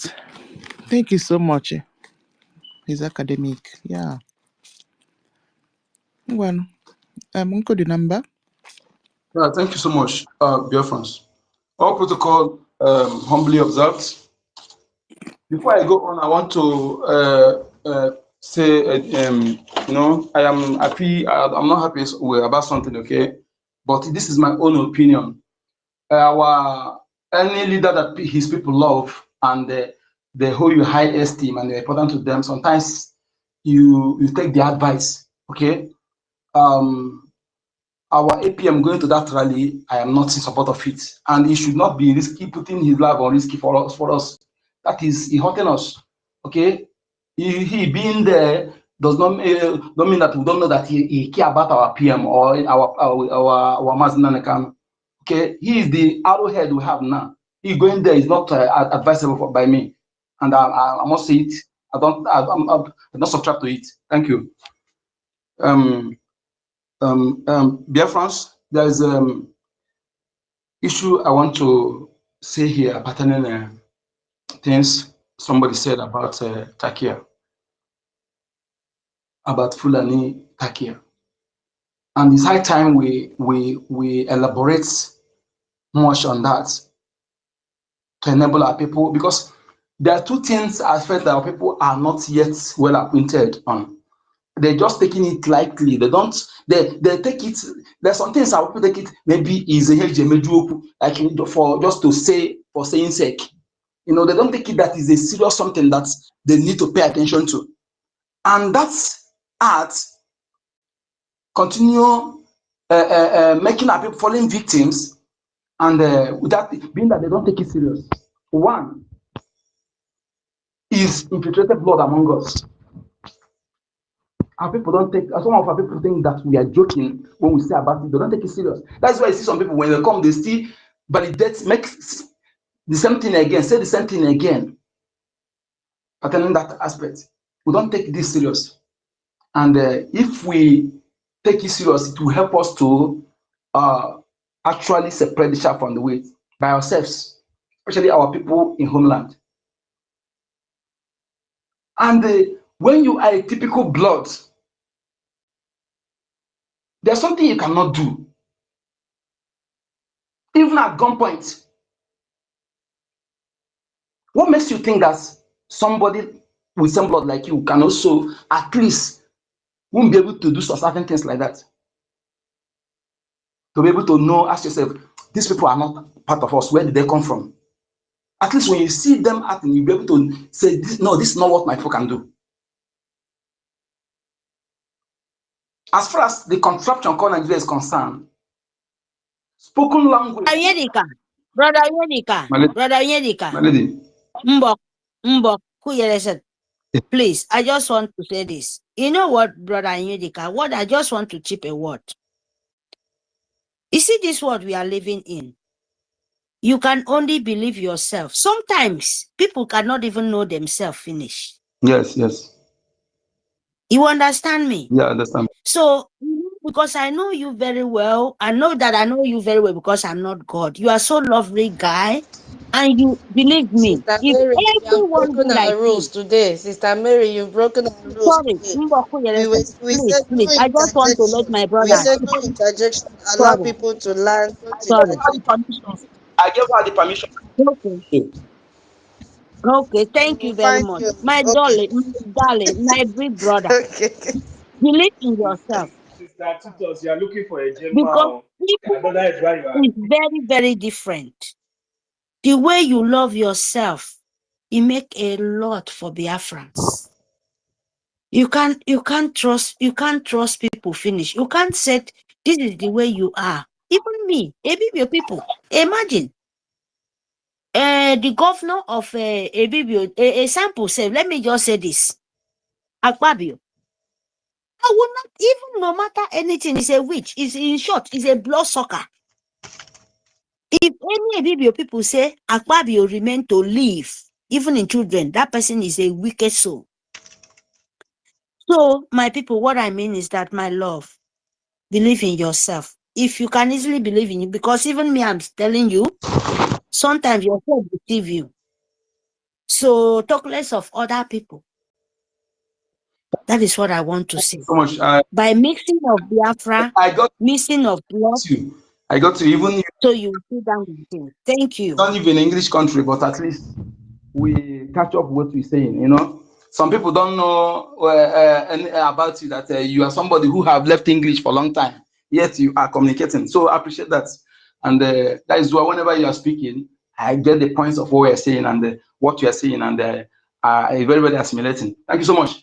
You see, the rest of that, what I'm trying to say is this. You see, people, Fulani has used the attack here to penetrate our people so much.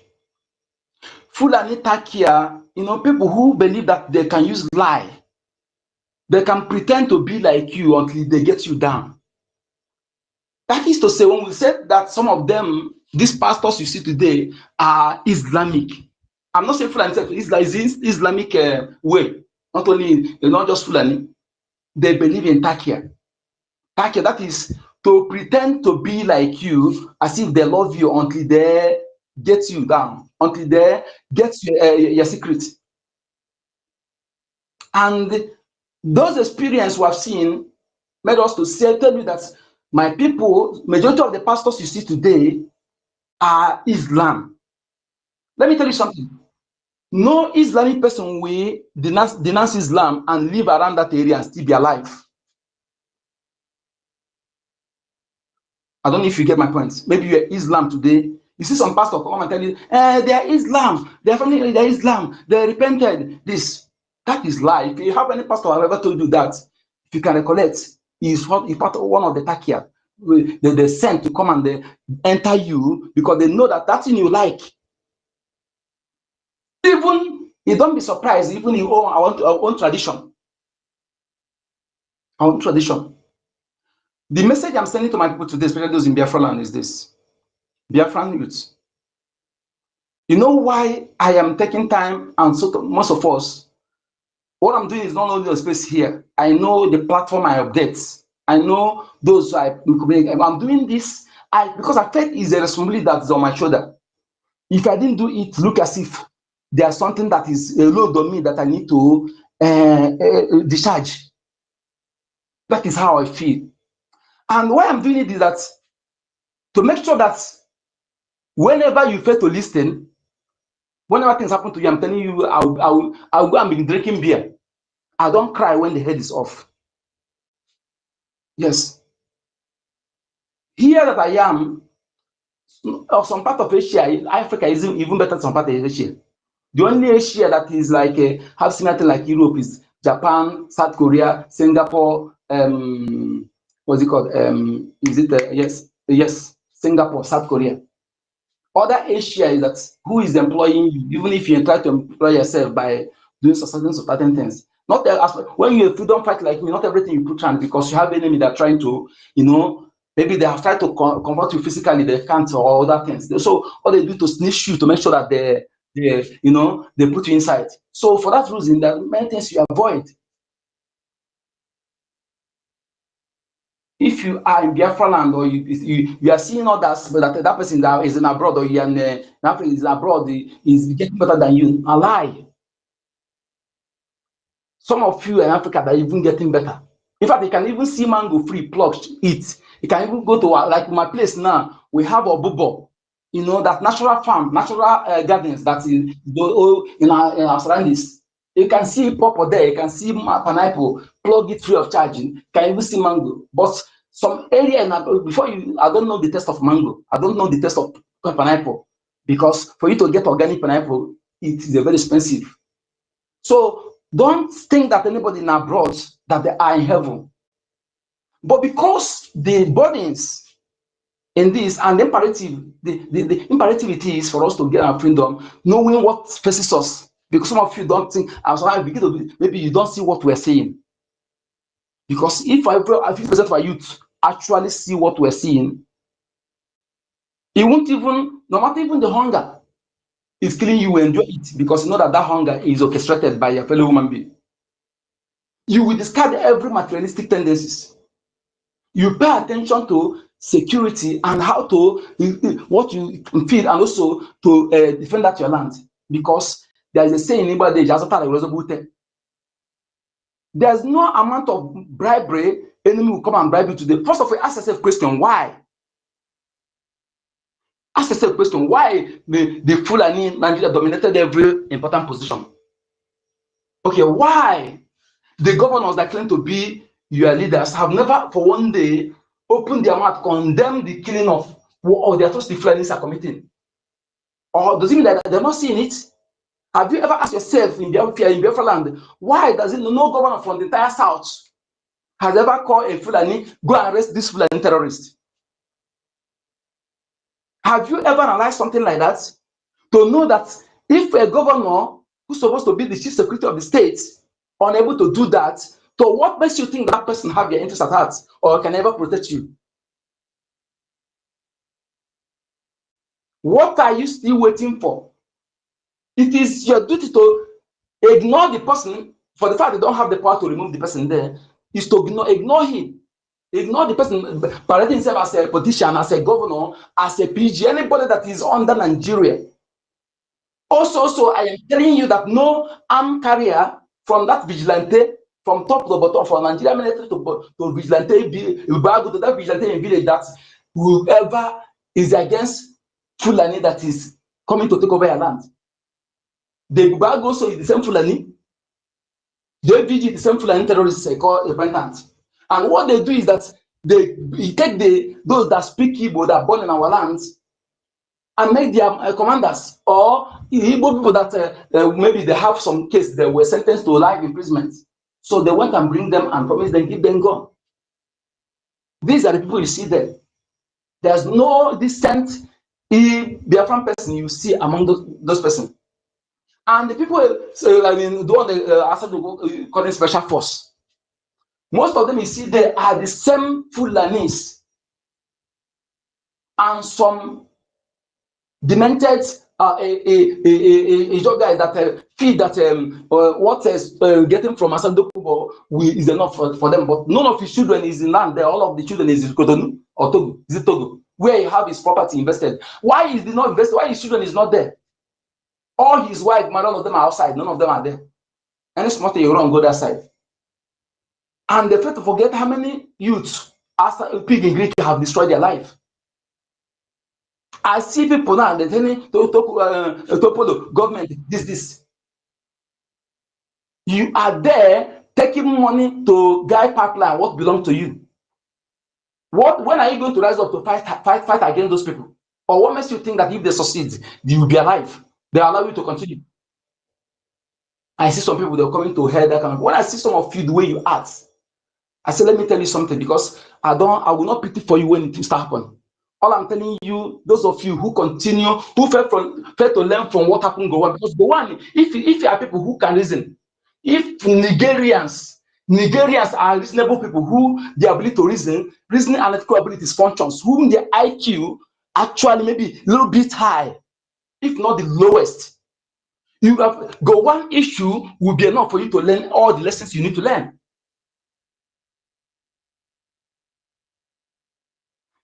Our eternal leader saw today, 50 years ago, they tried to prevent it. Go one, he choose to listen to strangers and Benjamin and others. The people they used to make Nigeria one, to make sure that they starve our 5 million children and pregnant women. After Egyptian pilot bomb market and the hospitals, they will go, the Fulani, they will go and finish by raping. And those who refuse to believe, they had their breast cut off. When you saw this, they think this is a lie or this, because you did not see some of it happen live. But at least you can see some images. So today, the chicken come home to roost in the middle belt, go once people.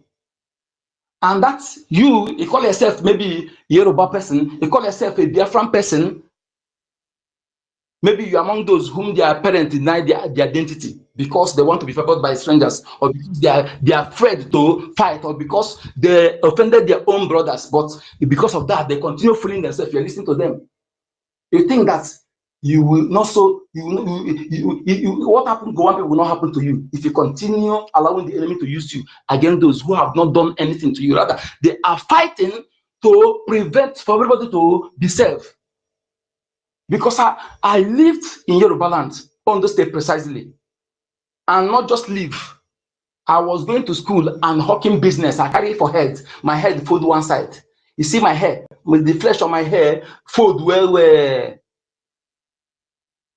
I go to Ibotako, I go to Irele, I go to Laje, I go to Tukupa, I go to Ibokoda, I go to many places, Ilututu.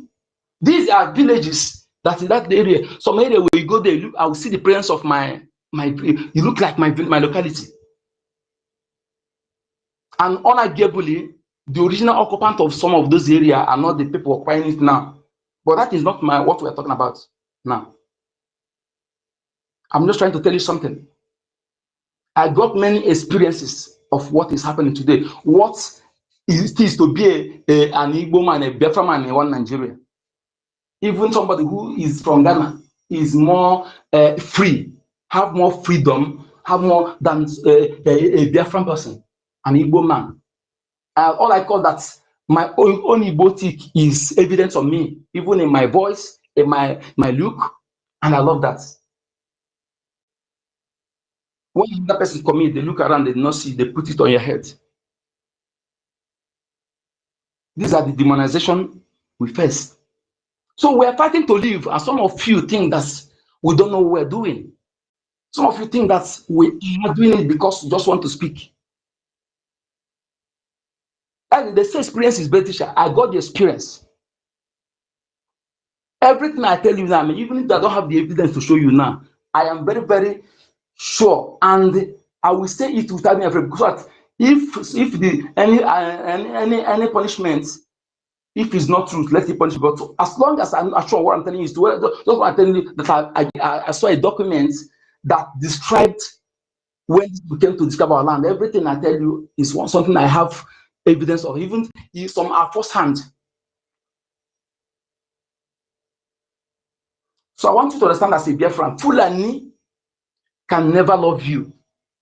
Islam can never love you. We are not same, and we can never be same. And their intention in our land is never for good. They can give you money to make you look good, to use it to drag others. They can even, this is how some of them, they marry some of our women, make them Ajia. Ajia, like the one they call Mariam, like the one they call Aisha Yusuf. Like all, they give them one name to use them to be deceiving our other girls. Okay? Now somebody come among 100 people, make 5 people rich, and use them to oppress, to get others, to oppress others, to be suffering. Is that help? That is a destruction. That is a destruction. Just like when 100 people travel abroad, 20 come back, flex, they buy one car, they disturb, they make noise. Then 40 are in prison, languishing. 40 are on streets of that particular place, making from hand to mouth. When you see the 20 that came back, you will think that, I want to go, let me go. But you don't calculate how many people left and how many people have already come back. No place like home. When people are coming to take over your village, and some of you say, after all, my people, I'm taking them to Lagos, I'm taking them to Abuja. Some of you, when I look at you, I laughed. Because why am I laughing? You are using analytical abilities. It's very poor, very myopic. Do you think that's something that chases you out of your village? That those who chase you out of your village will allow you to live in Lagos or Abuja? Your village is supposed to be the place when you are being chased outside, you run and be safe. Then people are trying to take over your village. You take your people out of the village, you feel all concerned. When you go home, sometimes check yourself, check your mental ability, if you're okay. And so shocking, some of those who are doing this are those who are abroad. As we are talking now that our land is under siege, that every true blooded sons and daughters, the only investment you'll be doing now is to invest in defending of that land. This is not the time of buying designers, going to party except marriage or burial. Apart from these two, and I don't see nothing you'll be wasting money to. Like I said before, and I want to repeat it again. You learn from what happened to others. If your children are living in boarding schools, and they went and kidnapped them, they go and kidnap them. They call you money and don't have that money. And they kill them, harvest the organ, which has been happening. It's not a new news. Withdrawing them from that school now, for them to be alive. Maybe if you have something you can teach them, which one is better? Which one is better? Not when that time comes on social media, hey. But you have the time to prevent it. Those we have 6 graduates in my, but I'm least educated, least in my family. Let me say this now. I'm the least educated. The 3 wives are graduates. The 3 again, all of them is employed. Even one that want to get job of 50,000, they demanded 500,000 bribe. Not because they come out with the low grade, no, but because you know what the system is all about. So they decide, let them be self-employed, look for something to do themselves, and it's better than the working silencer for 50,000 or something that cannot even solve your problem. So my people, I want us to be serious in what we're saying. If you are told, I'm talking to those who are in Biafra land. I know some of you, not all of you are here, but you have those you communicate to communicate them. Okay, like some of the things we say here, I record it extra. Those are cut and share, cut it. If you're hearing our voice and you think that we know, just want to talk, we are jobless. That is why we come to talk. You don't take our words serious. You want to experience what we experience or what others experience before you believe or before you take it.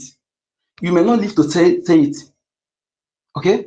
Just like when you are moving with people, then they kidnap others and you was able to free, or as they happen, was able to free. If you are not free for you to go and begin to sing praises in the church and begin to mock others, you are the only one God loves. No, you are free for you to go and organize and fight that thing. Fight against that thing that take the life of your friends or life of your passengers. That is why you are safe to do so. We must change our mentalities because, and again, I come to my comrades and my ladies. I never claim monopoly of wisdom. I always learn from people. But there's one thing in me that I don't like: intimidation. I don't take it from anyone. And why we're here is for us to, like I say it, as long as you are genuine here, even if you slap me, I'll forgive you. That is my decision. Those who will see my anger to know what I'm made of is if you are Sabo and you enter my trap, I will blend you. When we bring suggestion that we know that this suggestion, maybe not me or anyone at all, we know that this thing is actually good. No matter whose mouth it comes from, let us don't twist it. Okay? As we have witnessed different coup d'etat 2 times, and definitely we need to adjust our home and adjust in certain areas to make sure that we tighten our security. And we have to get that done. I'm talking to our government. I will not be happy, and then I know that many Biafrans will not be happy if any other person is given any post without knowing the details about that person, the home and his relative of that person, everything of that person. If our government do that again, I will not be happy, and many Biafrans will not be happy. Anybody that will occupy any post, henceforth, even if you ask me to sing, I want to suggest oath, very serious oath. It is not the one you go and neutralize anyhow.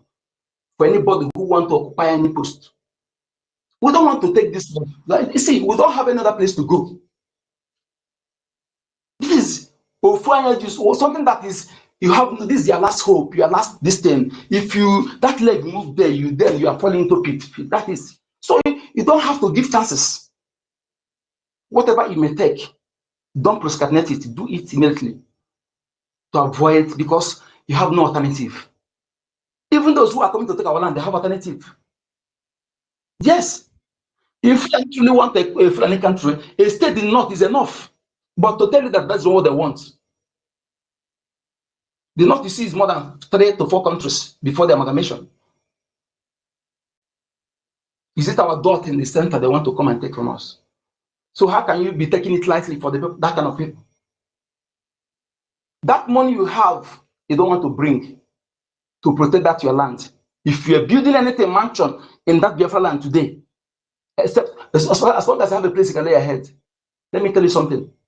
You may not live to enjoy that house, and that house may even be knocked down, and you will not get shishi. Enough is enough. Let us do what is right at the right time. Procrastination is the thief of time, and is dangerous. Good number.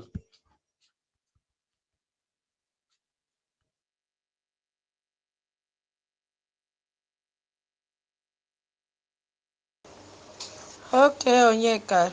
Where is Toti? Well done. Thank you so much for your submission. The man with history and tradition. Thank you for always teaching us what we need to know, especially in this our struggle. Toti, are you there, or internet has kicked you out, or you're not hearing us anymore?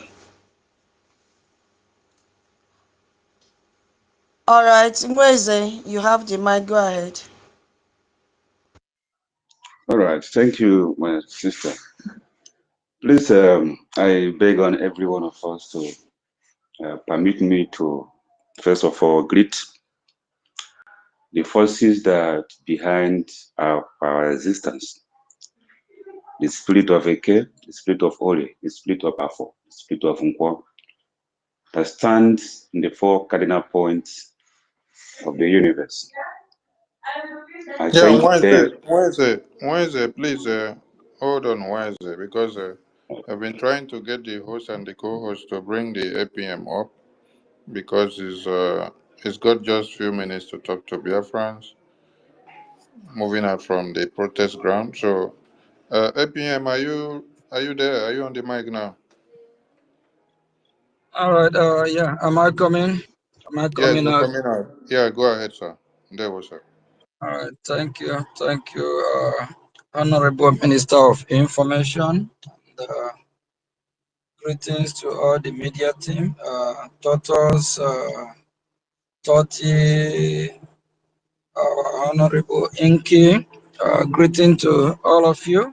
If I don't mention your name, sorry about that. And all the excellencies, all the honorables, all brigade cabinet members and fellow citizens, those that mean well for this struggle and especially our freedom. Before I talk about the protest today, I just want to highlight on one or two things, especially what happened in Aro, Ndi Zog. So please, if you're from Aro, Ndi Zog, you need to listen. You know, we love action. Time for talking, crying, like babies is over. This is time we need to liberate ourselves, do what is right. This is time that whatever you have, bring it, make use of it to free yourself from bondage. We are in bondage, but some of us don't know that. We are in a serious bondage. It's like, there's a bunch of people, countries that have ganged up against us, and they are about to swallow us. So if you find yourself in the middle of, or if you're swimming, you find yourself about to be drowned, what do? You do whatever you can. Anything around, whatever you can use to survive. It don't matter. So it's time that we need to survive and get ourselves from this nonsense, useless Sodom and Gomorrah country called Nigeria, shithole, garbage. It's time we get out of this mess. I don't see any reason why people will be in their home and the next thing you just some idiot terrorists will just come, open fire and keep killing innocent people just for no reason. And some of you from Aaron in the Zogo, you still want to belong to, do you still want to belong to a country like that? A country that will come and kill people they call their citizens. We are Biafrans citizens. We are no longer Nigerian citizens. We have denounced Nigeria because Nigeria killed its own. Nigeria is a dream killer. Nigeria will destroy your life, destroy everything, destroyable. A country that cannot provide security for you. A country that cannot even make life better for you. And for all those that have colluded to work against Biafra people, it's a promise. All of you must not go unpunished. And for our Ondi Zogu citizens, you all know that some Ondi Zogu have colluded, have sold that have saw that they have colluded. They are working with the terrorists, Fulani herdsmen, and the Nigerian state. If you don't identify such people, what do? The same way they participate in killing you or try to kill you, the same way you should try to kill them back. Try to save yourself. It's self-defense. Enough of all this nonsense. It don't matter how I rant on social media. It don't matter how any Biafra come and run their mouth. What matter is that what do we bring to the table? How do we stop this nonsense? We can preach from now till that kingdom come. We can do fasting and prayer from now till heaven falls. Without defending ourselves, we're going nowhere. If they come to destroy you, destroy them. If they come to take your life, take their goddamn life. If somebody come to burn your house, burn that goddamn person. Whoever come to kill you, kill that person. Just look at what happened yesterday. Two guys, Fulani, with bike, they came and they just opened fire, start shooting. Then if you from around this Zogo, get your own weapon, shoot back. Enough of all this nonsense. Stop complaining. I'm not party of that. I hate that with passion. I love making things happen. We have some well-meaningful citizens from Aro Ndizogo. Ndi Aro Ndizogo, those that are well to do, where are you? All those DK, where are you? All those millionaire and billionaire from Aro Ndizogo, where are you? Are you going to keep quiet and let Fulani come chase your people out the same way they are doing in Yamufu? Because the people, citizens of Yamufu, the ones that are well to do, the ones that can bring their money, a gemma, to sponsor, to stop the killing in Yamufu, they have kept quiet because of their stupidity, not knowing that what they are doing, they are harming their own people more. Arondi Zogo, where are those that are well to do? Where are the billionaires and billionaires? Are you going to allow all these uncircumcised terrorists that live in the bushes, that sleep with their cow, to come and kill your own people? If you do, that means you are a coward. Are you going to allow these people to chase your own family, to IDP in camp, to rape them, destroy their farm? For those that will be saying, where is our BDF? BDF, they cannot be everywhere, every minute, every second. And they need logistics. They need what it takes to be able to defend the entire Biafra land. And for people in R&D Zog to stop all this nonsense, you need to support. And for all the enablers, those that are bringing these stories, please, if you from R&D Zog and you identify these people, report them to the appropriate channel, appropriate department. We need to deal with them. We'll go after them. They can't just come and take our life for nothing and burn Biafrans' houses. If we allow these people to keep doing what they are doing, that means we are all cowards.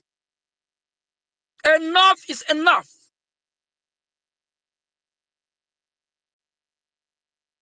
Enough is enough. Biafrans, are we going to be quiet until they kill us all? If we don't defend ourselves, what do you think will happen?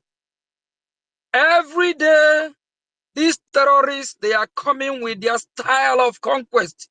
These have been their playbook. Go do your research, you will find out that that's the same system they use when they conquered the northern part of the zoo country called Nigeria. They go from village to village, not the city. They go from village to village. They make sure they bribe the heads of the village. They make sure they have an insider who will be a spy to them, tell them everything that is happening. If we identify you as a spy, as a saboteur in Biafra land, we will not,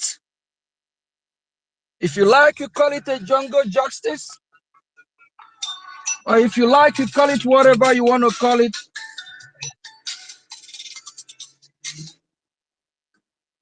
We will make sure we deal with that person. That person must not go unpunished. Whoever it is, if you identify whoever that such person, the same way they come to kill you, that is the same way we will go after them. Whoever said that it's a crime should not come and interpret to us. If those people that have come to kill us, if they have the monopoly of violence, or if they have the monopoly to come and kill us. If you are one of those that are complaining, they have come to kill you, and you're doing nothing, you need to ask yourself a question. Rise up, fight for your freedom. Freedom is not given, it's taken. Our freedom is in our hand. This is time that we go after all the saboteurs. From the elders of the community that are bringing these terrorists, to the chiefs, to the governors, to the senators. All of them are sabo. All of them are terrorists. If you can lay your hand on them, bring them down. If you can't, fund your freedom. Enough is enough. What happened in Washington, D.C. today at the Finnish embassy is a drama. We went there, and I want to appreciate the United States of America, North and South Rep, Honorable Emenike, the Maryland admin, Honorable Naye Chima, and those other ministers from New Jersey, from Virginia, those that make it to happen, and other well-to-do citizens of Biafra that reside in Maryland. I want to say, on behalf of the Biafran people, on behalf of our leader, Mazi Nnamdi Kanu, our Prime Minister, Mazi Simon Ekpa, thank you very much. You all are people that whenever you are called upon, you answer. To be able to leave your busy schedule to dedicate this day to His Excellency Prime Minister Mazi Simon Ekpa, a man that is answering so-called questioning in Finland on behalf of Biafra.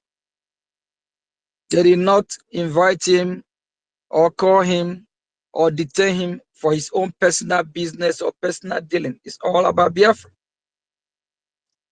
So the love that you guys displayed today, thank you all. Really appreciate everyone that able to make it. But something like this is always good that you try your best to be there. It's not something that happens every day. It's once in a while, in one's lifetime. It is symbolic and historic as well, showing support for who we love, showing support for a leader that cares for his people. We appreciate everyone that attended today. Thank you. Thank you. And the drama that unfolded today at the Finnish embassy, first of all, they know we are coming. The energy is high. We let them know we are here. We show our presence. We render our complaint, the reason why we're there. But the funny part of it is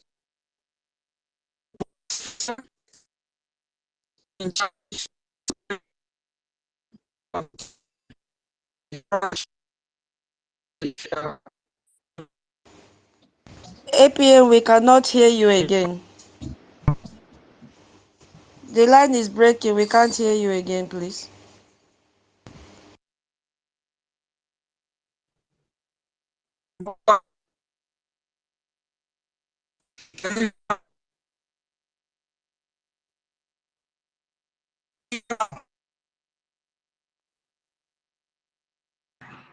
We can't hear you, sir. We can't hear you from this end.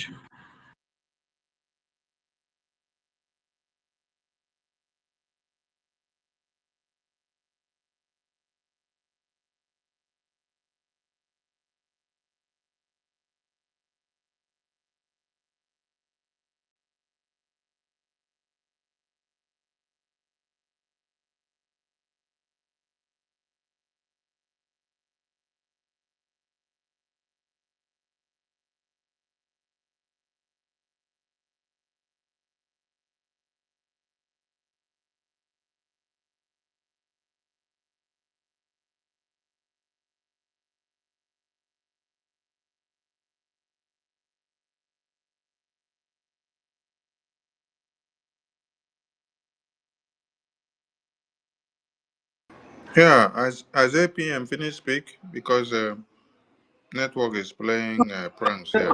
No, now it's okay. We couldn't hear you at all. Did you guys hear him? Yes, we can hear you. Now we can hear you. Again. I think where I heard you last was the drama that happened in French Yeah, embassy. we have to go your out and come back again. I think your appreciation to Finland embassy. right. Let me go out and come back. Okay, sir.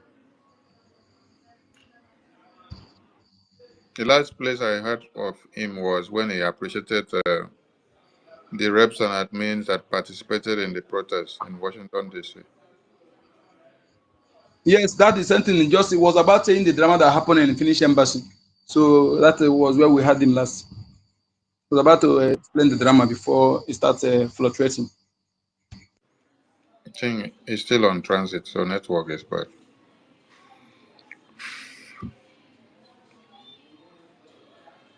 All right. So while we wait to get our APM back online, in that same vein, we appreciate everyone that made today's protest in DC a memorable one. And APM, we need to appreciate you. Yes, we can hear you. Go ahead, sir.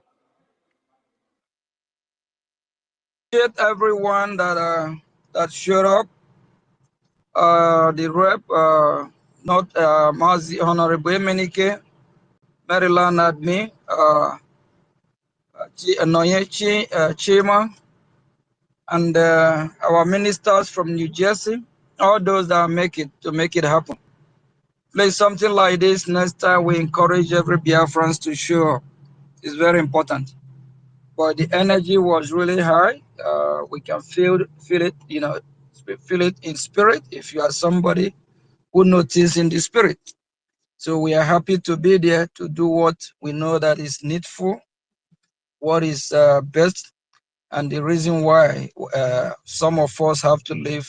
Some drove like 4 or 5 hours from New Jersey, from Virginia, to come there. So it's a good thing to do, and it's always good to let the Finnish people know that we care about our leader, our Prime Minister Mazi Simon Ekpa.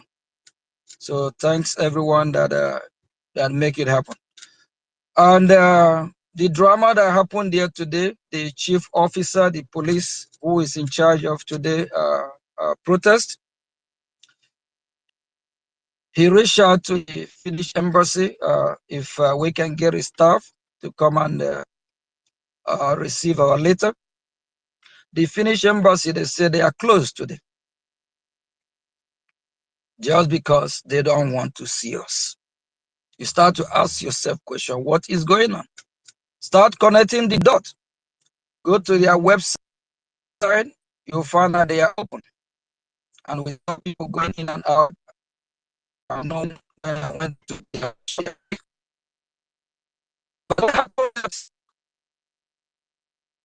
the rest of our minister is political motivated. Them to lie to this police officer that they are not open today just because they don't want to have any, robbery or get our message, or to discourage us to postpone the protest or not to make it happen. But we let them feel our presence. So after there's two of the staffers coming back from their break or lunch, then the officer approached one of them. So, and one of them, they now instruct the officer probably what to do for us, where we should drop the message on their mailbox. But luckily, there's one of these, the military guy that the chief security, he probably saw us from camera. Then he came from wherever he is. So, we try to let him the reason why we're there and what's going on. But when he found out that, we're doing a little bit recording, he just feel uncomfortable. So he don't even want to say anything again. He said because he don't want it to be on social media. So, but we let him know, no, we just want to record when we are dropping up, giving him the mail. He don't even want to hear anything again. This man he just want to disappear from there. So everything that is happening is political motivated. It's not because we commit crime. It's not because what we are doing is wrong. What we are doing is not wrong. It's right for people to fight for their right, for people to fight to be free. Because if we don't fight to be free, we saw what happened in NGOZI. If we are not free, we are going to be experiencing that every day until we will now surrender. Until before you know what happening, 30 or Sister Nkiru will be wearing hijab. Is it called hijab or whatever? That devilish something that they used to cover everywhere. Evil people everywhere. So for us not to be Islamized, we must fight to be free. We must fight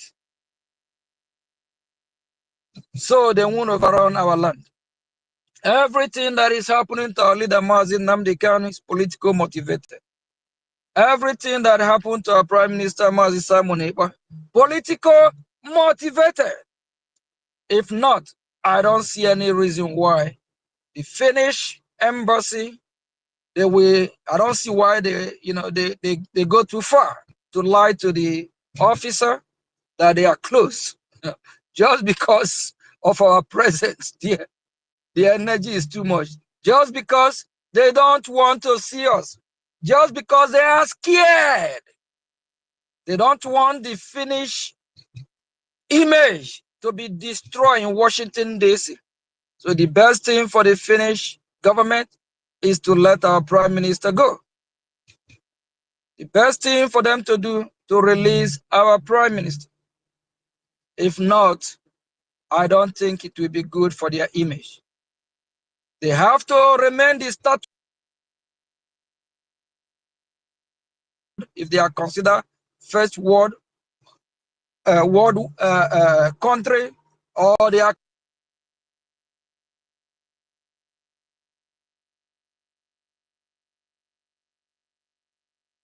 they need to remain where they are as the status quo.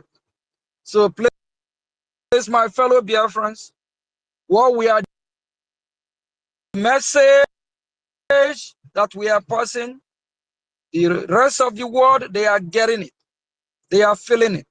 And this security, I wish he able to speak up, but he not. So because everybody is scared. Everybody, they don't want to be included with all those that have paid them. Please, if you are a Biafra and you're listening, if you value your freedom, you want to be free, it's time for you to fund your freedom. If you want what is happening in our NGOZI to stop, then fund your freedom. Fight for your freedom.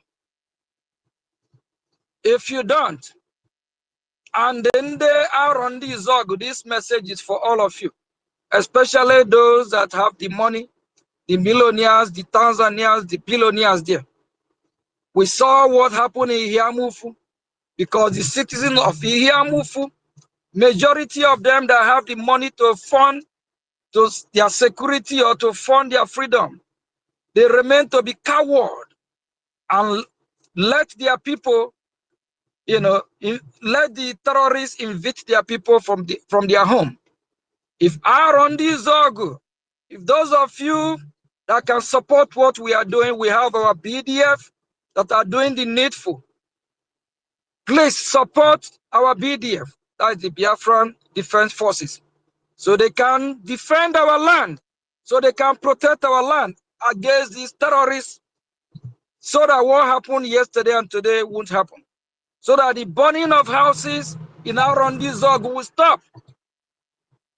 My fellow Biafrans, it's time for all of us to stand up, and for the rest of the community all over Biafra land, from the rural area to the city.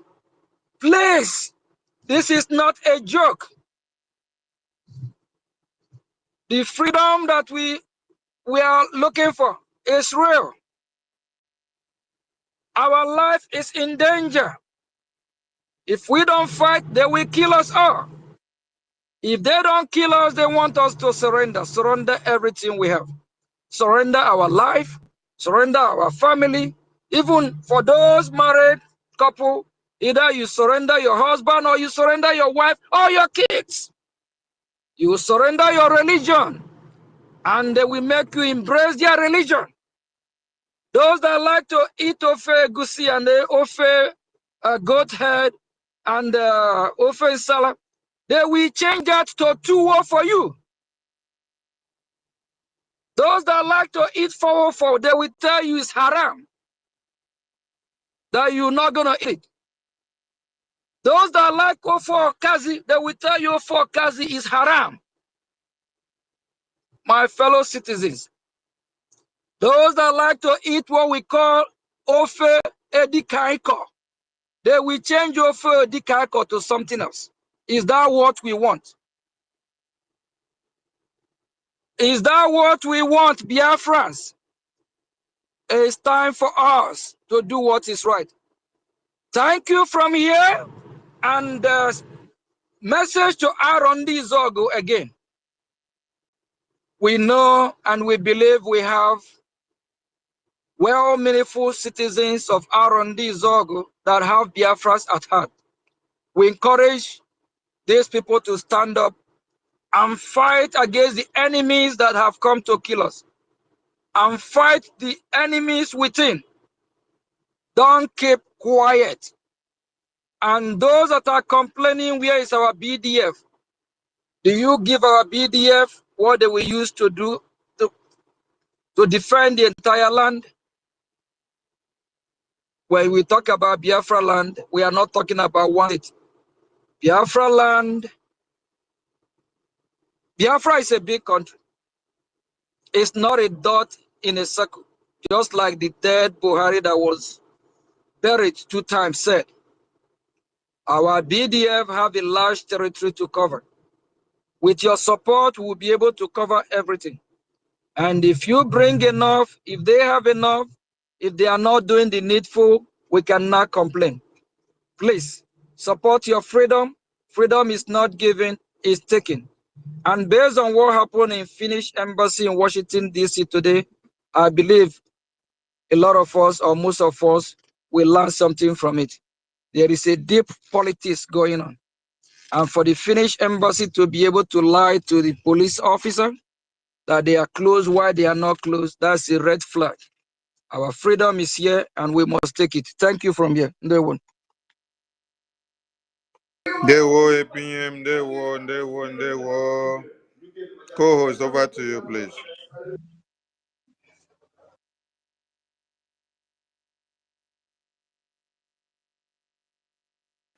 Okay.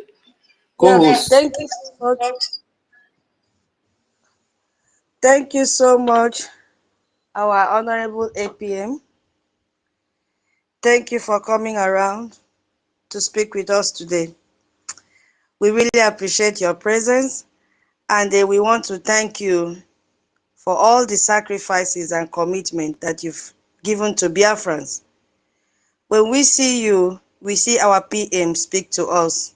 We see our PM in you, and you've given us every reason for us to believe and trust in your capability. You have led us well, and we can see it. Even the blind can see, the deaf can hear. Thank you so much for your time today in Washington, D.C. Thank you all the cabinet members that were there. Most especially, we thank our lobbyist, Obong Elias, that was there, suspending all his engagement to be there to give all of you a backup. Yes, the world is afraid of Biafra, and we can see today what happened, as you've told us, in the Finnish embassy. But they cannot silence us. They cannot silence the voices of more than 50 million Biafrans that voted for their referendum to leave Nigeria. Nigeria is a safe haven for terrorists. And that is why today's topic says that US and Brgie stand against terrorism that is going on, especially in Nigeria and in Biafra territory. They've slaughtered us enough, and we have come out in one voice to say we kick against it. I don't mean to cut you off. Mentioning Elias. Elias actually have a delegate from outside the United States of America for over, I don't know if I have to mention this, but that's what it is. For over a few days now, they be doing a lot in Washington, D.C., touring, having meetings. He left one of the meetings to make sure he's there today and spent almost an hour and a half before we concluded. So we really appreciate him and his dedication. So he makes sure that he attend this protest as well. So he left the meeting that he's doing and make sure that he register his presence and his support as well. So we really appreciate him. I just want to let Biafrans know that our lobby is not just a lobby. He's one of us. He's doing everything he can to support us. Thank you. Thank you so much, APM. Yes, indeed, he's not just a lobby, but one of the key gatekeepers. Yes, today, that picture that he shared and then labeled it, the gatekeepers have really proven today, suspending his meetings and all engagement to be there with all Biafrans. We say thank you, Obomazi Elias. We appreciate you. Thank you, our APM, Adam Boynam. You've proven to Biafrans that you are a father to all. We really appreciate all that you've done for us. And we Biafrans, we will keep on supporting you. We will do all that we can to make sure our land is not run over by the terrorists. Yes, that is what we've agreed to do. Unanimously, we say thank you so much for all that you've done for us, and we will continue to keep our fingers crossed. Thank you. I leave the mic to my co-host, Toti Onkiru, to say a word and welcome, and I appreciate our APM. Thank you, all cabinet members that are here as well. We acknowledge you. We've seen Okeson, brother, Minister Okeson. We thank you, our information minister. You are always with us. You've been with us since morning. We cannot thank you enough. We've seen our regional COAs here, and we have seen African Rape here. We have seen Texas admin, and we've seen Love, our minister, Love, and all the cabinet members that are here with us, and all Biafrans that are listening to us here. We have all heard what our APM have said. A Gemma is the solution to all the challenges that we are facing. We need a Gemma, we need a Gem. If you have any rich family members or friends, talk to them, evangelize the need for them to fund our freedom. We cannot be slaughtered by Nigeria anymore. Enough is enough. They have shed enough blood. They have killed our pregnant women. They have killed our children. They have killed our fathers. They have killed our brothers. They have killed our sisters. But we have just one weapon, a Gemma and a J. It will end all this problem. Thank you so much. My co-host, I yield the mic to you. Please let me pick the mic before your co-host will pick. Am I coming out? Sorry, sir. Yes, you are coming out. Sorry. When APM finished spoke, my background was very noisy, so that's why I didn't want to go ahead, so that it wouldn't interwove with the program in here. I just want to use this opportunity to give glory to God of Biafra, and to also give heartwarm appreciation to our APM, our lobbies and attorney representative, Mazi Elias, and all the reps and admins of US, North and South America. There is something peculiar here. If you checked that protest, you see that the US, North and South American rep is not very strong. You saw him with a working staff, yes, but he had to sacrifice with his ill health to make sure he made it to that protest ground. That is called commitment, dedication to duty, selfless sacrifice. Yeah. And then APM just said, Mazi Elias has been in many engagements, but he had to run in from many of his engagements to participate in that protest. And then you now come to talk about the APM. This is the first time I'm saying that a leader of his caliber is being part and parcel of a protest of this kind. I want everyone to understand something here. The office of the APM or the office of the PM is different from just a leader of organization. Onyendu was the leader of IPOB. That was when we were just mere organization. Because some people would just oppose and say Onyendu participated in protests and our PM participated in protests. That was when there were no iconic leaders of the nations. So seeing our APM in a public protest is something to reckon with. And he is there to protest to the release of his own leader and the release of our supreme leader. Then we are seeing our lobbyists, an attorney. This is someone that we hire, we pay for his services. But he has taken Biafra to be his blood. He's not just working like someone that is hired and paid for services now.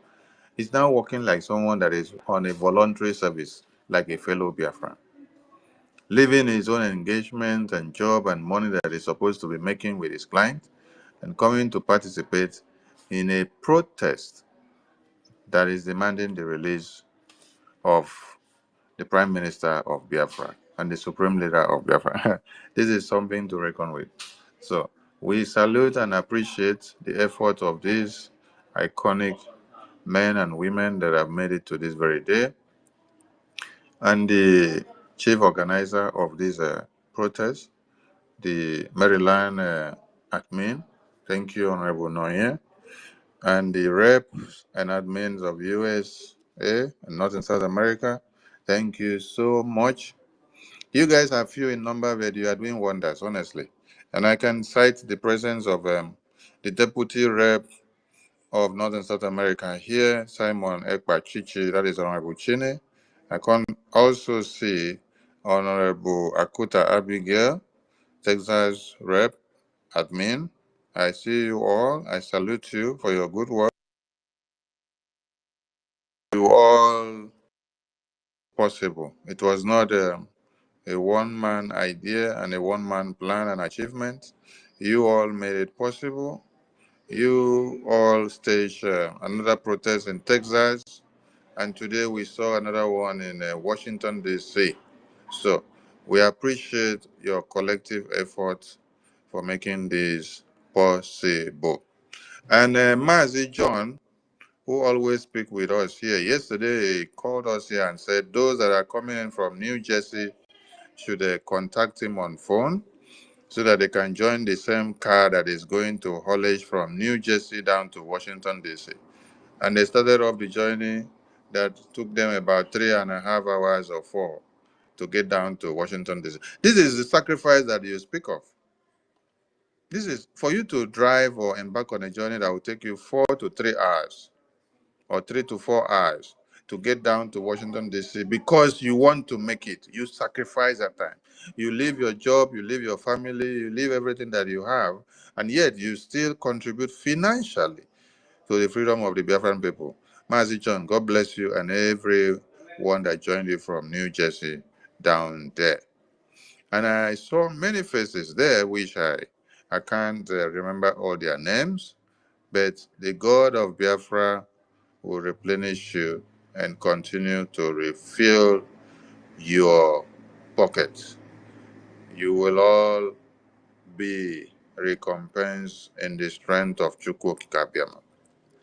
And our honorable rep of North and South America, Honorable Emelike, who was not super strong there, but yet made it with his working staff to that very protest. God bless you, and you will get stronger and stronger and stronger and stronger. That is the example that everyone should follow.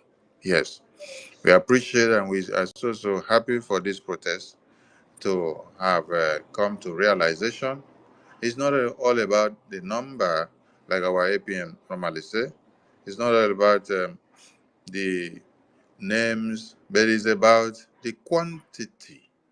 The quantity that multiplied into quality. So people were capitalizing on just quantity, but quantity that will move into quality. So it's not just about the quantity, but quantity that will moves into quality, quality, quality, quality. How many people did you see there? But they did something remarkable. Yes, the plan was awesome. The appearance was awesome. Why is it that Finland embassy deny their office being open today? This is something that they have been pre-informed. And then they approved and knew the day that we were coming. On getting there now, they decided to close the door and run inside because they don't want the US channels televisions to come and video them and see that they are accomplice in infringing the right of the Biafran people. Just like our APM said, politically motivated. The detention and the incarceration of Biafran people is politically motivated, and Finland is hiding behind the scene. They don't want to show themselves very well.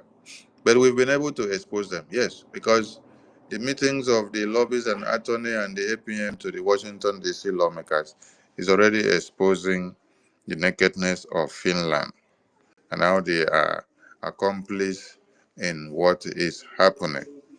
So wash your hands off Finland now before you dent your image the more. We appreciate all Biafrans that have made this a remarkable one, most especially seeing our lobbyists and our APM at the protest ground. APM, thank you so much for making Biafrans proud again.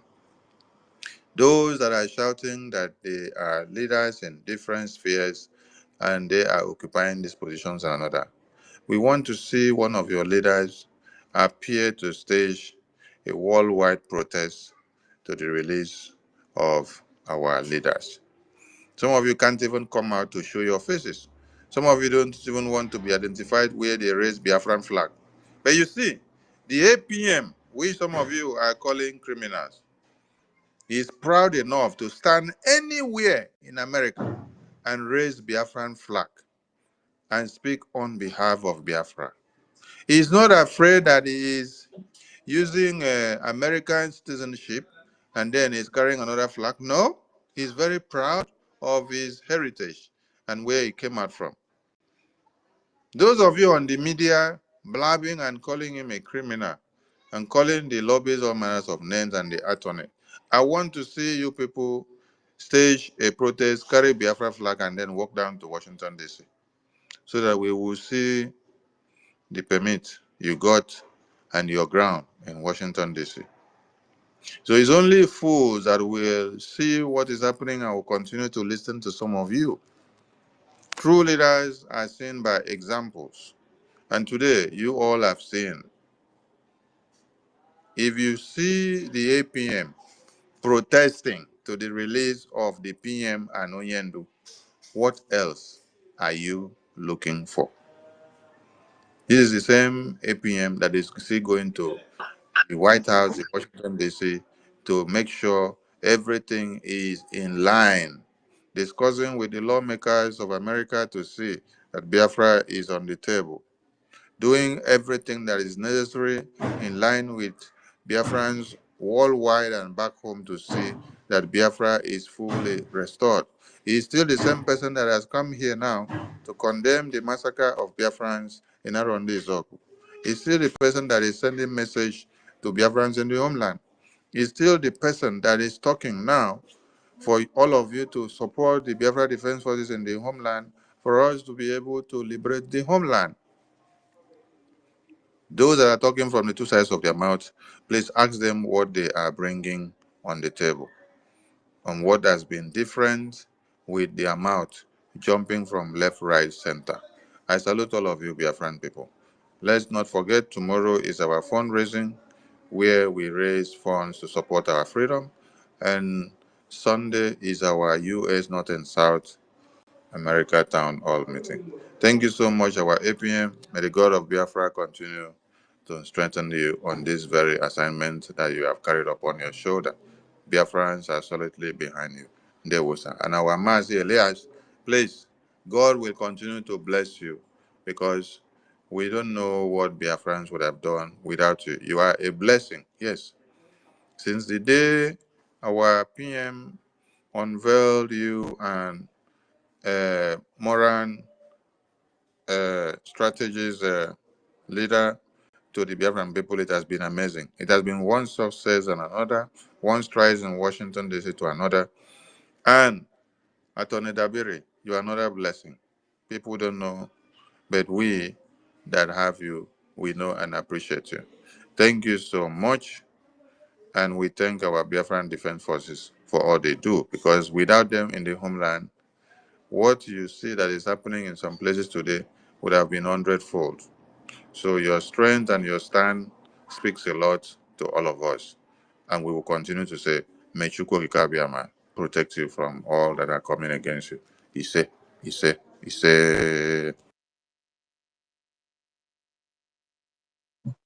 There were Honorable Minister of Information.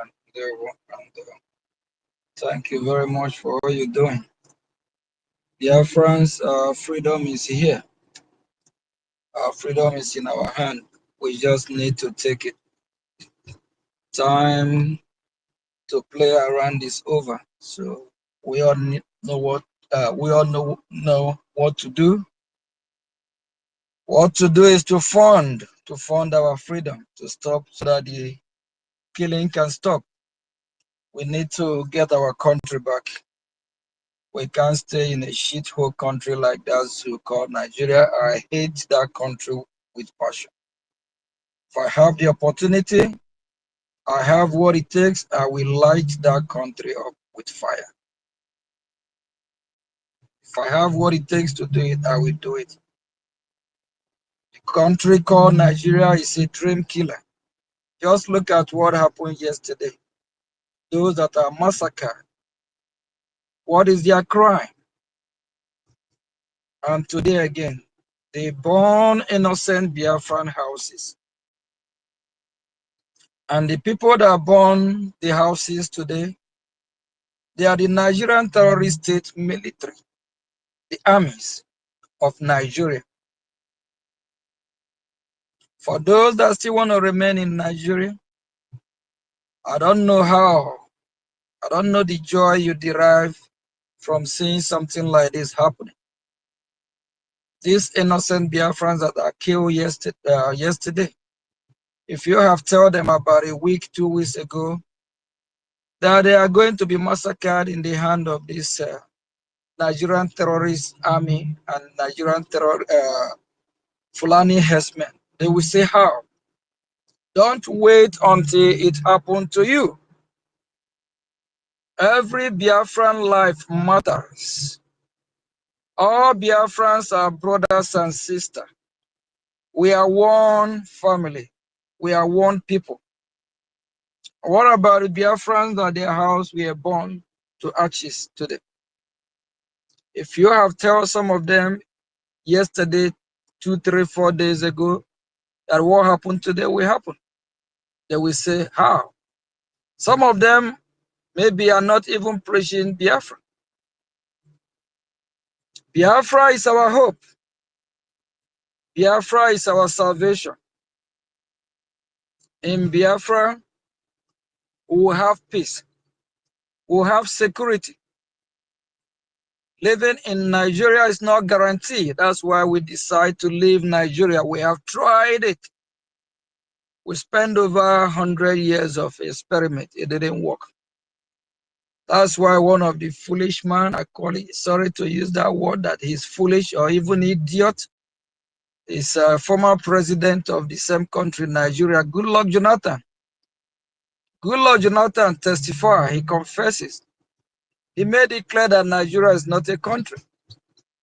The British create Nigeria to be a gigantic country, big country in Africa for nothing, just to put us in this mess so that they can make us dry. But we can't keep complaining, calling the British. We allow it to happen. So it's time for us to pull out from this bondage. It's time for us to fight like man. Complaining, I'm not party of that. If we all rise up and say enough is enough, enough is enough. We all just have to say enough is enough. All this will stop. And for all the saboteurs that are bringing these terrorists, that are working with them, we'll visit them. We'll go after them one after another. They don't deserve to live. They don't deserve to live. Please, Biafrans, we don't want to wait until they kill us all. The drama that happened in Washington today is a learning experience as well. That the Finnish embassy, they have to lie just because they are scared. Even the police officer confessed that he have never seen an embassy whereby in situation like that, he made it clear that they're supposed to come out, supposed to send somebody out who will hand over the letter. The officer, he said he haven't seen something like this before. But that's what it is. That tells you that what we are doing is yielding fruit. They have just afraid, they are just scared of us.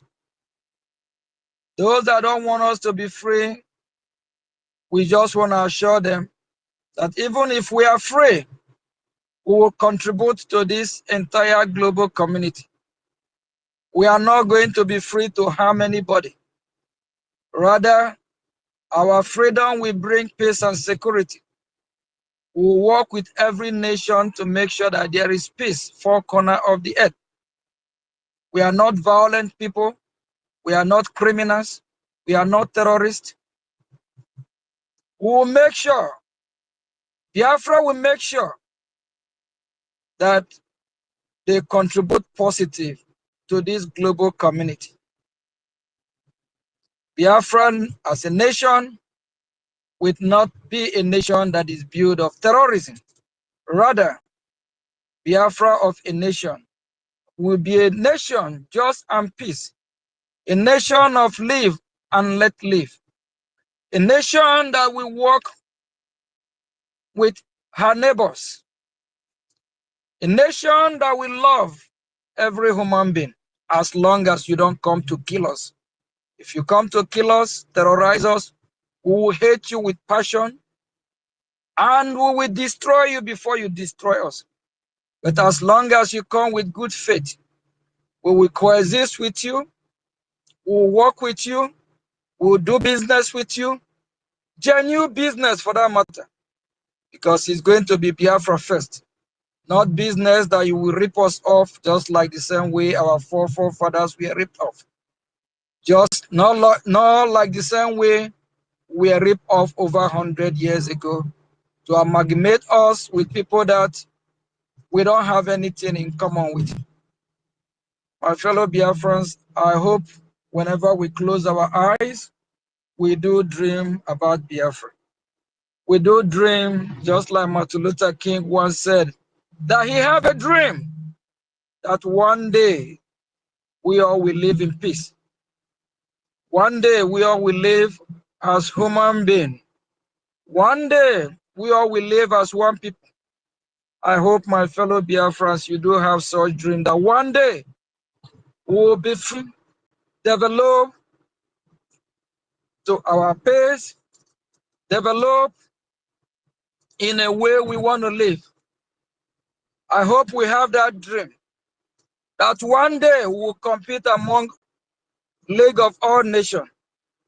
I hope you have that dream, that one day Biafra land will be safe. Biafra land will have a top-notch security. A country where there will be no terrorists. A country where everyone will love one another. A country that will be like the Western world. Because we Biafrans, we believe in good things. And we believe if we all work together, fund our freedom, do what is right, we will have a great nation. Please, we are in serious bondage. We are in serious bondage. We need to untie ourselves from this bondage. A lot of us don't know how bad it is. It's very, very, very bad. A lot of nations have ganged up against Biafra. And we need to be the one to free ourselves from this bondage. If we keep quiet, if we take it as a joke, the outcome will not be well. We need to take this very seriously. If you're somebody who see in the spirit, if you're somebody who is knowledgeable, critical thinking, just analyze everything that is happening. Just ask yourself question. Why are they holding our leader Mazi Nnamdi Kanu since 2021? Ask yourself question. Why do they call our prime minister for so-called questioning? For over 8 months now, is to prevent us from being free, so we can still remain in bondage. We have to free ourselves from this bondage. Our leader Mazi Nnamdi Kanu have opened our eyes. Our Prime Minister Mazi Simon Ekpa have exposed a lot. They have educated a lot of us to know what to do. No matter what I said now, this is not the first time we have heard it. There's this saying that goes that a word is enough for the wise one. Please, my fellow Biafrans, it's time we do what is right to be free from this bondage. Please fund your freedom so that what happened, like what happened in Ndi Zogo, won't happen again. If we have the logistics, if we have what it takes to defend our land, we'll chase this enemy away. Thank you. Thank you. From here, I'm going to be logging out or exiting because I'm still in transit. Ndewo.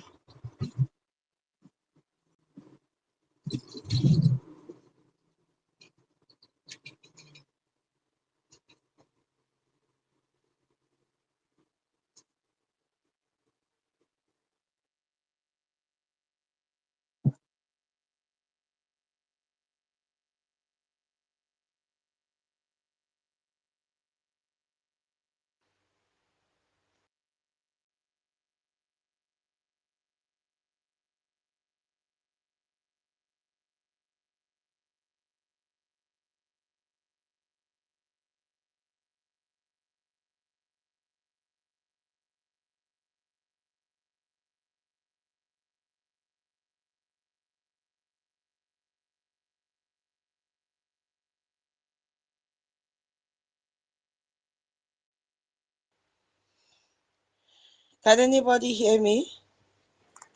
Yes, yes, I can hear you. Yeah. All right. Okay, he has already dropped our APM. Yeah, he's done already. Okay. Please check your back channel. Check your back channel. I sent you something there. Okay. 1 million, can you pick up the co-host? I think Interior has gone to sleep.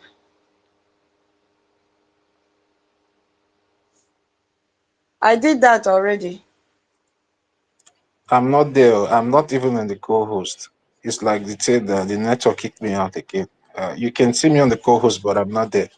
There's nothing I can do. Yeah. Okay. Okay. 1 million, please check yours as well. Minister Okes, you can go ahead, please. Minister, okay? Yes, Right. thank you very much. Thank you very much, Wanda Tutors. Good evening from my end, fellow Biafran. Good evening, APM. Good evening, Honorable Honorable Information Minister. Thank you, all Americans that made it happen today. We are very grateful. My special thanks to all of you. I may not be able to mention names one after the other. Good people of Biafrans, honorable cabinet members, reps, admins in the house, this is your thank you message. We appreciate every one of you that is in this battle. In fact, I would say you are the warriors. You are the warriors of today. Dalono. So APM, once again, thank you for summoning that courage.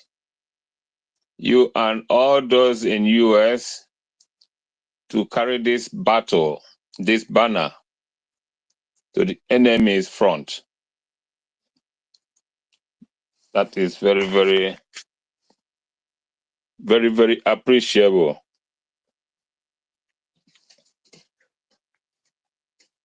I also want to strongly denounce what happened in Arondi Zogo.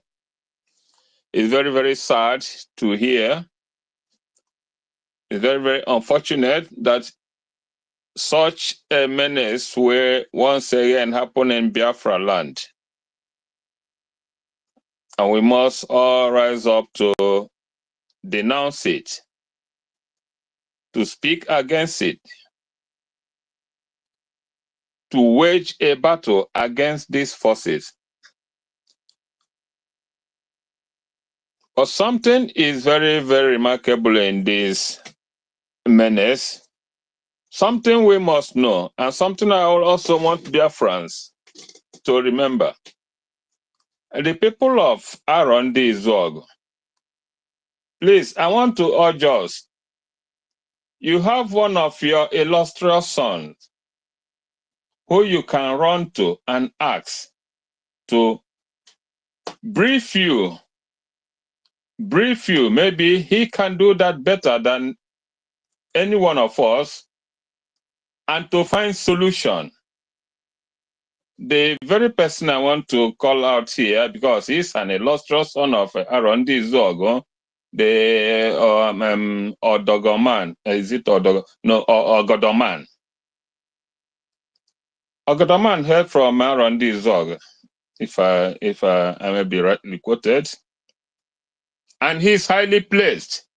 So I want all Arondi Zogo to find way and reach out to him, because he is highly placed in a government that can also take up the battle and find out and give them an answer, how, why, and also to find solution.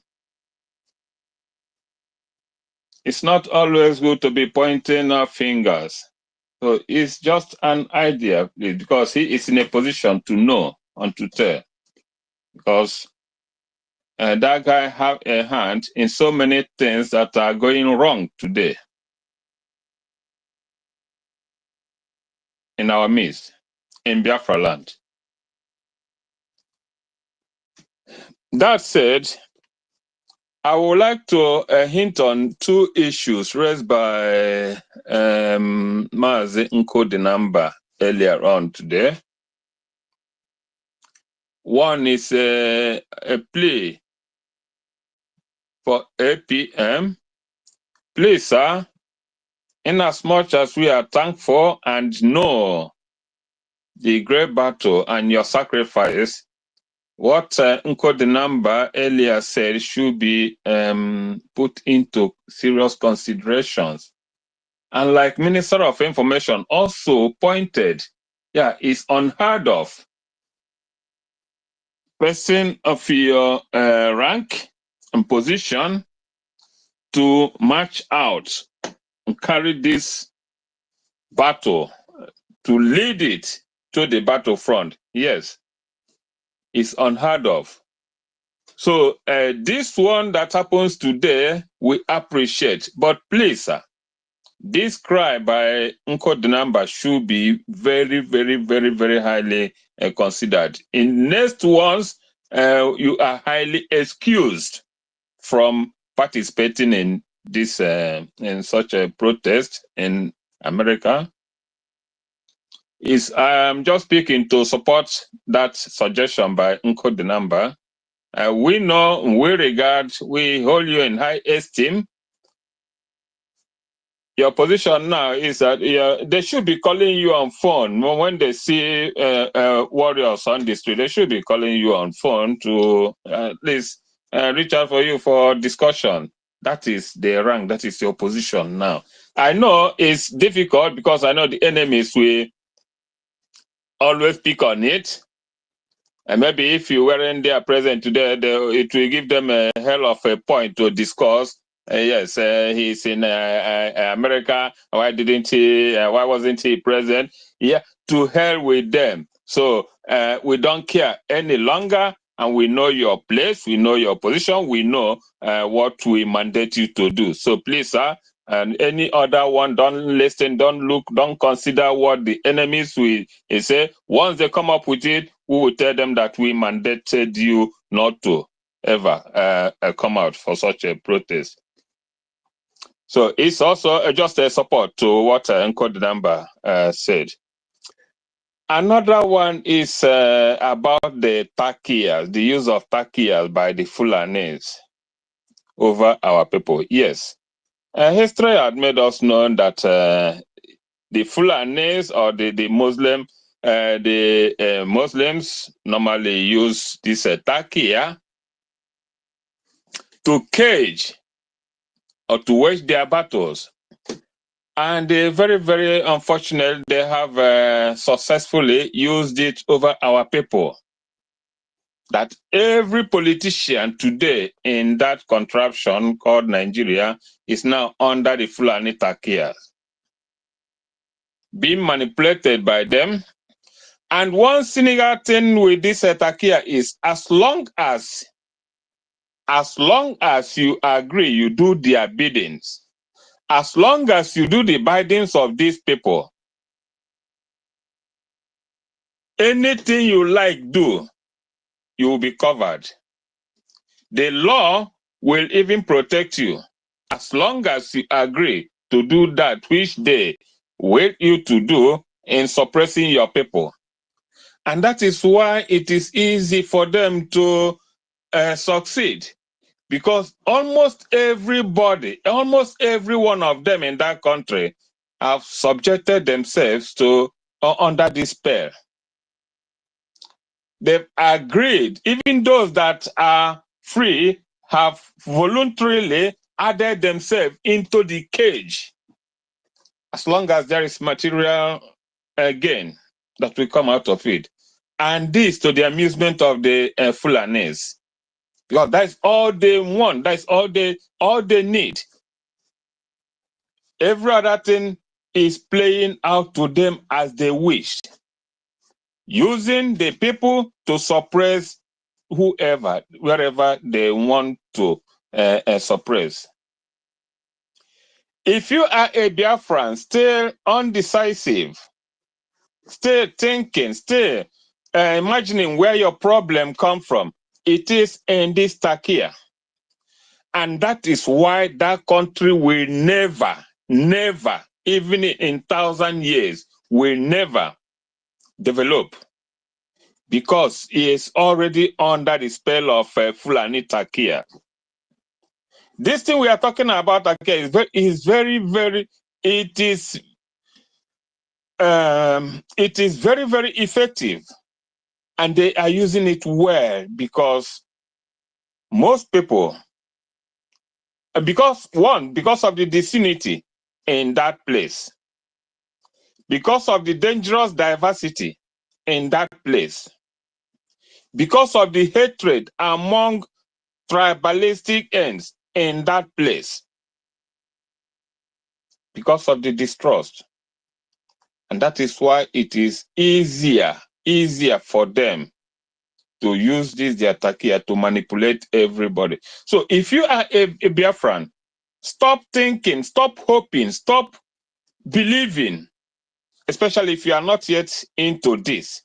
Stop believing that it will ever turn out to be better than it is today. Since I was born, since I grew up in that place, I've never seen or experienced a situation that turned worse and never. Sometime becomes good. I've never witnessed it. I've never seen it. I've never sensed it. The situation gone worse that was ever changed to betterness of the people. So stop thinking and believing that it will someday get good, because the Fulanis, one of their characteristics is they don't care. They don't care what happens there. They don't care how you feel. They don't care what you face. They don't care about you. And they are comfortable, very, very comfortable, using the people that are or had made themselves the willing tools to be used. I don't know if anybody can ever remember one developmental policy that ever come out from a Fulani man in that place. None. None. Policy that is meant for the betterment of the people and the vicinity around there. Let me not just in Nigeria, it's just nothing. Just call it a vicinity. None ever come out from any Fulani man or woman. So don't ever believe or think whatever situation you find yourself today will ever turn out to be good. Change for better. No, it is never gonna happen. The best thing you can do, the best thing you have to do is to come into this and free yourself. Free yourself, free your children, free your next generation, free your third generations of you to come. That's the best thing you can do. Now it has happened in Arondizog. All these things are just test managed. When they come, when they check on time, they run into things to test manage, to test run, to know your reactions, to know the people's reaction before they carry out the greater onslaught. That is what they normally do, and that is what they just did. Just to test the willingness of the people, the will of the people, the reaction. Worst one is about to unfold. Don't take it as just a mere saying. Worst is about to unfold. If you're in Biafra, if you're a Biafran, heard about this that just happened, and you close your arms, close your eyes, look the other way, mind you, you are aiding and abetting this bad onslaught that is about to befall your people. Take it serious. I believe there are many here who may not have been completely convinced that the Biafran restoration is the best way out. Please, you don't need to continue wallowing in further thinking or believe or asking yourself if it's true or if it's not. Make up your mind. Because there's nothing that is, there is nothing that you need know that you have not heard or seen. Everything,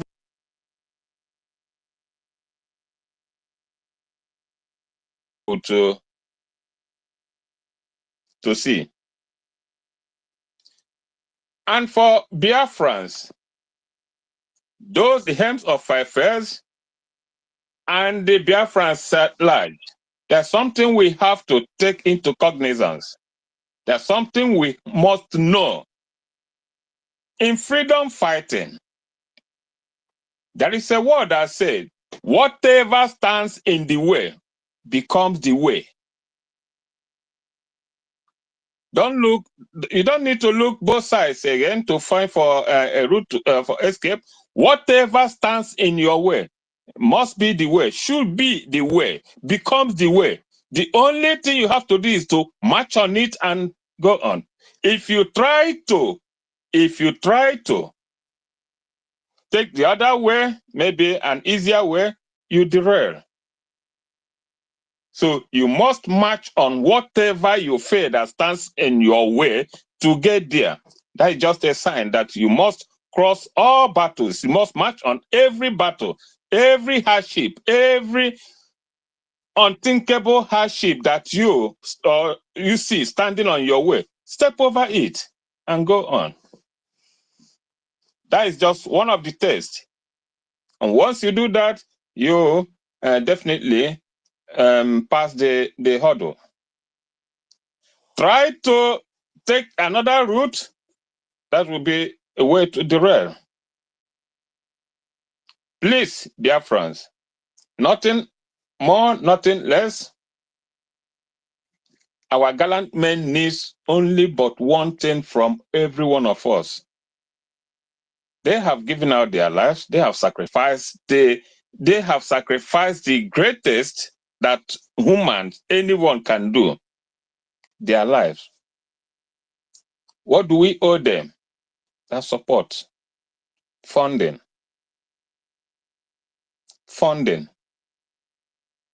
That's all they need. And it was lack of this funding that caused us to lose the first one. When the gallant men started going out hungry, looking for food,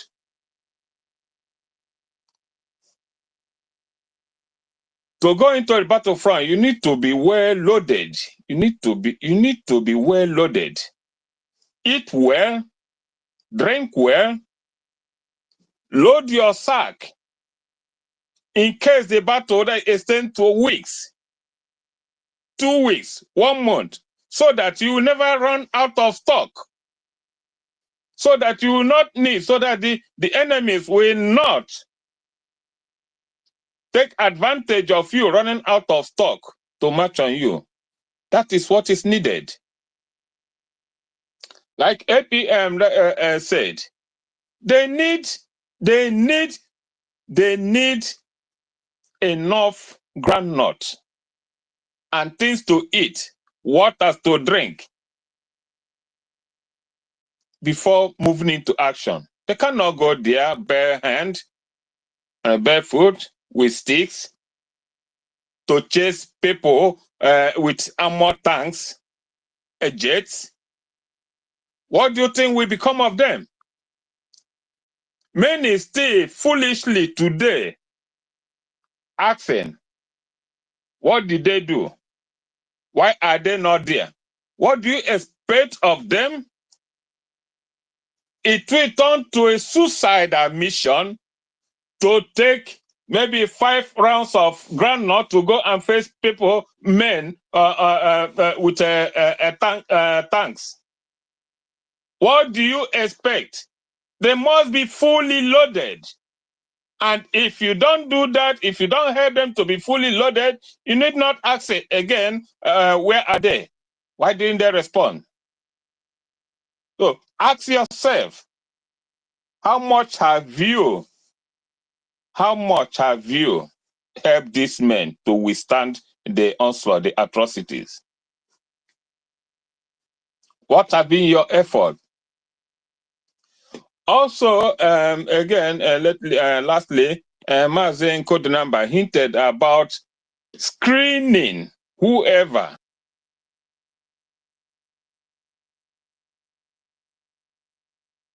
strongly support that emotion. And I hope and believe that COS is still listening here. Please take that into consideration. It is very, very necessary. It is very, very necessary, so that we don't continue facing the same problem now and again. That suggestion is very, very necessary. I don't think anybody, any Biafran will object if subjected to such a scrutiny, just to prove that you merit whatever position you are about being given. If anybody opposed to that, you know that he is not willing to serve. So I support that also. Please, Honorable COS, please take that down so that it will be implemented. I think we have already started such thing, such measures in BIAFRACOIN board, where we've already started several moves to revamp that department and get it well organized. We've already started such measures that even before you are admitted into the board, you will pass two screening stances. You pass through rigorous screenings, and we must see some certain months of your payments and support in the struggle before even you'll be given a first chance of this interview. So we've started such. That's in the BIAFRACOIN before it's now where it is. Well, I cannot vouch. I think Honorable Love can also concur to that. We started that that already, and it paid off.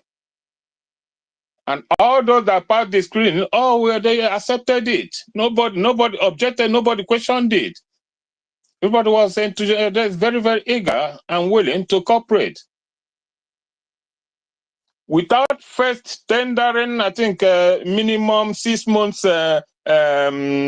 receipt of payment, you don't even need to apply to be there. So that is a very good suggestion, something we must adopt to make sure that we don't go back to where we are coming from, which is not very good for us. Thank you, Biafrans. Thank you once again. Tomorrow is another day. And please, I don't know who is from EKIM here. Last week, I somehow missed your town hall meeting. I put 30 Gemma for you for that town hall. I will still put it across. I don't know who I will send the receipt, but know that 30 Gemma I'm putting across today for Ikemba town hall meeting, which was done last week. So if you are from Ikemba, please kindly get me notified so that I send you the receipt so that you put it in your record. Thank you, Biafrans. God bless us all. We will get there. Ndewono.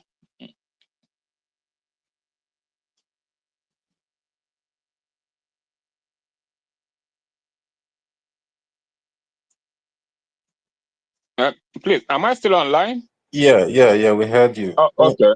Yeah, Okay.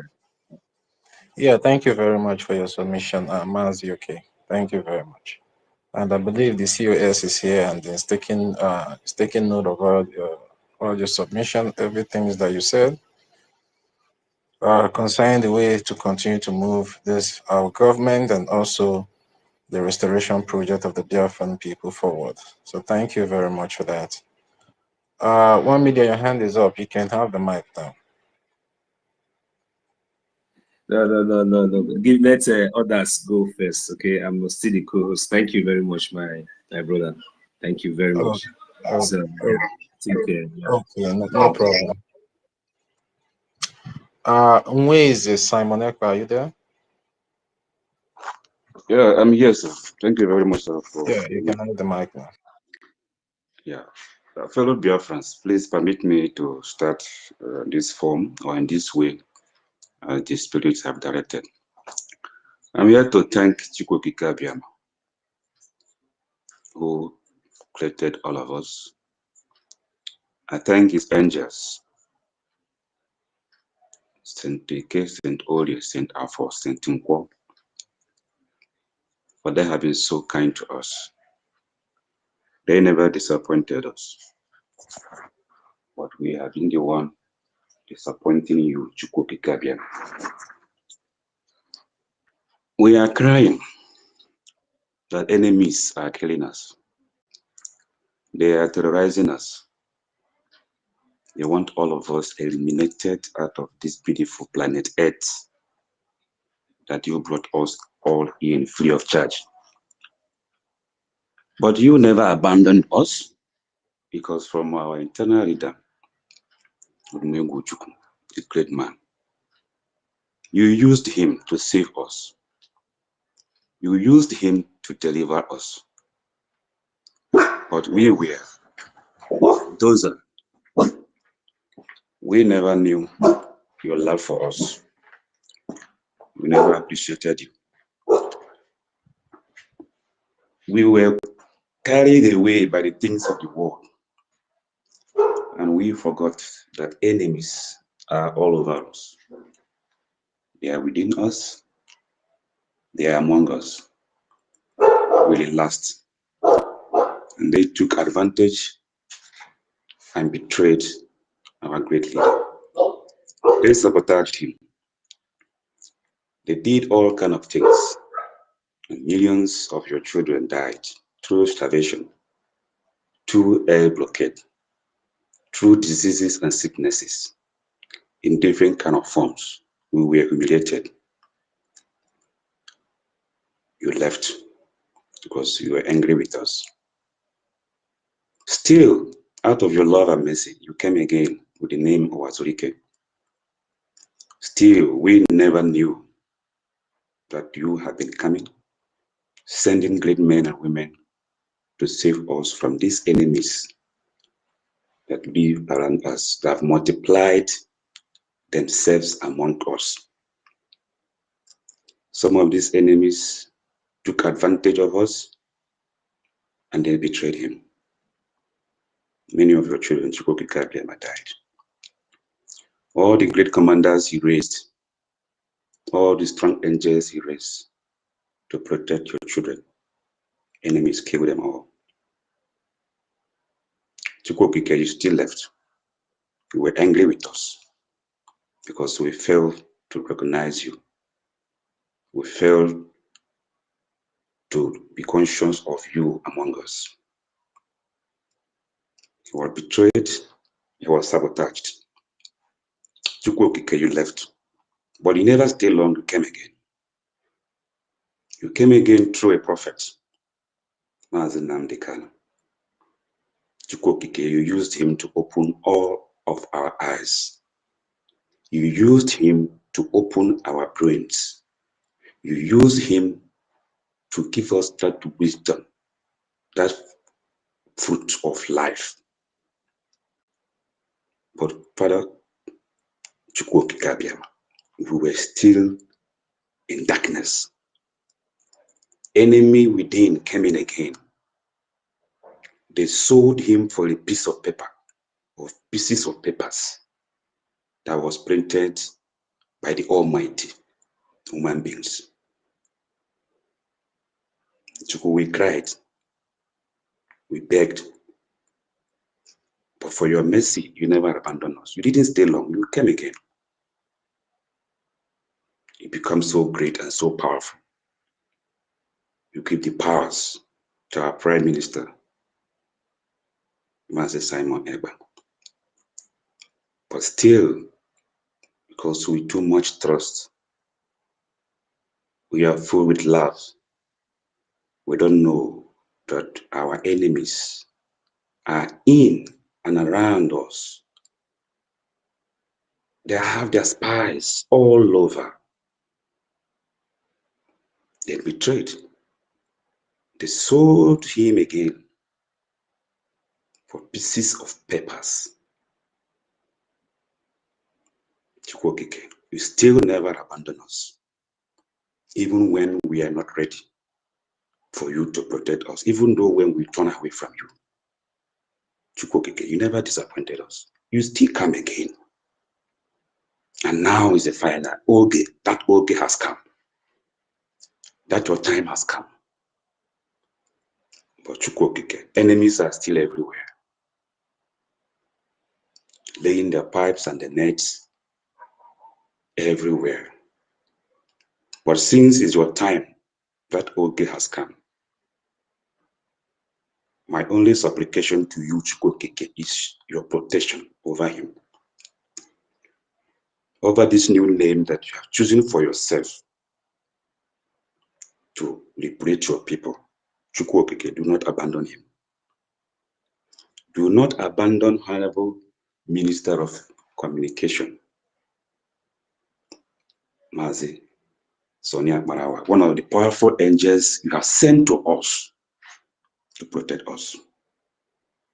Many of them here. Do not abandon them. Do not abandon these soldiers you have gathered for yourself here, and they are ready to work. We say thank you because you have separated so many chaffs, and now we know who is who. Chukwokeke, please protect these ones that you have gathered for yourself. Everyone here in this space. Sister Tuto, Brother Toteville, Brother 1 million, Brother Mazake,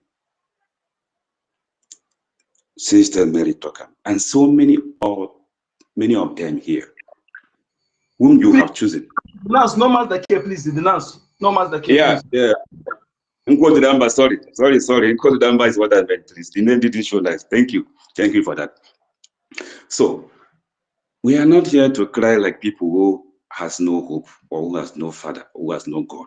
We know Chukwokeke, that these ones you have selected for yourself. Hold them tight. Be in front and behind them. We have chosen to restore Biafra because Biafra is our only hope. Biafra is our future. Sometimes, personally, I don't even know why I'm still alive because nothing gives me joy. I sleep in pains, I sleep in sorrows, depression. I am not a happy human being. Each time I see and I sleep, I wake up and I see that holy land is still being occupied by foreigners, by invaders. I don't have a future. The country where I reside, I have no future. Same apply to so many of your children scattered all over the world. Chukwokeke, we know we have sinned against you for not listening to your words. You've sent many prophets to talk to us, but many of us are adamant. Many of us are stubborn. Almighty Chukwokeke, please, this time around, do not turn your back on us. We have no money. We have no connection. We have no one to speak for us. Yeah, last night I felt very bad. One of my brother here, he made mention of that. I went into a space where human beings are gathered, discussing the problems they have in their country, and blaming whoever they are blaming as the problem. Now, I feel like there are human beings who I should also complain to or cry to of the pains that my people are going through.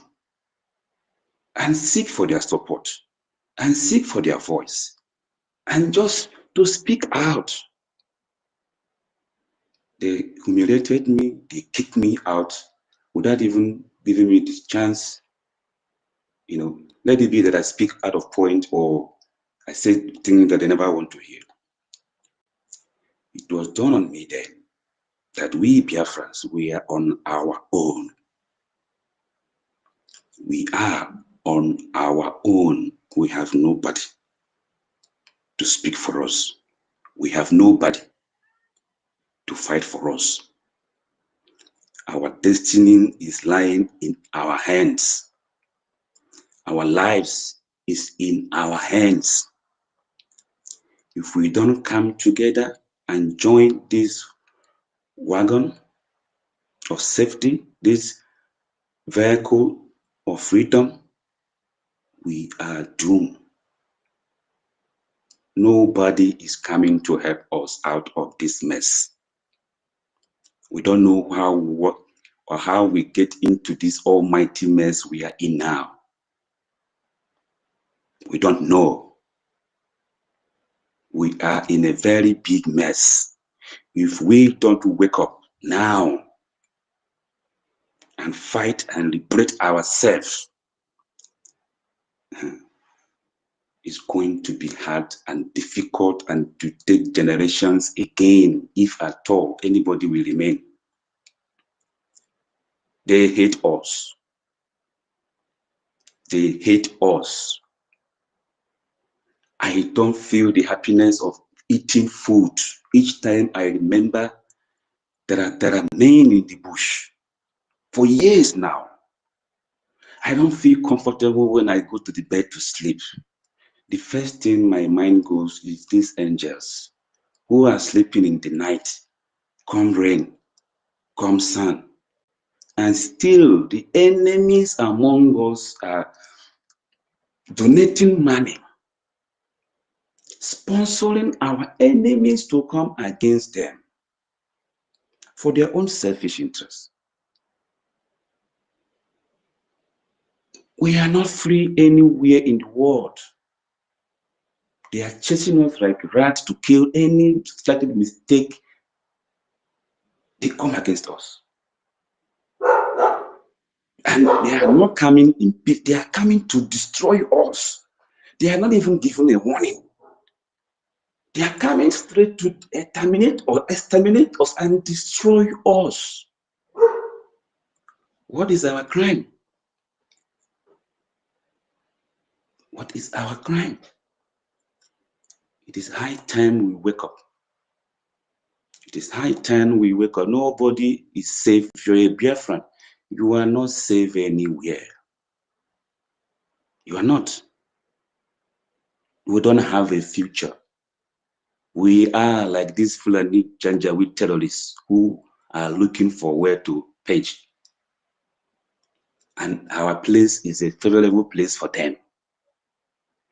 The one that broke my heart so much again is one news I received in the afternoon, I saw in the afternoon. One of us who is working with one of the greatest military in the world called himself a reverend father. He left Biafra land to join the army as a reverend father. This brother was thanking his fallen God for him collaborating with the enemies, the terrorists of Nigeria. He go to pray for these terrorists. He go to protect them, asking his fallen God to protect the terrorists that is coming to kill our brothers and sisters, our old parents. He was proud saying it. The country where he's serving was very proud of him. Our own brother, with similar names that we bear. He speaks like us, but he's working with the enemies against us. It breaks my heart. Does it mean, I ask myself, does it mean that this man, this military man, has not heard that these people he's praying for, that they are killing your own people? Which part of the world is he living? Or is it that is God and him is enjoying the things that is happening to us? That he go to offer prayers to terrorists, Nigerian army, whom he knows very well are always coming to kill and destroy. So where is this man living? Is it that how could he be so wicked that you go to pray for the enemy's forces to come and kill your own people? So we are in almighty mess. Maybe some of us are still thinking, we are in a very big mess, in a very, very hot water. If we don't take the bull by the horn by doing what is right and liberate ourselves, we will come here, we shout, we talk, terrorism, terrorism, terrorism. We go home, the next minute you hear the worst news ever. Each time I open, each day break, and I open my eyes, I open my phone, I scroll to Honorable Minister of Communication, and if Biafra has not been recognized by this powerful country, that day automatically becomes a sad day for me. Serious, those who live around me can confirm that Biafra, Biafra, Biafra, because that is only hope I have as a human being now. That is my only hope. Any day, Chukwukika Biama decided to have mercy on us and forgive us and restore that holy land. Our Supreme Leader have already said that we worship you forever. We will protect that land jealously. We will never allow it to slip out of our hand again. We will make sure that everything that land has blessed us with is respected and protected. And I believe that these ones you have chosen here, even though we know the enemies are still among us, we know. So, Chukwukike, I am grateful to you because you never abandon us. You will never, but we have been the one disappointing you. Now we are ready. We are ready to follow you. If you save us from this mighty mess that we have found ourselves in, please protect all our ministers. All the ministers that are here fighting tooth and nail, making sure that we don't go astray again. Please, Almighty Chukwukike, protect them. Protect them in Eke, protect them in Ori, protect them in Afo, protect them in Angwo. They are going out and coming in. Please protect them. Nowhere is safe for them, if not you. Nowhere, they are not safe anywhere. And enemies are fighting tooth and nail to bring them down. Please, do not give them that chance again. All our lobbyists, all our BDF, please, Chukwukike, protect them. We are sorry we have wronged you. We have derailed. This time around, do not abandon us again. Protect the men and the women who believe in this restoration of your kingdom project on earth. Please do not abandon them. We are in a critical time now.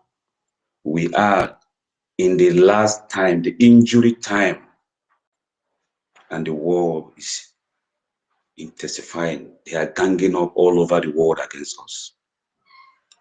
But we are not scared of them because we know you, Chukwukike, never left us. And not now. You will never abandon us now. We have cried. We are pleading before you.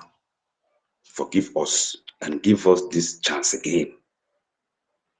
Give us this chance again. Restore your kingdom again on earth. We worship you forever.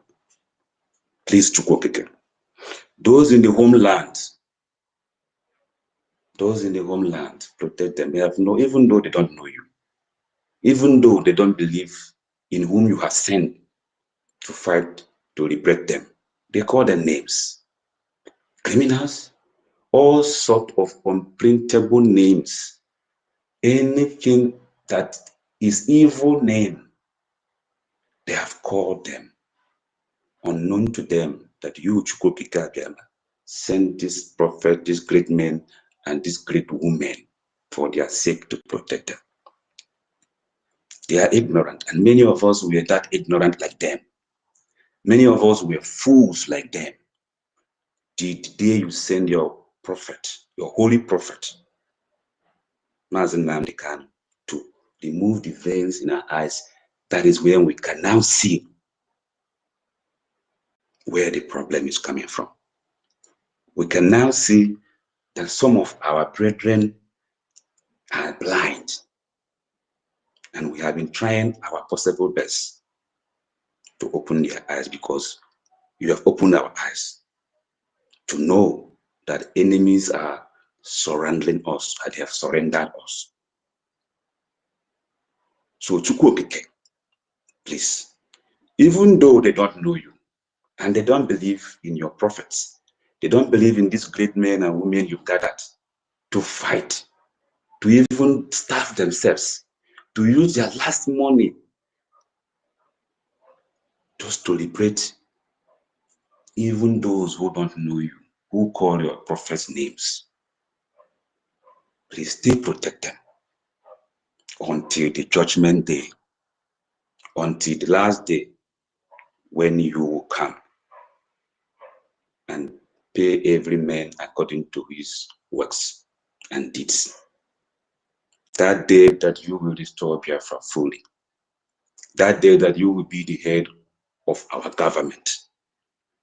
That day that we will follow your teachings, your rules, your laws, just as we have accepted to follow that guideline, that rules that you have given to your prophets to present to us. We are following that rules. Go with us. Stand with us. Let the air stand with us. Let the land stand with us. Let the water stand with us. Let mountains stand with us.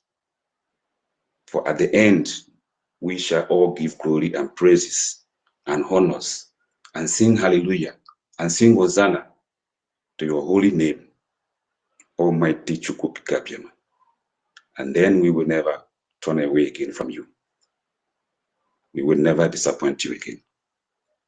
That is our wish and our prayer. The battle is intense. The battle is not easy. Our Honorable Acting Prime Minister, whom you are using, today, he told us, after the protests, for them to release this great man and prophet you given to us. We see how they rejected us. They turned their back on us. They do not want to hear our cry. They don't want to hear our pains. They feel we are not human enough to be alive. They are conniving with the enemies within and outside and external, everywhere. They are contributing their money. They are contributing their ammunitions. They are even contributing their wisdoms and ideas to eliminate us. Their plan is not good for us at all. And that is where we are crying to you, Chukwuka. You're the only hope. You are the only hope. Do not allow our acting Prime Minister to turn back. Do not allow him to lack. Do not allow enemies